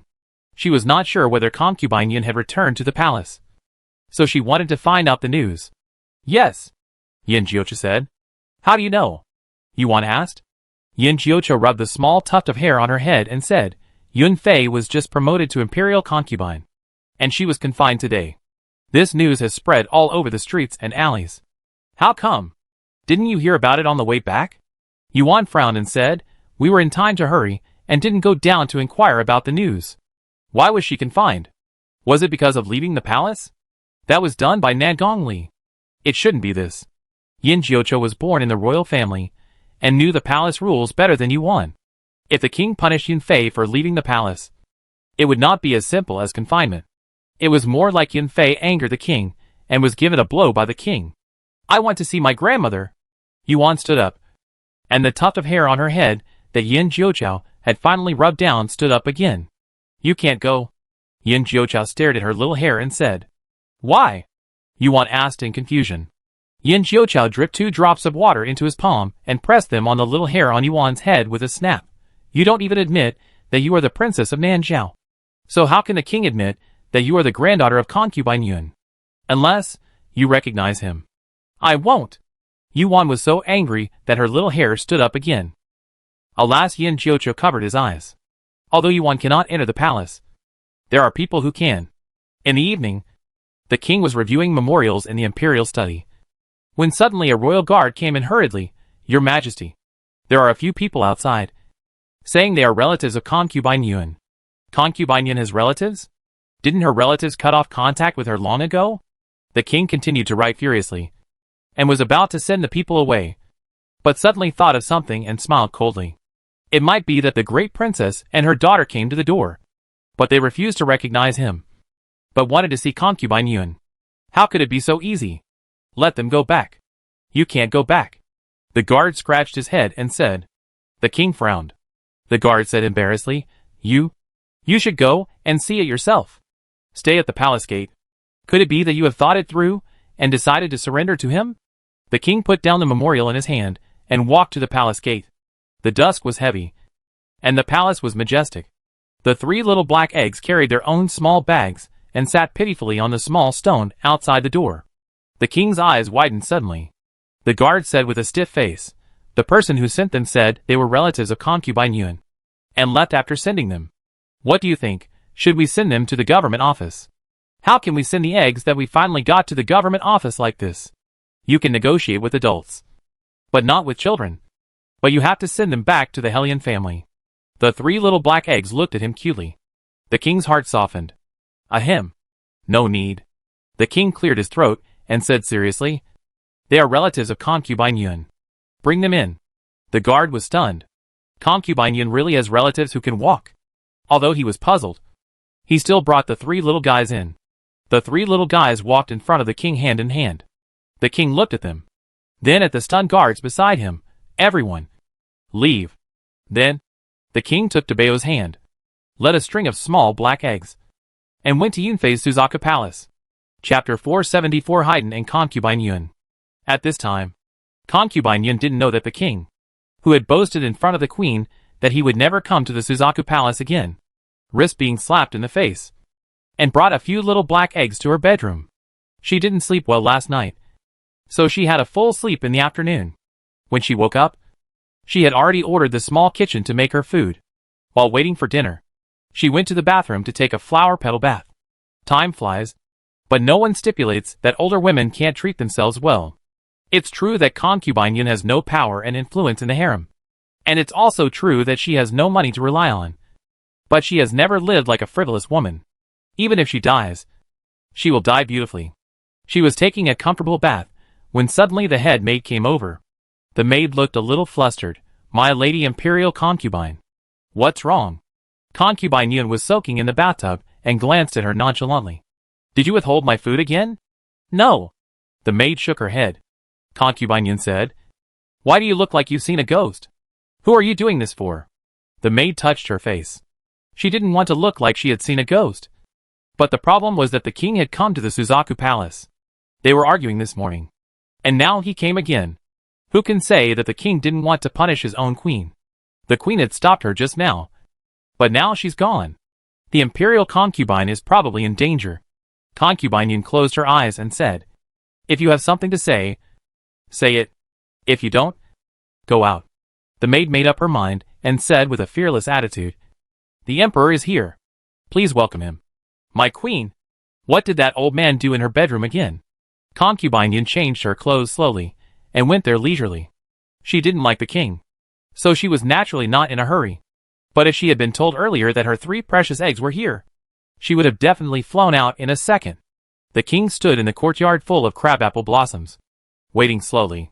Concubine Yun walked down the steps with a bad face, walked up to him, and perfunctorily saluted. He knew that Concubine Yun would come slowly, and he deliberately didn't tell Concubine Yun that the 3 little guys were coming, just to see the regretful expression on Concubine Yun's face. But unexpectedly, she didn't see this expression, but was defeated by Concubine Yun first. Concubine Yun said slowly, "Didn't your majesty say that you would never come to my Suzaku palace again? What does this matter now? Doesn't your majesty feel that your face hurts?" The king's face froze. He was so happy to see a few little black eggs that he forgot about this. "Face hurts?" a small voice said. "Why does your face hurt?" another small voice said. Hearing this soft and cute little voice, Concubine Yun felt her heart tremble, and she looked behind the king. 1, 2, 3. 3 round little heads popped out from behind the king, opened their black eyes wide, and looked at Concubine Yun without blinking. "This is..." Concubine Yun was stunned. "You are?" Xiaobao thought about it. What did his mother teach them? "Oh, I know. Are you the great-grandmother?" Xiaobao asked. "It's all one's child." Concubine Yun's eyes lit up instantly. She walked over excitedly, pushed the king aside, squatted down, and held the 3 black little eggs in her arms. The 3 were chubby and couldn't be held in both hands. Their faces were squeezed out of shape. The king, who was caught off guard and pushed aside, almost stumbled and fell. He never knew that a weak concubine could have such great strength. She pushed him, a big man, aside with one hand. If he hadn't reacted quickly, he would have fallen into the ditch. Concubine Yun had no martial arts and no extraordinary strength. She was just so excited to see the little guy that she used up most of her life strength.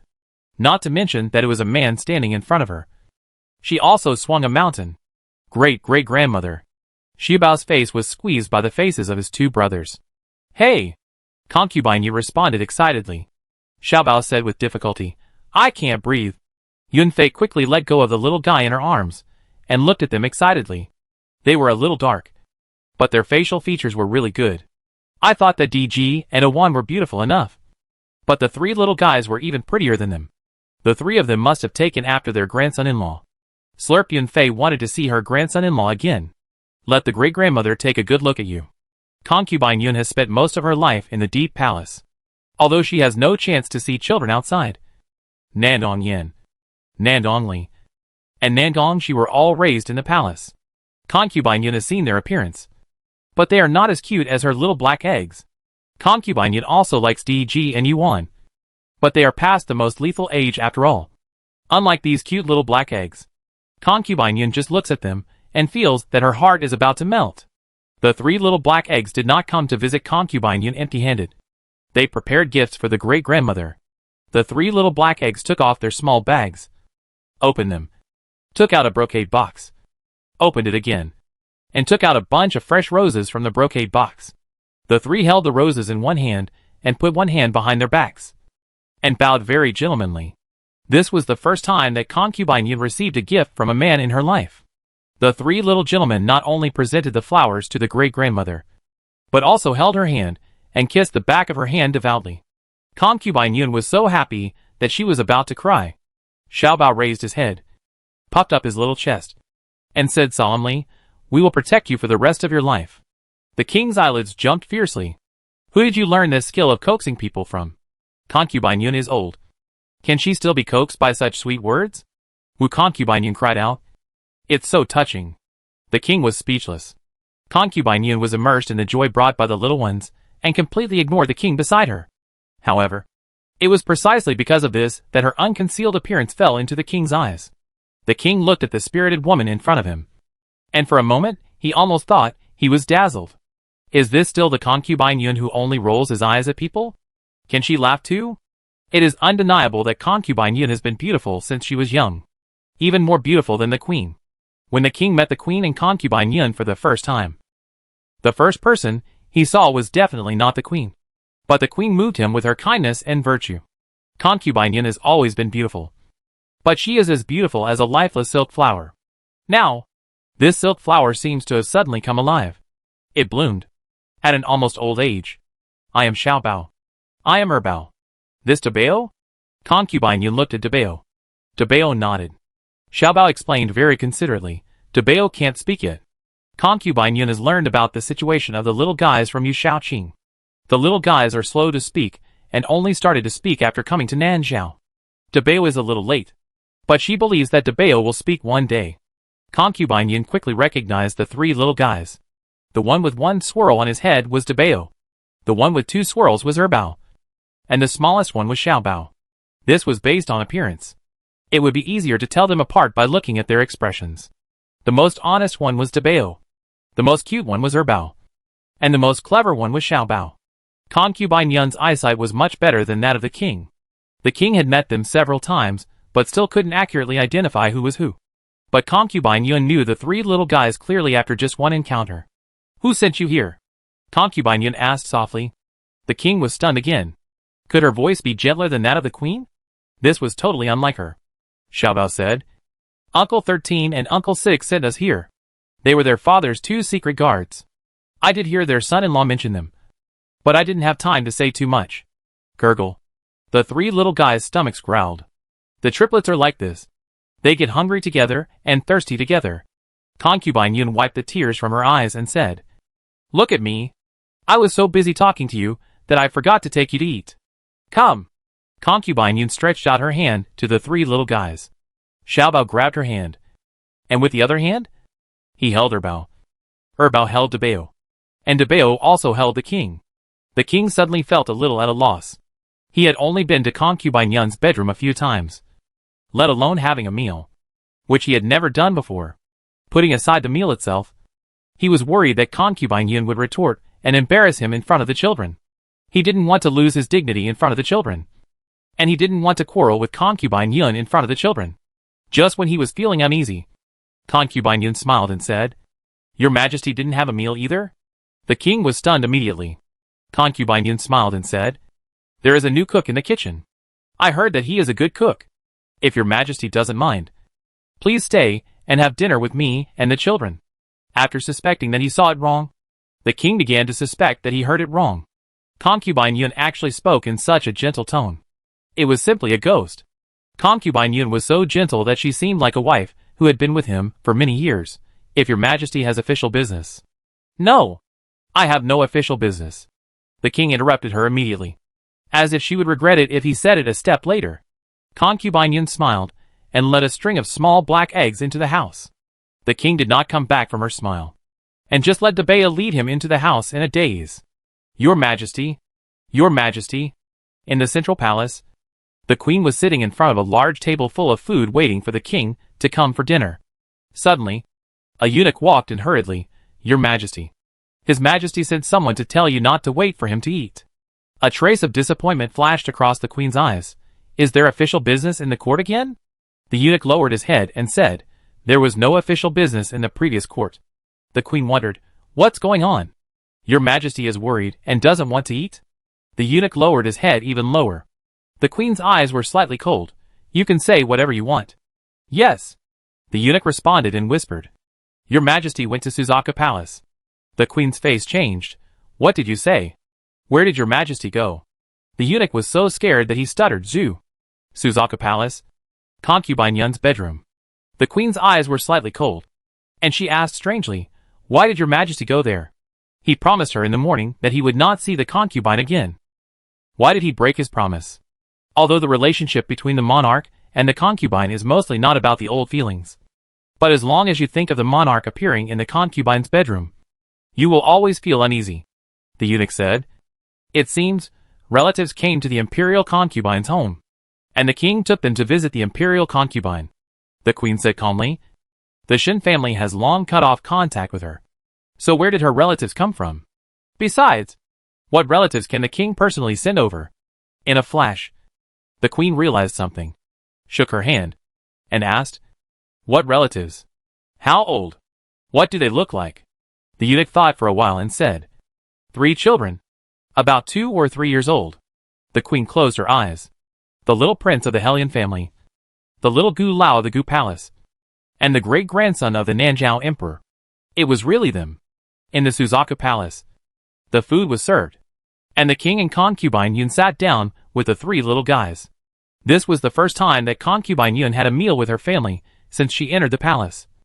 And it was also the first time that the king had a meal with concubine Yun.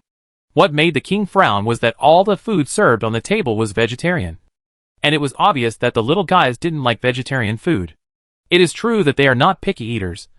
They eat whatever is put into their bowls. But there is a difference between eating happily and eating with a frown. The king put down his chopsticks and called the cook in the small kitchen, saying, "So all vegetarian?" The cook knelt down and kowtowed, saying, "Yes, yes, yes, Your Majesty. The queen is not in good health and cannot digest meat.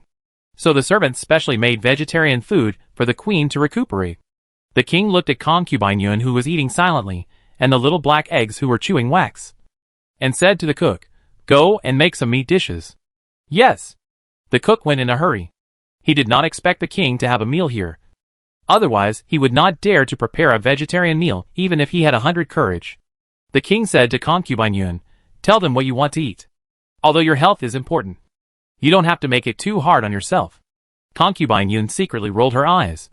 "If you have the guts, go tell your white moonlight queen that you should not ask the imperial physician to check my pulse and not let anyone withhold my food," the king personally ordered, and the cooks did not dare to neglect it.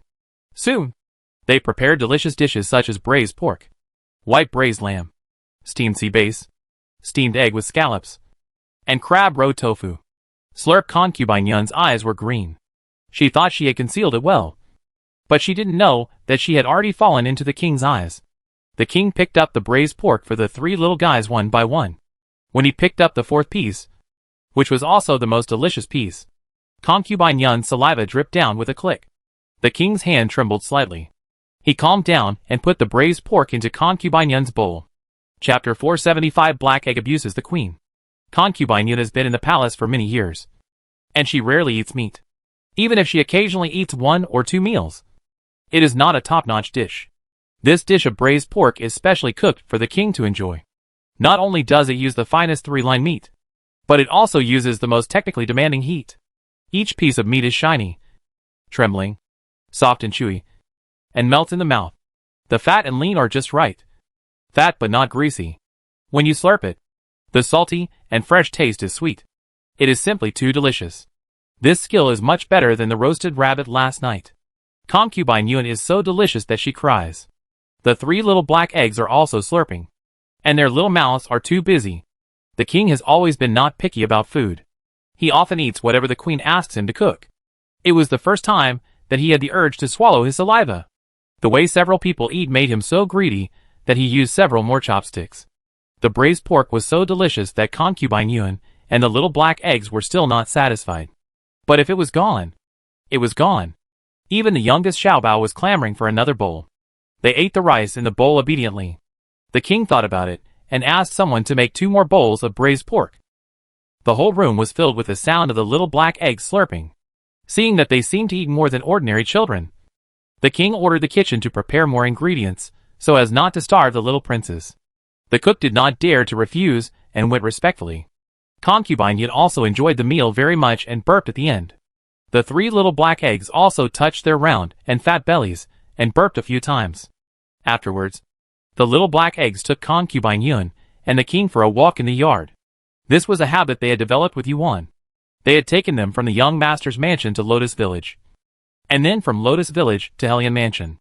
Now that they were in the palace, they were not lazy. The king was busy with official duties, and rarely had such a pleasant moment. He strolled under the crabapple tree in the Vermilion Bird Palace. The night breeze blew gently, and the autumn night was quiet. "Come on! Come on! Catch me!" Xiaobao started to flirt again. The 3 little black eggs went crazy in the yard. The black and white days in the deep palace seemed to have a different color overnight. Concubine Yun had never raised children, so it was inevitable that she didn't know how to take care of them. Fortunately, the children were very well behaved and would remind concubine Yun that they had to change clothes, take a bath, and brush their teeth. Concubine Yun was very unfamiliar with her hands, She spent a whole hour on something that could be done in half an hour. In the end, she even put Debao's clothes on backwards. Debao looked down at his little pajamas and felt something was wrong. Erbao pointed at the seam of his clothes and said, "It's backwards." Concubine Yun was embarrassed. "I'll do it." The king reached out and held Debao in his arms, gently took off his clothes, and put them on him. This scene naturally fell into the eyes of the palace guards on the side.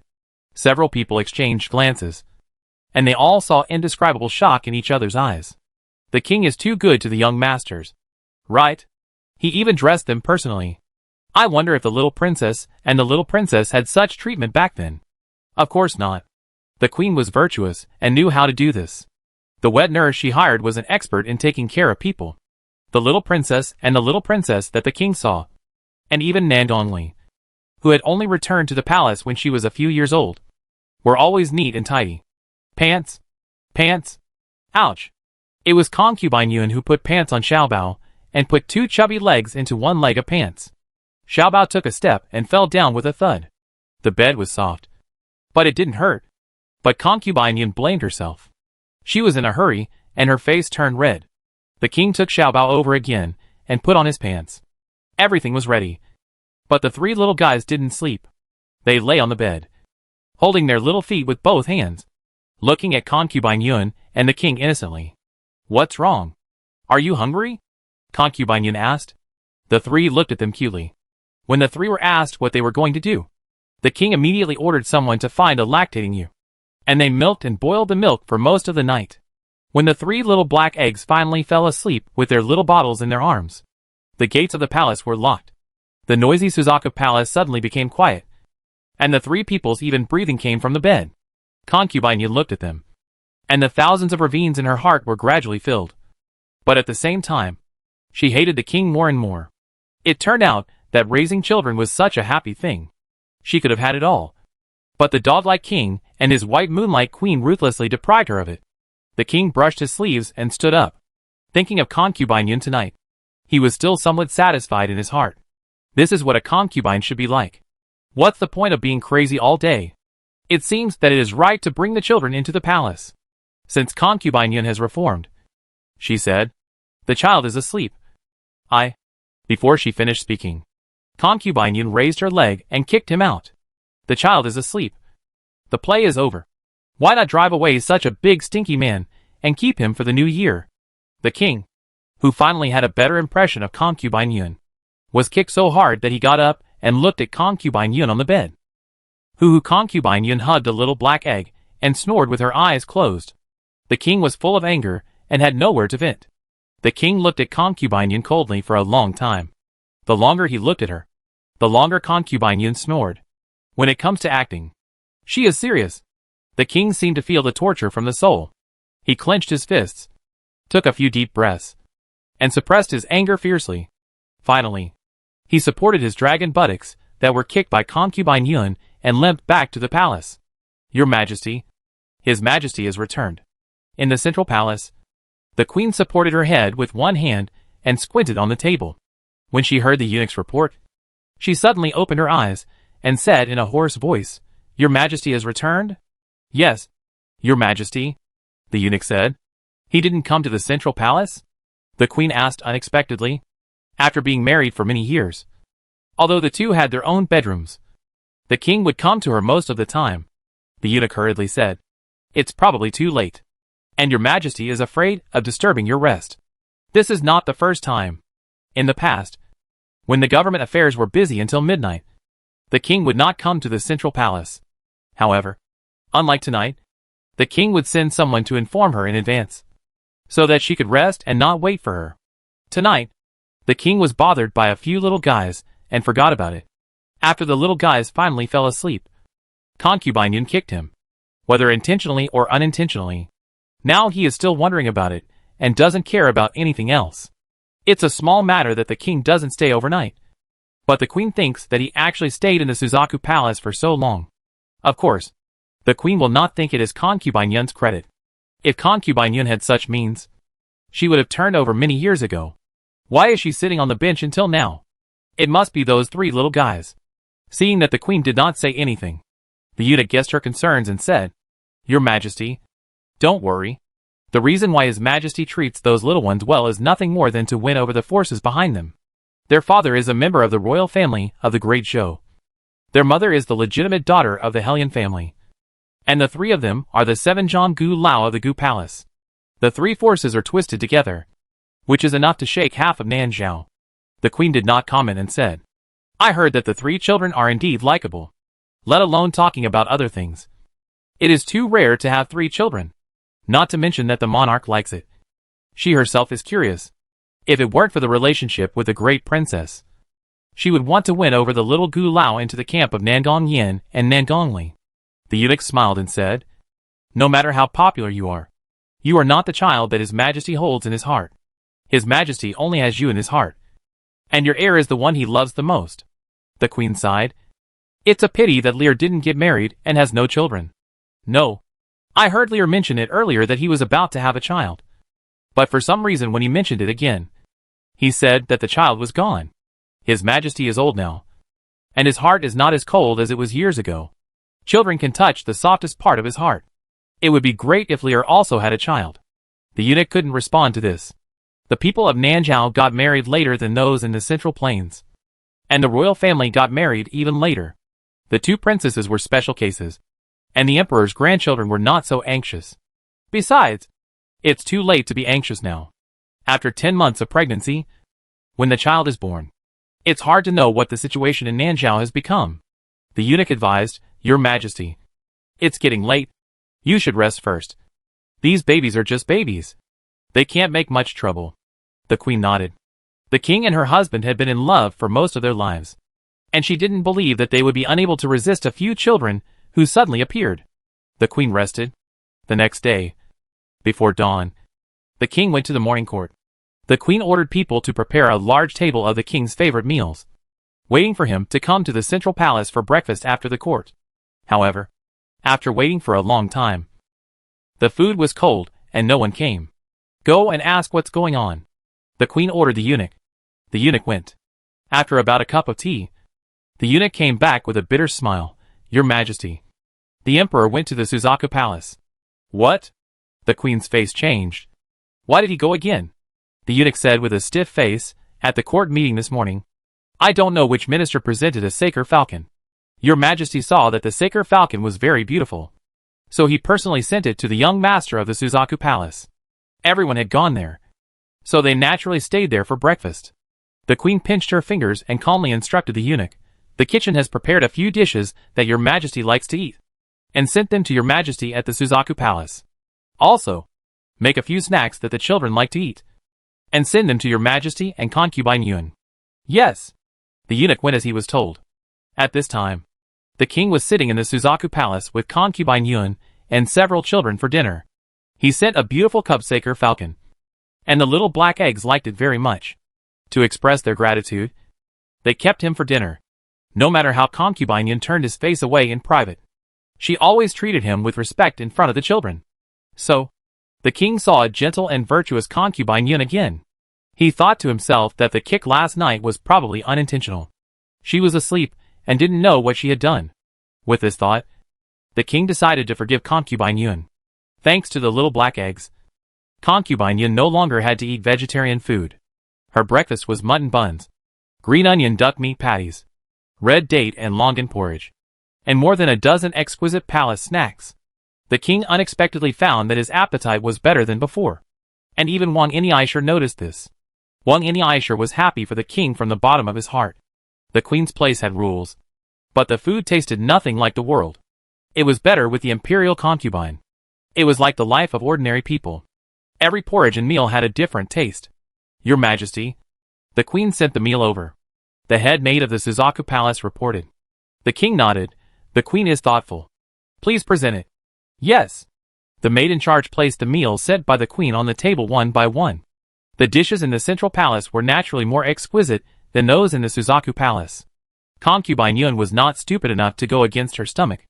If she dared to send it, she dared to eat it, and ate it with relish.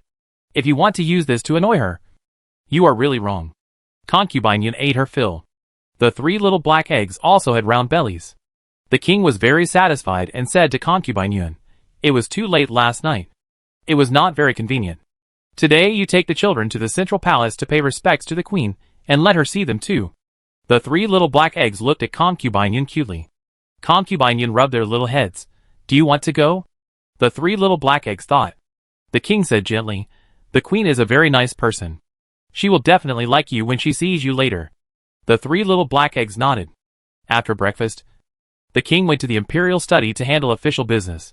And Concubine Yun took the three little black eggs to the central palace. The queen had received the news, and knew that Concubine Yun and the children would come. She dressed up carefully, and sat on the phoenix chair in a dignified and noble manner. Soon, Concubine Yun came forward with the children to pay her respects. Both of them were old and both were diligent in taking care of themselves. But Concubine Yun looked younger than the queen. The queen didn't care about this before. After all, no matter how beautiful Concubine Yun was, the king never looked at her straight in the eye. But today, for some reason, the queen began to care. Concubine Yun looked like she was in her early 40s. Or even less than 40. Even the wrinkles at the corners of her eyes were beautiful and elegant. Concubine Yun was quite polite and saluted. Greetings to the queen. The little guys didn't salute, but just opened their black eyes and blinked at the queen. The queen smiled kindly and waved at them. Come. Come here. Let me take a look. The three of them walked over. They were not stage frightened at all. Nor did they seem perverse. Even the queen had to admit that they were indeed very lovable children. The three of them walked up the steps, walked around the golden Nanma desk, and came to the queen. The queen waved her hand, and a eunuch brought a large basket with all kinds of small things in it. The queen smiled and said, whatever you like. Just take it. I'll give it to you. The three little black eggs looked back at Concubine Yun. Concubine Yun nodded slightly, and the three of them politely extended their hands. Xiao Bao took a wooden bow and arrow, and Er Bao took a rattle. Dabeo didn't take the things in the basket. He tilted his head, turned around, and lay on the queen's desk. Then he tiptoed and grabbed the golden thing with one hand. Everyone's face changed. That is the queen's phoenix seal. Your Majesty. Your Majesty. Outside the imperial study, the eunuchs of the central palace came over hurriedly. Wang, the eunuch, was at the door, and he stopped him with a whisk. What are you doing? Is the imperial study a place where you can yell? Can't you see that His Majesty is busy? The eunuch knew that he was reckless, but he couldn't control himself. Something bad has happened. He whispered a few words in Wang's ear. Wang's eyes widened. Are you serious? The eunuch patted his thigh and said, really? Eunuch Wang, please let His Majesty go and have a look. Wang, the eunuch, entered the imperial study and reported to the king. The king put down his official duties without saying a word and rushed to the central palace. The story started when Dabeo grabbed the queen's phoenix seal. The queen said she would give them toys, but she didn't say she would give them the phoenix seal. The queen wanted to take the phoenix seal back, but Dabeo held it and refused to give it to her. Concubine Yun also persuaded Dabeo to put down the phoenix seal, but Dabeo refused. One of the maids couldn't stand it anymore, so she quietly reached out to grab it. But it hurt Dabeo. Dabeo grabbed her hair for self-protection. The queen thought that she was the mother of the country, and the child would like her and listen to her. She smiled and tried to pry Dabeo apart, but Dabeo grabbed her hair as well. When the king rushed to the central palace, Dabeo had already grabbed a lot of the queen's hair. Some palace servants tried to separate them, but Dabeo grabbed it too tightly, and when they pulled, it hurt the queen. The king's eyebrows jumped. He walked over in 2 steps and gently coaxed Dabeo. Be good. Let go first. I won't let them grab your things. Dabeo didn't move. The king said again, I am the king of a country. I keep my word. You let the queen go first. Dabeo let go. The queen was also bald. The queen was in so much pain that she burst into tears. She felt wronged and depressed, angry and annoyed. But she was a virtuous queen, and she couldn't lose her temper. The king hurriedly asked the palace servants to help the queen down to rest, and invited a doctor. Dabeo still held his phoenix seal. The king said, this thing is not fun. There are many treasures in my study. How about you pick something more fun? Dabeo thought about it. Didn't nod but didn't object. The king took Dabeo to the imperial study, where there were many strange things, including swords, daggers, bone carvings, jade, and everything else. They were all good things collected from the people. But Debeo didn't like any of them. Just when the king was having a headache, Debeo finally dropped the phoenix seal in his arms. The king heard a click and was relieved. But the next second, he couldn't laugh anymore. Debeo held his imperial seal in his arms. Chapter 476, The Mighty Debeo. To get back a phoenix seal, he ended up sacrificing the imperial seal. It can be said that it is not worth it. If someone else touched the imperial seal, the king would have dragged him out and chopped him off. But this is Debeo, his little great-grandson. Maybe it is true as the queen said. He is past the age of hardening his heart. Or maybe this child is really too lethal. Anyway, the king did not have the heart to do anything to him. Be good, Debeo. This one is not fun. How about changing it for you? The king coaxed softly, picking up a beautiful little golden bow. This bow is made of pure gold. Small and exquisite. Although it is a decoration, the string is real and can be used for archery. Such a beautiful thing. The king was reluctant to take it out when Nangongli was a child. And now he gave it to Debeo as if it was free. But Debeo didn't want it. Debeo hugged the imperial seal tightly with one hand and pushed his hand away with the other little hand, leaving no room for negotiation. The king tried many other toys, but Debeo didn't even show them. If it was Xiaobao and Erbao, maybe he could ask them what they like. But Debeo can't speak, so there is no way to communicate with him normally. The king can't force it. Debeo's innocent eyes made him unable to resist, and all his thoughts turned into a helpless sigh. Wang Dequan. Wang Yin'Aisher walked in. Your Majesty. The king ordered, go and call concubine Yuan. Yes. Wang Yin'Aisher glanced at Debeo holding the jade seal, and thought that there is always someone who can control him. The king finally met someone who can control him. Wang Yin'Aisher rubbed his old hands, and went away happily. Concubine Yuan came with Erbao and Xiaobao. The two were very satisfied with their new toys. But after seeing the golden bow, the new toys were no longer in their eyes. Of course, the two of them didn't quarrel, cry or make a fuss. They just opened their black eyes wide and looked at the king innocently and cutely. Concubine Yuan didn't convince Debeo to hand over the jade seal in the end. But the king picked up another golden bow. On the other side, the eunuch led the imperial physician to see the queen, who was caught bald by Debeo. The queen had been in the palace for many years, and had never suffered such a serious injury. She had never even limped a little fingernail. But now she was almost half bald. The imperial physician dared to take a look, and was almost frightened to kneel. It's not that her injury is hopeless, but she is the queen, the king's favorite. Who dares to hurt her like this? Or did she have a difficult disease, and became bald overnight? The imperial physician hurriedly took the queen's pulse. There was nothing wrong with the pulse. She was just furious and very angry. Imperial physician. How is your injury? Is it serious? The eunuch asked worriedly. The queen also looked at him worriedly, but was too embarrassed to ask if she could still grow hair. At her age, it's good to have hair. Why do you want to grow hair like a young girl when you are bald? The imperial physician didn't dare to speak his mind, and only said, don't worry. Your injury is not serious. I will prepare an ointment for you to prevent infection, and then use ginger juice and Polygonum multiflorum as medicine to warm and nourish your hair. This was the only way to deal with it. The queen couldn't really put a knife on the doctor's neck and chop off his head without warning. Send the doctor, the queen ordered kindly. Yes. The eunuch respectfully sent the doctor out. The doctor secretly sighed. Worthy of being the queen. She was still polite even in this situation. The queen was also a bright beauty when she was young. But as her face aged, she gradually lost her former beauty and suddenly became bald, making her look 10 years older. Take it down. The queen threw the bronze mirror in her hand. The maids hurriedly took down all the mirrors in the bedroom. The queen was upset. But what could she do? Her hair was not scratched by any servant, nor by concubine Yuan, but by a child who was less than 3 years old. What does such a young child know? Could she really kill him just because she was angry with him? He is the heir of the monarch, the blood of the little princess, and the royal family of the great Zhou dynasty. Not to mention how much noble blood flows in his body. Even if he is really a child picked up from the street, she can't punish him.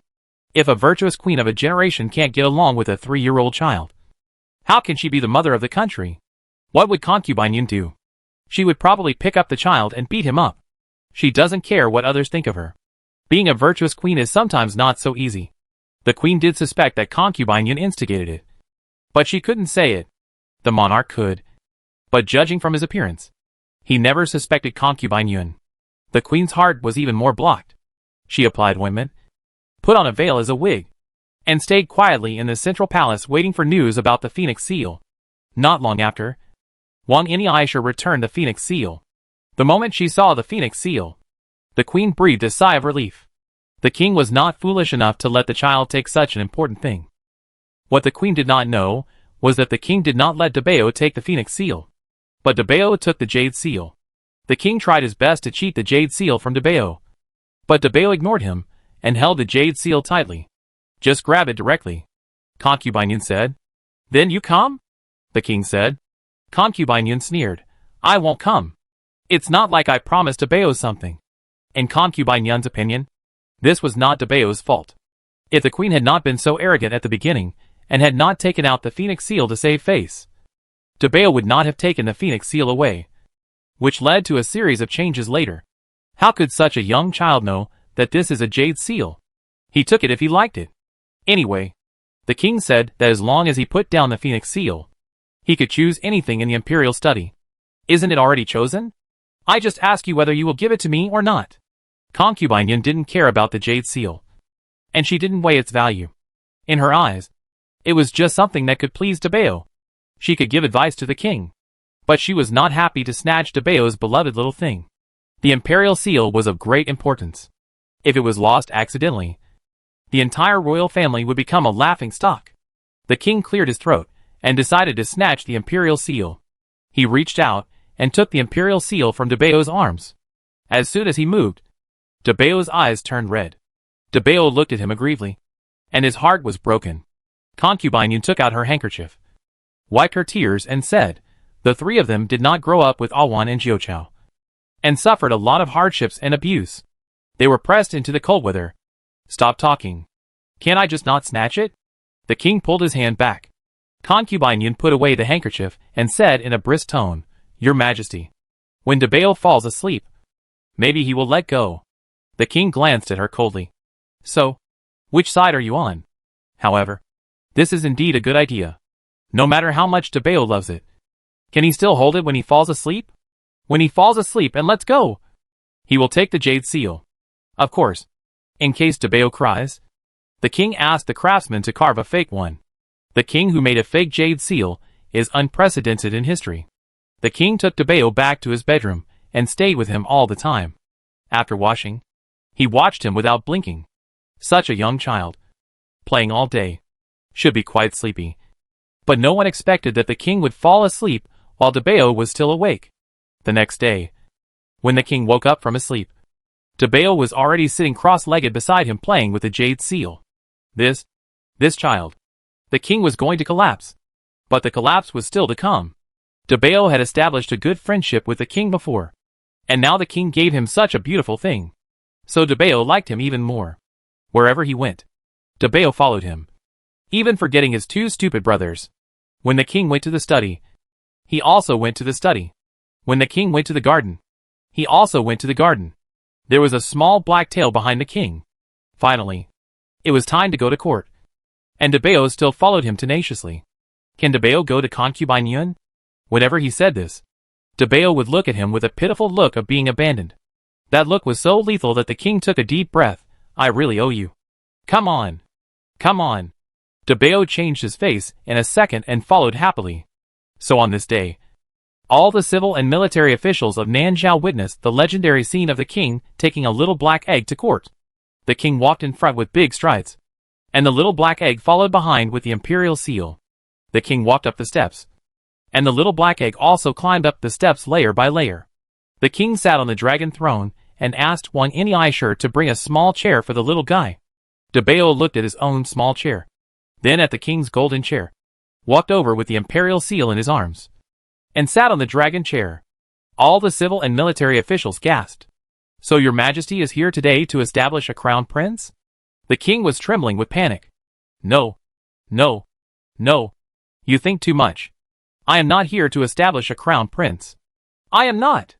I really am not. Chapter 477, The Doting Maniac. Slaps his face. Not to mention that the relationship between the king and the mother and daughter of the great princess is so tense now. He has no intention of establishing this line as the heir. Even if he does, he will not bypass the great princess, and you want to establish a baby who can't speak. The king held his forehead. He has a headache. It hurts so much. It hurts more than the face. The face hurts because he swore not to go to the Vermilion Bird Palace, but went there happily. And more than once. As for the headache, it was caused by this little guy. It's not enough to rob his jade seal. But you also come to sit on his dragon throne. Can you sit on the dragon throne? Huh? The king looked at Debeo beside him with resentment. Debeo felt that he was looking at him, and turned his head to look at him cutely. The king fell down in a rage. He covered his eyes with sadness and helplessness. He regretted why he took this little thing into the palace. The civil and military officials did not know what kind of suffering and torment the king had experienced. Many of them recognized the black little egg. Since the 7-John Little Gu Lao was the young master of the Hellion family during the ceremony of offering sacrifices to the heaven. The portraits of the three people spread among the people. The three people were too easy to recognize. After all, there was no fourth such black little guy in the world. I don't know which one of the three was brought to the court by the king. But no matter which one, they were much more beautiful than the ones in the portraits. Look at the big black eyes, small nose and mouth, a pair of heroic eyebrows, 2 chubby little faces, and round little belly. A voice flashed through everyone's mind. Oh my God! I want to pinch it. There are many people from Nandong Yan's lineage in the court. But even they can't wait to steal this little black egg after seeing it. As the saying goes, a country cannot be without a king for a day. The king is old, and the position of the crown prince is vacant.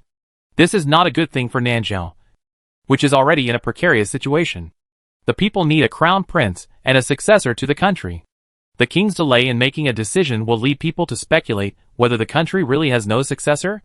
The actions of the little princess are disappointing. Although the great princess has the holy object and the old man, she is ultimately a disaster for the country. Is the king himself not very satisfied with these two people? The people who originally speculated that the fate of the great princess might be wrong gradually wavered in the shadow of the king's delay in recognizing her.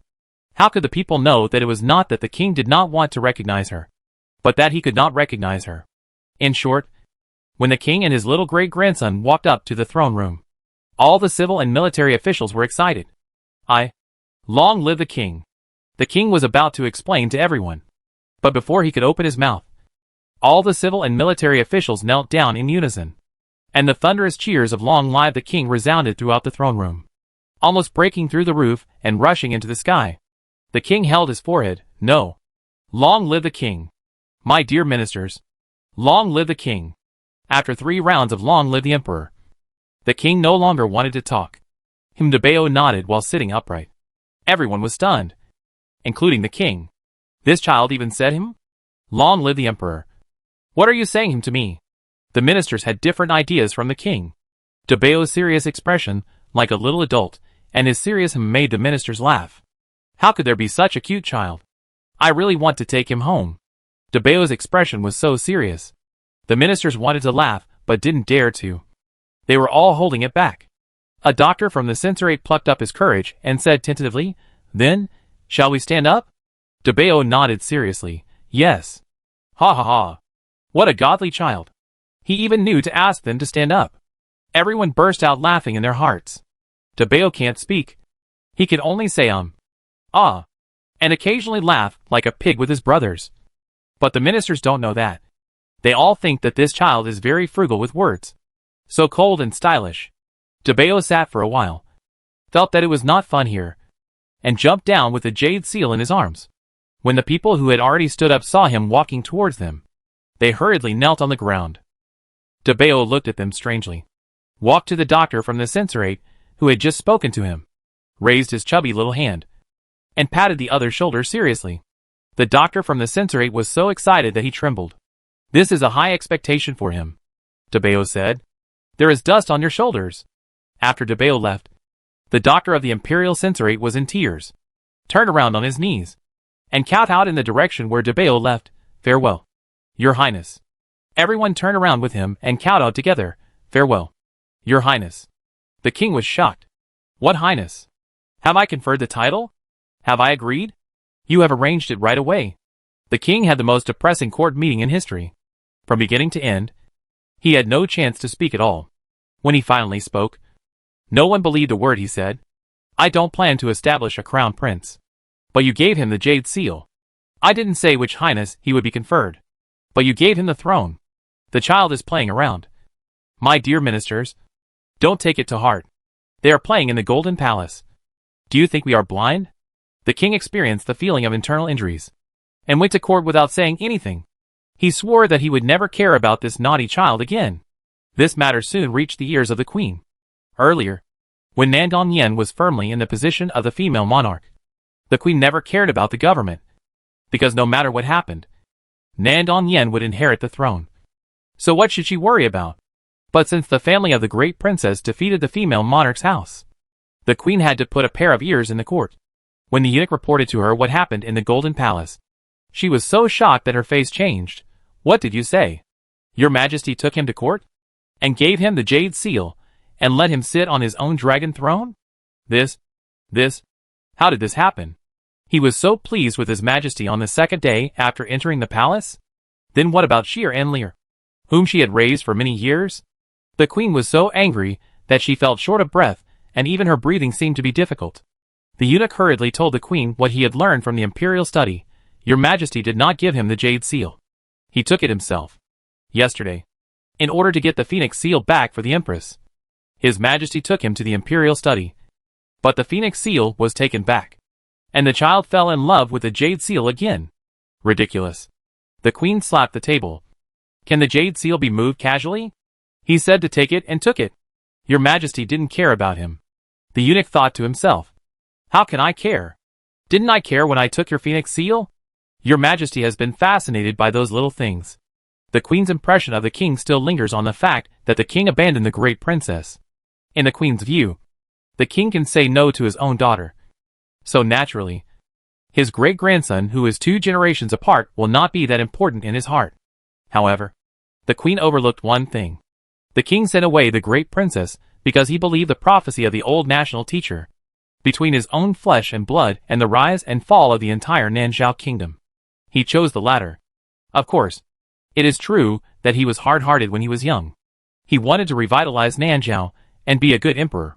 He was full of ambition and passion, all of which appeared at that high-spirited age. The king is old now. The ambitions that should be exerted have been exerted. He can't rush around like he did when he was young, regardless of anything, and wholeheartedly for the country.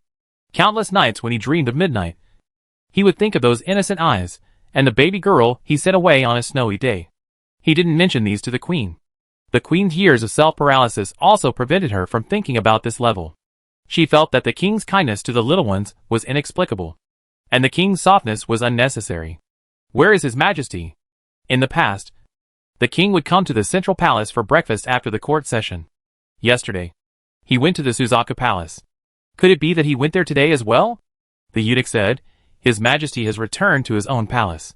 It would be better if he went to see concubine Yun. The queen's expression was slightly relieved.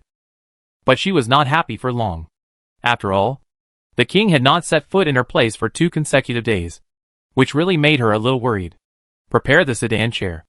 I will go to see his Majesty. Yes. The queen got on the imperial carriage and set off for the king's palace. Halfway through the journey, she met concubine Yun, who was returning from picking tangerines. There was an orchard in the palace. The tangerines planted there were ripe. Concubine Yun planned to pick a few for the little ones to taste. Who knew that when she came out, she ran into the queen. Concubine Yun bowed indifferently. Good morning, madam. The queen was angry when she saw her perfunctory attitude, but she did not show it on her face. She just asked people to stop the imperial carriage. She sat on the imperial carriage, glanced at concubine Yun from a high position, and said, Concubine Yun is really good at tricks. In order to win favor, she even used several innocent children.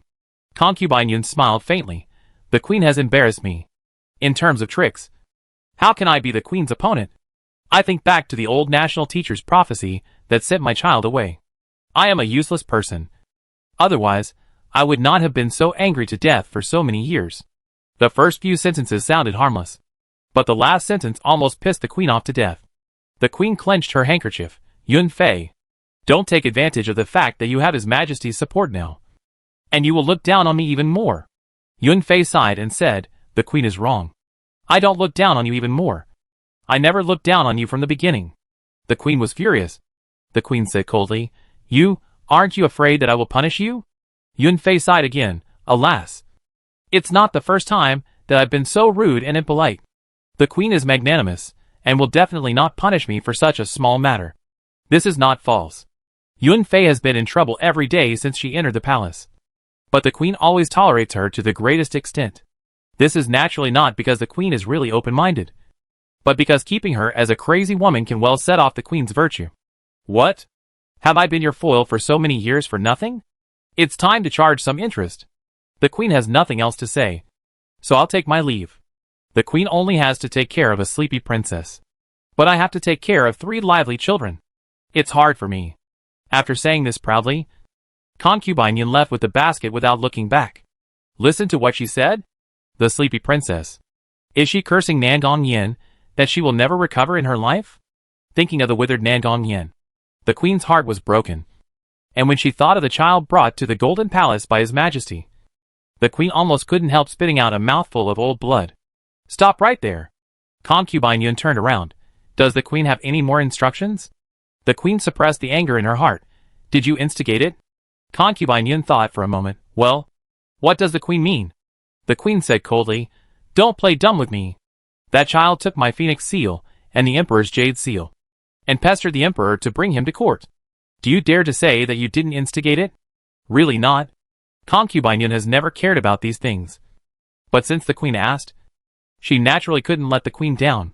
Concubine Yun smiled. Yes. It was instigated by me. Queen, come and punish me. The child had just entered the golden palace. Isn't it a public warning to punish Concubine Yun at this time? The queen is not stupid enough to this extent. But the queen is really angry. She has never been so aggrieved. If she feels bad, Concubine Yun will feel good. Concubine Yun walked away with a basket in her arms. Smiling, the eunuch advised, don't be angry. Madam, be careful not to get sick. His Majesty is there for you. His Majesty has been married to you for many years, and you are the one he cares about most. The queen breathed a sigh of relief and nodded. Go to His Majesty's bedroom. She didn't believe that a few children who suddenly appeared could match the feelings they had for many years.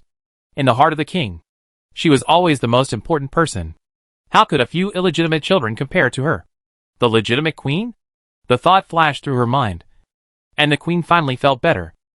The queen had privileges, and did not need to report to the king's bedroom. She walked in unimpeded, and as a result, she heard a row of pigs screaming with laughter. She hurried through the corridor and took a closer look, but saw that the king, who had vowed not to care about Debeo again a second ago, was now kneeling on his hands and knees, and 3 little black eggs were riding on his dragon's back proudly. King, hold on tight. Queen. Chapter 478. The king is also a father. But he is different from all the fathers in the world. He is the king first, and then the relative. In the decades, the queen has never seen a king who cares so little about his image. How can he spoil these children so much? Even when he was with Nangong Yin and Nangong Li, he was not so doting. Crack! The king's old waist is sprained. Your Majesty! Your Majesty! The eunuch Wang took a big step and took the little black eggs off the king's back. These little guys looked heavy, but they were actually heavier when they were held. No wonder your Majesty even sprained his old waist. He just held them for a while, and his arm was almost broken. Okay? Your Majesty, are you okay? The eunuch Wang put the little black eggs on the ground and asked anxiously. The king was in so much pain that he couldn't speak. Xiaobao came over, bent down, tilted his head and looked at him. Does it hurt? It hurt a lot. But after he asked, it didn't seem to hurt that much. The king laughed dryly and said, I'm fine. As soon as he finished speaking, he suddenly felt 2 gazes that could not be ignored. He turned his head subconsciously and bumped into the queen's sight. The queen's face was full of shock, and there was a hint of hurt and disappointment. His heart tightened, and he said in a hoarse voice, Queen. The queen left without looking back.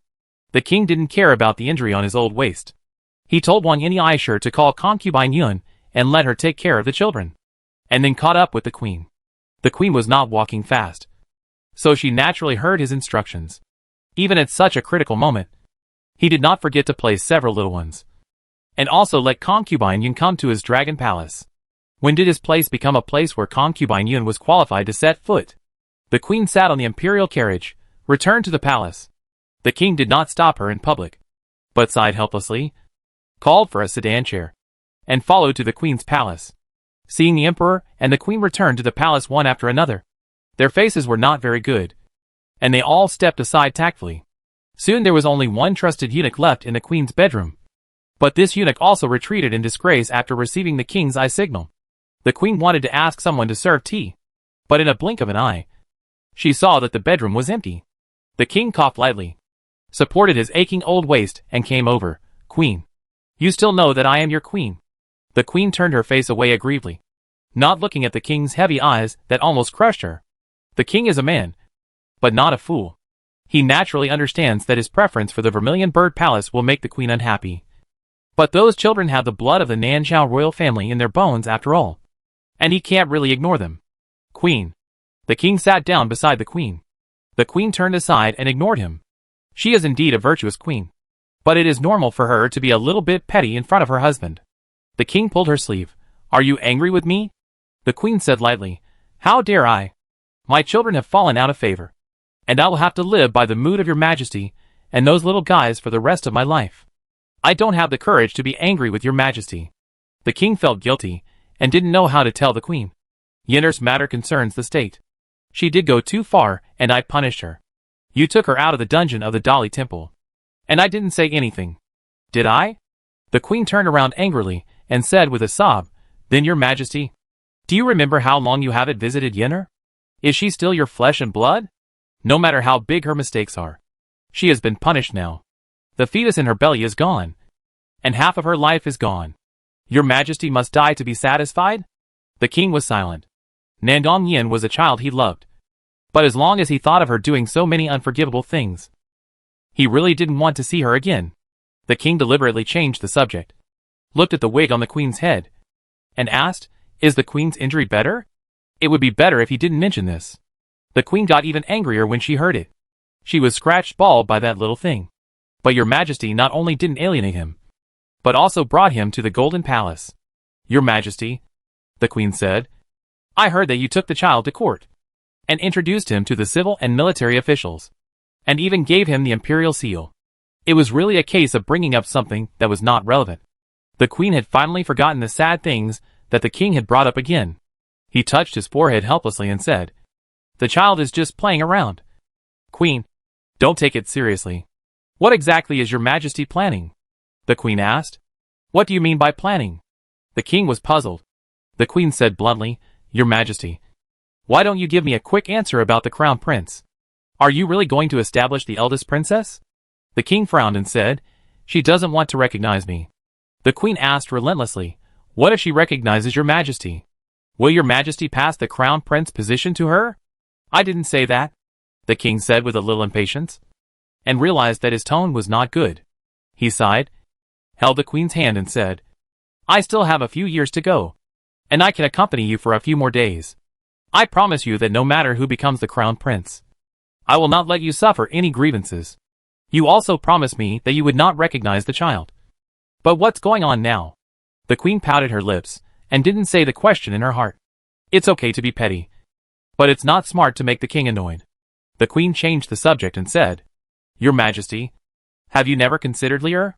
He is also the flesh and blood of the king of Yin, the nephew of the emperor of the great Zhou. And he has the blood of the royal families of the two countries flowing in his body. And he is also extremely noble." "I will consider it," the king said. The queen and the king have been married for many years, and she can understand what he is thinking with just one look. When he mentioned Nandongli, he was obviously not very interested. It's not that he doesn't love this child, but Nandong Yin has lost her heart, and Nandongli has also been affected by the fish pond. When he is angry with Nandong Yin, Nandongli will be able to regain his favor. But the problem is that no one knows how long this process will take. If there were no little guys, the king might easily love Nandongli. While she was thinking, the king spoke, "It's getting late. I'm going back to the palace first." The queen was stunned. "Your majesty, won't you accompany me for dinner?" Thinking of the little guys in the palace. The king was a little worried. The queen's heart was slightly blocked, but she said with understanding, "I know. Your majesty is worried about the children. Go. I will also select a few capable maids to send to concubine Yun. The king nodded. That's great. Concubine Yun has never raised a child. So you have experience. You can give her more advice when you have nothing to do. I know. The queen smiled and sent the king out of the palace. The king left a little fast, showing how anxious he was to see those little guys. The queen's smile could no longer be suppressed. She slapped the pillar beside her, and the armor broke with a click. The eunuch walked up quickly, picked up the broken armor on the ground, and said to the queen, Your Majesty, please calm down. The queen was not a hot-tempered person. She took a deep breath, suppressed her anger, and said calmly, Tell me, have I fallen out of favor? The eunuch hurriedly said, Your Majesty, what are you talking about? You are the emperor's first wife. The emperor has favored you alone for so many years. How could you fall out of favor? You were angry just now. Didn't you see how worried the emperor was about you? The queen snorted coldly. He is worried about me. And even more worried about those little guys. The eunuch said, Those children are indeed likable. But such young children will always be naughty. When the emperor's novelty wears off, he will find them annoying. Really? The queen murmured. The eunuch smiled and said, Of course. I heard that those children are very noisy. And your majesty will not be able to bear it in a few days. The queen did not want to keep arguing with others about this. So she paused and asked, Where is the prince? Why haven't I seen him for 2 days? When Nangon Li was in the imperial capital, he would come to pay respects to the queen every day. This is why he was still able to walk freely in the palace after Nangon Yan's accident.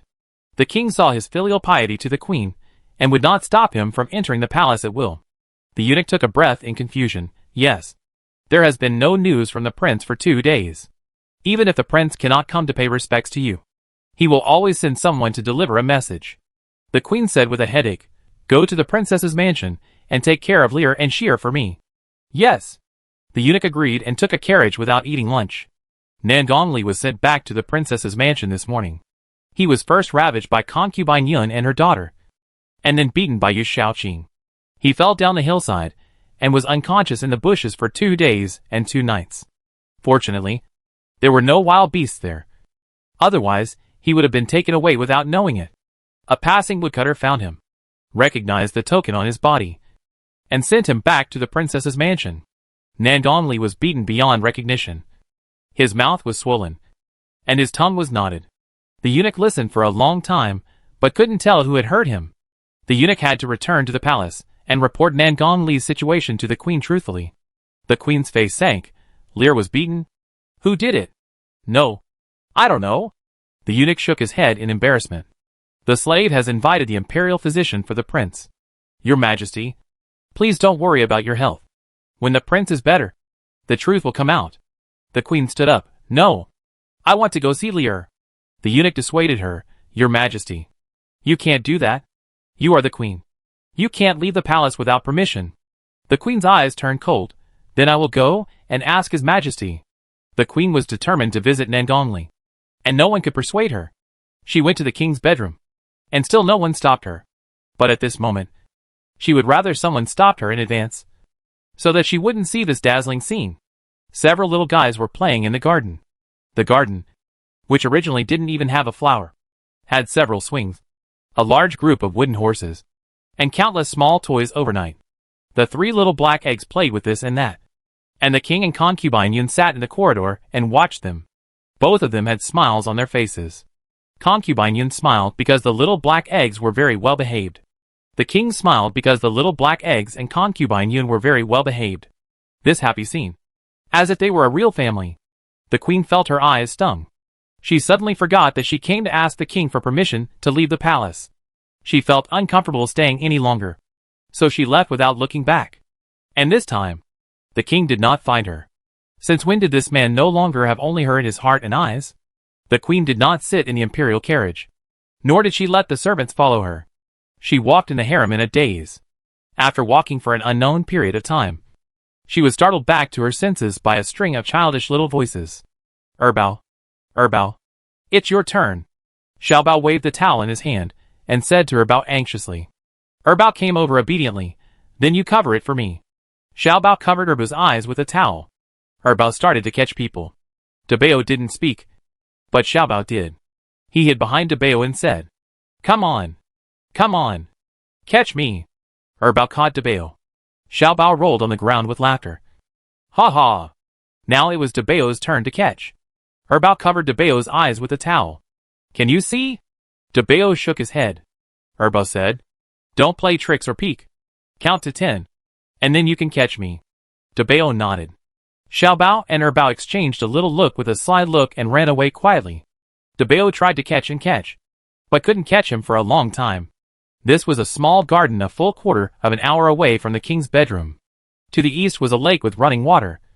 But there was a fence around the lake to prevent children from falling in.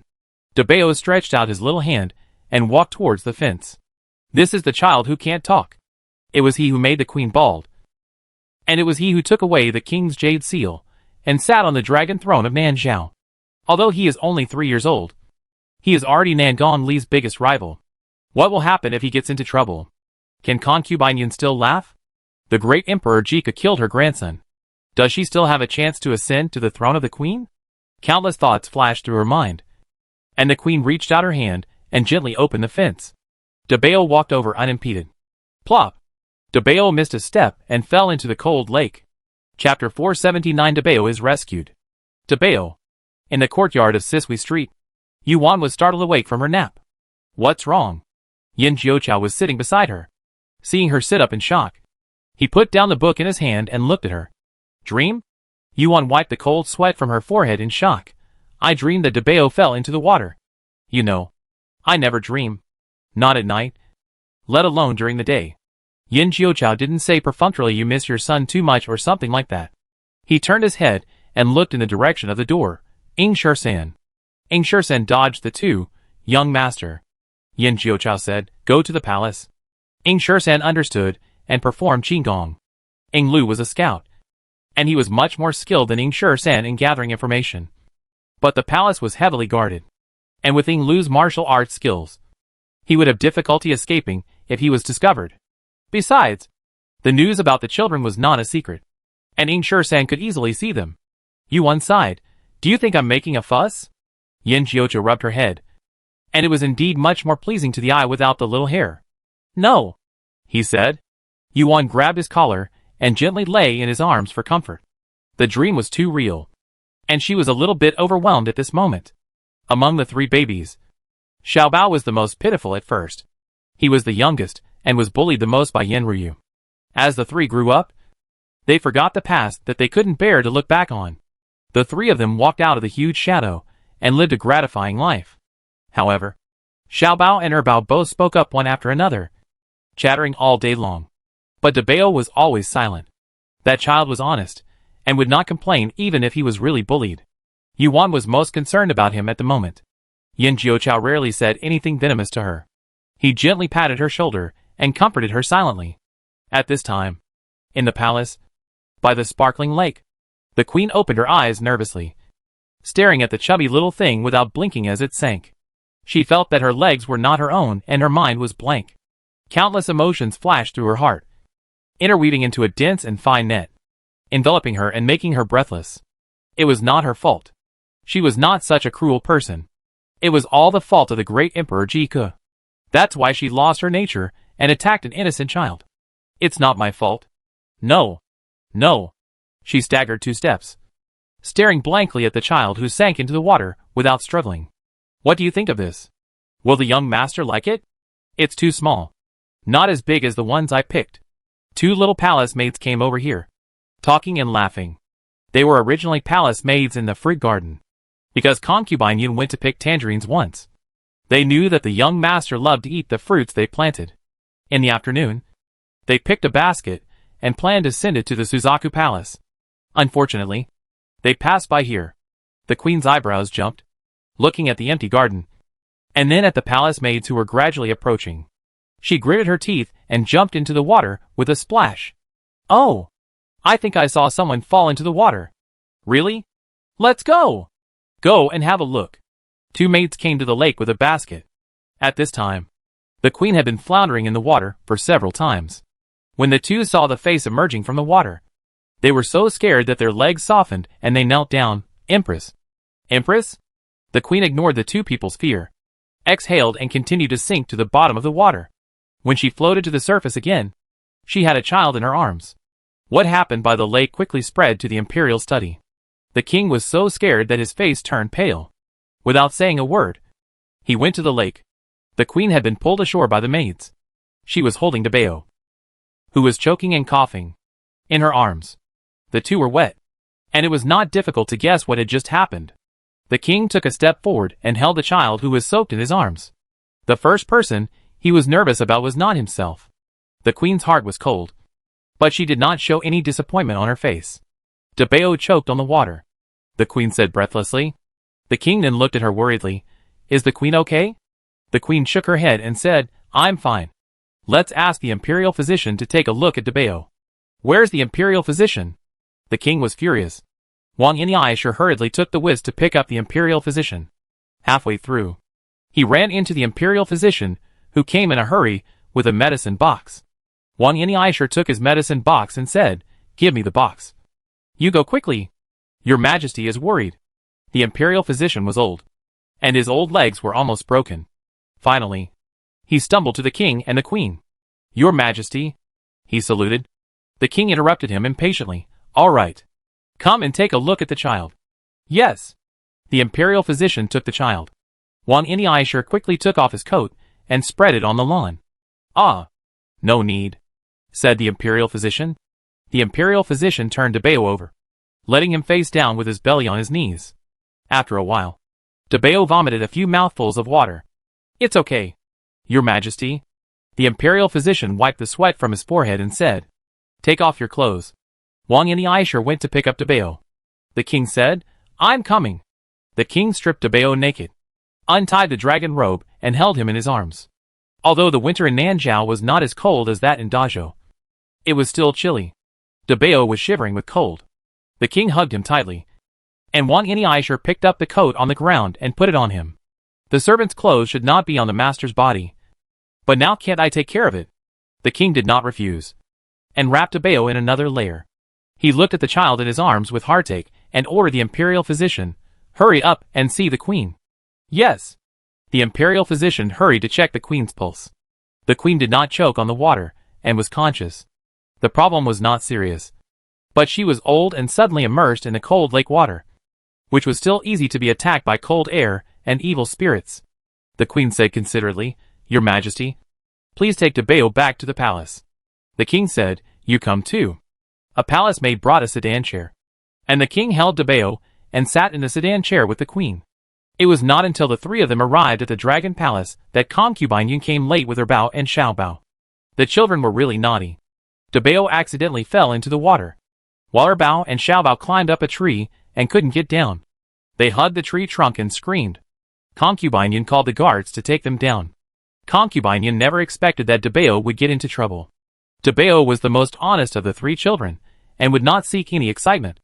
At this time, the king and the queen had changed into 2 sets of dry clothes. Debeo's clothes had also been changed, and he was being protected in the king's arms. The king had learned about the incident from the palace people. It turned out that the 3 little guys didn't take a nap and wanted to go out to play. Concubine Yun took them there. On the way, Concubine Yun had to go to the toilet and asked 2 palace maids to keep an eye on the children. The palace maids thought they were ordinary children and didn't stare at them too hard. As a result, they disappeared without paying attention. On the way back, Concubine Yun ran into her Bao and Xiao Bao, who were hanging on the tree and couldn't get down. When she rescued them, she heard that Debeo had an accident. Concubine Yun was more confused than anyone else. The queen said sternly, Concubine Yun, this time, I am not going to criticize you. It's okay that you are not in tune with the world on weekdays. But now you are a great-grandmother. You should be more restrained. Stop running around all day, and take care of your children more. Do you know how urgent the situation was just now? If I was half a step late, Debeo would have died. Concubine Yun was terrified. She looked at the queen, and then at the king. The king's face was cold, as if what the queen said was true. Debeo's situation was indeed very dangerous. She blamed herself to death. But now it is useless to blame herself more. And even if she does it again, she is afraid that she can't do better. Could it be that she heard that Debeo fell into the water, and ignored the 2 little black eggs hanging on the tree that might fall down at any time? Your Majesty, Concubine Yun wanted to hug the frightened Debao. But the king rejected her with his eyes. Don't say anything. Shen Yun, I am very disappointed in you. The queen said with a look of grief. This is your majesty's first great-grandson. Do you know what he means to the entire Nanzhao? Imperial concubine. This time even I can't stand it. Even if I risk being criticized by the world. I can't forgive you generously. She was the imperial concubine for less than 10 days. And she was deprived of the position of concubine by the king. She was beaten back to the position of concubine and confined to the Suzaku Palace. The 3 little black eggs were taken to the queen's central palace and taken care of by the queen and the king. The queen said gently, I will treat them as my own children. The king patted her hands and said, I believe you. You saved Debao's life. Apart from you, I can't think of anyone else in the harem who can take good care of them wholeheartedly. The queen smiled gently. Your Majesty, don't be too angry with concubine Yun. I was angry just now and sent her to prison without thinking. But if you think about it carefully, you can't blame her entirely. She has never raised a child. So it is inevitable that there will be omissions. Please don't blame her too much. When she realizes her mistake, return the position of imperial concubine to her. You have been indulging her like this, which makes her more and more unruly. I have seen that she has changed in the past few days, and I thought she really changed for the better, the king said, sighing helplessly. It's easy to change a country, but hard to change one's nature. The queen paused and said apologetically, I've gone too far. I don't mean to slander concubine Yun. I just think that concubine Yun may not be suitable for raising a child. The king was silent. The queen pointed out that she had not convinced the king to agree with her opinion. It didn't matter whether the king dealt with concubine Yun because he was disappointed with her or wanted to punish her. What mattered was that the king would not easily hand over the child to concubine Yun again. Even if the child was really appointed as the crown prince one day, he would be brought into the palace and raised by her. The queen. Personally, Ing Shursen reported all the news he had learned from the palace to Yin Chiocho and Yuan. Yuan frowned. What did you say? Debao fell into the water? The queen rescued him? Ing Shursen did not add his own subjective judgment. That's what the palace said. The king was angry with concubine Yun and deprived her of her position as a noble concubine. Ridiculous. Yuan pounded her fist on the table. Ing Shursen said again. The king said Debao and the others to the queen's palace. Now the queen is taking care of them. The parents are both here. Even if concubine Yun doesn't take care of them, it's not the queen's turn to intervene. Yuan always felt that there was something fishy about this matter. The queen could even plot against the cradle of the great Emperor Ji. Would she be merciful to Debao? Yuan said, Ing Shursen, take me into the palace. Ing Shursen nodded and took Yuan into the palace with Qi Gong. The two went to the central palace to see the 3 children first. The 3 had fallen asleep and were being carefully guarded by several capable maids. Since the queen dared to accept these little guys, she would definitely not treat them badly.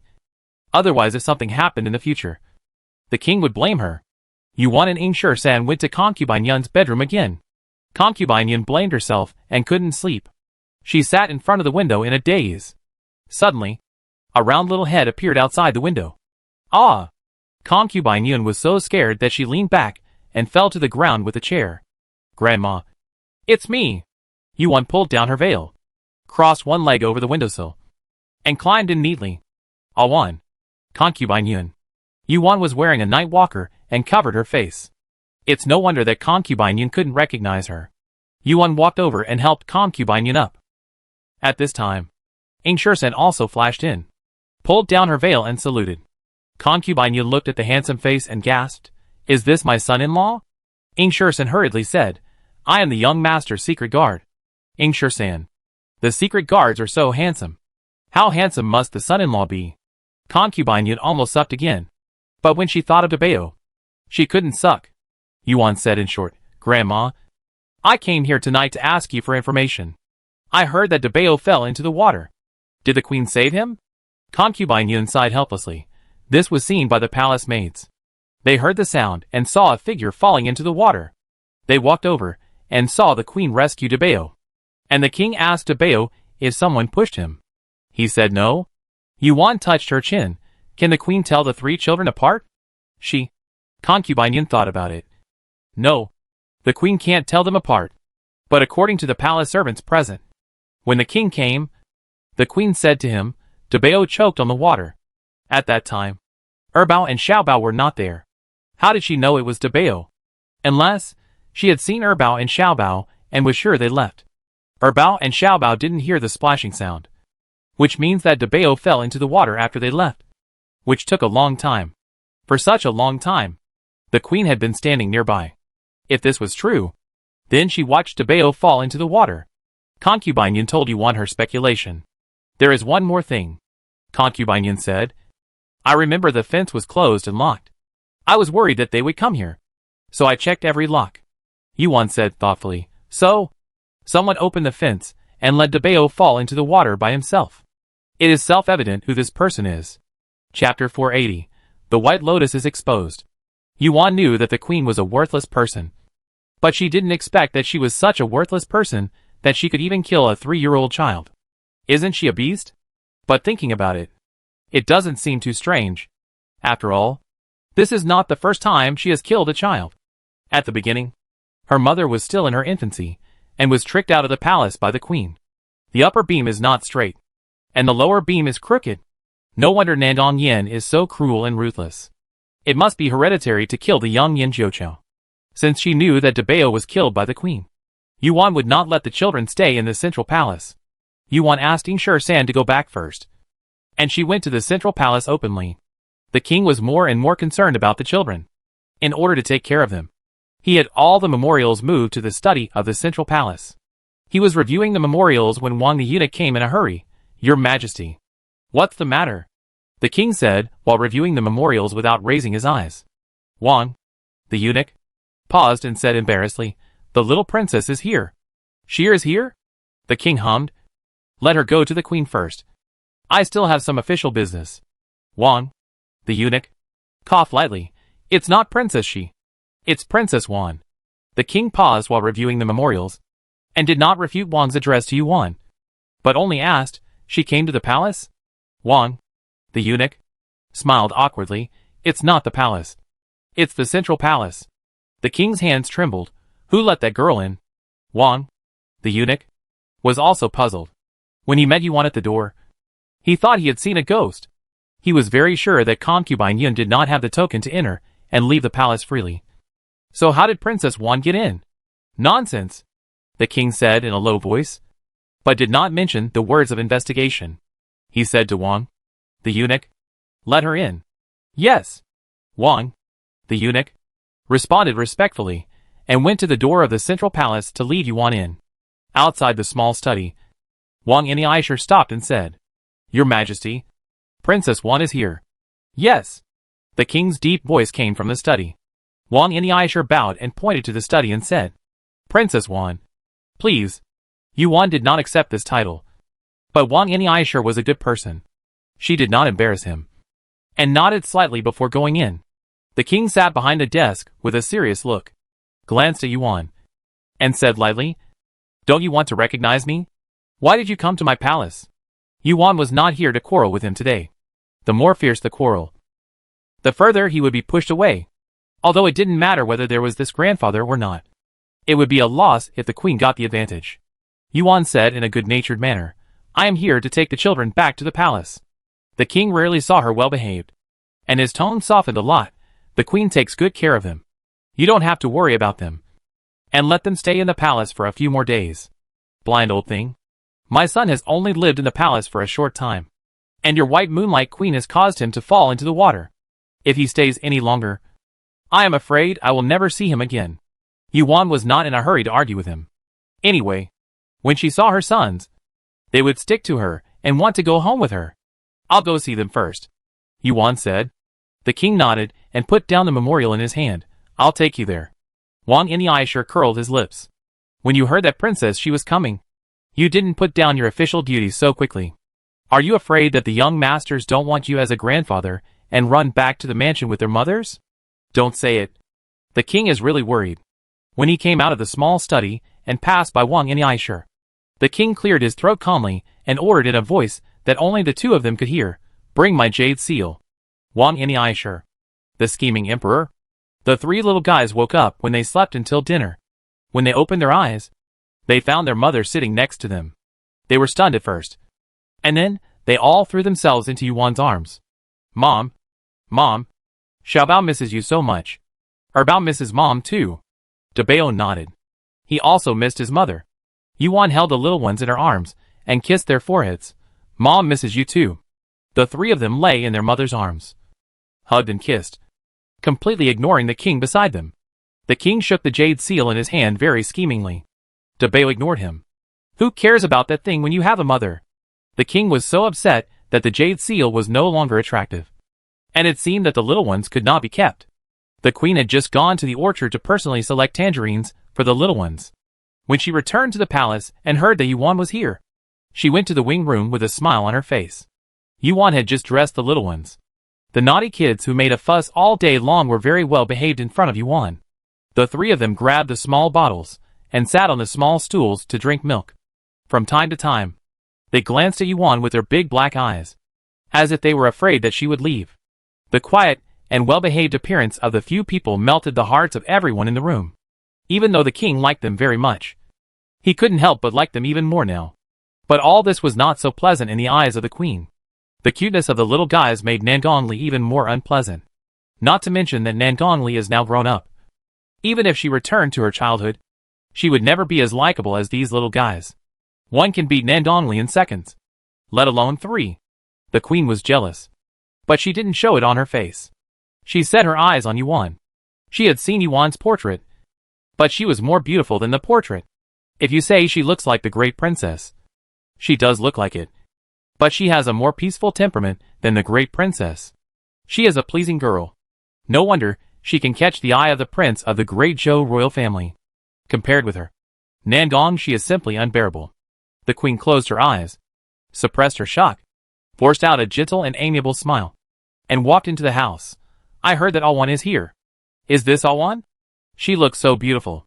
She looked at Yuan openly. Yuan also looked at her. After seeing beauties like concubine Yun and her own mother, the queen's elegance and beauty were not in Yuan's eyes. Yuan stood up and greeted calmly, Queen. The queen smiled and said, Child, stop being so polite and sit down. Yuan sat down. The 3 little ones looked at the queen, then looked at their mother, and continued to drink milk. The king was relieved to see that Yuan did not target the queen as she did at the beginning. As if to bring the two closer, the king took the initiative to mention the incident of Debao falling into the water, thanks to the queen passing by and saving Debao. Otherwise it would be really dangerous. At this time, Yuan could have said, why did the queen go there?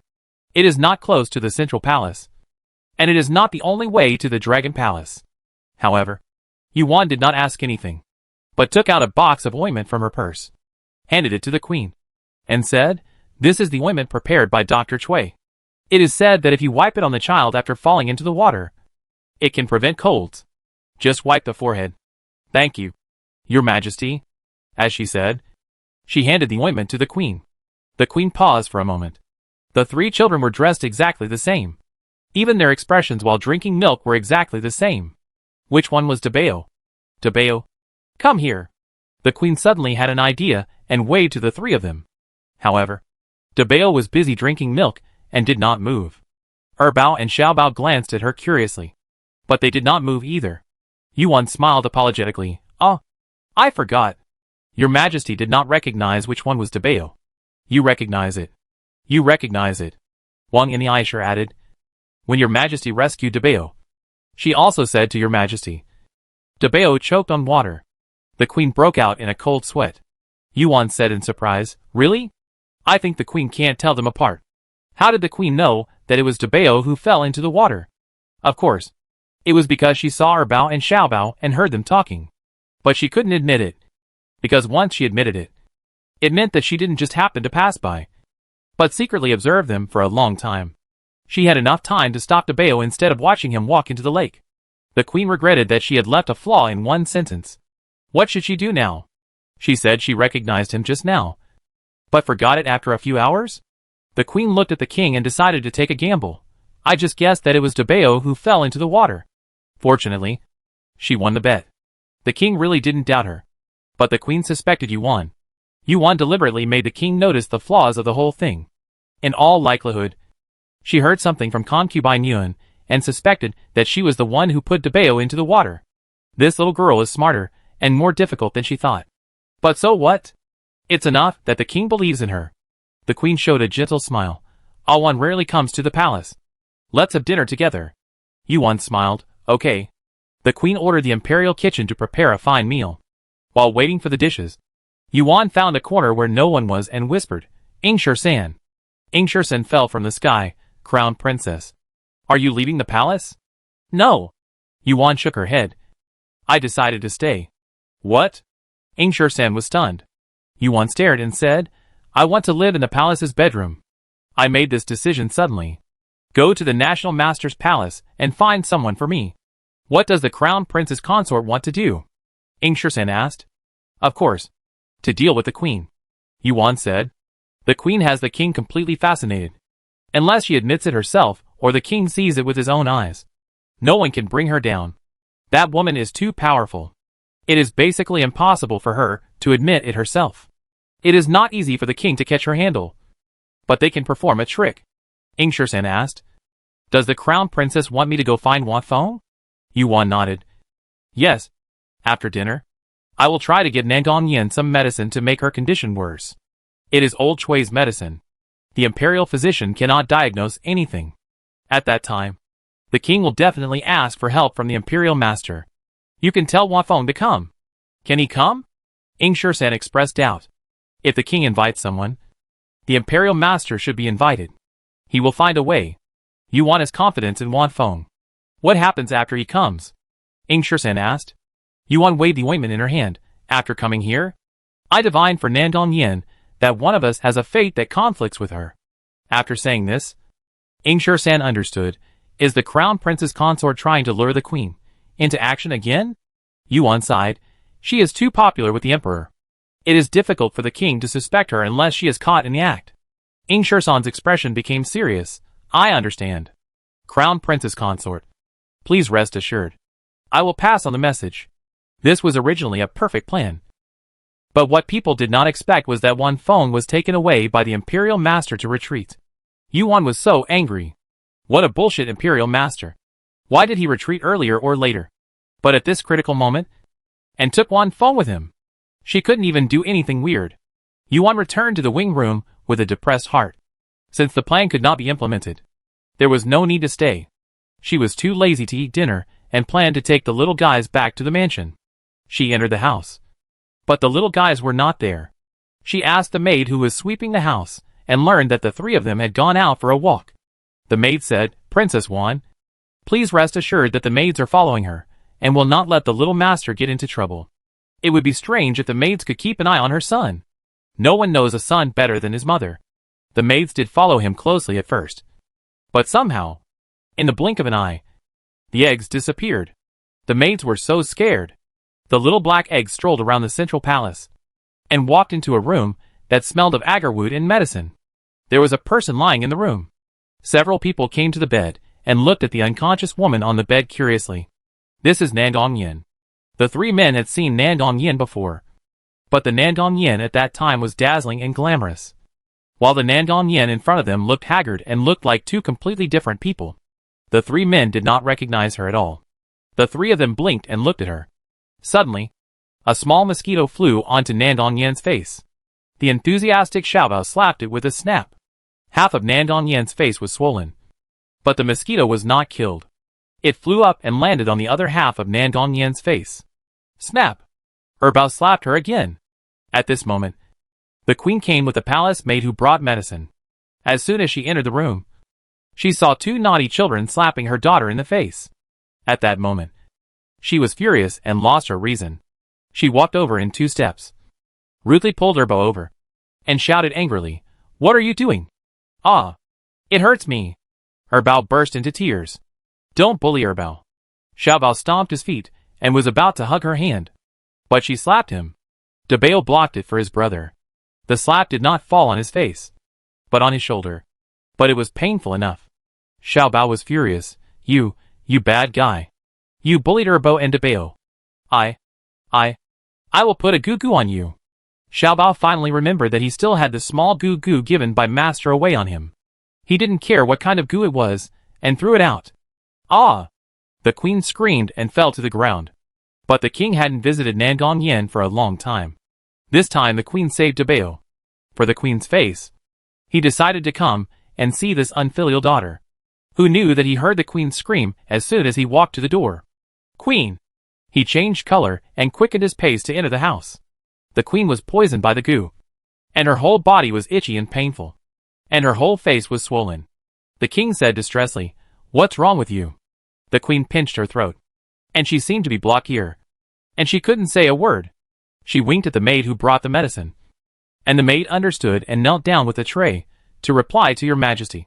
The queen came to deliver medicine to the princess just now. When she entered the room, she found several young masters slapping the princess. The queen advised them to stop, but they didn't listen and even let bugs bite the queen. The king frowned, looked at the three chubby little guys, and then looked at Nangong Yen, whose face was slightly swollen on the bed, and his eyes sank. He knew the queen's temperament very well. She was virtuous and kind, not to mention that she would not frame the little guys, even if she really wanted to harm them. She would not use her own daughter as a scapegoat. She would never hurt Nangong Yen's hair. So what the maid said was true. Nangong Yen was slapped by the little guys? The king said in a deep voice, "Why did you do this?" "Erbao. You tell me." Erbao didn't say. Xiaobao said, "We were hitting mosquitoes." The maid said, "Nonsense. Where are the mosquitoes now?" The king glared at the maid. The maid lowered her head. "We were really hitting mosquitoes," Xiaobao said. The king frowned. "The queen advised you to stop. Why didn't you listen? And you let the insects bite the queen?" Xiaobao pointed with her little hand and said, "She bullied Erbao and Debeo. Erbao was hurt by her. She also hit me. She hit Debeo." The child's words were not as logical as those of an adult, but that did not affect the meaning he wanted to express. To be fair, he believed the queen, but he was unwilling to doubt the children. "Did Bishop Wan tell you so?" the maid said. The king frowned. Was it Awan who asked them to bully Nangong Yen and the queen? To be fair, the king believed the queen, but at the same time, he was unwilling to doubt the children. Perhaps there was some misunderstanding. The king looked at the queen, who was in great pain. Xiaobao said, "You bullied them. Is there any misunderstanding?" "I didn't bully them. I tried to persuade them with kind words, but they pushed me down and let strange insects bite me." The queen thought so in her heart. So she said so. But the moment she opened her mouth, all her words became different. "Yes, I bullied these little beasts." The queen was stunned. The king was also stunned. "You? What did you say? What did you say about them?" The queen was going crazy. What happened to her just now? How could she say such a thing? "Your Majesty, listen to my explanation. It's not like that. I didn't scold them." "Little beast. What? Are you deaf and can't hear? You dare to slap my daughter, even if you beat her to death. What's the matter?" The queen was so panicked that she trembled. How could this be? This is not what she said, although she thought so in her heart, but she didn't intend to say it. "Your Majesty, Your Majesty, I like them very much. I wish I could drown them." After the queen said this uncontrollably, the king's face changed completely. Chapter 481, Character Collapse. Where is the queen now? Dignified and virtuous as she used to be?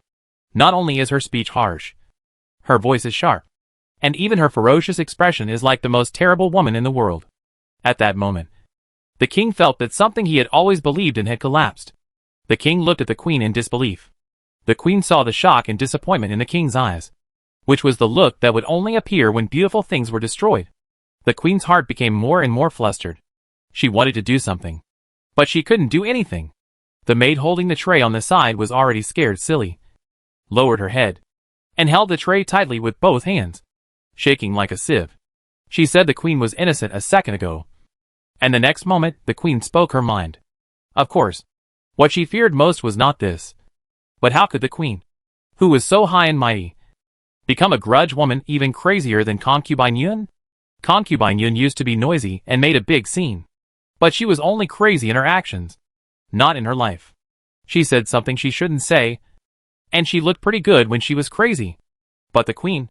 The maid dared to look at the queen, and she was so scared that the tray in her hand fell. The medicine bowl broke, and the medicine juice spilled all over the floor. "I deserve to die. I deserve to die." The maid cowered in fear. If the queen didn't understand what happened, it would be unreasonable. The little thing just threw a lot of bugs at her. It must be him who made her like this. This time, the queen was sure of Xiao Bao. She stared at Xiao Bao with a pair of bloodshot eyes and pounced on him with her teeth and claws. Queen! The king grabbed her arm and shouted. The queen was like being hit on the head and woke up instantly. Yuan was determined to take her son back home. But she couldn't find them after searching half of the palace. Finally, she heard the noise and hurried over. What did she see? The room was in a mess. The maids were kowtowed tremblingly. Her son was standing at the door, with a confused look on his face. The queen was half leaning on the ground. Her hair was loose. Her head cover was off, revealing a piece of hair on the top of her head that was scratched bald by Debeo earlier. And the king was beside her, with a look of anger. Yuan blinked strangely. Did she miss something? When the three little guys saw their mother coming, they all threw themselves into her arms. With 5 words written all over their bodies, "Baby is so wronged." The queen was furious. Who was wronged by the harm she caused? Of course, Yuan finally learned about the incident from Xiao Bao and Bao. It turned out that the 3 of them accidentally walked into Nandong Yan's room and killed mosquitoes for Nandong Yan. But the queen misunderstood that they were bullying Nandong Yan. The queen was furious and hurt Bao. Xiao Bao was mean to her. So she came to teach Xiao Bao a lesson, but accidentally hurt Debeo. Her poor Debeo. In order to avenge his brothers, Xiao Bao released a small Gu to bite her. Xiao Bao, a half-baked boy, did not study Gu with Master away on weekdays, and had no idea what Gu he had brought. He rushed to the queen, and the queen was hit. The words that came out like pouring beans were most likely her true feelings. If she had just said it, it would have been fine. But in the end, she almost hit Xiao Bao in front of the king. The king's expression was wonderful. It's really hitting a mosquito. Bao stretched out his little hand and showed the little body of the mosquito in his palm to his mother. Yuan touched his little head. Mother believes in you. Bao threw himself into his mother's arms and hugged her. And Xiao Bao also squeezed in. Yuan held Xiaobao's head. Look, you always bully Debeo. But at the critical moment, Debeo still protects you. Will you still bully Debeo? Xiao Bao shook his head cutely. I bullied Bao. Bao shuddered. Yuan said softly, okay, let's go to Juke Palace to say goodbye to the great-grandmother and visit her another day. Yeah. The 3 nodded. Yuan took the 3 little black eggs to the Suzaku Palace of Concubine Yun. The king only said that Concubine Yun must not leave the Suzaku Palace, but did not say that no one was allowed to go in. Concubine Yun was very reluctant to let the 3 go when she learned that they were leaving. The days when the little black eggs lived in the palace were the happiest time of her life. She never knew that God could be so kind to her, allowing her to look forward to her daughter and have so many lovely children at the age when half of her body had stepped into the lust. We will come to see you often, Bao said sweetly. We like great-grandma the most. When it comes to flattery, no one can match her. Concubine Yun wiped her tears and said with a smile, okay, great-grandma is waiting for you in the palace. She brought the tangerine she picked to the little black eggs. She knew that they didn't need anything in the palace, but this was her heartfelt gift. The 3 little black eggs accepted it very happily. Concubine Yun used to think that others treated her well because she was very good. After so many years, she realized that it was because others were good enough. You taught them very well, Concubine Yun said to Yuan with relief. Although the 3 of them were naughty, they were all well-educated children. You would never feel uncomfortable with them. It's really an ordinary orange, Concubine Yun murmured with tears. The 3 little black eggs personally carried the small baskets and took the oranges given to them by Concubine Yun to the carriage, as if they were treasures. It was midnight when the queen woke up. She suddenly opened her eyes and sat up from the bed. She looked at the mattress on her body, then at the familiar house, and a feeling of dizziness came over her. She held her forehead in pain and gasped. My queen, you are awake. The eunuch came over with an oil lamp and looked at the haggard queen with worry. The queen wondered, what happened to me? Where is his majesty? She clearly remembered that she was in Yinner's room just now. How come she was lying on her own bed in the blink of an eye? The eunuch already knew what happened. The maid who witnessed the queen's misconduct had been dealt with silently by him. But there were some things that a small eunuch like him could not turn the tide. He sighed and said, you fainted. I had someone carry you back. His Majesty returned to his own palace. He should have gone to the imperial study now. Your Majesty, how do you feel? Is there anything else that is uncomfortable? The queen touched her face, rolled up her sleeves, and looked at her arms. The redness, swelling, and rash had subsided, and the feeling of chest tightness and shortness of breath was gone. The eunuch explained. The goo master came and cured you of the goo. I want to see the imperial master, said the queen. The eunuch said, when your majesty was unconscious, I went to the imperial master's hall. Unfortunately, the imperial master was in seclusion. At this critical moment, in seclusion, the queen had another headache. Your majesty, there is still some poison in your body. Drink the medicine first. After the eunuch put the oil lamp on the table, he opened the food box, brought out a bowl of warm soup, and carefully presented it to the queen. Thinking of her current situation, the queen was in no mood to take medicine. Your majesty, the eunuch advised. The queen closed her eyes, sighed helplessly, and took the medicine bowl. Tell me, have I fallen out of favor? The eunuch said, how could it be? You and his majesty have been in love for so many years. Can't you withstand such a small setback? The queen opened her mouth, but just now. The eunuch said, no one is perfect. And ordinary couples still quarrel from time to time. How can you and his majesty be immune? Don't be disappointed with his majesty. It's not that I am disappointed with his majesty, but his majesty is disappointed with me. The queen was about to drink the medicine, but she put the bowl down when it reached her lips and sighed. You have seen the current situation. My Yennefer has fallen out of favor. Sheer is not worth much use, and Lear is a good seedling. But unfortunately, I'm afraid that I will be implicated.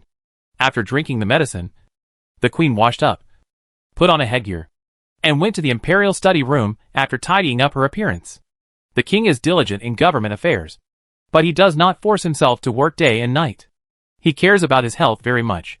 However, it is late tonight, and he still has no sign of resting. Your majesty, Wang Yinisher did not remember how many times he had advised him. If you continue like this, it will hurt your body. The king did not speak. After a while, Wang Yinisher said again, Your majesty. The king interrupted him coldly, if you are tired, go to sleep by yourself. Don't bother me. Wang Yinisher said embarrassedly, the queen is here. The king's hand paused. You see, Wang Yinisher hesitated. If it were in the past, he would not have to inform at all. Whether it was the king's bedroom or the imperial study, they were all places where the queen could enter and exit freely.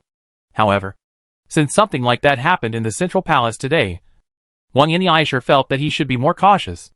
Let her in, said the king. Yes, Wang Yinisher responded, and turned to the queen and said, Your majesty, please. The queen calmed down and walked into the imperial study in a dignified and noble manner. The mad woman in the evening seemed to be just an illusion of the king, and now she was the phoenix born from the fire. The king looked at her and lowered his eyes, with a complicated expression. The queen had already prepared for any reaction from the king. Seeing that the king treated her colder than usual, she was not anxious. She walked over slowly and looked at the king across the table. Your majesty, are you still angry with me? The king did not say anything. The queen said, I was poisoned and my words were not sincere. Your majesty, just think that I suddenly lost my mind. I have been your wife for many years. Don't you know what kind of person I am? Yes, his queen. Doesn't he know? Even after so many years, the king can still recall the scene when he first met her and concubine Yun. The first person he saw was concubine Yun. At that time, he did not notice the queen next to him. It was the queen who stepped forward to help concubine Yun. He realized that there was such a straightforward and kind woman in the world. Concubine Yun was as beautiful as a poppy, but she was not suitable to be his queen. Over the years, she had indeed not let him down. She was the mother of the country and a virtuous queen. She was right. After so many years of love, could it be that because of a madness after being poisoned, she denied everything she had dedicated to him and the Nanzhao kingdom? The king felt that he should not doubt the queen. He wanted to say that he forgave her, but when the words came to his lips, they turned into a sentence. Did you push Dabeo into the water? Of course he was not poisoned. It was just that since he left the palace, Yuan's doubts about the queen had been lingering in his mind. How did the queen know that it was Dabeo who was rescued? He said it without paying attention. The queen choked. Is it you? The king asked again. The queen's throat slipped. She clenched her fingers and said solemnly, No, I didn't push him into the water. Did you open the fence? The king looked at her and asked. The queen's heart skipped a beat. Her eyelashes trembled. And she complained aggrievedly, Your Majesty, do you not trust me? Debeo is your heir. Will I harm your bloodline? In your Majesty's heart, can't I tolerate a child? The king said tiredly, I don't distrust you. You can leave. I still have some official business to deal with. The queen's eyes moved. She lowered her head unwillingly and bowed in a proper manner. Yes, I will leave first. Walking out of the imperial study, a cold wind blew, and her heart was chilled. The Gu master was invited by the king. It didn't matter whether she was crazy or not. The king's attitude towards her was different after all. Wang Dequan. In the imperial study, the king put down the memorial and said, Go to Suzaku Palace. Yes. Wang Yin'ai was wondering why you went to concubine Yun in the middle of the night? You are not energetic enough to wake someone up in the middle of the night. The king went to Suzaku Palace. He did not rush to let someone know, but stood under the towering palace wall, in a daze for a long time. Your Majesty. Just when Wang Yin'ai asked him whether he wanted to leave or stay, he stepped into the palace. Concubine Yun didn't rest either. The 3 little black eggs left, and she was too lonely to sleep. She sat on the swing she had made for the little black eggs, swinging gently from time to time. Suddenly, a dark shadow fell at her feet. She was stunned for a moment, turned her head blankly, and saw the king standing under the silver-gray moonlight, who seemed to have aged a dozen years overnight. She was too lazy to pay attention to him, didn't get up to salute, turned her head, and continued swinging her own.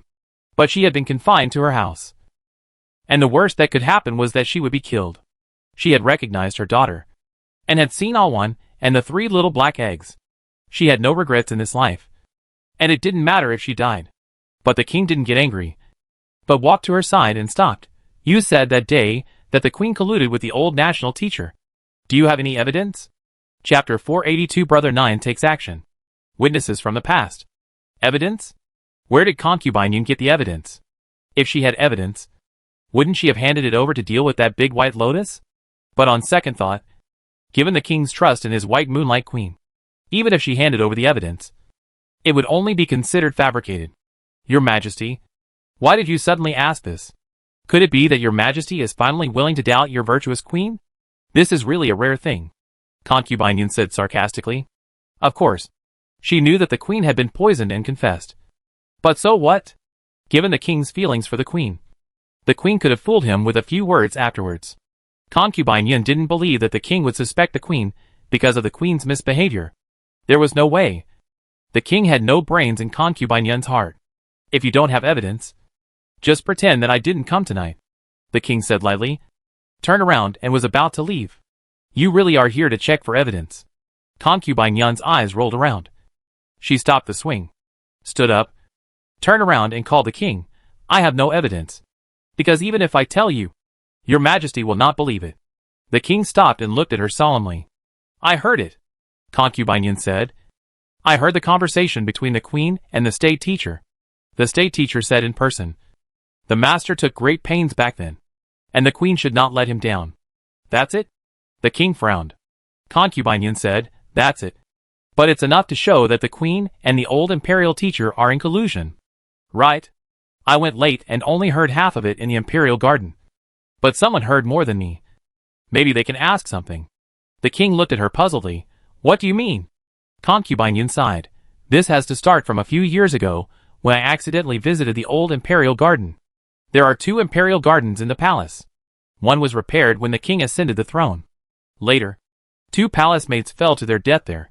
The queen thought it was unlucky, and asked someone to choose another vacant land and build a new garden. Because the old garden had killed someone, few people would go there, and gradually it was abandoned. Concubine Yun was not afraid of death. She didn't believe this. Instead, she felt that it was quiet over there, and would occasionally go there to relax. That evening, she went to stroll in the old garden as usual. Halfway through, she heard the queen's sneaky voice. She quickly found a big tree to hide, and looked over there stealthily. As a result, she saw the queen and the imperial master standing together. The 2 looked very familiar with each other. It was obviously not the first time they met in private, because concubine Yun arrived late. The conversation between the 2 had basically ended. Concubine Yun only saw the queen frowning and thinking about something. And then the imperial master came to tell the king what she had just told him. She was wondering, and accidentally stepped on a dead leaf. The imperial master was alert in an instant and shouted loudly, "Who is it? Come out!" Concubine Yun thought she was dead, but she didn't know that a figure suddenly jumped out from behind a rockery opposite her and disappeared into the imperial garden. The imperial master asked the queen to return to the bedroom, and he went to chase the mysterious man who eavesdropped on the corner. Concubine Yun sighed and said, "That person may not know that I am here," and thought that the person discovered by the national teacher was him. So he ran away in a hurry. If he hadn't led the national teacher away by mistake, I'm afraid that I would have been killed by the national teacher. The king frowned. This matter not only involved the old national teacher, but also the new national teacher. How could this happen? Concubine Yun saw that he was tangled, and snorted sarcastically, "Your Majesty cannot believe me. Anyway, you have never believed it for so many years." The king pressed his headache and didn't say whether he believed it or not. "Did you see what that person looked like?" Concubine Yun shook her head. "He just shook and disappeared. But I think he should be a man. This has nothing to do with evidence, but an intuition that has been rolling around in the harem for many years. Apart from the king, she usually doesn't see men. Only palace maids and eunuchs. So she can quickly notice the sudden appearance of a different person. The matter has reached a dead end again. It is not untrustworthy to rely on Concubine Yun's words. But Concubine Yun can't win the battle with the queen and the king. If they both deny and turn the tables on Concubine Yun, it will be unimaginable. The king is unwilling to make such malicious speculations. After all, whether it is the queen or the king's master, they were all people he trusted deeply. The king's eyes fell on Concubine Yun's face again. In just a few days together, it seemed like half a lifetime.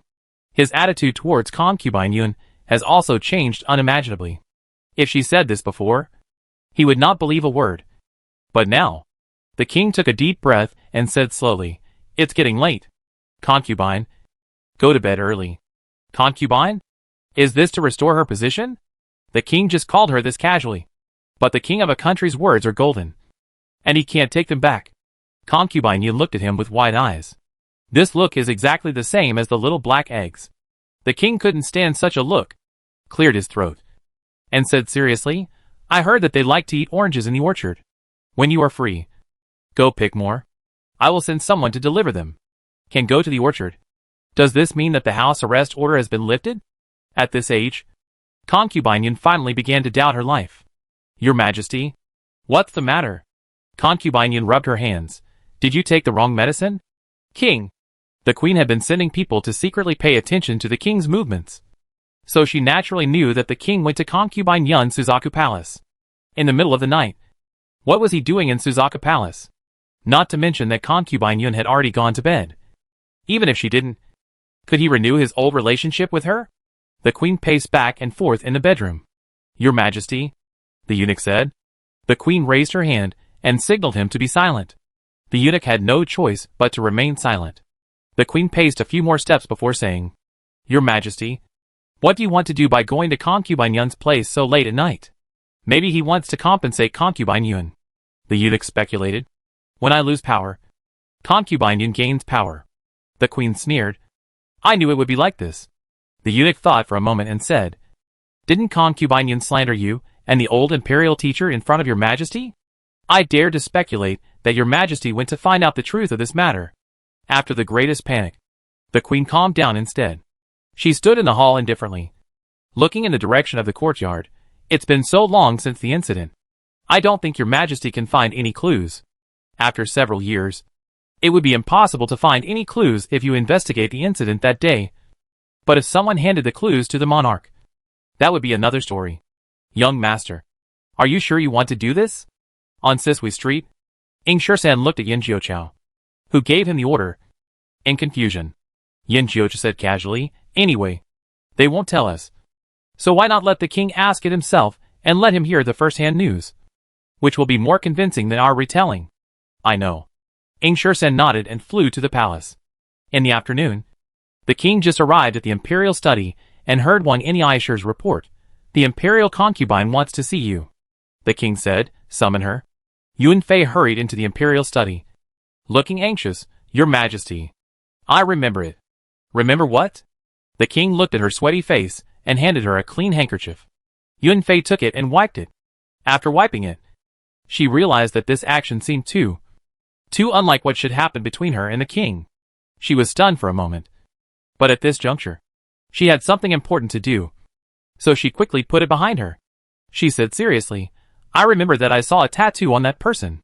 The king pondered for a moment. You mean, the person who appeared with you in the old imperial garden at night? Concubine Yun nodded. Yes. There is a blue tattoo on the back of his neck. About this big, Concubine Yun said, using the index finger and thumb of her right hand to bend a hole the size of a copper coin. It is really a bit disappointing to catch an assassin who broke into the palace with just a tattoo. But the king really knows a master with a tattoo on the back of his neck.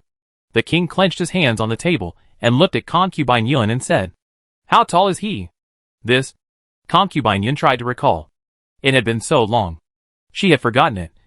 But her grandson-in-law asked King San to pass on the news to her. So she knew what to say. It's about the same as your majesty's young figure. The king clenched his hands even tighter. What else can you remember? Nothing. Concubine Yun shook her head. The king's face began to change unpredictably. Concubine Yun pretended that she didn't see it and continued to say innocently, But even if I remember these, it's probably useless. He was discovered by the National Master. How could the National Master not punish him? Maybe he has already asked the National Master to silence him. It's too easy for the National Master to silence someone. But if the other person is of noble status, the National Master has to weigh the consequences. Is it him? A chill ran down the king's heart. If it was really him, then there would be a lot of things involved. Concubine Yun had said everything she needed to say, and she acted flawlessly. Now it was up to the king to see if he had the courage to fight to the death. I'll take my leave. Concubine Yun left. The king's heart seemed to have suddenly been crushed by a huge rock. He supported his forehead with his hand and gritted his teeth and called out, Wang de Quan. Eunuch Wang stepped inside. Your Majesty. What do you want? The king said in a trembling voice. Where is Helian Sheng? Having not heard this name for a long time, Eunuch Wang was stunned for a moment. And then he remembered that Helian Sheng was the son of Helian Baiming and Tan, the former eldest son of the Helian family, but was expelled from the Helian family for committing a crime. Now the Helian family has no eldest son, only the eldest daughter. But the old lady has always treated Yin Xiaoqiao as her own grandson. Helian Sheng was expelled from the family, and his whereabouts are unknown. Why did your Majesty suddenly ask about him? Wang Aisher said puzzledly. The king felt that the heavy stone in his heart was getting heavier and heavier. He couldn't even lift his forehead with one hand. Do you still remember why Helian Sheng was expelled from the family? Wang Aisher pondered for a moment and said, It is said that he beat a civilian to death and contradicted the old lady. The old lady was furious and expelled this unfilial grandson from the Helian family. The Helian family has a strict family tradition. It is not surprising that they would do something to sacrifice their relatives for the sake of justice. The king once believed it, although he heard some gossip afterwards. He did not take it to heart. Wang Aisher glanced at the king. Your Majesty, you don't look very good. Are you too tired? Let me help you go back to the palace to rest for a while. The king said, Have you heard those rumors? Wang Aisher said, Your Majesty. You mean, Helian Sheng is not the general's biological child. This servant has heard that the old lady drove her grandson out because Tan had an affair with someone else. Helian Sheng is the illegitimate child of Tan and the adulterer. The old lady didn't want to raise a child for others, so she drove him away. Tan became a nun secretly. As for whether it is true or false, the servant has not gone to the Helian family to verify it. The king frowned and said, That year, the Helian family seemed to have a lot of changes. Eunuch Wang sighed, Alas. Isn't it? First, the general went crazy and lost his martial arts, becoming a useless man. Then, Helian Sheng killed someone and was expelled from the family. Tan became a nun. A good family was broken up just like that. What kind of sin did they commit? The king felt bitter in his throat and said in a daze, I'm afraid it's not them who committed the sin, but one of them ran into someone else who committed the sin. Eunuch Wang was stunned. Why do you say that? Your Majesty? The king did not answer him, but said, Announce Helian Baiming. Yes. Eunuch Wang responded. Wait. The king paused, remembering that Helian Baiming's character would not do anything to pit his wife and son. He may not know. Announce Tan. Chapter 483 Tan enters the palace.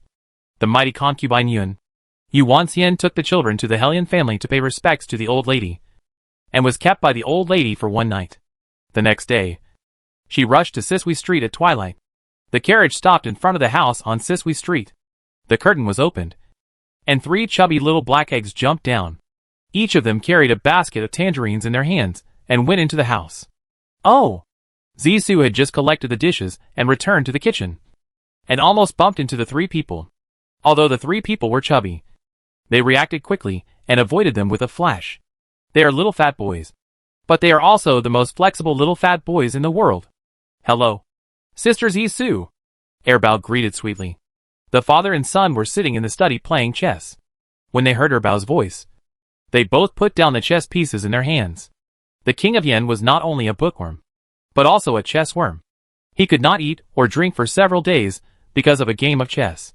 However, all the things he liked were not as good as those cute little guys. The king of Yen stopped playing chess and didn't want his son anymore. He flashed out, faster than the secret guards. Grandpa, Grandpa, I miss you so much. Xiao Bao was the first to see him and ran to him. Did Grandpa eat well during the days we were away? Did you sleep well? Erbao said softly and considerately. And the simple and rough Xiao Bao was instantly outdone by him.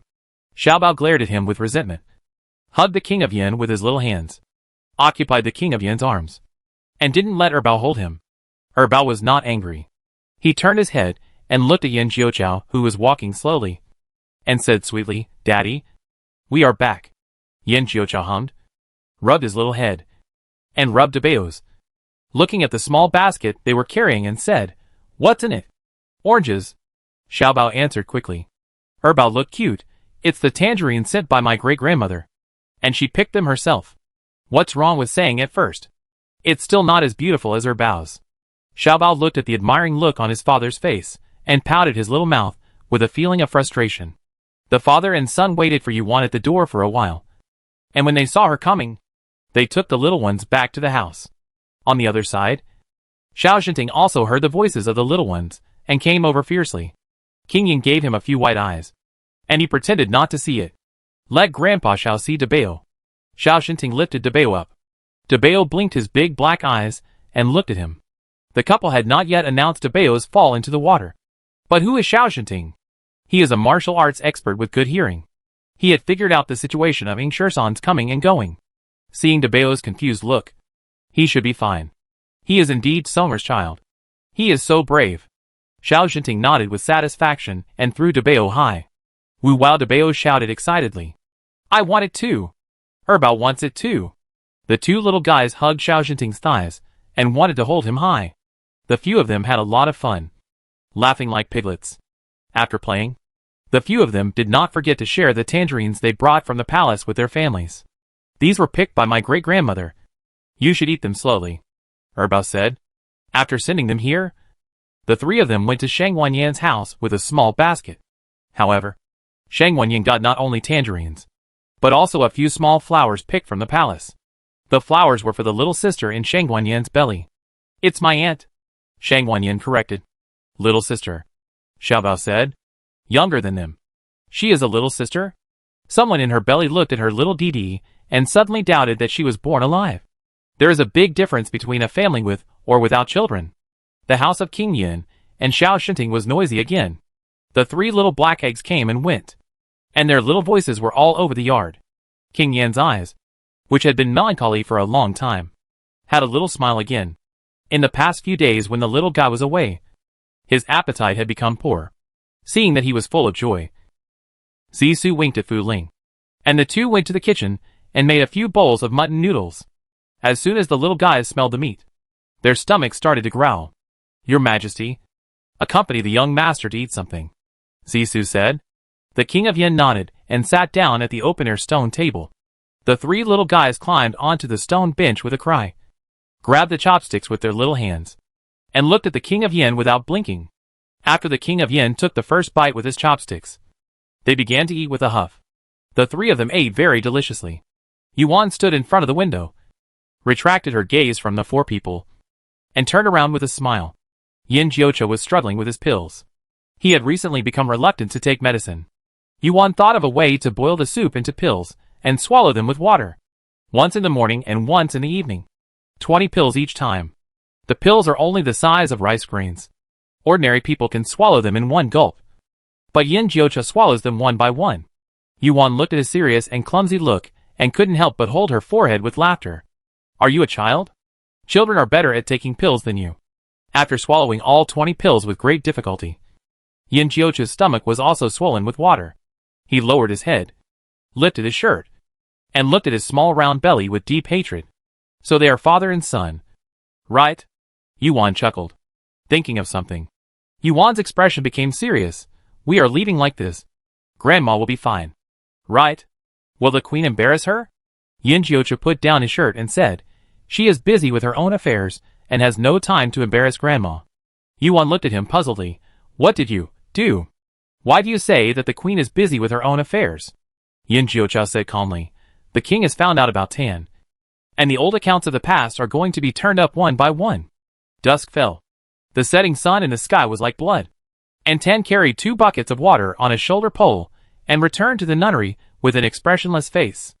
As soon as he entered the door of the nunnery, the little nun complained, why did you take so long? Didn't I just ask you to fetch some water? You didn't go out to be lazy again, waiting for your water to cook. Tan didn't argue.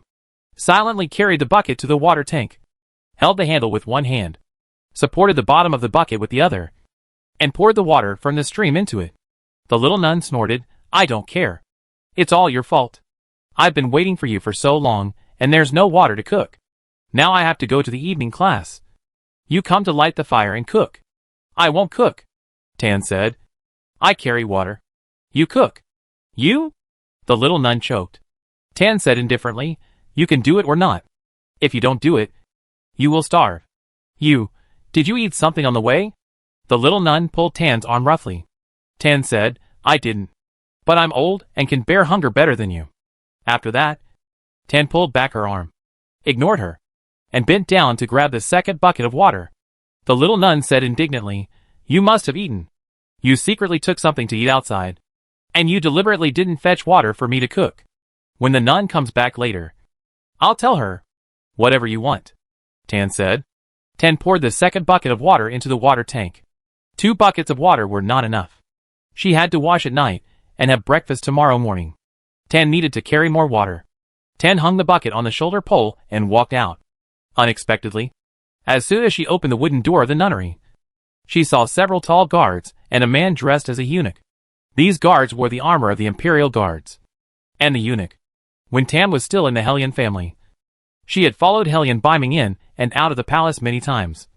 So she naturally saw the favorite of this monarch, Eunuch Wang. She greeted in surprise. Madam Hellion? Eunuch Wang bowed with his whisk. Tan put down the pole and performed a Buddhist salute with one hand. There is no Madam Hellion here. Only this poor nun. You can call me by my Buddhist name Ling Wei. Wang Yin'ai looked her up and down. Although he had heard that she had become a nun and often accompanied the ancient Buddha with green lamps, he was still surprised to see it with his own eyes. The first-rank lady who was once the center of attention actually wore nun's clothes, woven straw sandals, carried a load on her thin shoulders, and lived an unimaginable hard life. Wang Yin'ai felt a little uncomfortable. He sighed, Madam, why are you doing this? Tan didn't answer him. Are you here to burn incense? Eunuch Wang, are there any pilgrims? The little nun came over chattering, and looked at the solemn and majestic guards, and couldn't help being a little scared. Eunuch Wang heard the little nun yelling at Tan outside the door. He didn't even look at her. He turned his head away with a cold snort, and continued to watch Tan. He said respectfully, I am ordered to summon you, Madam, to the palace. It's obvious whose order it was. Tan's eyes moved, and she glanced at the little nun beside her. She said to Wang, I have long since left the world. Please go back. Eunuch Wang. On the way here. Wang, the eunuch, combined with his own majesty's words. Guess something. Tan became a nun and lived in seclusion here. I'm afraid there is some hidden reason. Now that he met Tan, he was more certain of his guess. Wang Yin'ai smiled faintly. I am not here to ask Madam for instructions. His Majesty has ordered you to enter the palace. Whether you are Madam Hellion or Master Ling Wei, please follow me to the palace. Wang Yin'ai was also a eunuch of rank. He called himself a miscellaneous family in front of Madam Hellion. But Madam Hellion was of noble status. Even if she became a nun, he did not really regard her as a humble divorced wife. However, no matter how high Tan's status was, she could not disobey the order. Tan lowered her eyes, paused, and whispered, "Please wait for a moment. Eunuch, I will go to change clothes." "Hey, where are you going? You haven't fetched water yet." The little nun grabbed her. "How dare you?" Wang in the Aisha shouted. And the little nun trembled with fear and let go of Tan. Tan changed into a clean cloth dress, took off her straw sandals, and put on plain cloth shoes. Her dignity was imprinted in her bones, and even the rough linen clothes had a calm and elegant demeanor. She walked to the door of the nunnery slowly and said, "Eunuch Wang, let's go." Eunuch Wang bowed, stretched out his hand, and made a gesture of invitation. "Madam, please, you can't, ah." Before the little nun finished her words, Wang Eunuch whisked her away. The old nun went to the town to buy rice and grain. When she returned to the nunnery, the young nun was the only one left in the yard. She frowned and said, "Where is Ling Hui?" The young nun covered her swollen face and said, "A eunuch named Wang came from the palace and took her away." "What?" The old nun turned pale. "Are you sure your surname is Wang?" The young nun nodded aggrievedly. It hurt her so much. How could she not remember his last name? The little nun said, "I heard it with my own ears. Ling Hui called him Wang Gong Gong." Ling Hui seemed to recognize him. "Nun? Who is he? Who else could a eunuch with the last name Wang be?" "The king's trusted eunuch." The old nun's heart sank. "Oh no! It's all over now." "What's the bad? What's the end?" the little nun asked in confusion. She only knew that Ling Hui was the wife of the Hellion family, and was imprisoned here because of a crime. But she didn't know that the person who imprisoned Tan was not from the Hellion family. She thought that she and the nun were following the orders of the old lady Hellion to watch over Tan day and night, and even gave Tan good fruits to eat. The old nun didn't have time to deal with her. She went back to the house to get the silver, and immediately took the carriage that sent Rice back to the nunnery down the mountain, and paid the other party some more silver, asking him to drive the carriage to the National Master's Hall. "Who is it?" The old nun rushed in rashly, and was stopped by the guards at the gate. The old nun quickly took out the token from her waist and handed it to the guards, saying, "I want to see the Imperial Master." The guards recognized this token, which was the highest level token in the Imperial Master's Hall. Apart from Wan Feng, he had never seen it on anyone else. Those who could hold it were the most trusted people by the Imperial Master. But unfortunately, the Imperial Master was in retreat. The guards looked at her and said, "The Imperial Master is in retreat. You can come back another day, or you can stay here. I will arrange a room for you." "How can this be possible? It's an extremely urgent matter. If you delay for a moment, the sky will fall." The old nun said anxiously, "Can you pass it on? I really have an urgent matter. Look at this token. When the National Master gave it to me, he said that I could see him at any time as long as I came to him with the token. That's true. This token can be used to meet the National Master. But the National Master told him not to disturb him before he went into seclusion." The old nun's face sank. This is a matter of life and death for the National Master's Hall. If something really happens, can you afford to blame the National Master? The guard scratched his head in embarrassment. "Okay, I'll help you pass it on. But I can't guarantee whether the National Master will see you." The old nun hurriedly urged, "Go quickly. The National Master will definitely see me." The guard took the token to the forbidden area where the National Master was in seclusion, and explained the situation to the death guards guarding the forbidden area. The National Master said that he can't be disturbed. The death guard said. The guard explained, "I know. But that nun said that it was really an important matter. No matter what, you should show the token to the Imperial Master first." The death warrior took the token and entered the secret room. The secret room had 2 layers. Wan Feng guarded the outer layer, and the Imperial Master was in the innermost layer. The death warrior gave the token to Wan Feng. "An old nun wants to see the Imperial Master." "Old nun?" Wan Feng touched his chin. His eyes flashed, and he said pretentiously, "I have accepted the token. You let her wait. My master is at a critical moment of retreat, and if you disturb her, she will go crazy." The old nun hit a snag and had no choice but to rush to the palace. She also had the token of the palace, and she met the queen. "What did you say? Your Majesty summoned Tan to the palace? Such an important matter. Why didn't you come to inform me first?" Why are you going to the Imperial Master's hall? The queen was furious. The old nun thought that if the Imperial Master took action, they could stop the man on the road. This idea was originally perfect. But no one expected that the Imperial Master would actually be in seclusion. When she went to the Imperial Master's hall, Ten had already been led into the palace by Wang and Aishur. Ten didn't dare to betray them, because the queen favored her and the Imperial Master was trusted by the king. The Hellion family couldn't beat them. But what if the king was the one who made Tan betray? Can the king still beat the queen and the Imperial Master's hall? Ten no longer had any worries. And their secrets could not be kept. Quick! Set up the Imperial study. The queen got on the lawn car and took a shortcut to the Imperial study as fast as possible. When she got off the Imperial carriage, Tan was being led by Wang and Aishur from another road. Just tell Tan that Hellion Shung is in her hands. And Tan will stop talking nonsense. It didn't matter whether Hellion Shung was really in her hands. Because Tan was in the palace and had no way to verify it. She could gamble that she didn't catch Hellion Shung. But the queen was confident that Tan would not gamble with her son's life. This was something that no mother in the world would do. Not to mention that Tan was a greater mother than ordinary women. The queen had a bottom line in her heart and was not as panicked as before. As long as Tan was stabilized for the moment, she would have her own way to deal with the future. The queen took a deep breath and looked at Tan and Eunuch Wang walking towards her with a cold look. However, just as she was about to speak, Concubine Yun came behind her at some point and picked up the stick in her hand. Hey! Concubine Yun jumped up and knocked the queen unconscious with a stick. Chapter 484. Uncovering the Truth. Madam, please stay and let me pass on the message. With no obstacles in the way, Wang the eunuch successfully led the person to the Imperial study. Tan did not deliberately correct Wang the eunuch's way of addressing her. She nodded politely. Wang the eunuch stepped inside. Your Majesty, Madam Hellion is here. Yes. The king responded solemnly and motioned Wang the eunuch to bring the person in. Madam, please come in, Wang the eunuch said to Tan. Tan calmly entered the Imperial study, stopped in front of the Imperial desk, and bowed without looking away. I am Lingui, the poor nun, and I pay my respects to your Majesty.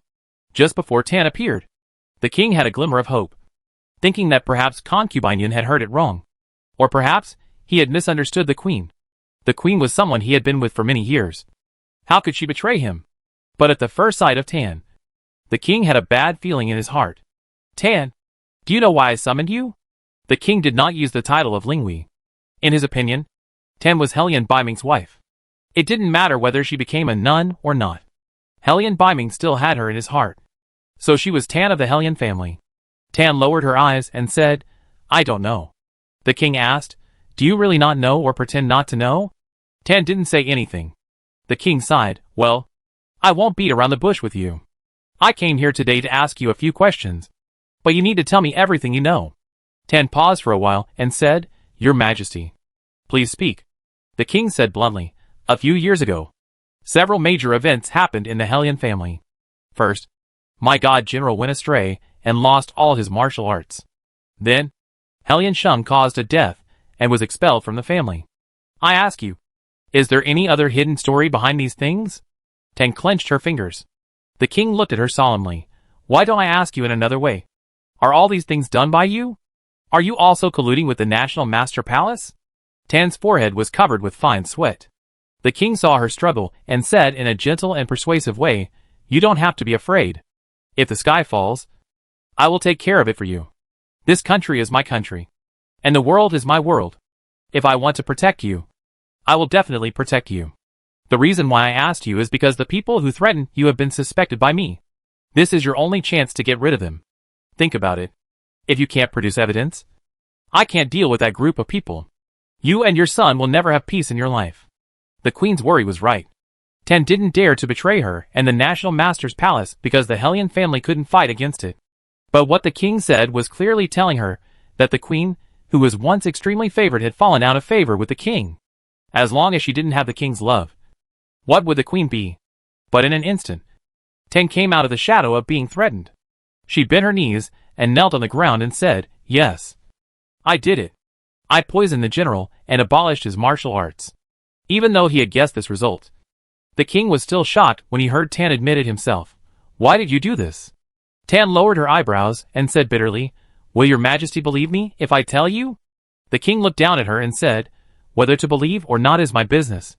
But if you don't tell me, I won't even have the chance to believe you."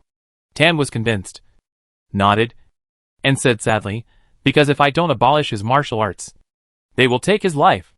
"You believe this too?" The king frowned unhappily. Helian Biming was a divine general of Nanzhao, with unparalleled martial arts.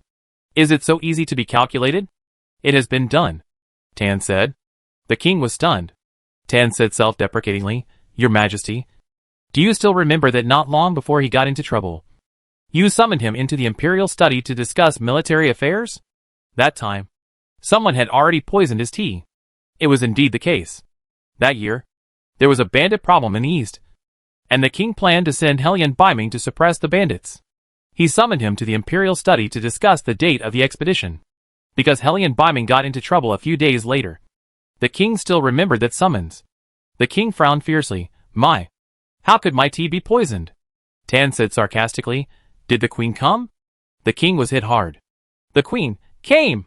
She brought a plate of snacks, which were made by the cook in her bedroom. "Did she poison Helian Biming at that time?"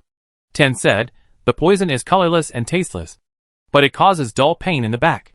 The general thought he was injured while practicing martial arts, and didn't take it seriously. "They found me, and told me that the only antidote is the poison that can make people go crazy. The general's life or death depends on my choice. I have no choice. I can't watch him die." The king was puzzled. "But why is it Helian Biming? Shouldn't it be Helian Sheng?" "The master with a tattoo on the back of his neck is Helian Sheng." The king watched Helian Sheng grow up. How could he not know that he had a tattoo on his neck? Speaking of this, it's his fault. When Helian Sheng entered the palace to accompany the little princess, the little princess was naughty and fell from the tree. Helian Sheng cut his neck to save her, leaving a scar. Helian Sheng thought it was ugly, so he got a tattoo.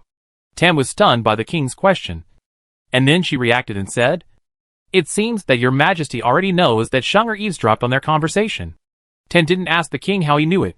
It was not her business, and she only cared about the result. She continued, "After Shenger was discovered, the national teacher recognized him and sent people to hunt him down. But Shenger escaped. Shenger was seriously injured and returned to the mansion to heal his wounds. I found him. Under my questioning, he told me what he saw and heard in the palace. He was just going to the palace to return the gift of the little princess, but he was involved in an unexpected disaster. I hid Shenger. They knew that I hid him and forced me to hand him over. I refused, so they killed the general. Then they threatened me. This is the last warning for you. If you don't hand him over, the queen can also summon him." "Yes. If the queen summoned him, could Helian Sheng not come to the palace to see him?" The king relied on the Helian family, and Helian Sheng had been a companion to the prince and the princess. It was normal for the queen to summon him to the palace to see him. Who would suspect that the queen wanted to kill him? Hearing this, the king felt his fingertips cold. His chest was blocked and his breathing was choked. After a long while, he finally found his voice. "You are worried that the queen will really summon him. So you want to drive him out of the house?" Tan nodded, "Yes. I can't think of a better way except to drive him out." "What about human life and illegitimate children?" the king said. Tan said, "I bribed someone to stage a scene where Shenger was beaten to death, hoping to expel Shenger from the Helian family. Your Majesty knows that the Helian family has a strict family tradition. For such a violation of family rules, the old lady and the general would bear the pain and kill their relatives for the sake of justice. But, speaking of this, Tan's throat was a little sore. The old lady disagreed. She said that she would kowtow to apologize and ask for forgiveness for her grandson, thinking of her elderly mother-in-law who was willing to kneel down to save her grandson. Tan couldn't help crying. "So you planned another scene of having an affair with someone?" Tan planned it, but the old lady didn't believe her. The old lady quietly pulled her aside and asked her if she was bullied by someone. She also said that the man was ugly and not half as good-looking as her son, and he didn't look like an adulterer. The old lady was a little crazy, but some things just couldn't fool her. As a last resort, Tan could only tell the old lady the truth. She told the old lady that Helian Sheng had offended someone who should not be offended. For the sake of the old lady's safety, she could not tell who those people were. But Helian Sheng could not stay at home any longer. Otherwise he would be killed sooner or later. The old lady then drove Helian Sheng out. How much determination and pain did the person who loved her grandson have to drive Helian Shung out of the house? She also pretended that nothing had happened. Even if she went crazy and forgot about it, she had never revealed the truth. In her heart, there was a corner that even the crazy could not enter, keeping the secret of her grandson. After playing the whole game, Helian Shung was driven out of the house. And she, a mother who had an affair with someone and gave birth to an illegitimate child, naturally could not continue to stay in the Helian family. She asked to go to the nunnery. Family disgrace should not be made public. Only the masters of the East and West mansions knew the inside story of these illegitimate children. They still claimed to the outside world that Helian Shung had beaten someone to death and was driven out of the house. Tan wiped her tears after I entered the nunnery. They controlled me. They believed that as long as I was in their hands, Shunger would come back one day. The king didn't know that there were so many inside stories about what happened back then. He suspected that the Helian family had offended someone or suffered something. But he thought, with the power and status of the Helian family, who in the whole Nanjiao would dare to plot against them? It couldn't be the queen. He never doubted the queen. But he didn't know that it was really the queen. A chill spread through his heart. And even the hairs of the king stood up. What kind of vicious woman was sleeping beside him for so many years? How many secrets did she hide from him? Was the virtuous queen he saw every day her real self? Or just a disguise? The king's head began to hurt violently, as if a spinning awl had entered his head, stirring his brain to pieces. He pressed his aching head with one hand, and supported himself on the table with the other hand to stabilize his almost unsteady body, panting and saying, Helian Shung. What secret did Helian Shung hear? At this point, Ten had nothing to hide. She raised her head, looked at the king solemnly, and said word by word, the old national teacher and the queen have an affair. And the little princess may be the old national teacher's flesh and blood. Boom. The king's brain exploded. Madam. Madam. In the garden near the imperial study, the eunuchs and several palace maids were anxiously looking for the queen. After the queen stepped down from the imperial carriage, she came here alone to block Tan. But unexpectedly Tan had entered the imperial study, and the queen did not come back. They were puzzled and looked for her. But they didn't see the shadow of the queen at all. How could this be? Where did the queen go? Asked a little palace maid. I don't know. Did she go to the imperial study? Said another little palace maid. No. I just asked. Only Eunuch Wang and a nun entered the imperial study. Another little palace maid said. Stop arguing. Hurry up and find her. The eunuch coldly stopped several palace maids. Suddenly, a maid shouted, Found it. Found it. The queen is here. The eunuch hurried over and dragged the queen out of the bushes. The queen did not faint here, but was dragged here by concubine Yun. Concubine Yun was very careful, and no one saw that she did it. The palace people thought that the queen fainted herself, and did not investigate anything. They hurriedly carried the queen to the imperial carriage and carried her back to the central palace. The eunuch invited the imperial physician, but the imperial physician could not diagnose the cause. After all, the queen was really hot inside, and it was not impossible that she fainted due to anger. The imperial physician prescribed medicine to clear heat and reduce dryness. The central palace was very busy for a while. During this time, the eunuch went to the imperial study to report to the king that the queen had fainted. But he did not even see the king. It was an hour later that the king arrived at the central palace. At this time, the queen had been awake for a while, and was sitting at the head of the bed, drinking the medicine prescribed by the imperial physician. When she heard the palace servant report that the king had arrived, the queen put down the medicine bowl and was about to lift the quilt to welcome him. But before her feet touched the ground, she felt a strong murderous aura. She looked up in surprise and met a pair of cold eyes like a knife. Her heart skipped a beat. Chapter 485 The truth is revealed. The king is furious. Your Majesty. Your Majesty. The queen felt a huge panic. Not only because of the unprecedented coldness that burst out from the king, but also because she had just woken up and had not yet arranged her appearance. She hurried to find the headgear beside the pillow. After searching for a long time, she finally found it in her hand, and put it on her head in a panic without caring about the front or the back. This look is really ugly. But what is uglier than appearance is a person's heart. The king has never been a person who covets beauty. Otherwise, he would not have left the beautiful concubine Yun alone and favored the queen, who was a little inferior. Of course, the queen is also a beauty. But there is a gap when compared with concubine Yun. What's more, The king has been on the throne for many years, and there are only 2 women in the harem, and he has never held a beauty contest. From this point of view, he is definitely not a king who judges people by appearance. But at this moment, the king suddenly felt that judging people by appearance was not necessarily a bad thing. When he was a prince, the previous emperor had many concubines, all of whom were beauties. His biological mother was not always favored. He saw the joy when she was favored, and the loneliness after she fell out of favor. He secretly vowed that he would never be a king like the previous emperor in the future. If he had judged people by appearance, if he had favored concubine Yun, would he not have encouraged the queen's arrogance? And would there not be so many things now? But there are no ifs in the world. There are only consequences and results. The queen looked at the king's expression of wanting to kill someone, and secretly speculated whether Tan had said something. The person who overheard her conversation with the national teacher was Helian Sheng. But Tan was Helian Sheng's biological mother, and the one who hid Helian Sheng. The queen had every reason to believe that Tan had known their secret. She prayed in her heart that Tan still had some scruples, and would not confess them so quickly. The queen put on her headgear, arranged her clothes, got off the bed and bowed, suppressed her anxiety, and said in a gentle tone, "Your Majesty, why are you here so late? Are you hungry? I asked the kitchen to prepare supper for your Majesty, and I will eat with your Majesty." She repeated the scene that had happened countless times in the past, trying to arouse the king's old feelings for her. What her confidant said was right.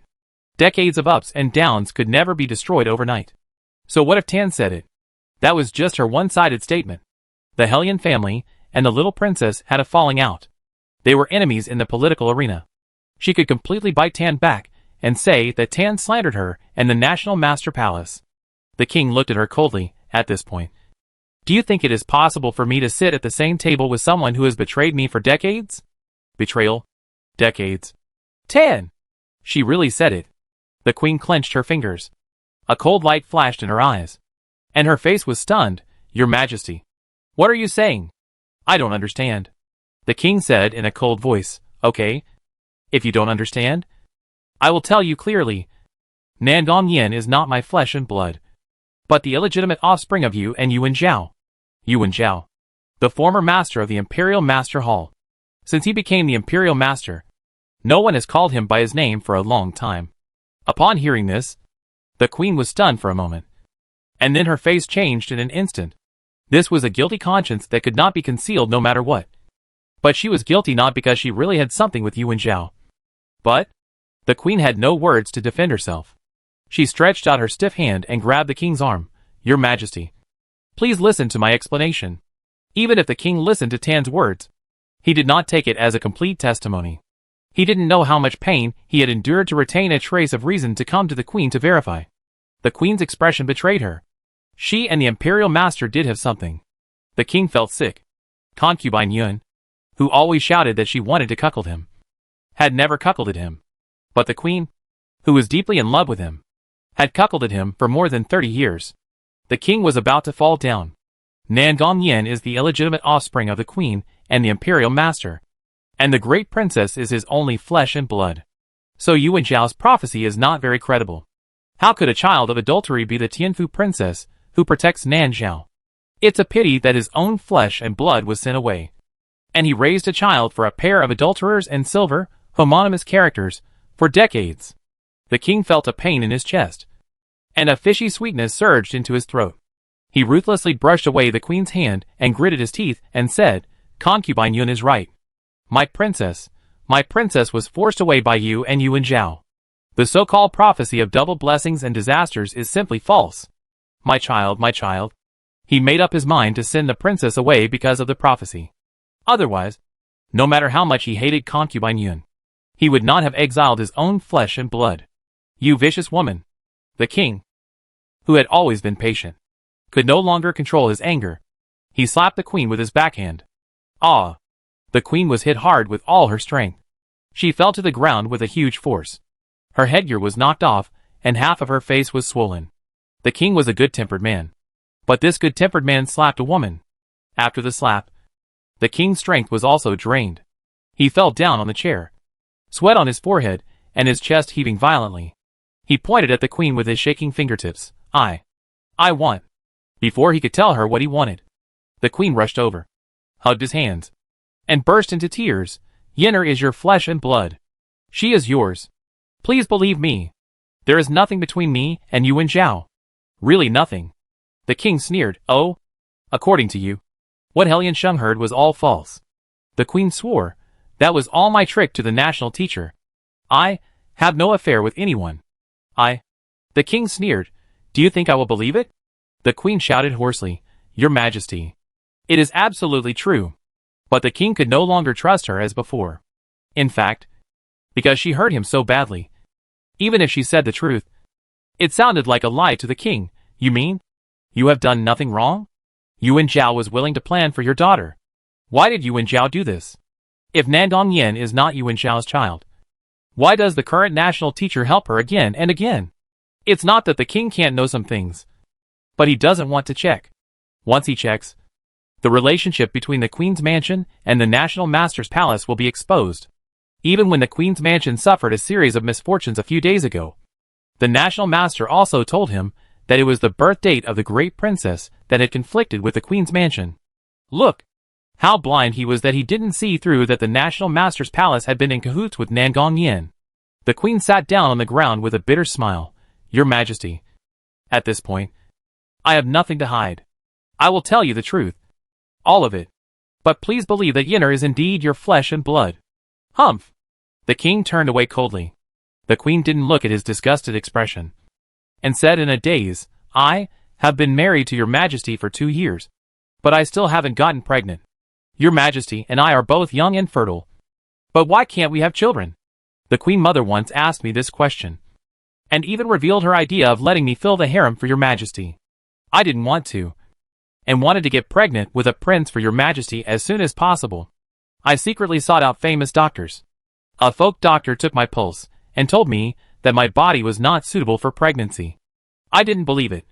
But after being favored for a while, my stomach still didn't move. The Queen Mother sent people to send me pregnancy medicine every now and then. On the surface, she hoped that I would get pregnant. But in fact, she was reminding me that it was time for your Majesty to recruit concubines. The king frowned. How could the mother? The queen smiled bitterly. Yes. Of course she won't tell your Majesty. Your Majesty only has me in his heart. And I am infertile. The Queen Mother doesn't want to ruin the relationship between you and your son. So she has to find a way for me. I am also forced to do so. It happened that my family came and gave me a trick. An ominous premonition surged in the king's heart. The queen choked and said, I once asked your Majesty, what would happen if a palace maid seduced your Majesty? Your Majesty said, you would kill her. Do you still remember this? The king said, I did say such a thing. When I married you, I promised you that I would never let you down in this life. I would only have you as my wife, and no concubines in the 6 palaces. This man did it. If it weren't for her greedy calculations, she could have lived with him until old age and died. The queen covered her eyes, and tears of regret flowed from her fingers. She needed a child, even if it wasn't her own. But the king would kill the maiden, and the daughter of a noble family would inevitably be honored by her son, threatening her position. She needed a woman who could not be killed, but would not be honored by her son. I thought of Shen Yun. Shen Yun was a concubine's daughter, of humble origin, and had no dignity at all. But she was her longtime friend. And even if she made a mistake, she would not bear to watch the king kill her. And because she betrayed him, the king would hate her, and would not favor her even if she entered the palace. By then, if she really gave birth to a child, she could just take the child and raise it under her knees. With her position in the king's mind, this little thing would be easy. She began to plan. It can be said that God helped her. Shen Yun's fiancé had a scandal with someone a while ago and was punished by her. So Shen Yun's marriage became difficult. Under the guise of selecting a fiancé for Shen Yun, she brought Shen Yun into the palace. She drugged Shen Yun and the king, making the two of them a fait accompli. In fact, she was not sure that she could make Shen Yun pregnant. She originally planned to take Shen Yun into the harem first, and then let Shen Yun calculate the king a few times. If she did it many times, she would always get pregnant. Unexpectedly, Shen Yun succeeded in one try. But what she didn't expect was that time, Yuan Zhao, and she also, took drugs by mistake. That year, Yuan Zhao was also in his youth. He was the youngest national teacher in the history of Nanzhao. He was handsome, elegant, and his skills were superb. Yuan Zhao also invited him to attend the banquet she prepared for Shen Yun. Some things are unbearable to look back on. In short, when she and Yuan Zhao woke up, they had facts that shouldn't have happened. Yuan Zhao insisted on going to the king to apologize. But she stopped him. Yuan Zhao was not afraid of death. But she still wanted her own life. If this matter was exposed, her life, her mother's family, and even her 9 clans would be finished. Yuan Zhao was very determined to apologize. What did she say at that time? She knelt down, took Yuan Zhao's hand, put it on her belly and said, "I may already have your flesh and blood in my belly. If you don't think about me, don't you think about your own child?" Yuan Zhao paused. She didn't tell Yuan Zhao that the chance of her pregnancy was very small. Nor did she tell Yuan Zhao that she didn't want to get pregnant with his child. Even though she knew she would not be a mother. She still asked someone to make a bowl of contraceptive soup and drank it after returning to the bedroom. However, she had not had any movement for 2 years. And after concubine Yun was pregnant, she unexpectedly got pregnant. This child is naturally the monarch's. But in order to control Yuan Zhao, she acquiesced in front of Yuan Zhao that the child is his. Didn't Yuan Zhao doubt that the child was the monarch's flesh and blood? Of course he did. But it could also be his own. For this half possibility, Yuan Zhao put his whole life into it. Originally, I wanted to take concubine Yun's child away. But later I had my own child. So I couldn't keep concubine Yun's child. The prophecy of blessing and misfortune is true. But Yuan Zhao forcibly swapped the fates of the 2 princesses. But later, Yuan Zhao observed the stars at night, and found that the signs of the originally replaced fate were affected by something, and slowly began to fade. This puzzled him. So he found Kong Gu Lao, and said it was strange. The queen cried so hard that she was unrecognizable. "Your Majesty, it's all my fault. Yenner is innocent, and she didn't know anything. Please don't doubt her." The king felt a chill in his heart. At this point, could he really trust this woman? For her own selfishness, she plotted against concubine Yun and his child. What kind of life has concubine Yun lived all these years? He blamed himself for being sorry to the queen, and complained that concubine Yun betrayed the queen. But he didn't expect that the instigator was the queen. And the child who should have been expelled from Nanzhao stayed in the palace, and enjoyed everything from the great princess. He was not blind.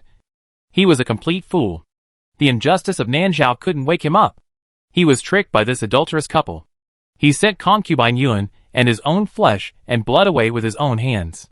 He is sorry for concubine Yun. Sorry for that child. The king held his face with one hand.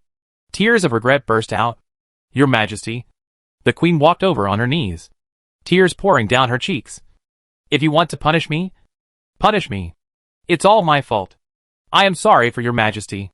Please don't get angry. It's my fault. I am guilty. I will die with all my guilt." The king pushed her away, walked out of the door, and drew the guard sword. The queen turned pale. "Your Majesty, what are you going to do?" The king was shrouded in a huge murderous aura. He held the sword like a Shura who had lost his mind. He rushed to Nandong Yan's room with murderous intent. He didn't believe the queen's words. This is not his flesh and blood. It is the illegitimate offspring of Yuan Zhao and the queen. He is going to kill her. "Your Majesty." The queen chased after him. "I will treat you the same way you treated my child. Watch carefully. I should have done this many years ago," the king said coldly, raised his sword and stabbed the unconscious Nandong Yan. "Don't." In a flash, the queen rushed towards the king. The king was thrown to the ground by the queen, making a loud noise. The queen was dizzy for a while, and when she came to her senses, she smelled a strong bloody smell from her nose. She looked at the king and saw that his eyes were wide open, and blood was flowing from the back of his head. "Ah!" The queen was so scared that she took several steps back. "My queen, what happened?"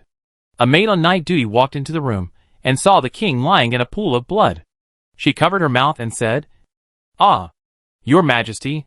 She turned around and was about to leave, but she was stopped by a cold figure. She felt a pain in her abdomen. She looked down and saw a sharp knife stuck in her stomach. The eunuch coldly pulled out the knife, pushed the dying maid into the room, closed the door, inserted the bolt, and then strode towards the queen. "My queen." The queen was already scared and threw herself into his arms and trembled. I killed Your Majesty." The eunuch took away the stool for her to lean on, and walked over to feel the king's breath.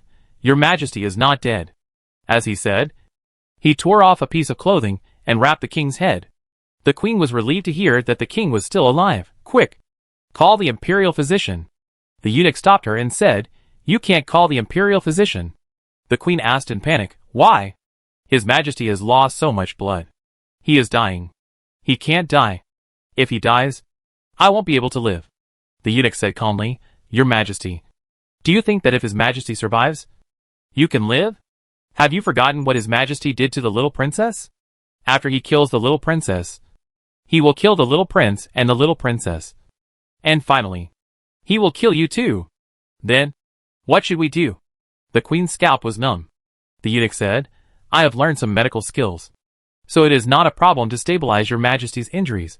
But you must not let Your Majesty wake up completely. The queen looked at him with a confused look. You mean? The eunuch bowed to the queen. Please be prepared. Your Majesty is going to abdicate. The queen opened her eyes wide in horror. Your Majesty. The eunuch stared and said, Who do you want to abdicate to? The little princess? Or Princely? Your Majesty should think about it tonight. Chapter 486, Arrogant Debao. No. You can't do that. No matter how bold the queen was, she never thought of usurping the throne. She couldn't do such a thing as forcing the king to abdicate while he was seriously injured. Although she had many calculations about concubine Yun and her daughter, she had no choice. She was satisfied with her husband, the king, and she didn't want to hurt him. Even just now, she just wanted to push him away, and she never intended to murder him. The eunuch said earnestly, Your Majesty, only one of Your Majesty and the princess can survive. If Your Majesty doesn't abdicate, the princess and your grandson will die. Please think carefully. I understand your feelings for Your Majesty, but now is not the time to be emotional. You hurt Your Majesty like this. The queen hurriedly shook her head. I didn't mean it. I was just mistaken. The eunuch sighed and interrupted her. Will Your Majesty believe you? Your Majesty? The queen choked. He didn't even believe that Nandong Yen was his own flesh and blood. So how could he believe that he had accidentally hurt him? She had learned from concubine Yun how stubborn the king was. If he trusted someone, he would trust her wholeheartedly. But if he suspected someone, there would be no room for maneuver. The king's temper had made her taste the sweetness, but now she was beginning to swallow the bitter fruit. The king had disliked concubine Yun so much, and he would dislike her even more in the future. Thinking that concubine Yun had not been able to vindicate her for decades, the queen felt that it was almost impossible for her to gain the king's trust. The queen closed her eyes in pain. Really? Is there no other way? The eunuch sighed and looked at her. My queen, have you forgotten how His Majesty treated the princess just now? Of course she hadn't forgotten. If she had been a step later, Yenner would have died under the king's sword. And Ruxia. The eunuch looked at the maid lying dead on the ground. She was the maid of the queen. But when she saw the queen hurt His Majesty, her first reaction was to spread the matter. After all, they are the slaves of the queen. But even more so the slaves of His Majesty. The status of the queen today is all given by His Majesty. Once His Majesty wants to take it back, the queen will not even have a chance to resist. Without His Majesty's favor, the queen will become the second concubine Yun. No, concubine Yun at least did not betray His Majesty. Even so, her end is so miserable. Do you hope to be worse than her? The queen looked at Ruxia's body, then looked at the eunuch, then you. The eunuch kowtowed and said, I am different from them. I will be loyal to the queen all my life. The queen grabbed the eunuch's arm, as if she had caught a piece of driftwood in a vast ocean, looked at him steadily and said, Liu, if you can really help me get through this disaster, you will be my benefactor. When I have power, I will grant you the position of Zhong Chanshi. Zhong Chanshi is the head of the eunuchs. He is not an ordinary eunuch servant, but a great eunuch who can command the court. The eunuchs of the previous dynasty were in chaos, leading to corruption in the court and the murder of loyal officials. This dynasty has greatly weakened the power of eunuchs. The highest position is only the chief eunuch. People like Wang Dequan can serve the monarch closely, but they cannot reach into the court. The queen's promise was as heavy as 1,000 pounds. Li Aisher's face showed a trace of excitement, and he counted again. Thank you, Queen. The queen stood up calmly, and the cool wind poured in from the window lattice, blowing on her sweaty body, blowing a chill. Tell me, what should I do next? Li Aisher said, Heal Your Majesty first. The queen nodded. There is a medicine box under my bed. Please fetch it for me. Li Aishar's hand held the wound of the king steadily, and he could not let go. The queen fetched it for him. Li Aishar opened the medicine box, skillfully took out scissors and needles, and began to clean and suture the wound for the king. Even though the queen did not understand medical skills, she could see that his medical skills were not bad. The queen was stunned. You have such a skill? Li Aishar whispered, don't be afraid, madam. No matter how powerful I am, I will only be used by you. The queen took a deep breath and closed her eyes. This servant really got into her heart, and even guessed this. But now, there is no other way except to trust him. Li Aishar treated the king's injuries, and fed him a brown pill. The queen frowned and said, what did you give his majesty? The medicine that makes his majesty unable to move or speak. Li Aishar replied. You. The queen was about to scold him, but she swallowed the words at her lips. At this juncture, if his majesty could move, he would probably kill her first. If he could speak, the first thing he would say would be to abolish her. The king was placed on the imperial concubine couch. The queen walked to the bed, and the king on the bed suddenly opened his eyes. The queen screamed in fear and stepped back several steps. Li Aishar said, don't worry, your majesty. His majesty can't do anything.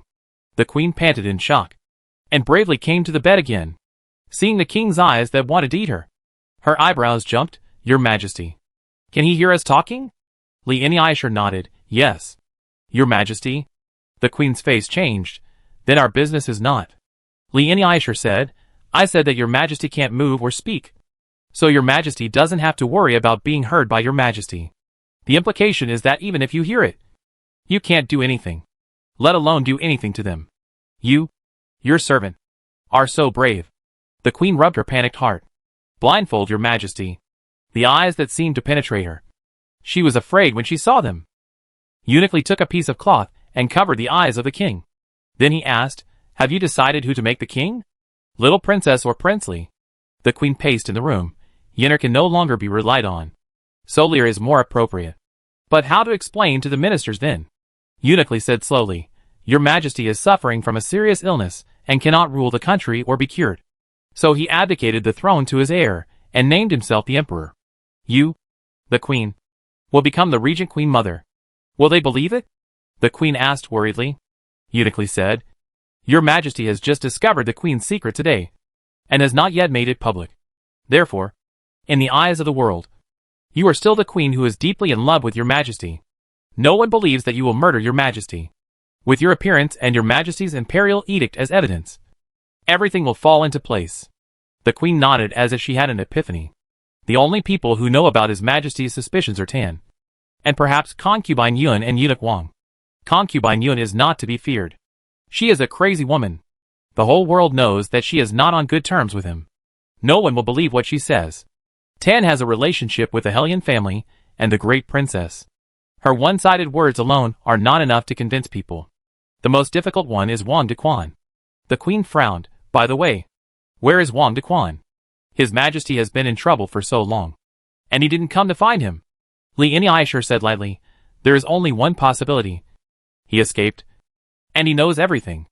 The king left quickly, and Wang Aishar came to the palace later.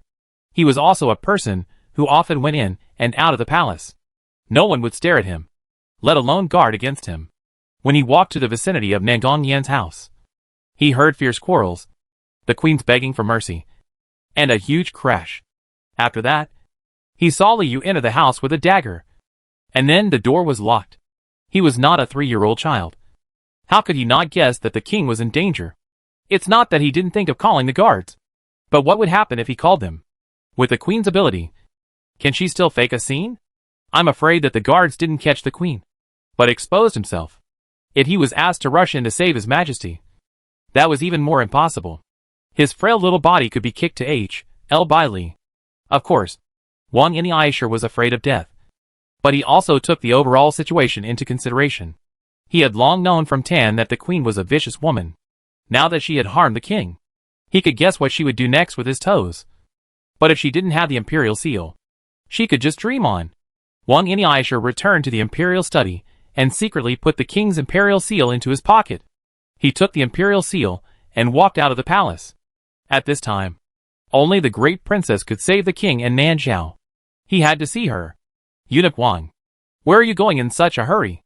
Does His Majesty have another errand? Halfway through the journey, a royal guard joked with him with a smile. Wang Yinisher wanted to slap him in the face. What Wang? What Gong? Grandpa. I am running for my life. Can you please not expose my whereabouts? Go. Go. Go! Wang Yinisher waved his hands impatiently, holding the jade seal in his arms tightly and heading towards the palace gate. Just as he was about to leave the palace, a devilish voice sounded beside him. It's so late. Where are you going? Eunuch Wang? Wang Yinisher's heart skipped a beat. Damn it! Li Yu. That bastard. Li Yinisher made a gesture, and several assassins rushed up and surrounded Wang Yinisher. Wang Yinisher cleared his throat and said seriously, I am leaving the palace on the order of His Majesty. You stop me. Do you think you don't even care about His Majesty? Eunuch Li smiled and said, I dare not stop Eunuch Wang. But the Queen's Phoenix seal is missing. I have been ordered to look for it. Please let me search you, and I will let you go after the search. Damn it! You were found so quickly. If he finds the jade seal, will I still be able to get out alive? I don't even need to mention whether I will live or not. The key is that the jade seal cannot fall into the hands of these bastards. Eunuch Wang glared at him and said, How dare you? I am your Majesty's man. Do you want to search me too? Eunuch Li said, Search. The jade seal was found. Eunuch Wang was also taken to the central palace by Eunuch Li to await his fate. Although he was waiting for his fate, he did not even see the queen. Eunuch Li had Eunuch Wang tied up and gagged, and carried to Tai Lake. Wang the eunuch struggled. You bastards! You will die a miserable death. Li the eunuch made a gesture. The assassins tied 2 large stones under Wang the eunuch's feet and threw him and the stones into the water. Wang the eunuch knew how to swim, but his hands and feet were tied, so he could only watch himself sink to the bottom of the lake. Damn the bastards. He won't let them go even if he becomes a ghost. Just when he was about to drown, a white figure swam over, cut the rope on him with a dagger, and pulled him out of the water. After he got ashore, he looked at her in disbelief. Your Majesty. Hush. Concubine Yun signaled him to be silent, looked around, and found a waist badge and a set of Nani's clothes from the bushes. The waist badge was what I asked the Dog King for the night he came to my palace to confess. I stole the clothes casually. You should change into them and leave the palace. Your Majesty. Wang Yinisher looked at her with emotion and sobs. Concubine Yun slapped him on the head. Don't cry for me. The palace will be under martial law soon, and you won't be able to get out even if you want to. After you leave the palace, don't go to Helium Mansion first. I'm worried that someone is watching there. Go to Sisui Street and find Alwan and Jiuqiao. Eunuch Wang wiped his tears and changed his clothes without saying a word. My queen. Won't you go with me? Concubine Yun said, I can't leave. There are thousands of maids and nannies in the palace, and it's not difficult to get out. But she is the only concubine in the palace. The queen can't keep a close eye on her at this time. So how can she allow her to escape from the palace? Eunuch Wang left crying. The queen got the jade seal and sank him to the bottom of the lake. She was a little lax, so Eunuch Wang took the opportunity to get out. After leaving the palace, Wang Yinisher hired a carriage and headed straight to Sisui Street. Just as he was thinking that, he seemed to have forgotten to ask Concubine Yun which house they lived in on Sisui Street. He heard the laughter of several little black pigs. Wang the eunuch swore that it was the most beautiful laugh he had ever heard in his life. Wang the eunuch got off the carriage, rushed into the yard, and knelt down in front of Yuan, who was drying herbs in the yard. Little princess. Yuan's hands trembled, and the sieve almost fell.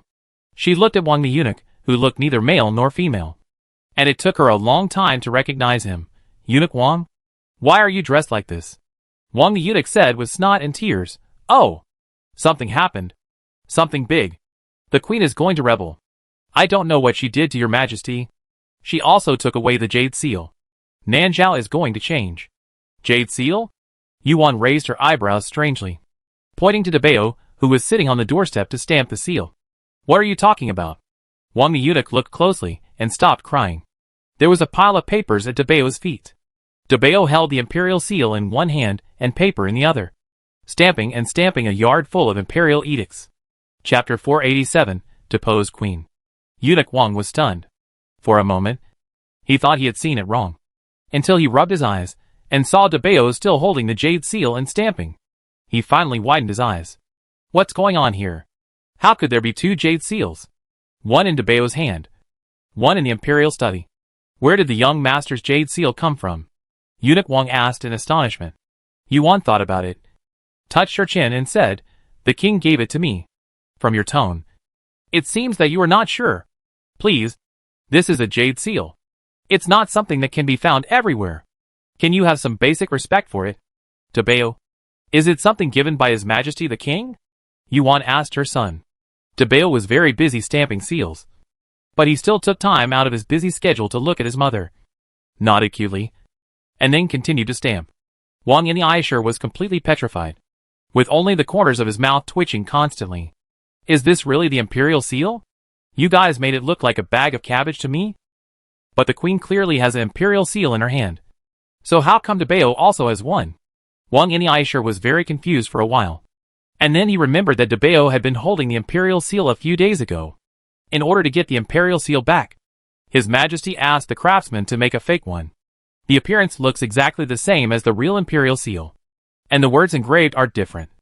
But you can't tell them apart without looking carefully. His Majesty originally planned to replace the two imperial seals after Debeo fell asleep. But later Yuan entered the palace, and Debeo, who had his mother, instantly forgot about the imperial seal. The fake imperial seal lost its value and was put aside by the king. But which one is the real one? The one in the queen's hand or the one in Debeo's hand? Eunuch Wang remembered another thing. After learning that Debeo fell into the water, Yuan came to take the three children out of the palace. In order to keep Debeo, the king took the jade seal to seduce him. At that time, the one in the king's hand was the real one. But didn't Debeo want it? The child just stayed in his mother's arms, sticky, and didn't even look at the jade seal. Could it be that he finally asked for it? Not only did he ask for the jade seal, but also a stack of imperial paper?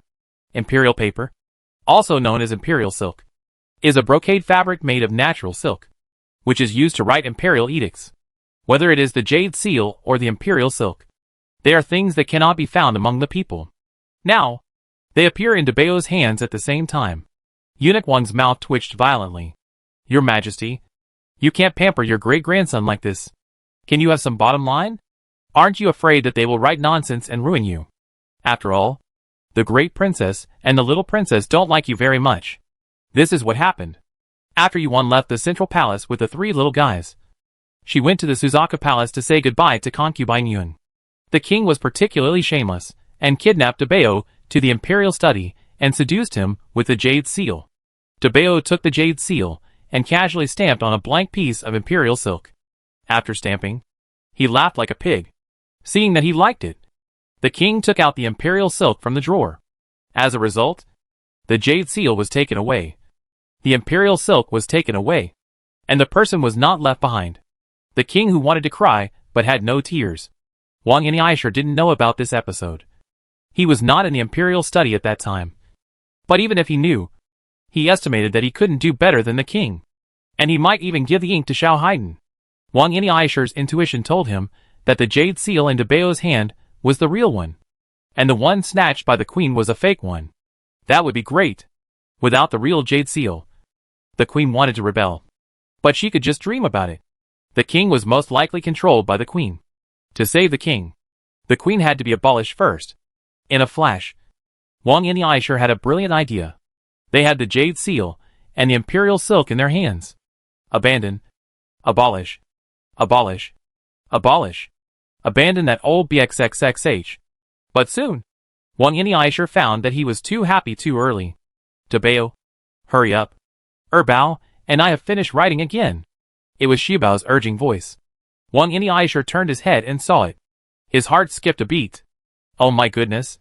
The two little black eggs were sitting crookedly on the lawn in the yard, holding the brush in one hand and pressing the imperial silk that Debeo had stamped with the seal in the other hand. Painting in a mess. Holy, holy, holy, holy. The imperial edict was ruined.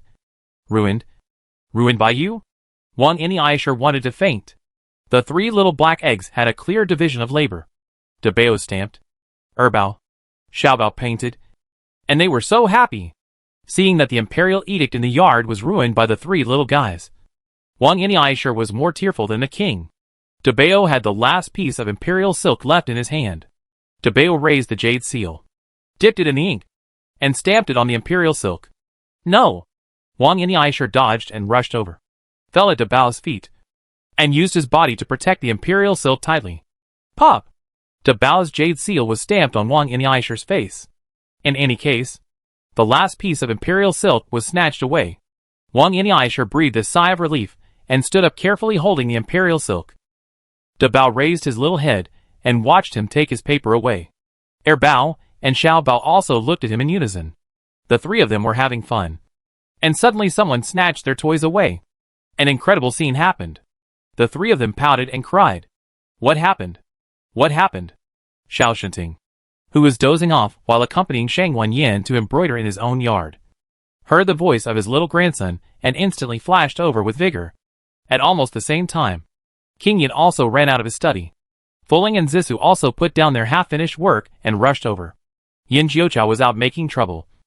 Otherwise, he would have come to see who was so bold as to make his precious son cry.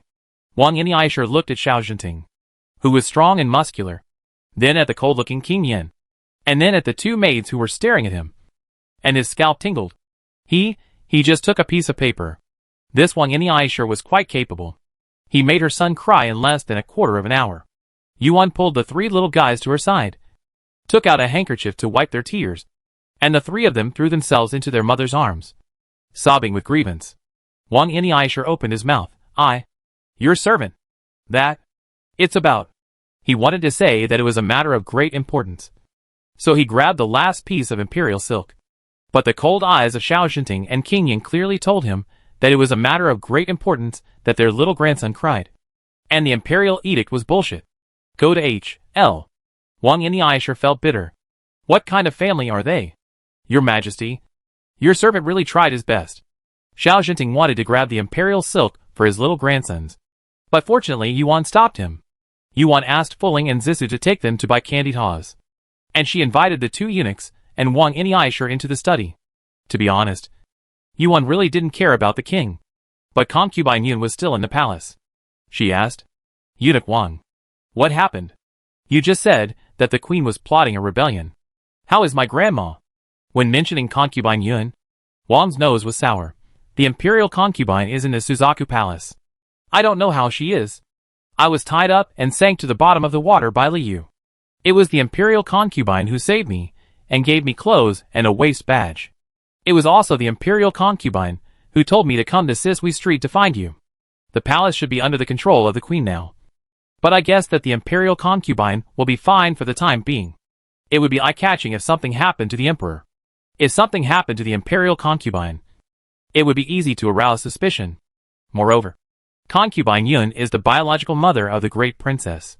Keeping her in the palace is also a kind of constraint on the great princess. So no matter from which perspective, concubine Yun is not in danger for the time being. But concubine Yun cannot be left in the hands of the queen forever. Why did the queen suddenly rebel? Yuan asked. Wang the eunuch sighed helplessly. Alas, it's a long story. In short, your Majesty learned from the imperial concubine that the queen and the imperial master's palace were colluding. The Queen Yun was a witness. But there were more than one witness. There was also Helian Sheng. Yuan asked strangely, my uncle's son? Wang the eunuch nodded, yes. It was him. He discovered the secret between the queen and the imperial master's palace and almost killed the queen. In order to protect him, Madame Helian and the old lady decided to drive him out of the house. My grandmother also knew about this? Yuan was surprised. It's not easy for the old lady. Wang the eunuch sighed. A person who loves his grandson so much actually has to drive his grandson out of the house with his own hands. And has to pretend to be indifferent in front of so many people. How much pain the old lady has suffered in her heart. Only she knows. Yuan and Yin Jiuchao mentioned Helian Sheng's matter. The young couple guessed that there was something else going on. But they didn't know that the old lady also knew about it. Prince Yin and Xiao Zhenting listened quietly. And it was rare that a man's war did not break out. What happened next? Yuan asked. The eunuch Wang said, then, His Majesty ordered the servant to summon Tan to the palace. Those words just now were said by Tan herself. In addition, The general's obsession was also framed by the queen. The purpose was to warn Tan and hand over Helian Shung. Yuan slapped the table. Poisonous woman. Wait. Did Tan say who poisoned her? Wang the eunuch sighed. She did it. But she didn't do it to poison the general. The general had been poisoned by the queen. And she had to fight poison with poison to save the general's life. Yuan murmured. So that's it. It seems that Yin Jiucha was right. It was really Tan. But the queen had intervened before. Thinking of something, Yuan looked at Wang Yinisher again. So, what secret did Helian Shung uncover that made the queen want to kill him? Family disgrace should not be made public. But the young prince is not an outsider. And the Prince of Yin and Xiao Shinting are the father-in-law of the young princess. So they are family members. Wang Yinisher's earth-shattering news said. The queen had an affair with the former national teacher Yuan Zhao. And Nangong Yin may be their illegitimate child. Yuan frowned. What do you mean by possible? If it is, it is. And if it is not, it is not. Haven't you checked it? Wang Yinisher said. It was because Tan was not sure. So the king went to the queen to verify it. As for the result of the verification, I was not there at that time. When I went there, His Majesty had already had an accident. It seems that the result of the verification is not very good. In all likelihood, the king wanted to execute the illegitimate child Nangong Yin in anger. And the queen had to take ruthless action against the king in order to protect her daughter. If this is the case, then the queen's rebellion makes sense. Whether Nangong Yin is a bastard or not is not important. What is important is that the king has determined that she is a bastard. So neither Nangong Yin nor the queen can survive. The king exiled his own flesh and blood, but raised a bastard for others. Once this matter is exposed, Yuan feels that killing the queen's 9 clans is not a light punishment. Even rabbits bite when they are cornered. Not to mention that the queen has never been a simple woman. I have never believed in the so-called prophecy of blessing and disaster. But the affair with a former national teacher is beyond my expectation. That woman is really bad at heart. My grandma's matter was also framed by her. Right? With concubine Yun's temperament, Yuan would never believe that she would climb into the dragon bed. Wang Yinisher pondered. I didn't hear this, but I think the imperial concubine must have been framed by the queen. The queen didn't give birth to a child a few years ago, and the queen mother urged her to do so. I've been in the palace for a long time, and there are some dirty things that the little princess can't think of. But I have seen them all. The queen may have planned to have a child through surrogacy. But unexpectedly, after concubine Yun became pregnant, she also got pregnant with her own flesh and blood. At this time, concubine Yun's flesh and blood not only lost their value, but would become a threat to her. So she colluded with Yuan Zhao, and forcibly gave the great Emperor Ji the fate of a lonely star. Yuan said coldly, if the upper beam is not straight, the lower beam will be crooked. With such a mother, it's no wonder that she gave birth to a shameless daughter like Nangong Yin. Wang Yinisher said anxiously, Little princess, let's not talk about this for now. His Majesty and the imperial concubine are in her hands. Let's find a way to rescue them. To save them, the safest way is to depose the queen. However, not everyone was qualified to write the imperial edict to depose the empress. Having the jade seal and the imperial silk was not enough. There were strict regulations on who could write the imperial edict, either a special minister or the monarch himself. Is it too late to arrest a minister now? Yuan rubbed her hands. Wang Yinisher could not bear to pour a basin of cold water on her. I think the minister may have been captured by the queen. The crowd then looked at the king of Yin in unison. It's time to show the real skills. The handwriting can be so real that even the tutors can't tell it apart. I'm afraid only the king of Yin can do it in the world. The queen's palace.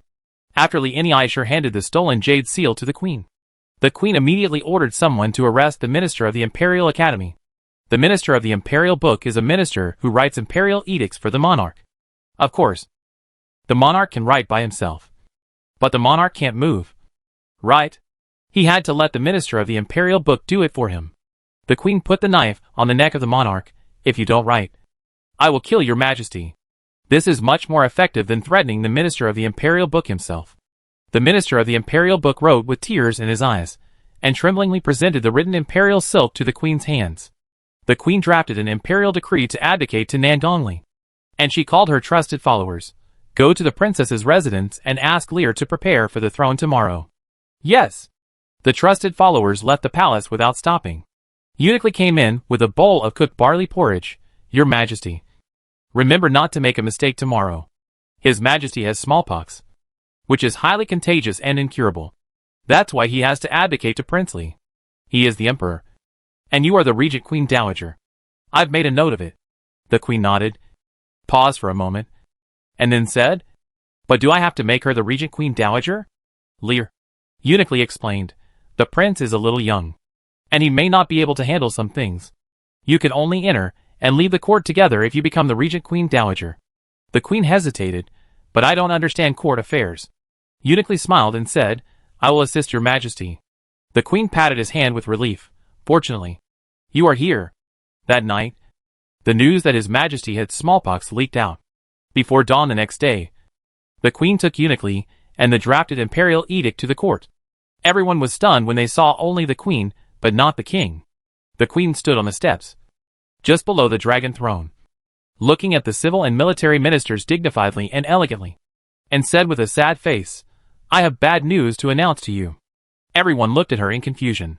Her eyes were red, and she choked for a while, saying, Your Majesty is not in good health and has contracted smallpox. The court was in an uproar. Smallpox is an incurable disease, and almost no patients survive. Not only that, they have to be isolated in a special village. On the surface, they are receiving centralized treatment, but in fact they are waiting to die in the village. Did their king actually contract such a terrible disease? If you don't believe it, you can go with me to visit him later. Li Aisher had arranged everything, whether the king's pulse or appearance. They were all symptoms of smallpox. She was not afraid of even the imperial doctors, so there was nothing to worry about for a group of court officials. The queen held back her tears and said, Your Majesty feels that he has not much time left, so he drafted an imperial edict overnight. Uniquely, please announce it. Why don't you see Wang Aisher? A minister asked. The queen choked up and said, Wang Aisher also got smallpox. He had an attack last night, and had a high fever, and this morning. She didn't say what, but everyone guessed that Wang Aisher was not okay. Announced the decree. The queen said to Li Aisher sadly, Yes, madam. Li Aisher opened the imperial edict. By the will of heaven, the emperor decrees that I am infected with a serious disease, and I am afraid that I will not live long. The country cannot be without a ruler for a day. Nangongli is honest and kind, and has a bright virtue. The imperial edict has arrived. Outside the palace, Wang Aisher's high-pitched voice suddenly came. Everyone was startled.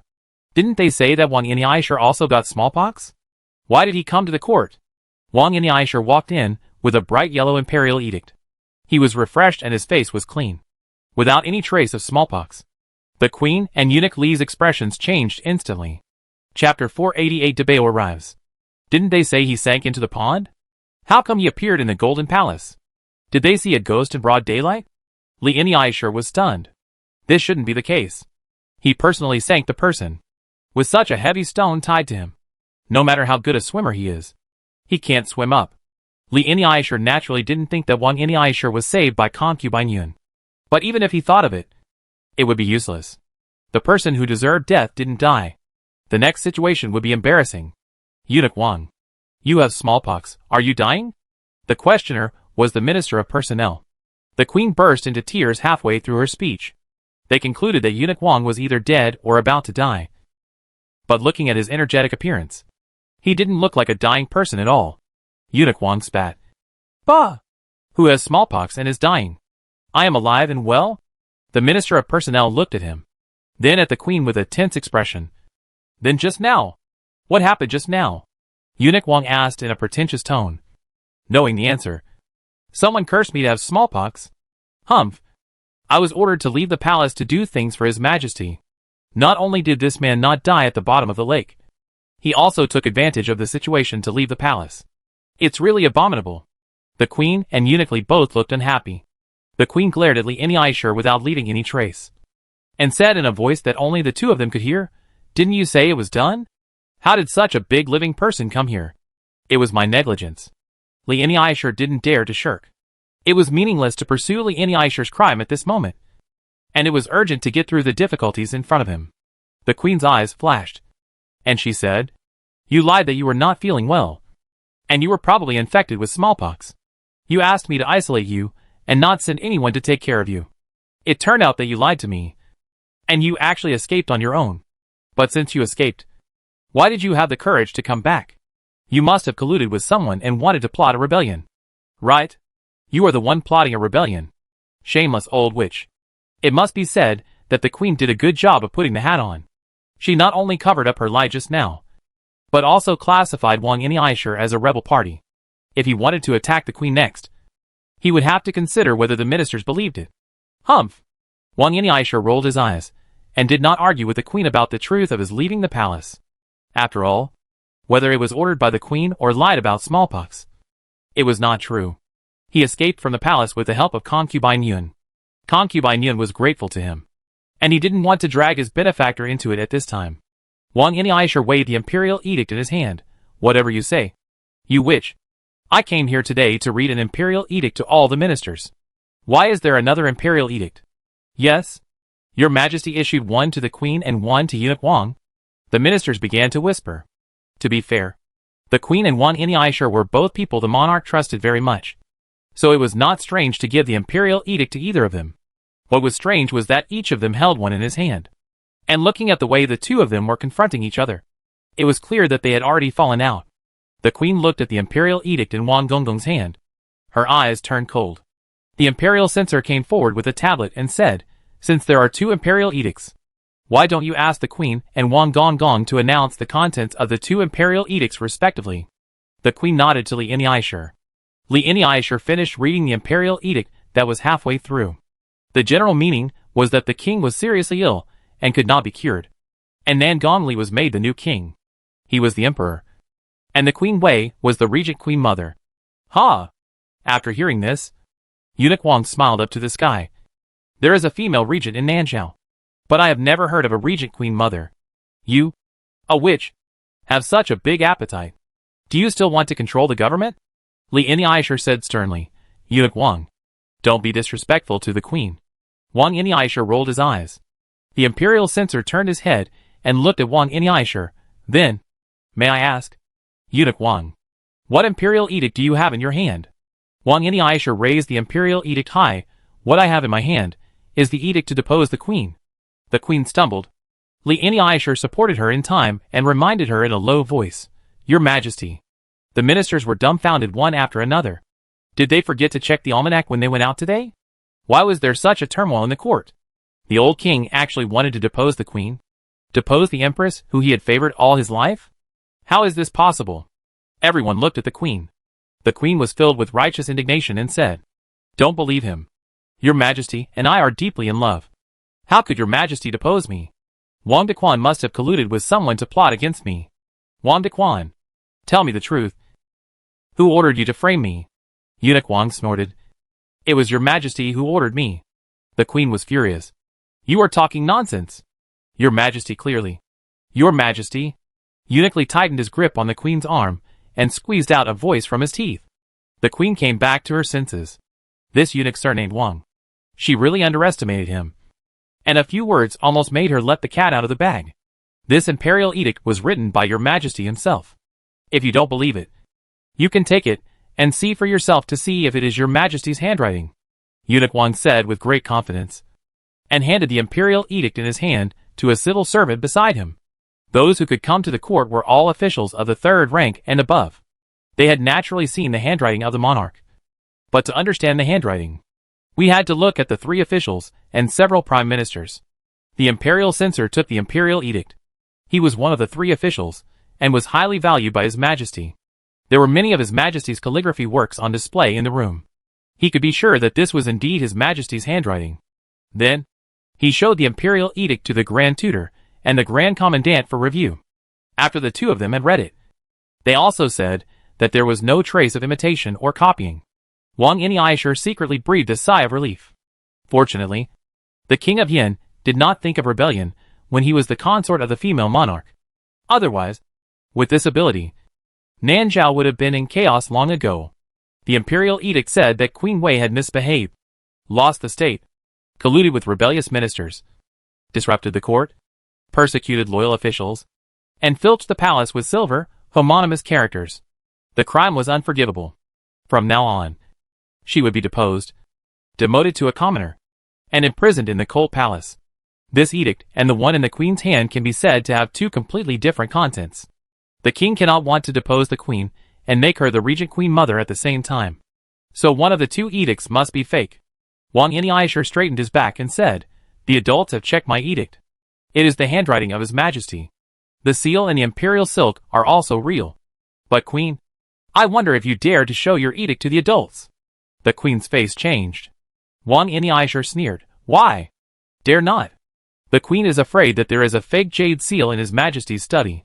You stole it by mistake?" The queen clenched her fingers. The imperial censor arched his hands and said, "Your Majesty, please hand over the edict to us." The queen was stiff and did not move. The edict was tightly held in Wang Yinisher's hand the moment he stepped into the golden palace. Wang Yinisher walked over and grabbed the imperial edict from her hand. "Give it to you." "You?" The queen reached out to grab it. But Wang Yinisher had already turned around and handed the imperial edict to the three ministers. This imperial edict was not written by the king, but by the minister of the imperial scribe. The king was getting older, and he didn't like to write by himself. The imperial edicts issued were most likely written by the minister of the imperial scribe. The minister of the imperial scribe served the king to write the imperial edicts. There was a possibility of infection, so he was also isolated. Let's not talk about this for now. But the handwriting is correct. The imperial silk is also real. And as for the seal, the three ministers exchanged glances. Wang Yinisher laughed with his hands on his hips. "You are exposed." "Right? It's an imperial edict," said the imperial censor. Wang Yinisher glared with his almond eyes. "Look carefully. Don't make a mistake. Is the seal really received the mandate from heaven, and will live forever and prosper?" "Yes," said the imperial censor. The queen raised her lips coldly. "Do you really think she is a fool who can't even tell the difference between the real and fake seals?" "Yes. The two seals are exactly the same. No one would suspect that the seal is fake, and they would not distinguish the words too much." Unfortunately, she was going to be the regent queen mother. She was so excited that she couldn't sleep. She regarded the imperial edict as a treasure and turned it over and over in her hands. And then she saw the clue. The seal they had been fighting for half a day turned out to be a fake. But fortunately, God blessed them. Although they did not find the real seal in the imperial study, they found a piece of imperial silk with the seal. This was the first imperial edict that Debeo laughed so hard. The king was reluctant to throw it away, so he kept it as a treasure. The queen didn't know about this matter, and she didn't need to know. It was enough for her to make the best use of it. The queen looked at Wang the eunuch with a haughty look. "Eunuch Wang, what else do you have to say? Do you think you can depose me by stealing the imperial seal, finding someone to imitate the emperor's handwriting, and bringing a fake imperial edict?" Things took a turn for the worse. No matter how you look at it, Wang the eunuch is more suspicious than the queen. No matter how favored Wang the eunuch is, he is just a servant. How can he compare to his wife, who has been with him through thick and thin? When the contents of the two imperial edicts contradict each other, everyone is more willing to believe that the one in the queen's hand is the real one. The queen said solemnly, "The seal on the imperial edict was stamped by your majesty last night. Fortunately, your majesty drafted this imperial edict first. Otherwise, I don't know what Eunuch Wang would do with the stolen jade seal." "No. You. Eunuch Wang was speechless. This vicious woman. Vicious woman. Vicious woman. Eunuchly scolded, "Come here." Wang Dequan stole the jade seal, forged the imperial edict, and slandered the queen. "Arrest him." Several imperial guards swarmed up and grabbed Eunuch Wang's arm. "Don't be fooled by her. Her imperial edict is fake. She is a witch. A witch. A vicious woman. She colluded with the imperial master. She defiled the palace. She, woo. Eunuch Wang's mouth was blocked. However, just as Eunuch Wang was about to be dragged out, a strong figure fell from the sky and kicked away the imperial guards, who had captured Eunuch Wang without mercy. Wang Yinisher got free, pulled out the cloth from his mouth, and said in surprise, "Guardian Ing Shirsan," wearing a long black cloak, walked into the golden palace calmly, under the stunned gaze of the ministers. He knelt on one knee, opened his cloak, and gently placed the little black egg in his arms on the shiny floor. Debeo's black eyes turned around, holding the jade seal, and walked a few steps. Seeing the jade seal is like seeing the king. Everyone knelt on the ground. Even the queen knelt down with a pale face. Debeo walked to the imperial censor, took the imperial edict from him, bent his chubby waist, spread the imperial edict on the ground, and poked it with his little finger. The imperial censor looked at the direction he pointed. It was the back of the imperial edict, where the texture covered a line of small characters written in very faint handwriting, in the 41st year of Taichu, on the 17th day of the 12th lunar month, at the third quarter of the evening. Debeo personally stamped it. This was the first stamp made by the king's beloved little great-grandson.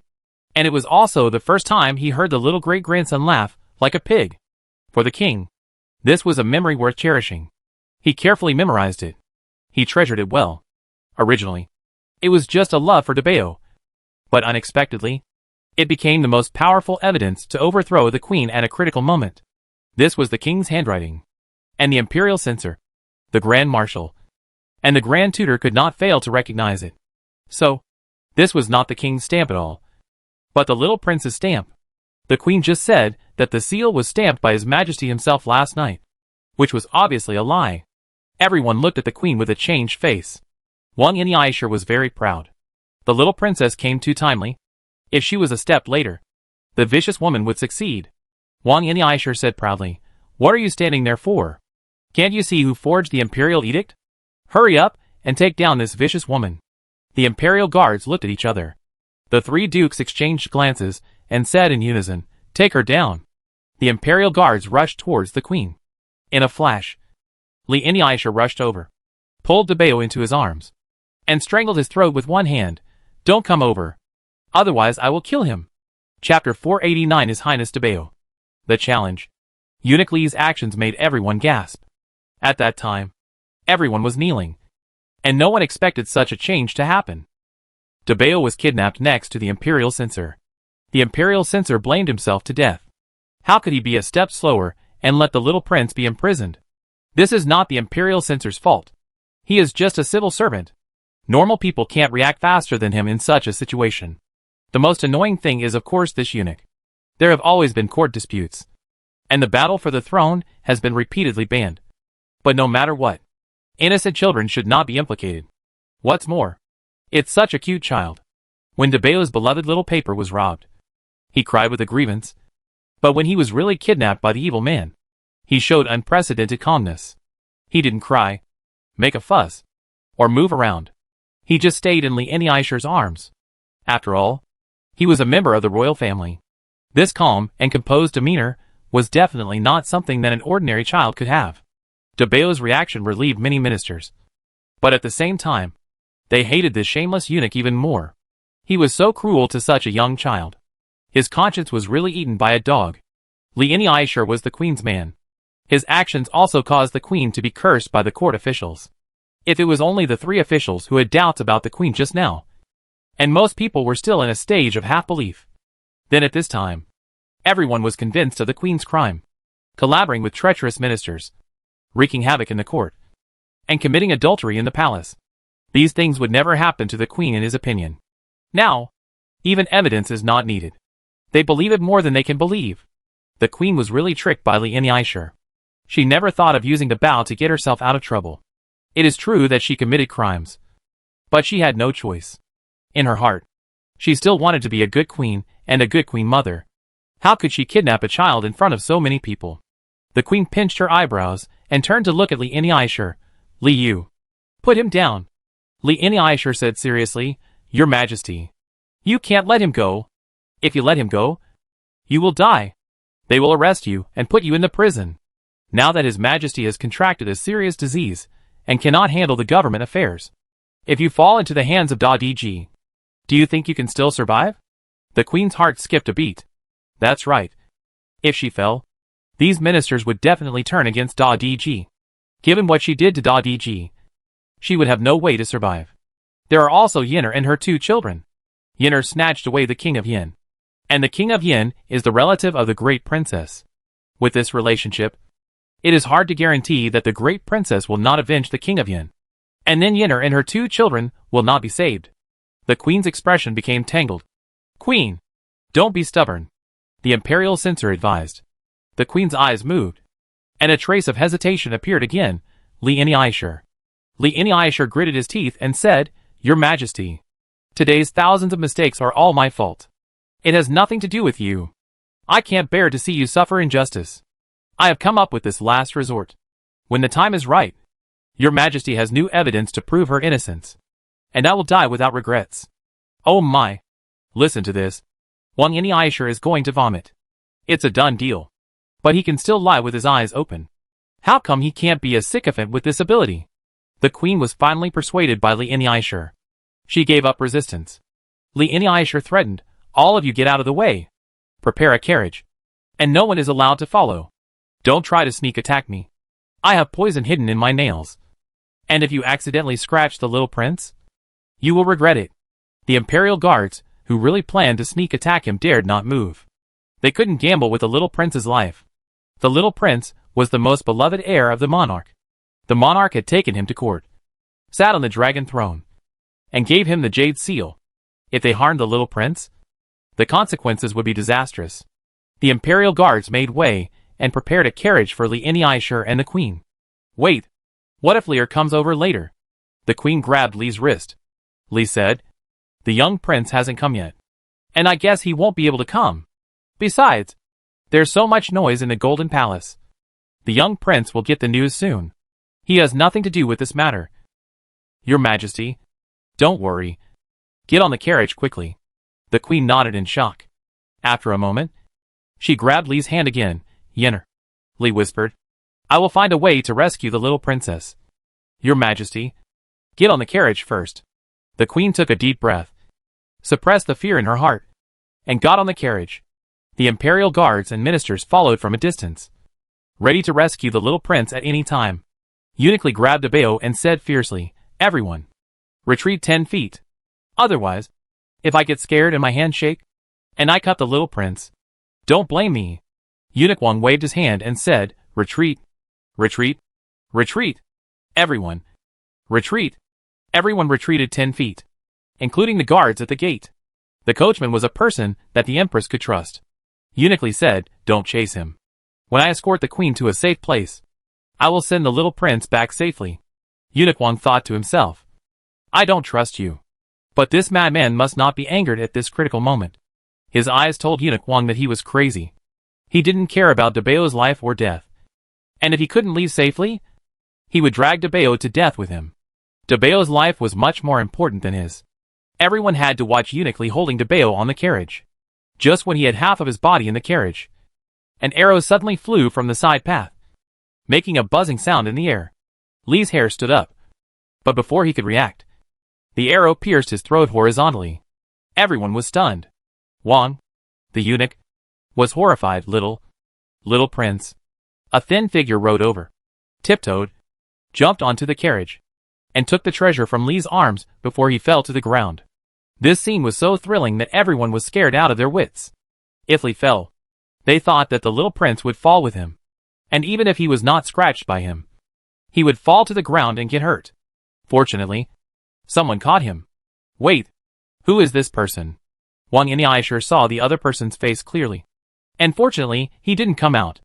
Who else could it be if it wasn't Nan Yen, who suddenly rushed out and shot Li Yin'ai to death and snatched Dabao? Nan Yen was dressed in a tight suit and looked heroic. But she was seriously ill after all. Not only was she thin, but her face was also indescribably pale. However, in this paleness, there was a touch of decisiveness and coldness that no one had ever seen. Nan Yen had not used martial arts for many years, and Wang Yin'ai almost forgot that she had practiced martial arts with the generals. But her martial arts were not very strong. Wang Yin'ai gritted his teeth secretly, thinking that if she didn't wake up early or late, she would not wake up at this critical moment to come to save the little prince. Nan Yen stood on the carriage with Dabao in one hand, and threw a note with the other hand into the hand of a royal guard. This is my letter of challenge. Go back and tell my sister that if she wants the child back, she will meet at the altar in 3 days. Hey! Wang Yin'ai was about to call her, but she whipped the horse with a whip, and the horse sped away like a gust of wind. Wang Yin'ai jumped up and down. What are you standing there for? Chase him. The royal guards hurried out of the palace gate, but they were too far away from the threat of Li Yin'ai before, so they couldn't catch up. Wang Yin'ai took the note to Sisui Street. Yin Jiuqiao had returned. Ing Shursan had also returned. Wang Yin'ai told Yin Jiuqiao, You won, King Yin, and Xiao Shiting everything that happened in the hall. when they heard that Dabeo had been kidnapped. A shadow fell on everyone's face. Ing Shursen knelt on one knee. I failed in my duty. Yin Jiuchao did not say anything to blame, but asked, what happened? Ing Shursen frowned and said, I noticed Li Aisher's actions. I was able to save Dabeo in time, but I was suppressed by an invisible internal force. Yin Jiuchao said calmly, Shura? With Ing Shursen's current strength, there are not many people who can completely suppress him. Ing Shursen nodded. At that time, there should be a Shura nearby. Yuan frowned and said, no wonder Nangongli hid and didn't go to court. It turned out that he was waiting here. Did he prepare for a bloodbath in the court? Since Nangong Yan was willing to kill Li Aisher, Li Aisher should not be their minion. If Li Aisher hadn't kidnapped Dabeo, no one in the court might have survived. This sounds a bit crazy, but the Queen's line has been forced into a desperate situation. With Nangong Li's viciousness, it is not impossible to do such a bastard. Wang Aisher was stunned, so it was all thanks to Li Aisher's move. Because Li Aisher kidnapped Dabeo, the Queen could withdraw, and because Nangong Yan appeared in time and issued a challenge to the great princess. If there was a way to survive, of course she would not take the step of destroying both jade and stone.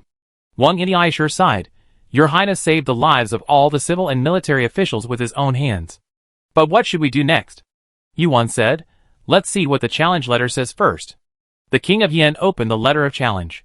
The letter of challenge was written by Nangong Yen in a hurry. The handwriting was sloppy, but it was finally recognizable. It roughly said that in 3 days, he would meet with the great princess at the altar to fight a battle in Yunzhou. What is the battle of Yunzhou? Yuan asked, puzzled. Xiao Shinting also opened his eyes in a daze. Obviously, he had heard of the battle of Chongping, the battle of Yan'an, the battle of Julu. What the H.L. is the battle of Yunzhou? Yin Jiuchao spoke quietly. It is said that the first emperor to sit on the throne of Nanzhao was not the founding emperor. A trace of admiration flashed across the eyes of the king of Yin. It seems that Somer also knows about the battle of Yunzhou. Yin Jiuchao said, my uncle mentioned it, but he didn't say much. Yuan looked resentful. Why didn't my uncle mention it to me? Is she still the most favored daughter in the family? The Prince of Yin looked at his daughter-in-law gently and pushed her favorite snack to her side. Then continued, that's right. When Taizu conquered the country, he established himself as emperor among the people and established his capital in Yunzhou. But after moving the capital, his cousin was dissatisfied, saying that the country was conquered by everyone, and the throne should be occupied by everyone. There has never been such a reason since ancient times. Taizu naturally disagreed. But the cousin had made great contributions and had a high reputation among the people and the army. Finally, Taizu thought of a way to compete with the cousin in the old city of Yunzhou. The winner would be the emperor. As a result, Taizu lost. Yuan was stunned. Then, the Prince of Yin sighed, willing to accept the loss. Taizu really gave up the throne. But the cousin was not ignorant. He was the emperor for more than 10 years, and returned the throne to Taizu's son before his death. Yuan hummed, thinking that the man had some conscience. But thinking about it carefully, it seemed to have nothing to do with conscience. He had challenged Taizu at the beginning, and Taizu could have refused. But he still agreed. The King of Yin continued, after that, the tradition of the Yunzhou War was slightly modified and retained. If a prince was dissatisfied with his brother being the crown prince, he could challenge the other party. If he won, the crown prince position would be his. Of course, the crown prince could agree or refuse. But once he agreed, there would be no room for regret. Most people would not agree. Right? Yuan said. Yeah. The King of Yin nodded. If he did not agree, he would not lose a piece of meat. But if he agreed, he might lose the crown prince position. Their situation was different now. Dabeo was in Nangong Yan's hands, so they had to agree whether they agreed or not. Yuan asked, what is the competition? Must I fight in person? Her mother is so weak. She will lose miserably. King Yin shook his head. No. There are 3 rounds in the Yunshan battle. Gushu, witchcraft, martial arts. 2 wins out of 3. Yuan understood that it was time to compete in the lineup. Nangong Yin and Nangong Li had the national master and 3 shuras in their hands. The latter 2 were almost guaranteed to win. No wonder Nangong Yin had the confidence to challenge them. This was Nangong Yan's only chance to win back the position of the queen. And it was also their only chance to save Dabeo. What else did the pose say? Yuan asked. The king of Yin looked at the post and said, "It says that if the great princess wins, the throne will belong to her.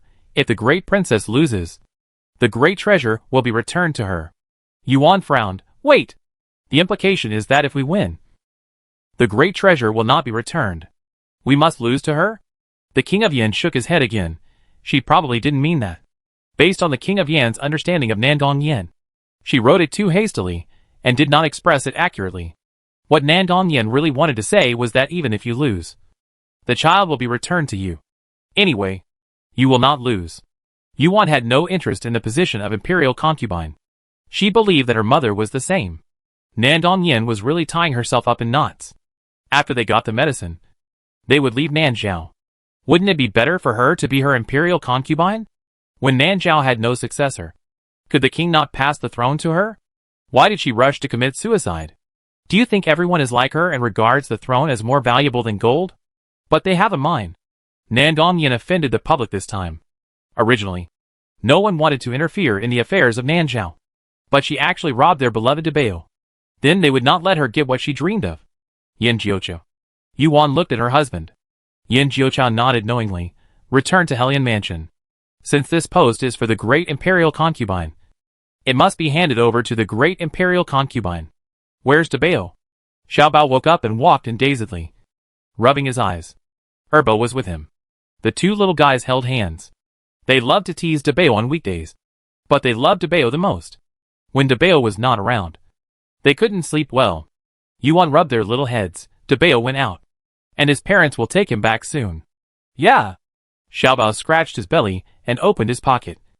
I left candy for Debao. Erbao left one too. Erbao left two. So good.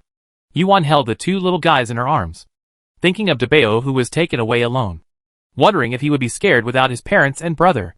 The carriage was speeding all the way, and the queen's intestines were almost broken. Her head cover had fallen off long ago, revealing an ugly bald spot. She couldn't keep her body steady if she covered her bald head with her hands, and she couldn't cover her bald head if she kept her body steady.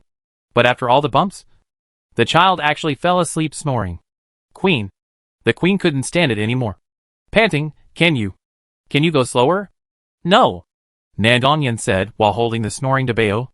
Yenner. Originally, she should be happy that her daughter woke up. But suddenly so many things happened that the queen couldn't really get excited. The queen thought of Li Aishur, who was shot dead by her daughter, and couldn't let it go. Why did you kill Li Yu? Li Yu is smart and capable. If it wasn't for him today, Nandong Yin interrupted the queen. If it wasn't for him today, it wouldn't have become irreversible. Is her daughter stinging at her? The queen looked at Nandong Yin in disbelief. Nandong Yin didn't have time to care about her tone. She said coldly, "Does your mother know who that eunuch is?" The queen was puzzled and said, "Isn't he just my eunuch?" Nandong Yan's eyes turned cold and said, "He is a remnant of the previous dynasty. He lurks beside your mother.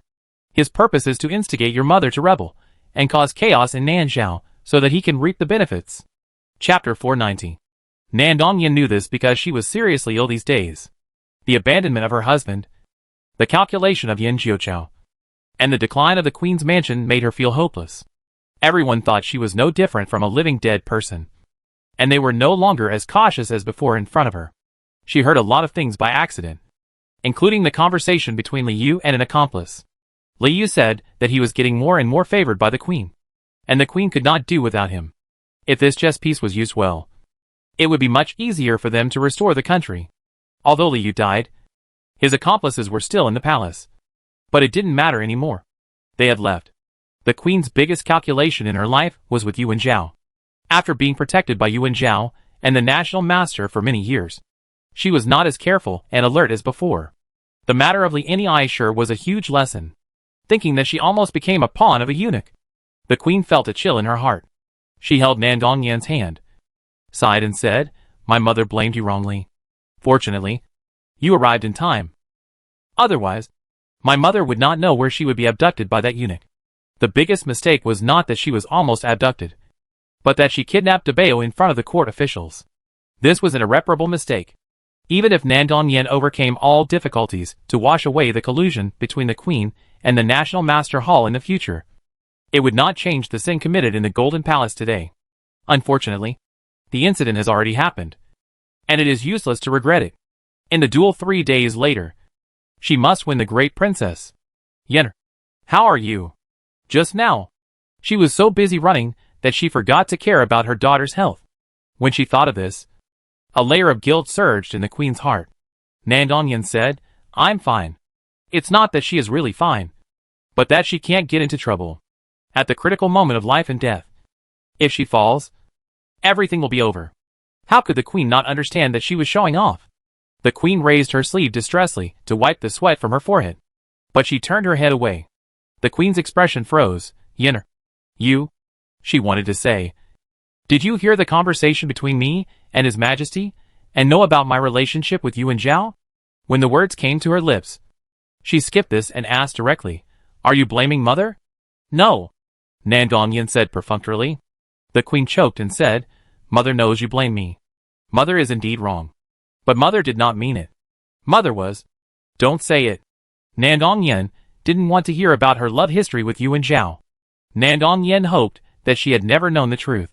Her mother did not betray her father, and she did not become a lucky star because of you and Zhao's rebellion.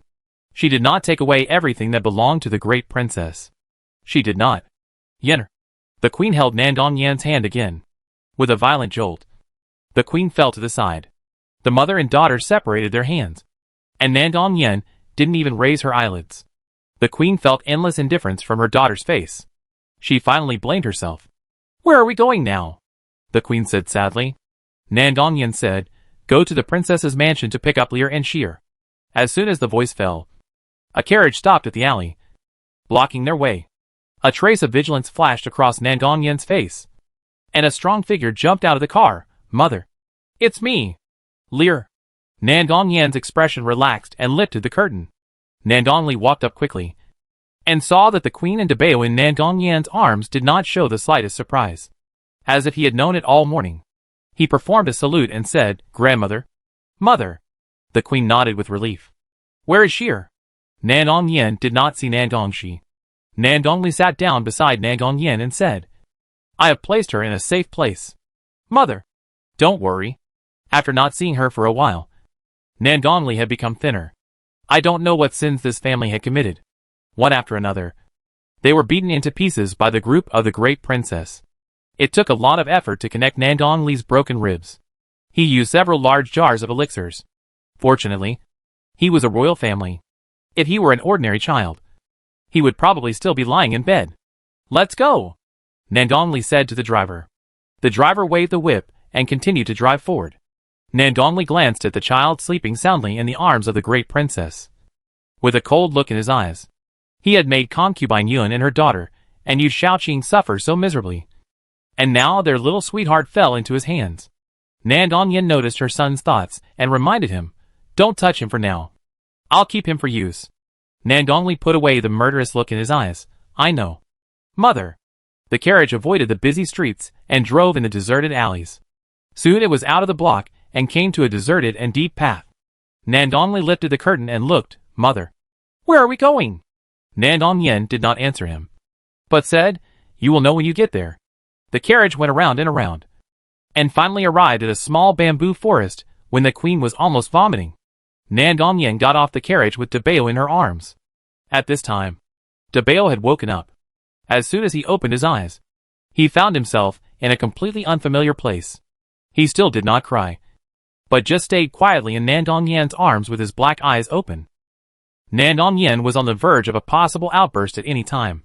Fortunately, it was Dabeo who was kidnapped. If it was Xiaobao and Erbao who were chirping, they might have suffered in their hands. The queen put on the headgear and got off the carriage with the help of Nandongli. Nandongyan was still weak. It would take a while for such a big fat boy to be unable to hold her. She looked down at the little guy in her arms. Has anyone told you that you are heavy? Dabeo shook his head. Nandongyan's mouth twitched. What kind of monsters are those people? Don't such a fat child feel heavy? Walk by yourself. Nandongli put him on the ground and grabbed one of his little hands. Dabeo followed her obediently. The queen and Nandongli followed behind them. After walking for about a quarter of an hour, a graceful and unique courtyard appeared in front of them. The courtyard surrounded by bamboo fences, and the thatched cottage seemed simple and unpretentious.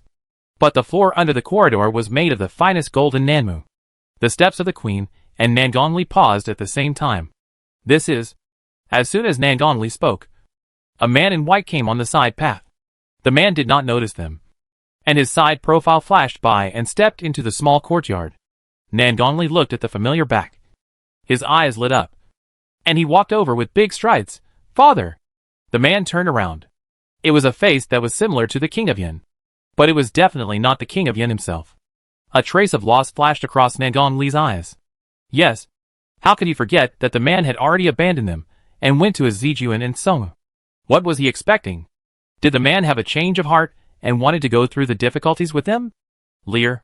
Bai Qianli recognized him and couldn't help but smile with joy. This intimate name made Nangonli frown. "Who are you? How dare you call me by my name?" "I am..." Bai Qianli opened his mouth, hesitant to speak, nodded to Nangon Yan who came over, and then he looked at the child in Nangon Yan's hand in surprise. He had seen Yin Jiuqiao, and the child looked very much like Yin Jiuqiao in both expression and facial features. He was surprised, but did not speak. He looked at the queen on the side again. "My mother," Nangon Yan said. Bai Qianli bowed. "Hello, madam." The queen looked at him, then at her daughter, who had already entered the room. Her eyes moved slightly. She saw through it but didn't say it, and stepped into the room. Nangonli also noticed the unusual aura between the two, especially this man who looked so much like his father. He chased Nangon Yan into a wing room. Nangon Yan's familiar appearance made Nangonli feel a subtle strangeness in his heart. Nangonli's face darkened. "Mother, who is that man?" Nangon Yan asked Dabeo to sit on the stool, turned her head and looked at her son indifferently. "Is it the time to care about this now? The duel with the great princess will be in 3 days. You should think about how to beat her for me." Nangonli clenched his fist. Dabeo raised his little head, looked at the two people who were on the verge of a fight, raised his little hands, and covered his ears. "Don't be afraid." Nangon Yan took his little hand. "No quarrel." Dabeo looked at Nangonli again, as if asking if they really didn't want to quarrel. Nangonli glared at Dabeo coldly, and walked out without looking back.